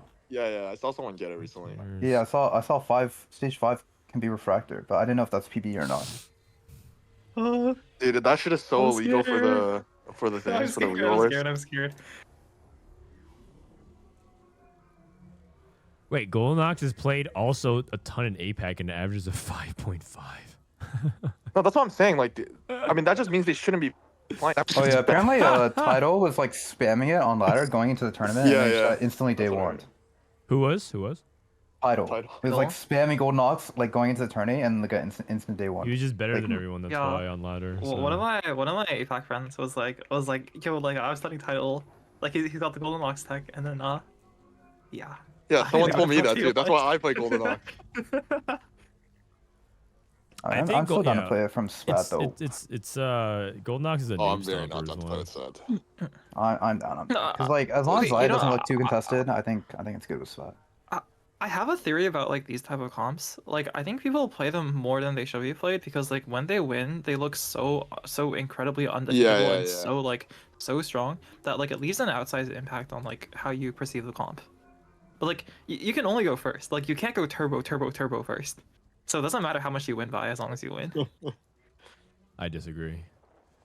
Sometimes okay. you You can go you can first so definitely hard. go- I guess it is worth going turbo. Sometimes you go turbo first so hard, then. you deal mental damage to your opponents, and so Yeah, it's about sending a fucking It's message. like- The thing is, you yeah. can also definitely go like turbo wave, and like yeah, I think Golden That is Ox has also pretty high true. chance. that is also No, true. but the like thing is like nobody else in your lobby remembers the person who went like with turbo wave. Like no one cares about that guy. I mean that's true. So they only remember the turbo first. I think And that's also Golden Ox. those kinds of comps also are vulnerable to like bad server as well. Like Taito plays on Japan, which is like weaker of the ladder than other regions, so he might like get a bad read that like Golden Ox is way better because he's just so consistent. He's like, well, yeah, it's a bad comp if you're not good at it. Yeah. but you play Like, against okay, bad honestly, opponents. like one of the things that's impressed me so much about like titles consistency across the sets is like one in APAC they don't as far as I understand they don't even have like cup like ladder snapshots, so like everyone has to make it through trials. So like it's just because he's in JP, it doesn't like mean that he has an easy path to regionals. Well, it certainly did for a really long time. Like, it's less true now once the reasons come. But like when he was just farming JP, yeah. he won Yeah, every yeah. single No. tournament. No. Like obviously, if funny. he's solo JP, like Bro, it was it's so insane. greedy. It's so greedy, I mean, man. Like obviously very good, but like, come on. like it's so greedy. Like how like making 10 there on Scuttle. Like I don't know his exo items. Like I assume they're dog shit if he sells Jin. But like wow, so greedy. Chassis pulls flux. Yeah, I think that's so greedy. This guy's playing for the tournament win, by the way. I think one the gold two on people Scuttle there. who are playing for the win are Snoodyboo and HoroX. Well, I almost always make econ on 1-3, even in Scuttle. Okay, well I think that's Only super on 1-3. greedy and like super bad in a lot of spots. I didn't see what he did, but He held Alice. Yeah, he sold like Morg pair and Jin with like sword. oh, he sold Mord and Jin with Alistair? Morg. No, I wouldn't do that. Morgana pair. Oh, Morgana, okay. Dude, he sold Mord pair at 1-3. Man. No, I mean, I think it's fine to sell your Mord Oh, pair at 1-3. 20 It's from not fine Salvyyy. to sell Mord single. I think selling the pair is fine. You know what I mean? Salvyyy is probably hard forcing decks in from the spot no matter what. Although on This 5. guy, yeah. Yeah, pretty sure. Oh, actually, no, maybe not. I'm pretty sure he is. Nah, he rolled Cat 5, I think. He's already hovering over it. You Wait, sure? No, why that's Cat- me. That's why me. Cat 5? That's me. Well, I don't Oh, like gee. happening in this spot. Oh, he's hard forcing. Yeah, he's Oh, taking- he's now he's hard hard forcing. forcing. He is hard forcing forcing. It's hard forcing. Dude, if no one else is Slayers, I take Cat 5 and just hard force Slayers.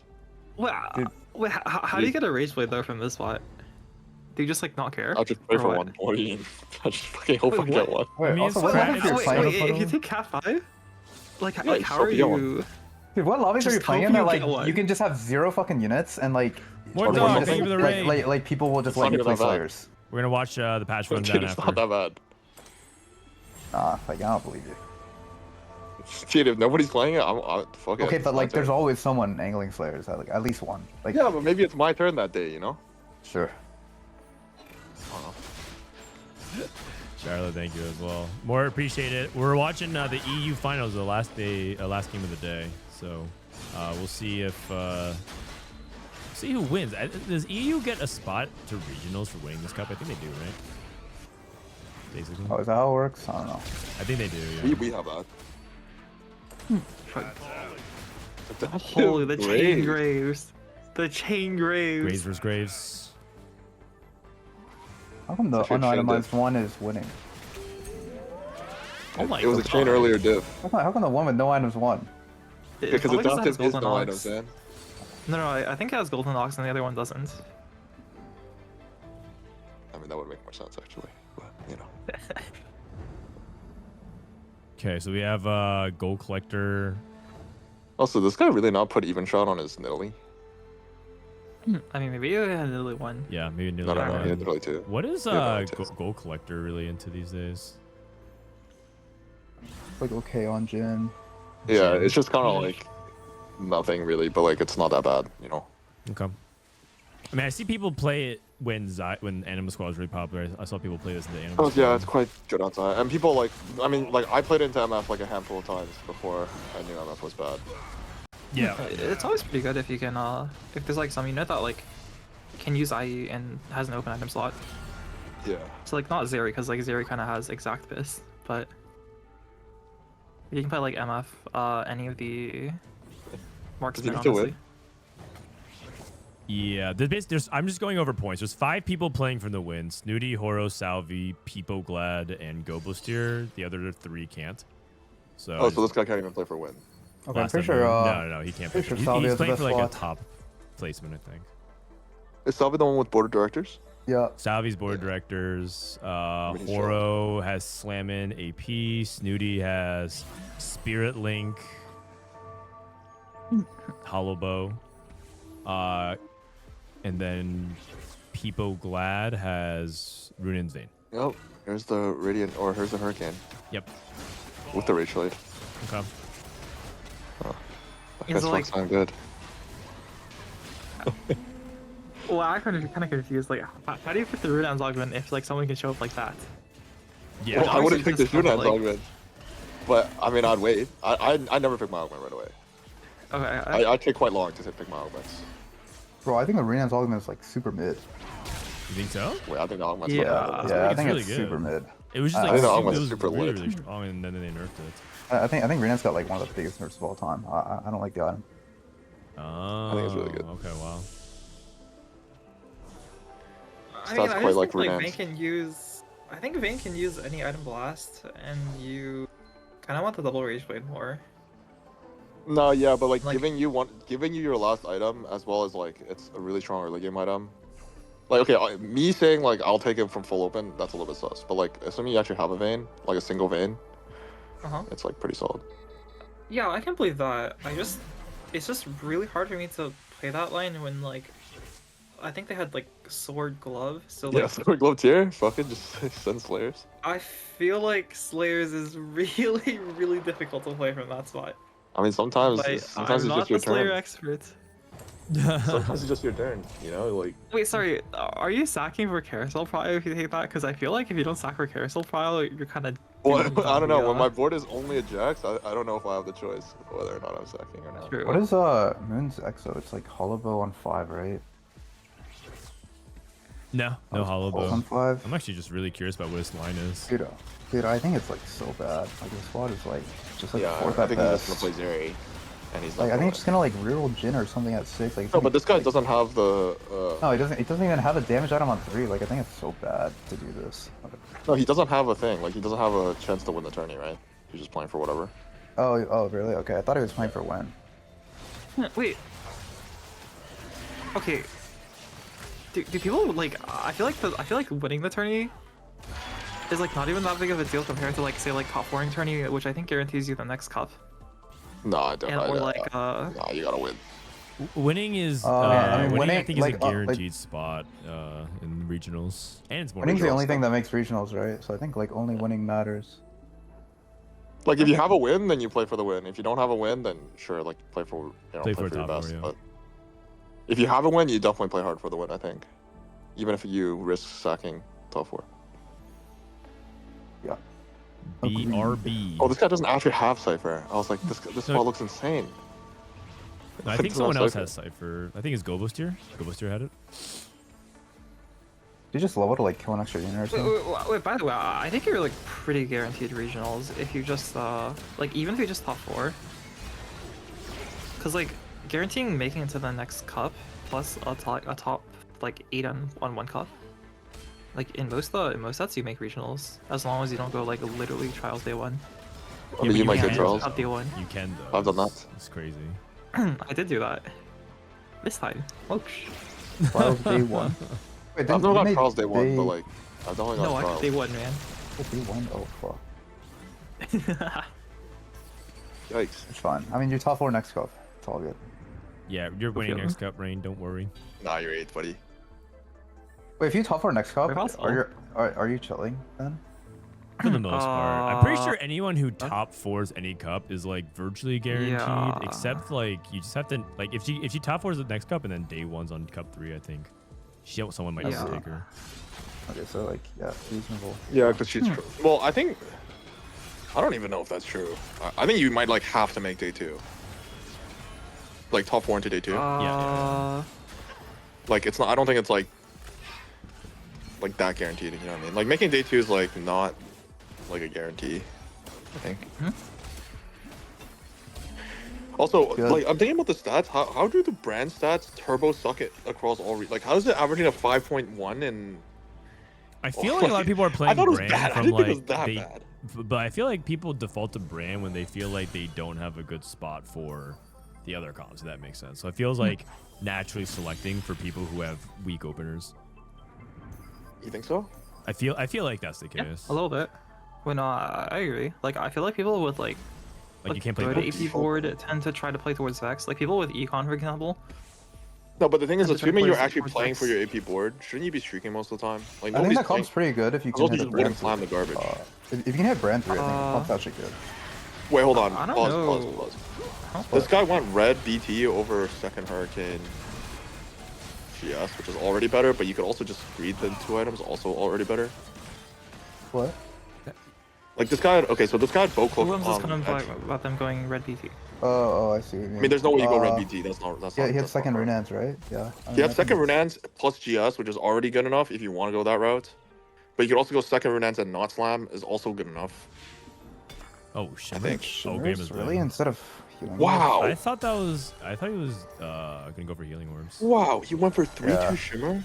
Yeah, there you go, healing orbs. Dude, his throwdown is like top fucking 5%. Yeah, what variance. is Holy this? shit. That's a Yeah, low what six is this? cooldown. Are you It's serious? everything in It's vein something in every tuned, show. Yeah. Fucking ridiculous, actually. Like, also the fact that he takes fucking gamblers there and then like rolls like, ay. Oh, last stand. Okay. Like actually rewarded for like pretty such good a there. like a low percentage play. No, I think you're supposed to roll there. I just don't. No, I'm saying like taking gamblers like and then rolling like Yeah. deep, like it makes no Oh, wow, sense. Like, Wow, this guy's Yeah, 14 and it's 0 fine. already. They make 30. They make 30 if they don't. no, I mean it's Like, not only- fine when only like 'cause the they hit that they alternative make. is healing orbs. Dude, though. No, I mean, he I think loves like that golden- guy's problem golden was just ox, the fact that man. he, Holy cow. his items are so bad. I What? actually don't think it's They fine. took He the greased his segment items. on 3-2. Oh, Golden Fleece? fleece. Wait, Fleece was offered on 3-2? I didn't even know you plus, could it's get a plus, fleece. it's a plus. What's the difference? 2 extra gold. The plus 4 gold. plus is you get 4 gold. That's not a plus.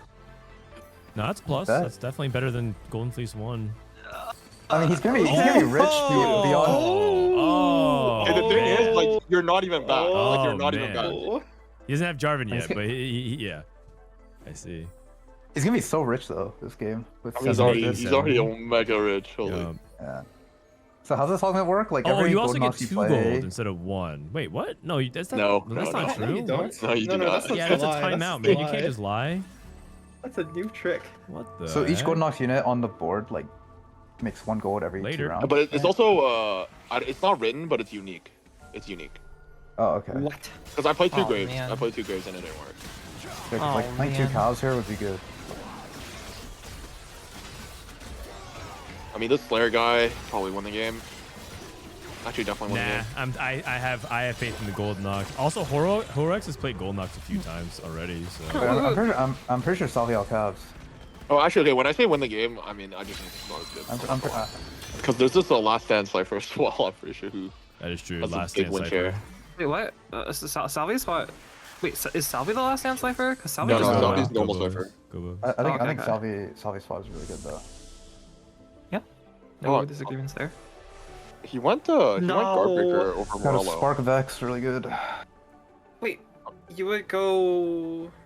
No, because he already has 3 Morello item first instead of back. securing the vet item? He already has 3. Oh, okay. Yeah. Eh? So you go Morello first. Wait, what? Do people even have 7, 8 components here? I mean, I know he has 3 item backs. He like perfect 3 item. It's as well. Scuttle Puddle. You Oh, you okay. have more components. He has than that. he has Oh, hollow right, he has right. hollow bow. So like he wants to run him. Yeah, but like, it's not. Well, Morello's a Varus item. Solid one. I Yeah, see. don't know. Oh. I think, Salvyyy actually I mean, got his Garbreaker is like a- street grief just now, so he's he. Garbage. I mean, Garbreaker is a bit better than GS, but like not by a lot. Well, I thought it was the other way around. I thought GS was slightly better. No, I Really? think Guardbreaker's better. In the Is Guardbreaker stats. right now? In the stats, at least it is. I mean, I just trust the stats for this one because like they're close enough that like. yeah, I the would sample just size is so trust the stats. big that it feels like it's pretty relevant. I I think it's mean, I think it's by 1/10, but so if you value that, I mean, that's still relevant. Yeah. I mean, it's also under the assumption you get to choose, right? You're always taking. I mean, Death Cap's the best of the 3, but you don't get Death Cap, so. Yeah, Trait Garbreaker's better tracker. by reasonable amounts.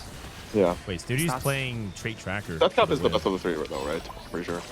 That Not Death tripping. Cap is slightly Holy. better than Guardbreaker, but it has 2% Oh, play rates. he Wait, already cashed it. Does this guy Holy have shit. Aurora? I don't know which one's better. Wow, Trade Tracker on 7. Trait 'cause he doesn't tracker on have triple. 7 like a beast. What is this? Divinicore? Bruiser's insane. Bruiser's insane. Bastion's insane. good. Techie's insane. Divinicore's fine. Like, execution. Yo! What? He has 1 wasted. Those are really good. That's pretty good. That's pretty nice. I think you, yeah. Wait, why do you put everything on, You should put everything on Jax. Unless he's looking to reforge. Specifically. But Doesn't he if you're just looking to not wanna reforge, you only reforge Jax. Like Jax Yeah, is yeah, the yeah. unit here that you're looking to reforge. So I think it's fine. Yeah, Like, I mean, everything else Bastion's much doesn't get stronger. reforged. Wait, do you reforge Divinicore? Yeah or nay?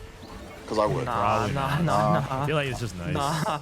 Well, I feel like you could reforge Divinicore if you had like a chase trait. Like if you're really hunting for something that like auto wins you the game. But Dude, I don't know. I would just do it because like I just don't think it does enough. What? Like 3% Omni. what? I mean, no, I'm just gambling. I'm fully admitting that I'm just gambling. Okay, I hate this one. That's the worst Duplicator. one, right? For 290. Generally, No. yeah. 290 is the worst one. Is Ornn. No, the Ornn Wow. one's way worse. Really? You think so? Dude, Ornn in 3 gold? Yeah, and Ornn in 3 gold is pretty bad. Yeah, I guess like if No, you're 'cause playing. One Random like Ornn. guarantees your like full 2-star board at least, but Dude, it's random Ornn. Like if it was like Ornn artifact, maybe. I don't but think the Big random? Nico is like that bad. Like it's 290. Like If you're obviously playing like you have contested a line, it's better. refactor. If you're playing contested Dude, line. 290 just is Everyone's uncool. but who's not playing? Like the thing Yeah, about the meta yeah. is like who's not playing contested line? Like everyone's playing contested line. Everyone got an egg.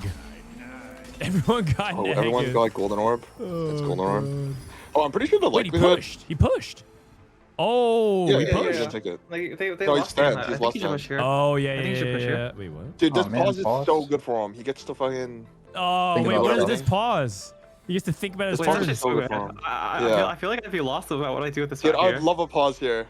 Bro, Honestly, I might just have everyone to- gets to- I might just have to everyone go to gets the to water. think. What if like can you check their X attack? Wait, like can they play X attack? Cause they have Rage Wave plus Exo Spat. You can scout other people's boards. I don't know if you can check your own exotech. My They have egg Hollow bug. Bow. You could Exo Spat. Yeah. What does that mean? You could Exo Spat Rage Blade. Like I don't know what you should play here though. Gobooster. I mean, I don't know how what contested else it would is. you play? How contested is it? If I it's like mean, not always that. contested, but like you could Golden Ox. With, I mean, like, there's levels Max, to it, it's you already know, Golden like- Ox. It's already going. Yeah. Oh, it's already wait. Golden Ox. His is already 7 and a 9. Dude, Oh, he's just cheating. Wait, take what? the just take He the said my egg just bug. take What the the fuck? just take the W Hey. then. I wouldn't even have noticed that. Well, how did he even notice that? I mean, mean, I like, certainly wouldn't the have thing paused is, for it. like, why even pause? Because Yeah. like, what are What's they? the pause for the? Like, yeah, like what? restart? Like, there's no way you're gonna remake over that, right? Like, it's fine. Remake over, like, he gained an advantage, I guess. Yeah, he gained 2 turns. Like, there's no way it's a remake. I mean, might as well just play. Too much competitive integrity. Yeah, I guess he's just saying, I guess he's just calling out, like, something happened. Also, Canbizz the capacitor. I feel like No, that augments. It's feel like this Augment's is pretty prank. bad, I think. It's choice Such a I feel like prank. that one's bad. good, but like I feel like it's hard to take that with like when you're only playing 4 techie. And like I don't think vertical techie is very good. I mean, Kevin's basically saying what we just said. We're just like, Nothing okay. can be done. Yeah. Like what? So what do we do about Okay, it, bro? wait. This is actually too much integrity. Like, why would you even like report this? Too much integrity. Yeah. Like, I mean, you can What- report it. how I just did don't you think you report it? pause. I guess he doesn't What want to are be you- what are you seen as pausing bug for? abusing and like get DQ'd yeah, or something. I mean, I feel like that happens to me. Like, I would mention it. I would be like, yo, my egg is like minus is two extra turns, or like 2 less turns for free. Dude, he's afraid. Wait, of this Riot. guy's level He's afraid of 870. Riot. This guy's level 870. I think he's going fast 9. Yeah, he is. that He is is. He is. crazy. With last hand, yeah, he is. 100%.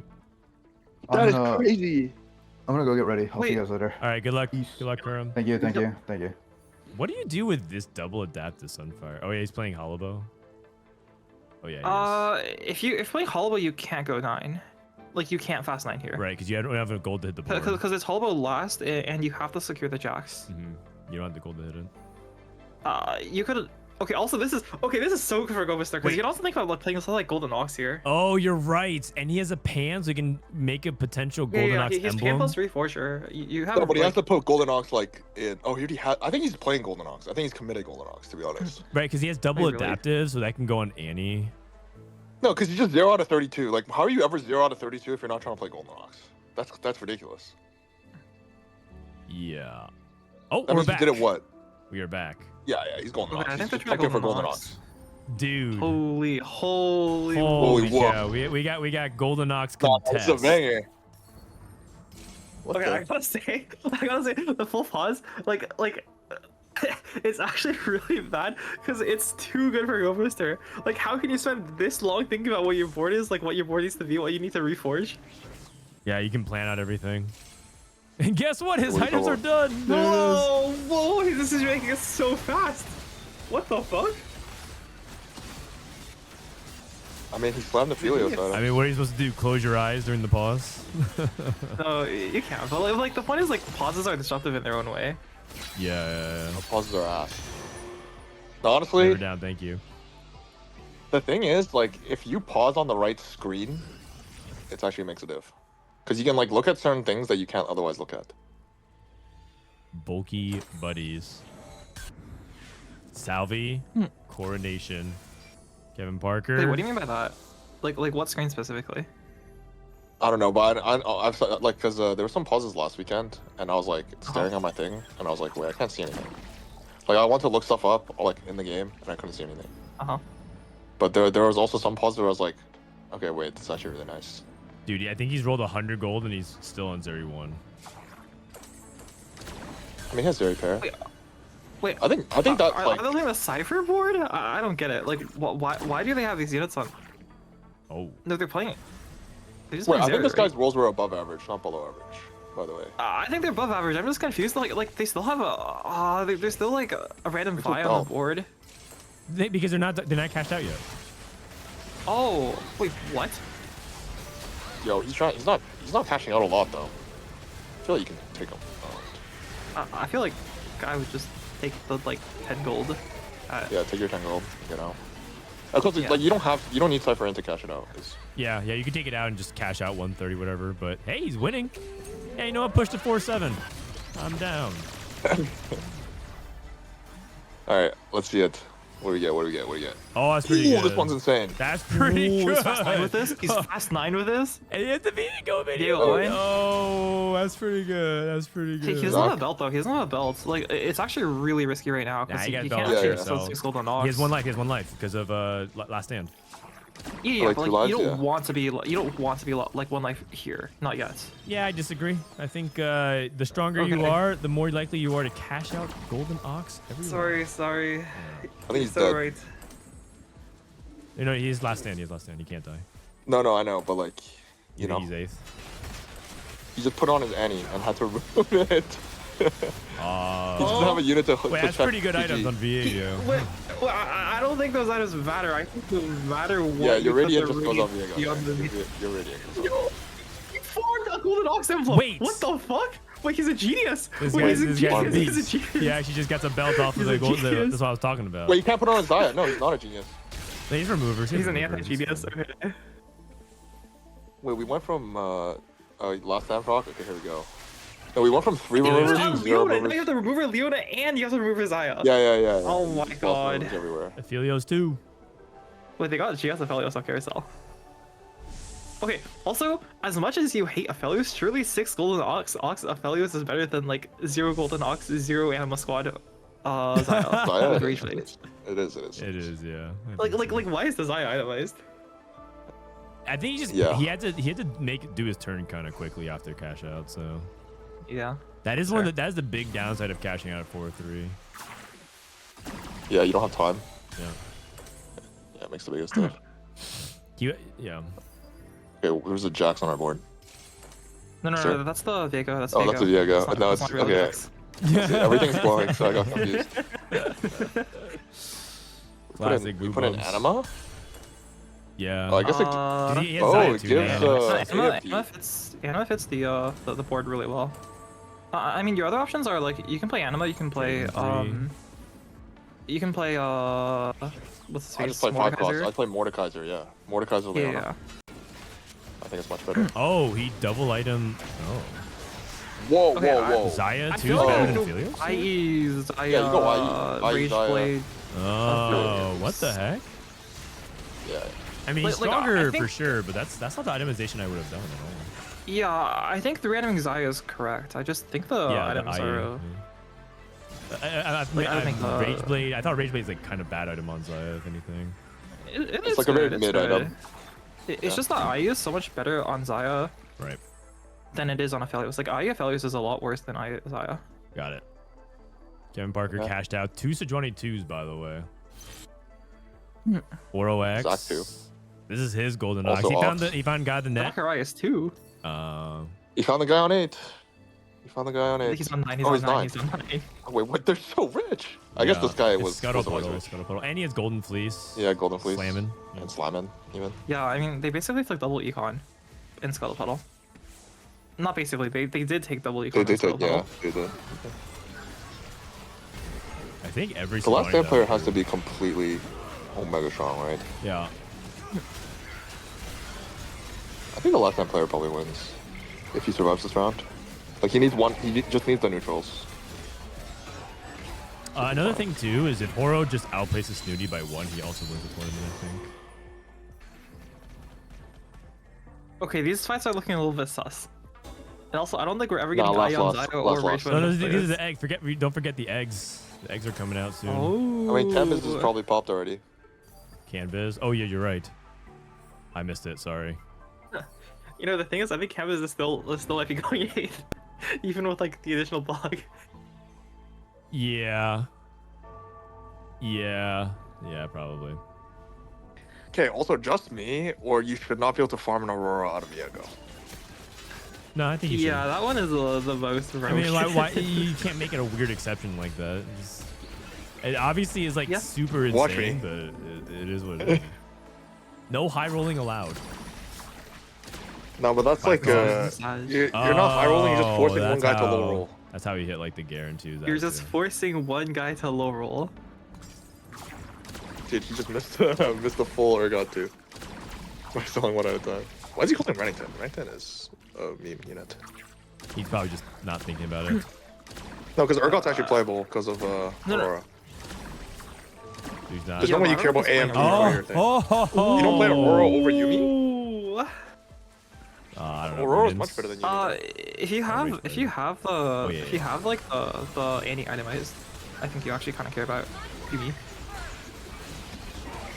But okay, also like I agree with him. I don't think you should be making a I don't think you should be actually making a Urgot 2 because it's too much gold. Because he needed to hit Viego 2, and he also really wants to hit the Zac 2.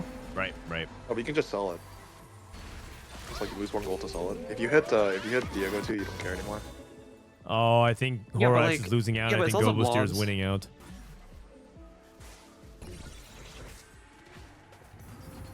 No Golden Ox. No items for Annie, which is also a big deal. Oh, wait, never mind. Might be back.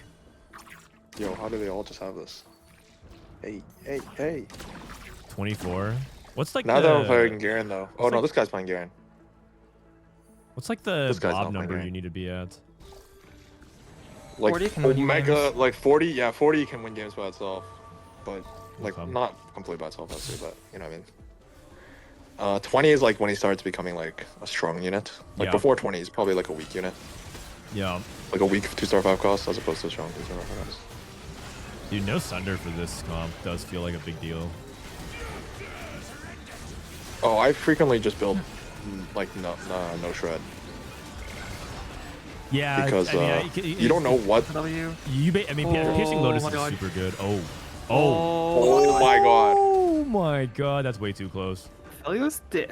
Well, he's not getting it weaker, is the thing. So yeah, Rage Blade. I think he wins. Golden Ox. On Garen. It's not Garen. Wow. Oh, Zac. We're at 30 blobs. We're at 30 blobs. 31. Oh, there's definitely a chance they lose. Definitely a chance. Wait, somebody did at least 3. Could you look at Black and Moon?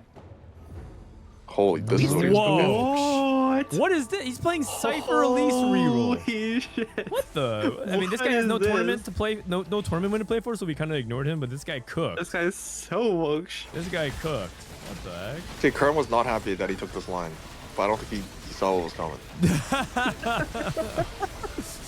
Oh man.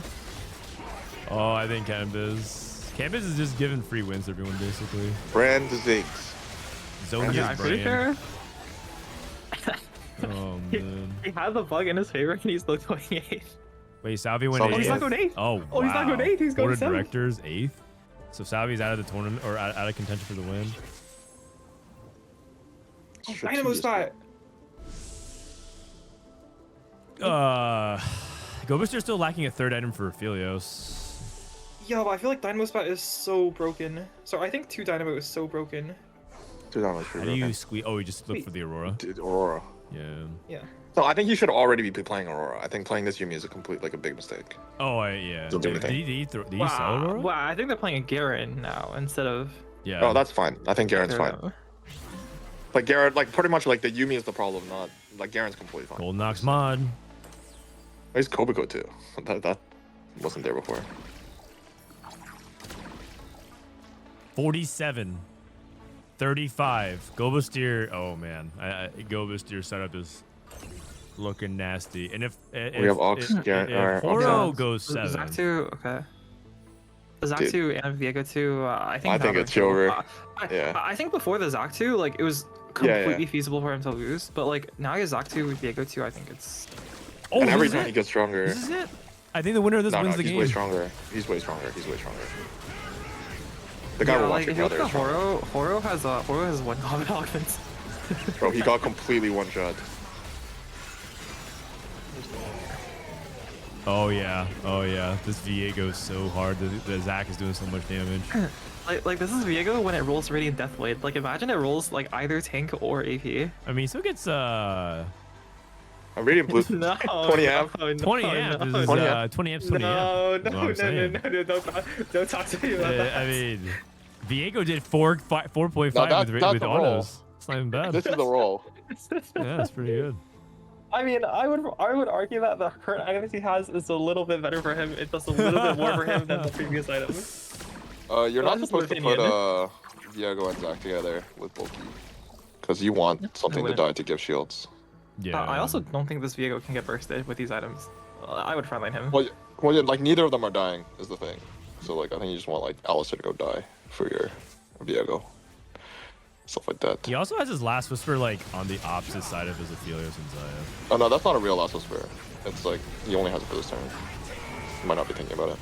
Yeah, I definitely don't blame people for like sometimes doing stuff like that. Like it's definitely stuff that like gives you an edge, and like if you do think about it, it's much better. But like your sins are forgiven if you like forget about that. Oh my, Brand 611. God. Whoa. Oh my god, wait, the build is working out because it has uplink. But without uplink, this brand is so bad. Yeah, the zero cast Brand. Okay, Uplink 3. points wise, Is it real quick, as we were taking a look at the scuttle. It's also guaranteed. So Gobooster is 35. He needs to outplace Horo and Snooty by 4. He's gonna outplace Horo, but if he doesn't outplace Snooty by 4, then Snooty might still win anyways because Salvyy's dead. And People Glad could also be in it, but he's 3 behind Snooty. So if Snooty gets third, he wins the tournament. Or if he gets 4th, he wins the tournament, it looks like. Unless he has better tiebreakers. He has better tiebreakers. Could you look at Snooty's board right now then? Because I think the only way, like, Snooty needs to fight Gobooster or Canbizz and lose to them, like, now. Otherwise, I think they're through. And their board looks pretty darn good. Chemtech. Bro, I should be able to take like trait tracker. Like no money for PC. So then like you auto collect my blobs for me. There should be a setting. Agreed. What? Take. What? I'm lost. Whatever. There should be a setting that lets you say like no money for PC. I'm playing on mobile. Buy like just buy all the blobs for me. Agreed. Oh yeah, dude. There's someone said that one of the big problems for them, this said, is that there's like click inflation, as in like there's just the number of actions you have to actually just do to click to pick up all the orbs from the hacks and. This might decide the tournament, right? I think Stevie wins the tournament. Oh, you're I mean, right. This trade you know the double thingy now, double diff. He reforged with his street demon to diff.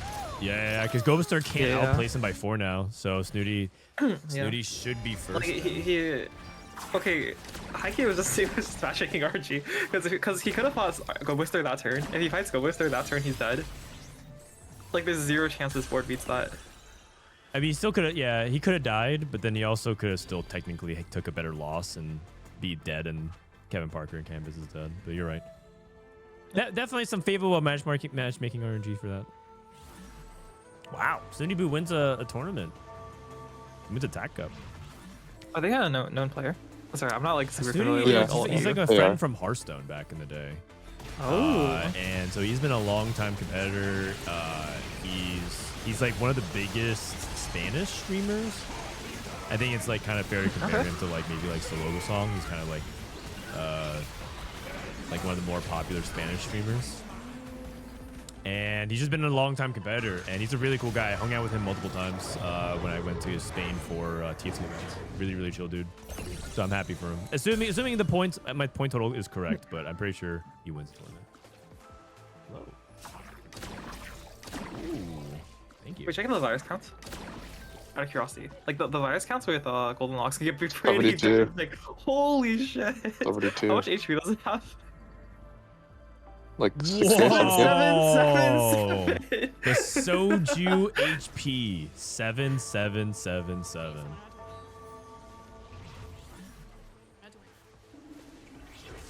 Yeah. Snoodyboo's Snoody already won. All right. My wife got me a Starbucks breakfast sandwich. Oh wow. That's very good. Dude, Golden Ox is so fun, man. I hope they don't actually. I feel like it's actually in a good place. I like that it's like 40% top 4 rate and then like 25% win rate. I think it's pretty cool. I mean, the thing is, the units have to be buffed. Like, Ophiolus actually just needs a buff. They are, well, good news, they're buffing him, I think. They are. Yeah, They're I think buffing they're also 6 buffing Zaya though. So I'm kind of scared. And they're also buffing Annie, actually. I mean, I'm gonna do the patch rundown after this, so we'll see. Oh, I guess it probably got updated from like what we know from the knowledge we have.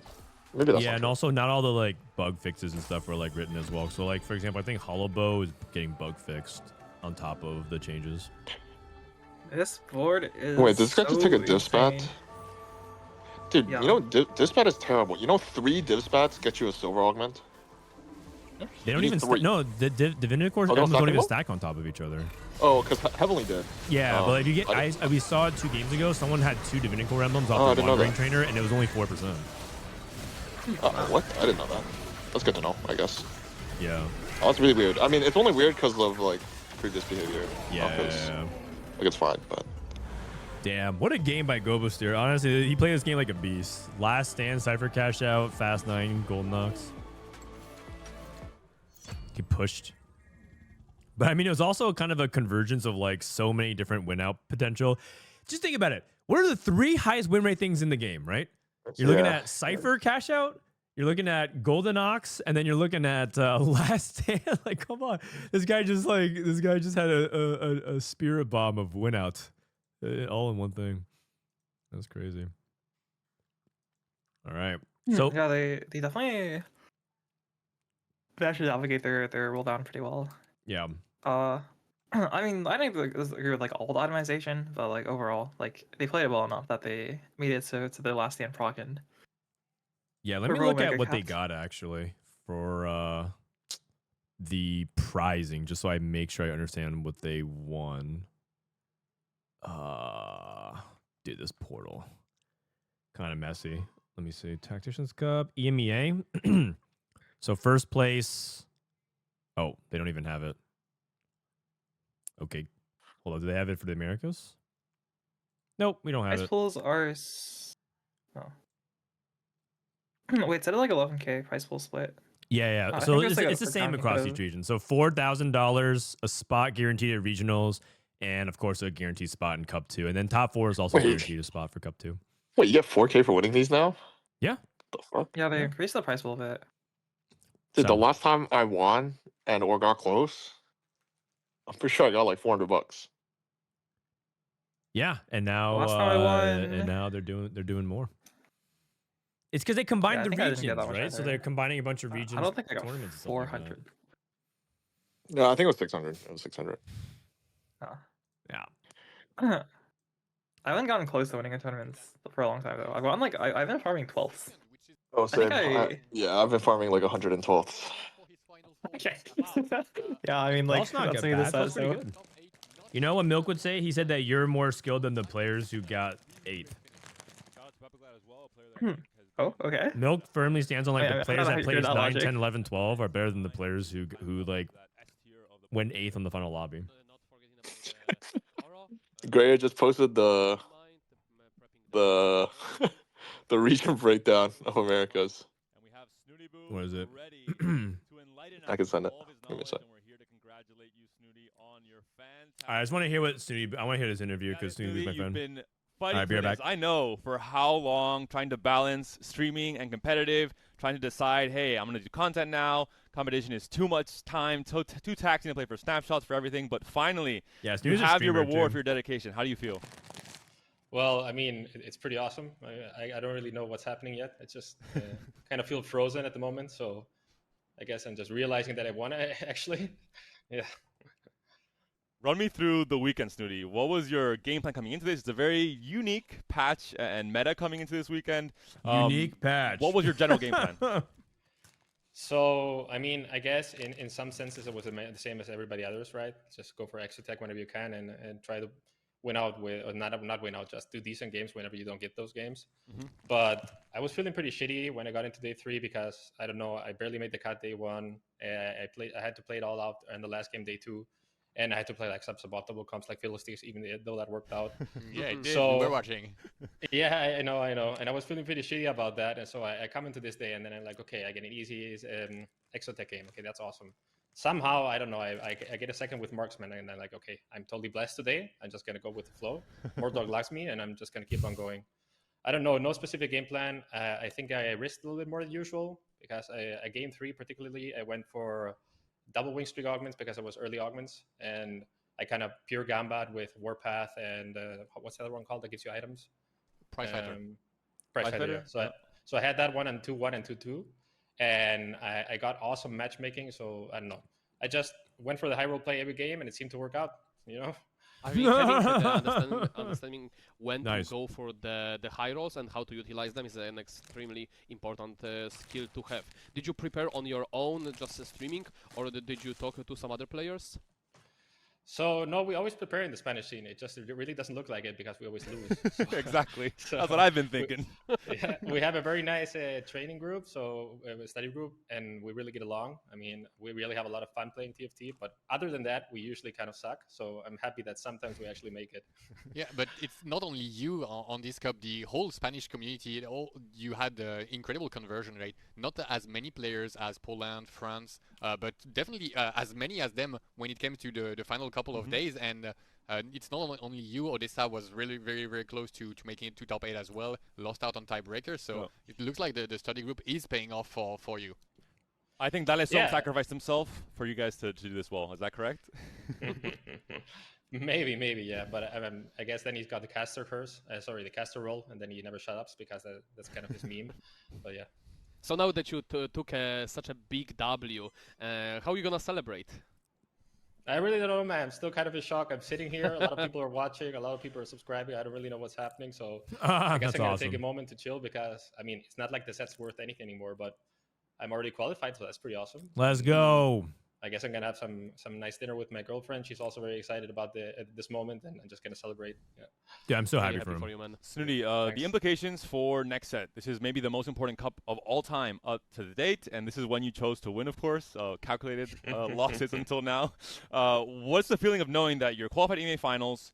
As long as you don't place in the bottom 4 there, which is, being Spanish is maybe going to be difficult, you make it into the Pro League for set 15, and that has, a lot of implications for making this career sustainable for you as a competitor, as a streamer, as a content creator. How does that feel? Well, it feels just awesome because, I mean, I had more pressure even, I guess, like everybody else this season when there's so much more in play. And I thought to myself, okay, this time I'm going to have more healthy habits. I'm going to do exercise every day before streaming and whatnot. I did none of that. I just got even more stressed. I was like, somehow now I qualified. So I mean, I guess the best play is always to just keep on. I love grinding. it. No. Tell our viewers you need healthy habits. Just now that you don't need to stress so much about getting into regionals. So relatable, by the way. Exactly. Sure. Yeah. Now I can actually enjoy TFT for 3 months. Can you imagine that? One last question before we let you go. So EWC qualifiers are next week. Bro, this guy's funnier in his second language than he is in my first language. So My God. What's your plan for the qualifiers? I think we froze. We lost him. Yep. Nope. We lost him. He's, okay. he's He doesn't want to lead the celebrating. team. He doesn't want to lead the team, clearly. But thank you, man. Snooty, if you're still listening, for those answers. I honestly think top 5 personalities in TFT in terms of just everything he's done, especially if you're Spanish, Yeah. Snooty's a really cool guy. I mean, he's the funny thing about the question was that Panda was like, what's it like for your sustainability as like a pro career? It's like, bro, this guy's already a very successful streamer. So like this guy gets thousands of viewers. I mean, obviously it's spiked because of the cup, but he already averages a pretty high amount of viewership. So he was already like gonna be fine as a career. But it is funny that he was like, yeah, I'm gonna like lock in, eat, be healthy, regulate my schedule, whatever. And they did none of that and just no life to end, won a cup. Good for him. All right. Oh, he's back. Qualifiers, if so, what's your team? What's the idea? Oh, EWC? Yeah, and competing, and my teammates are Relic, Akawandor, and Giyosco. So we've got like a lot of Spanish players, so we have to kind of divide them up in squads. Yeah. We are not really that comfortable with the format yet because we haven't really had time to practice, but I guess that's going to be awesome for now, yeah. Mm-hmm. I mean, you'll be playing on the new patch, so there is still time to practice, obviously. And it's a great mix of having Relic, a player from Latam, joining a Spanish team. I know also Michael is playing with an EU team, team from EMEA. So he's really good at interesting. I'm really casting? excited for EWC. In English? Congrats, Snooty, once again on this win. We'll let you go Spanish? now and celebrate and have a great dinner, hopefully, with your girlfriend. And best of luck for the rest of the sets for EMEA finals and for set 15 as well. Thanks, guys. Bye-bye. Thank you, Snooty. Yeah, and that is also going to be a wrap for Yeah, us. alright, nice Any job, final nice words job, nice from job, my nice job. host? Thank you for inviting me. That was awesome. All right. Congrats, Snooty. Really happy for him. This guy deserves a lot of love, and I'm really happy for him. What a big win for the Spanish community as well. Good stuff.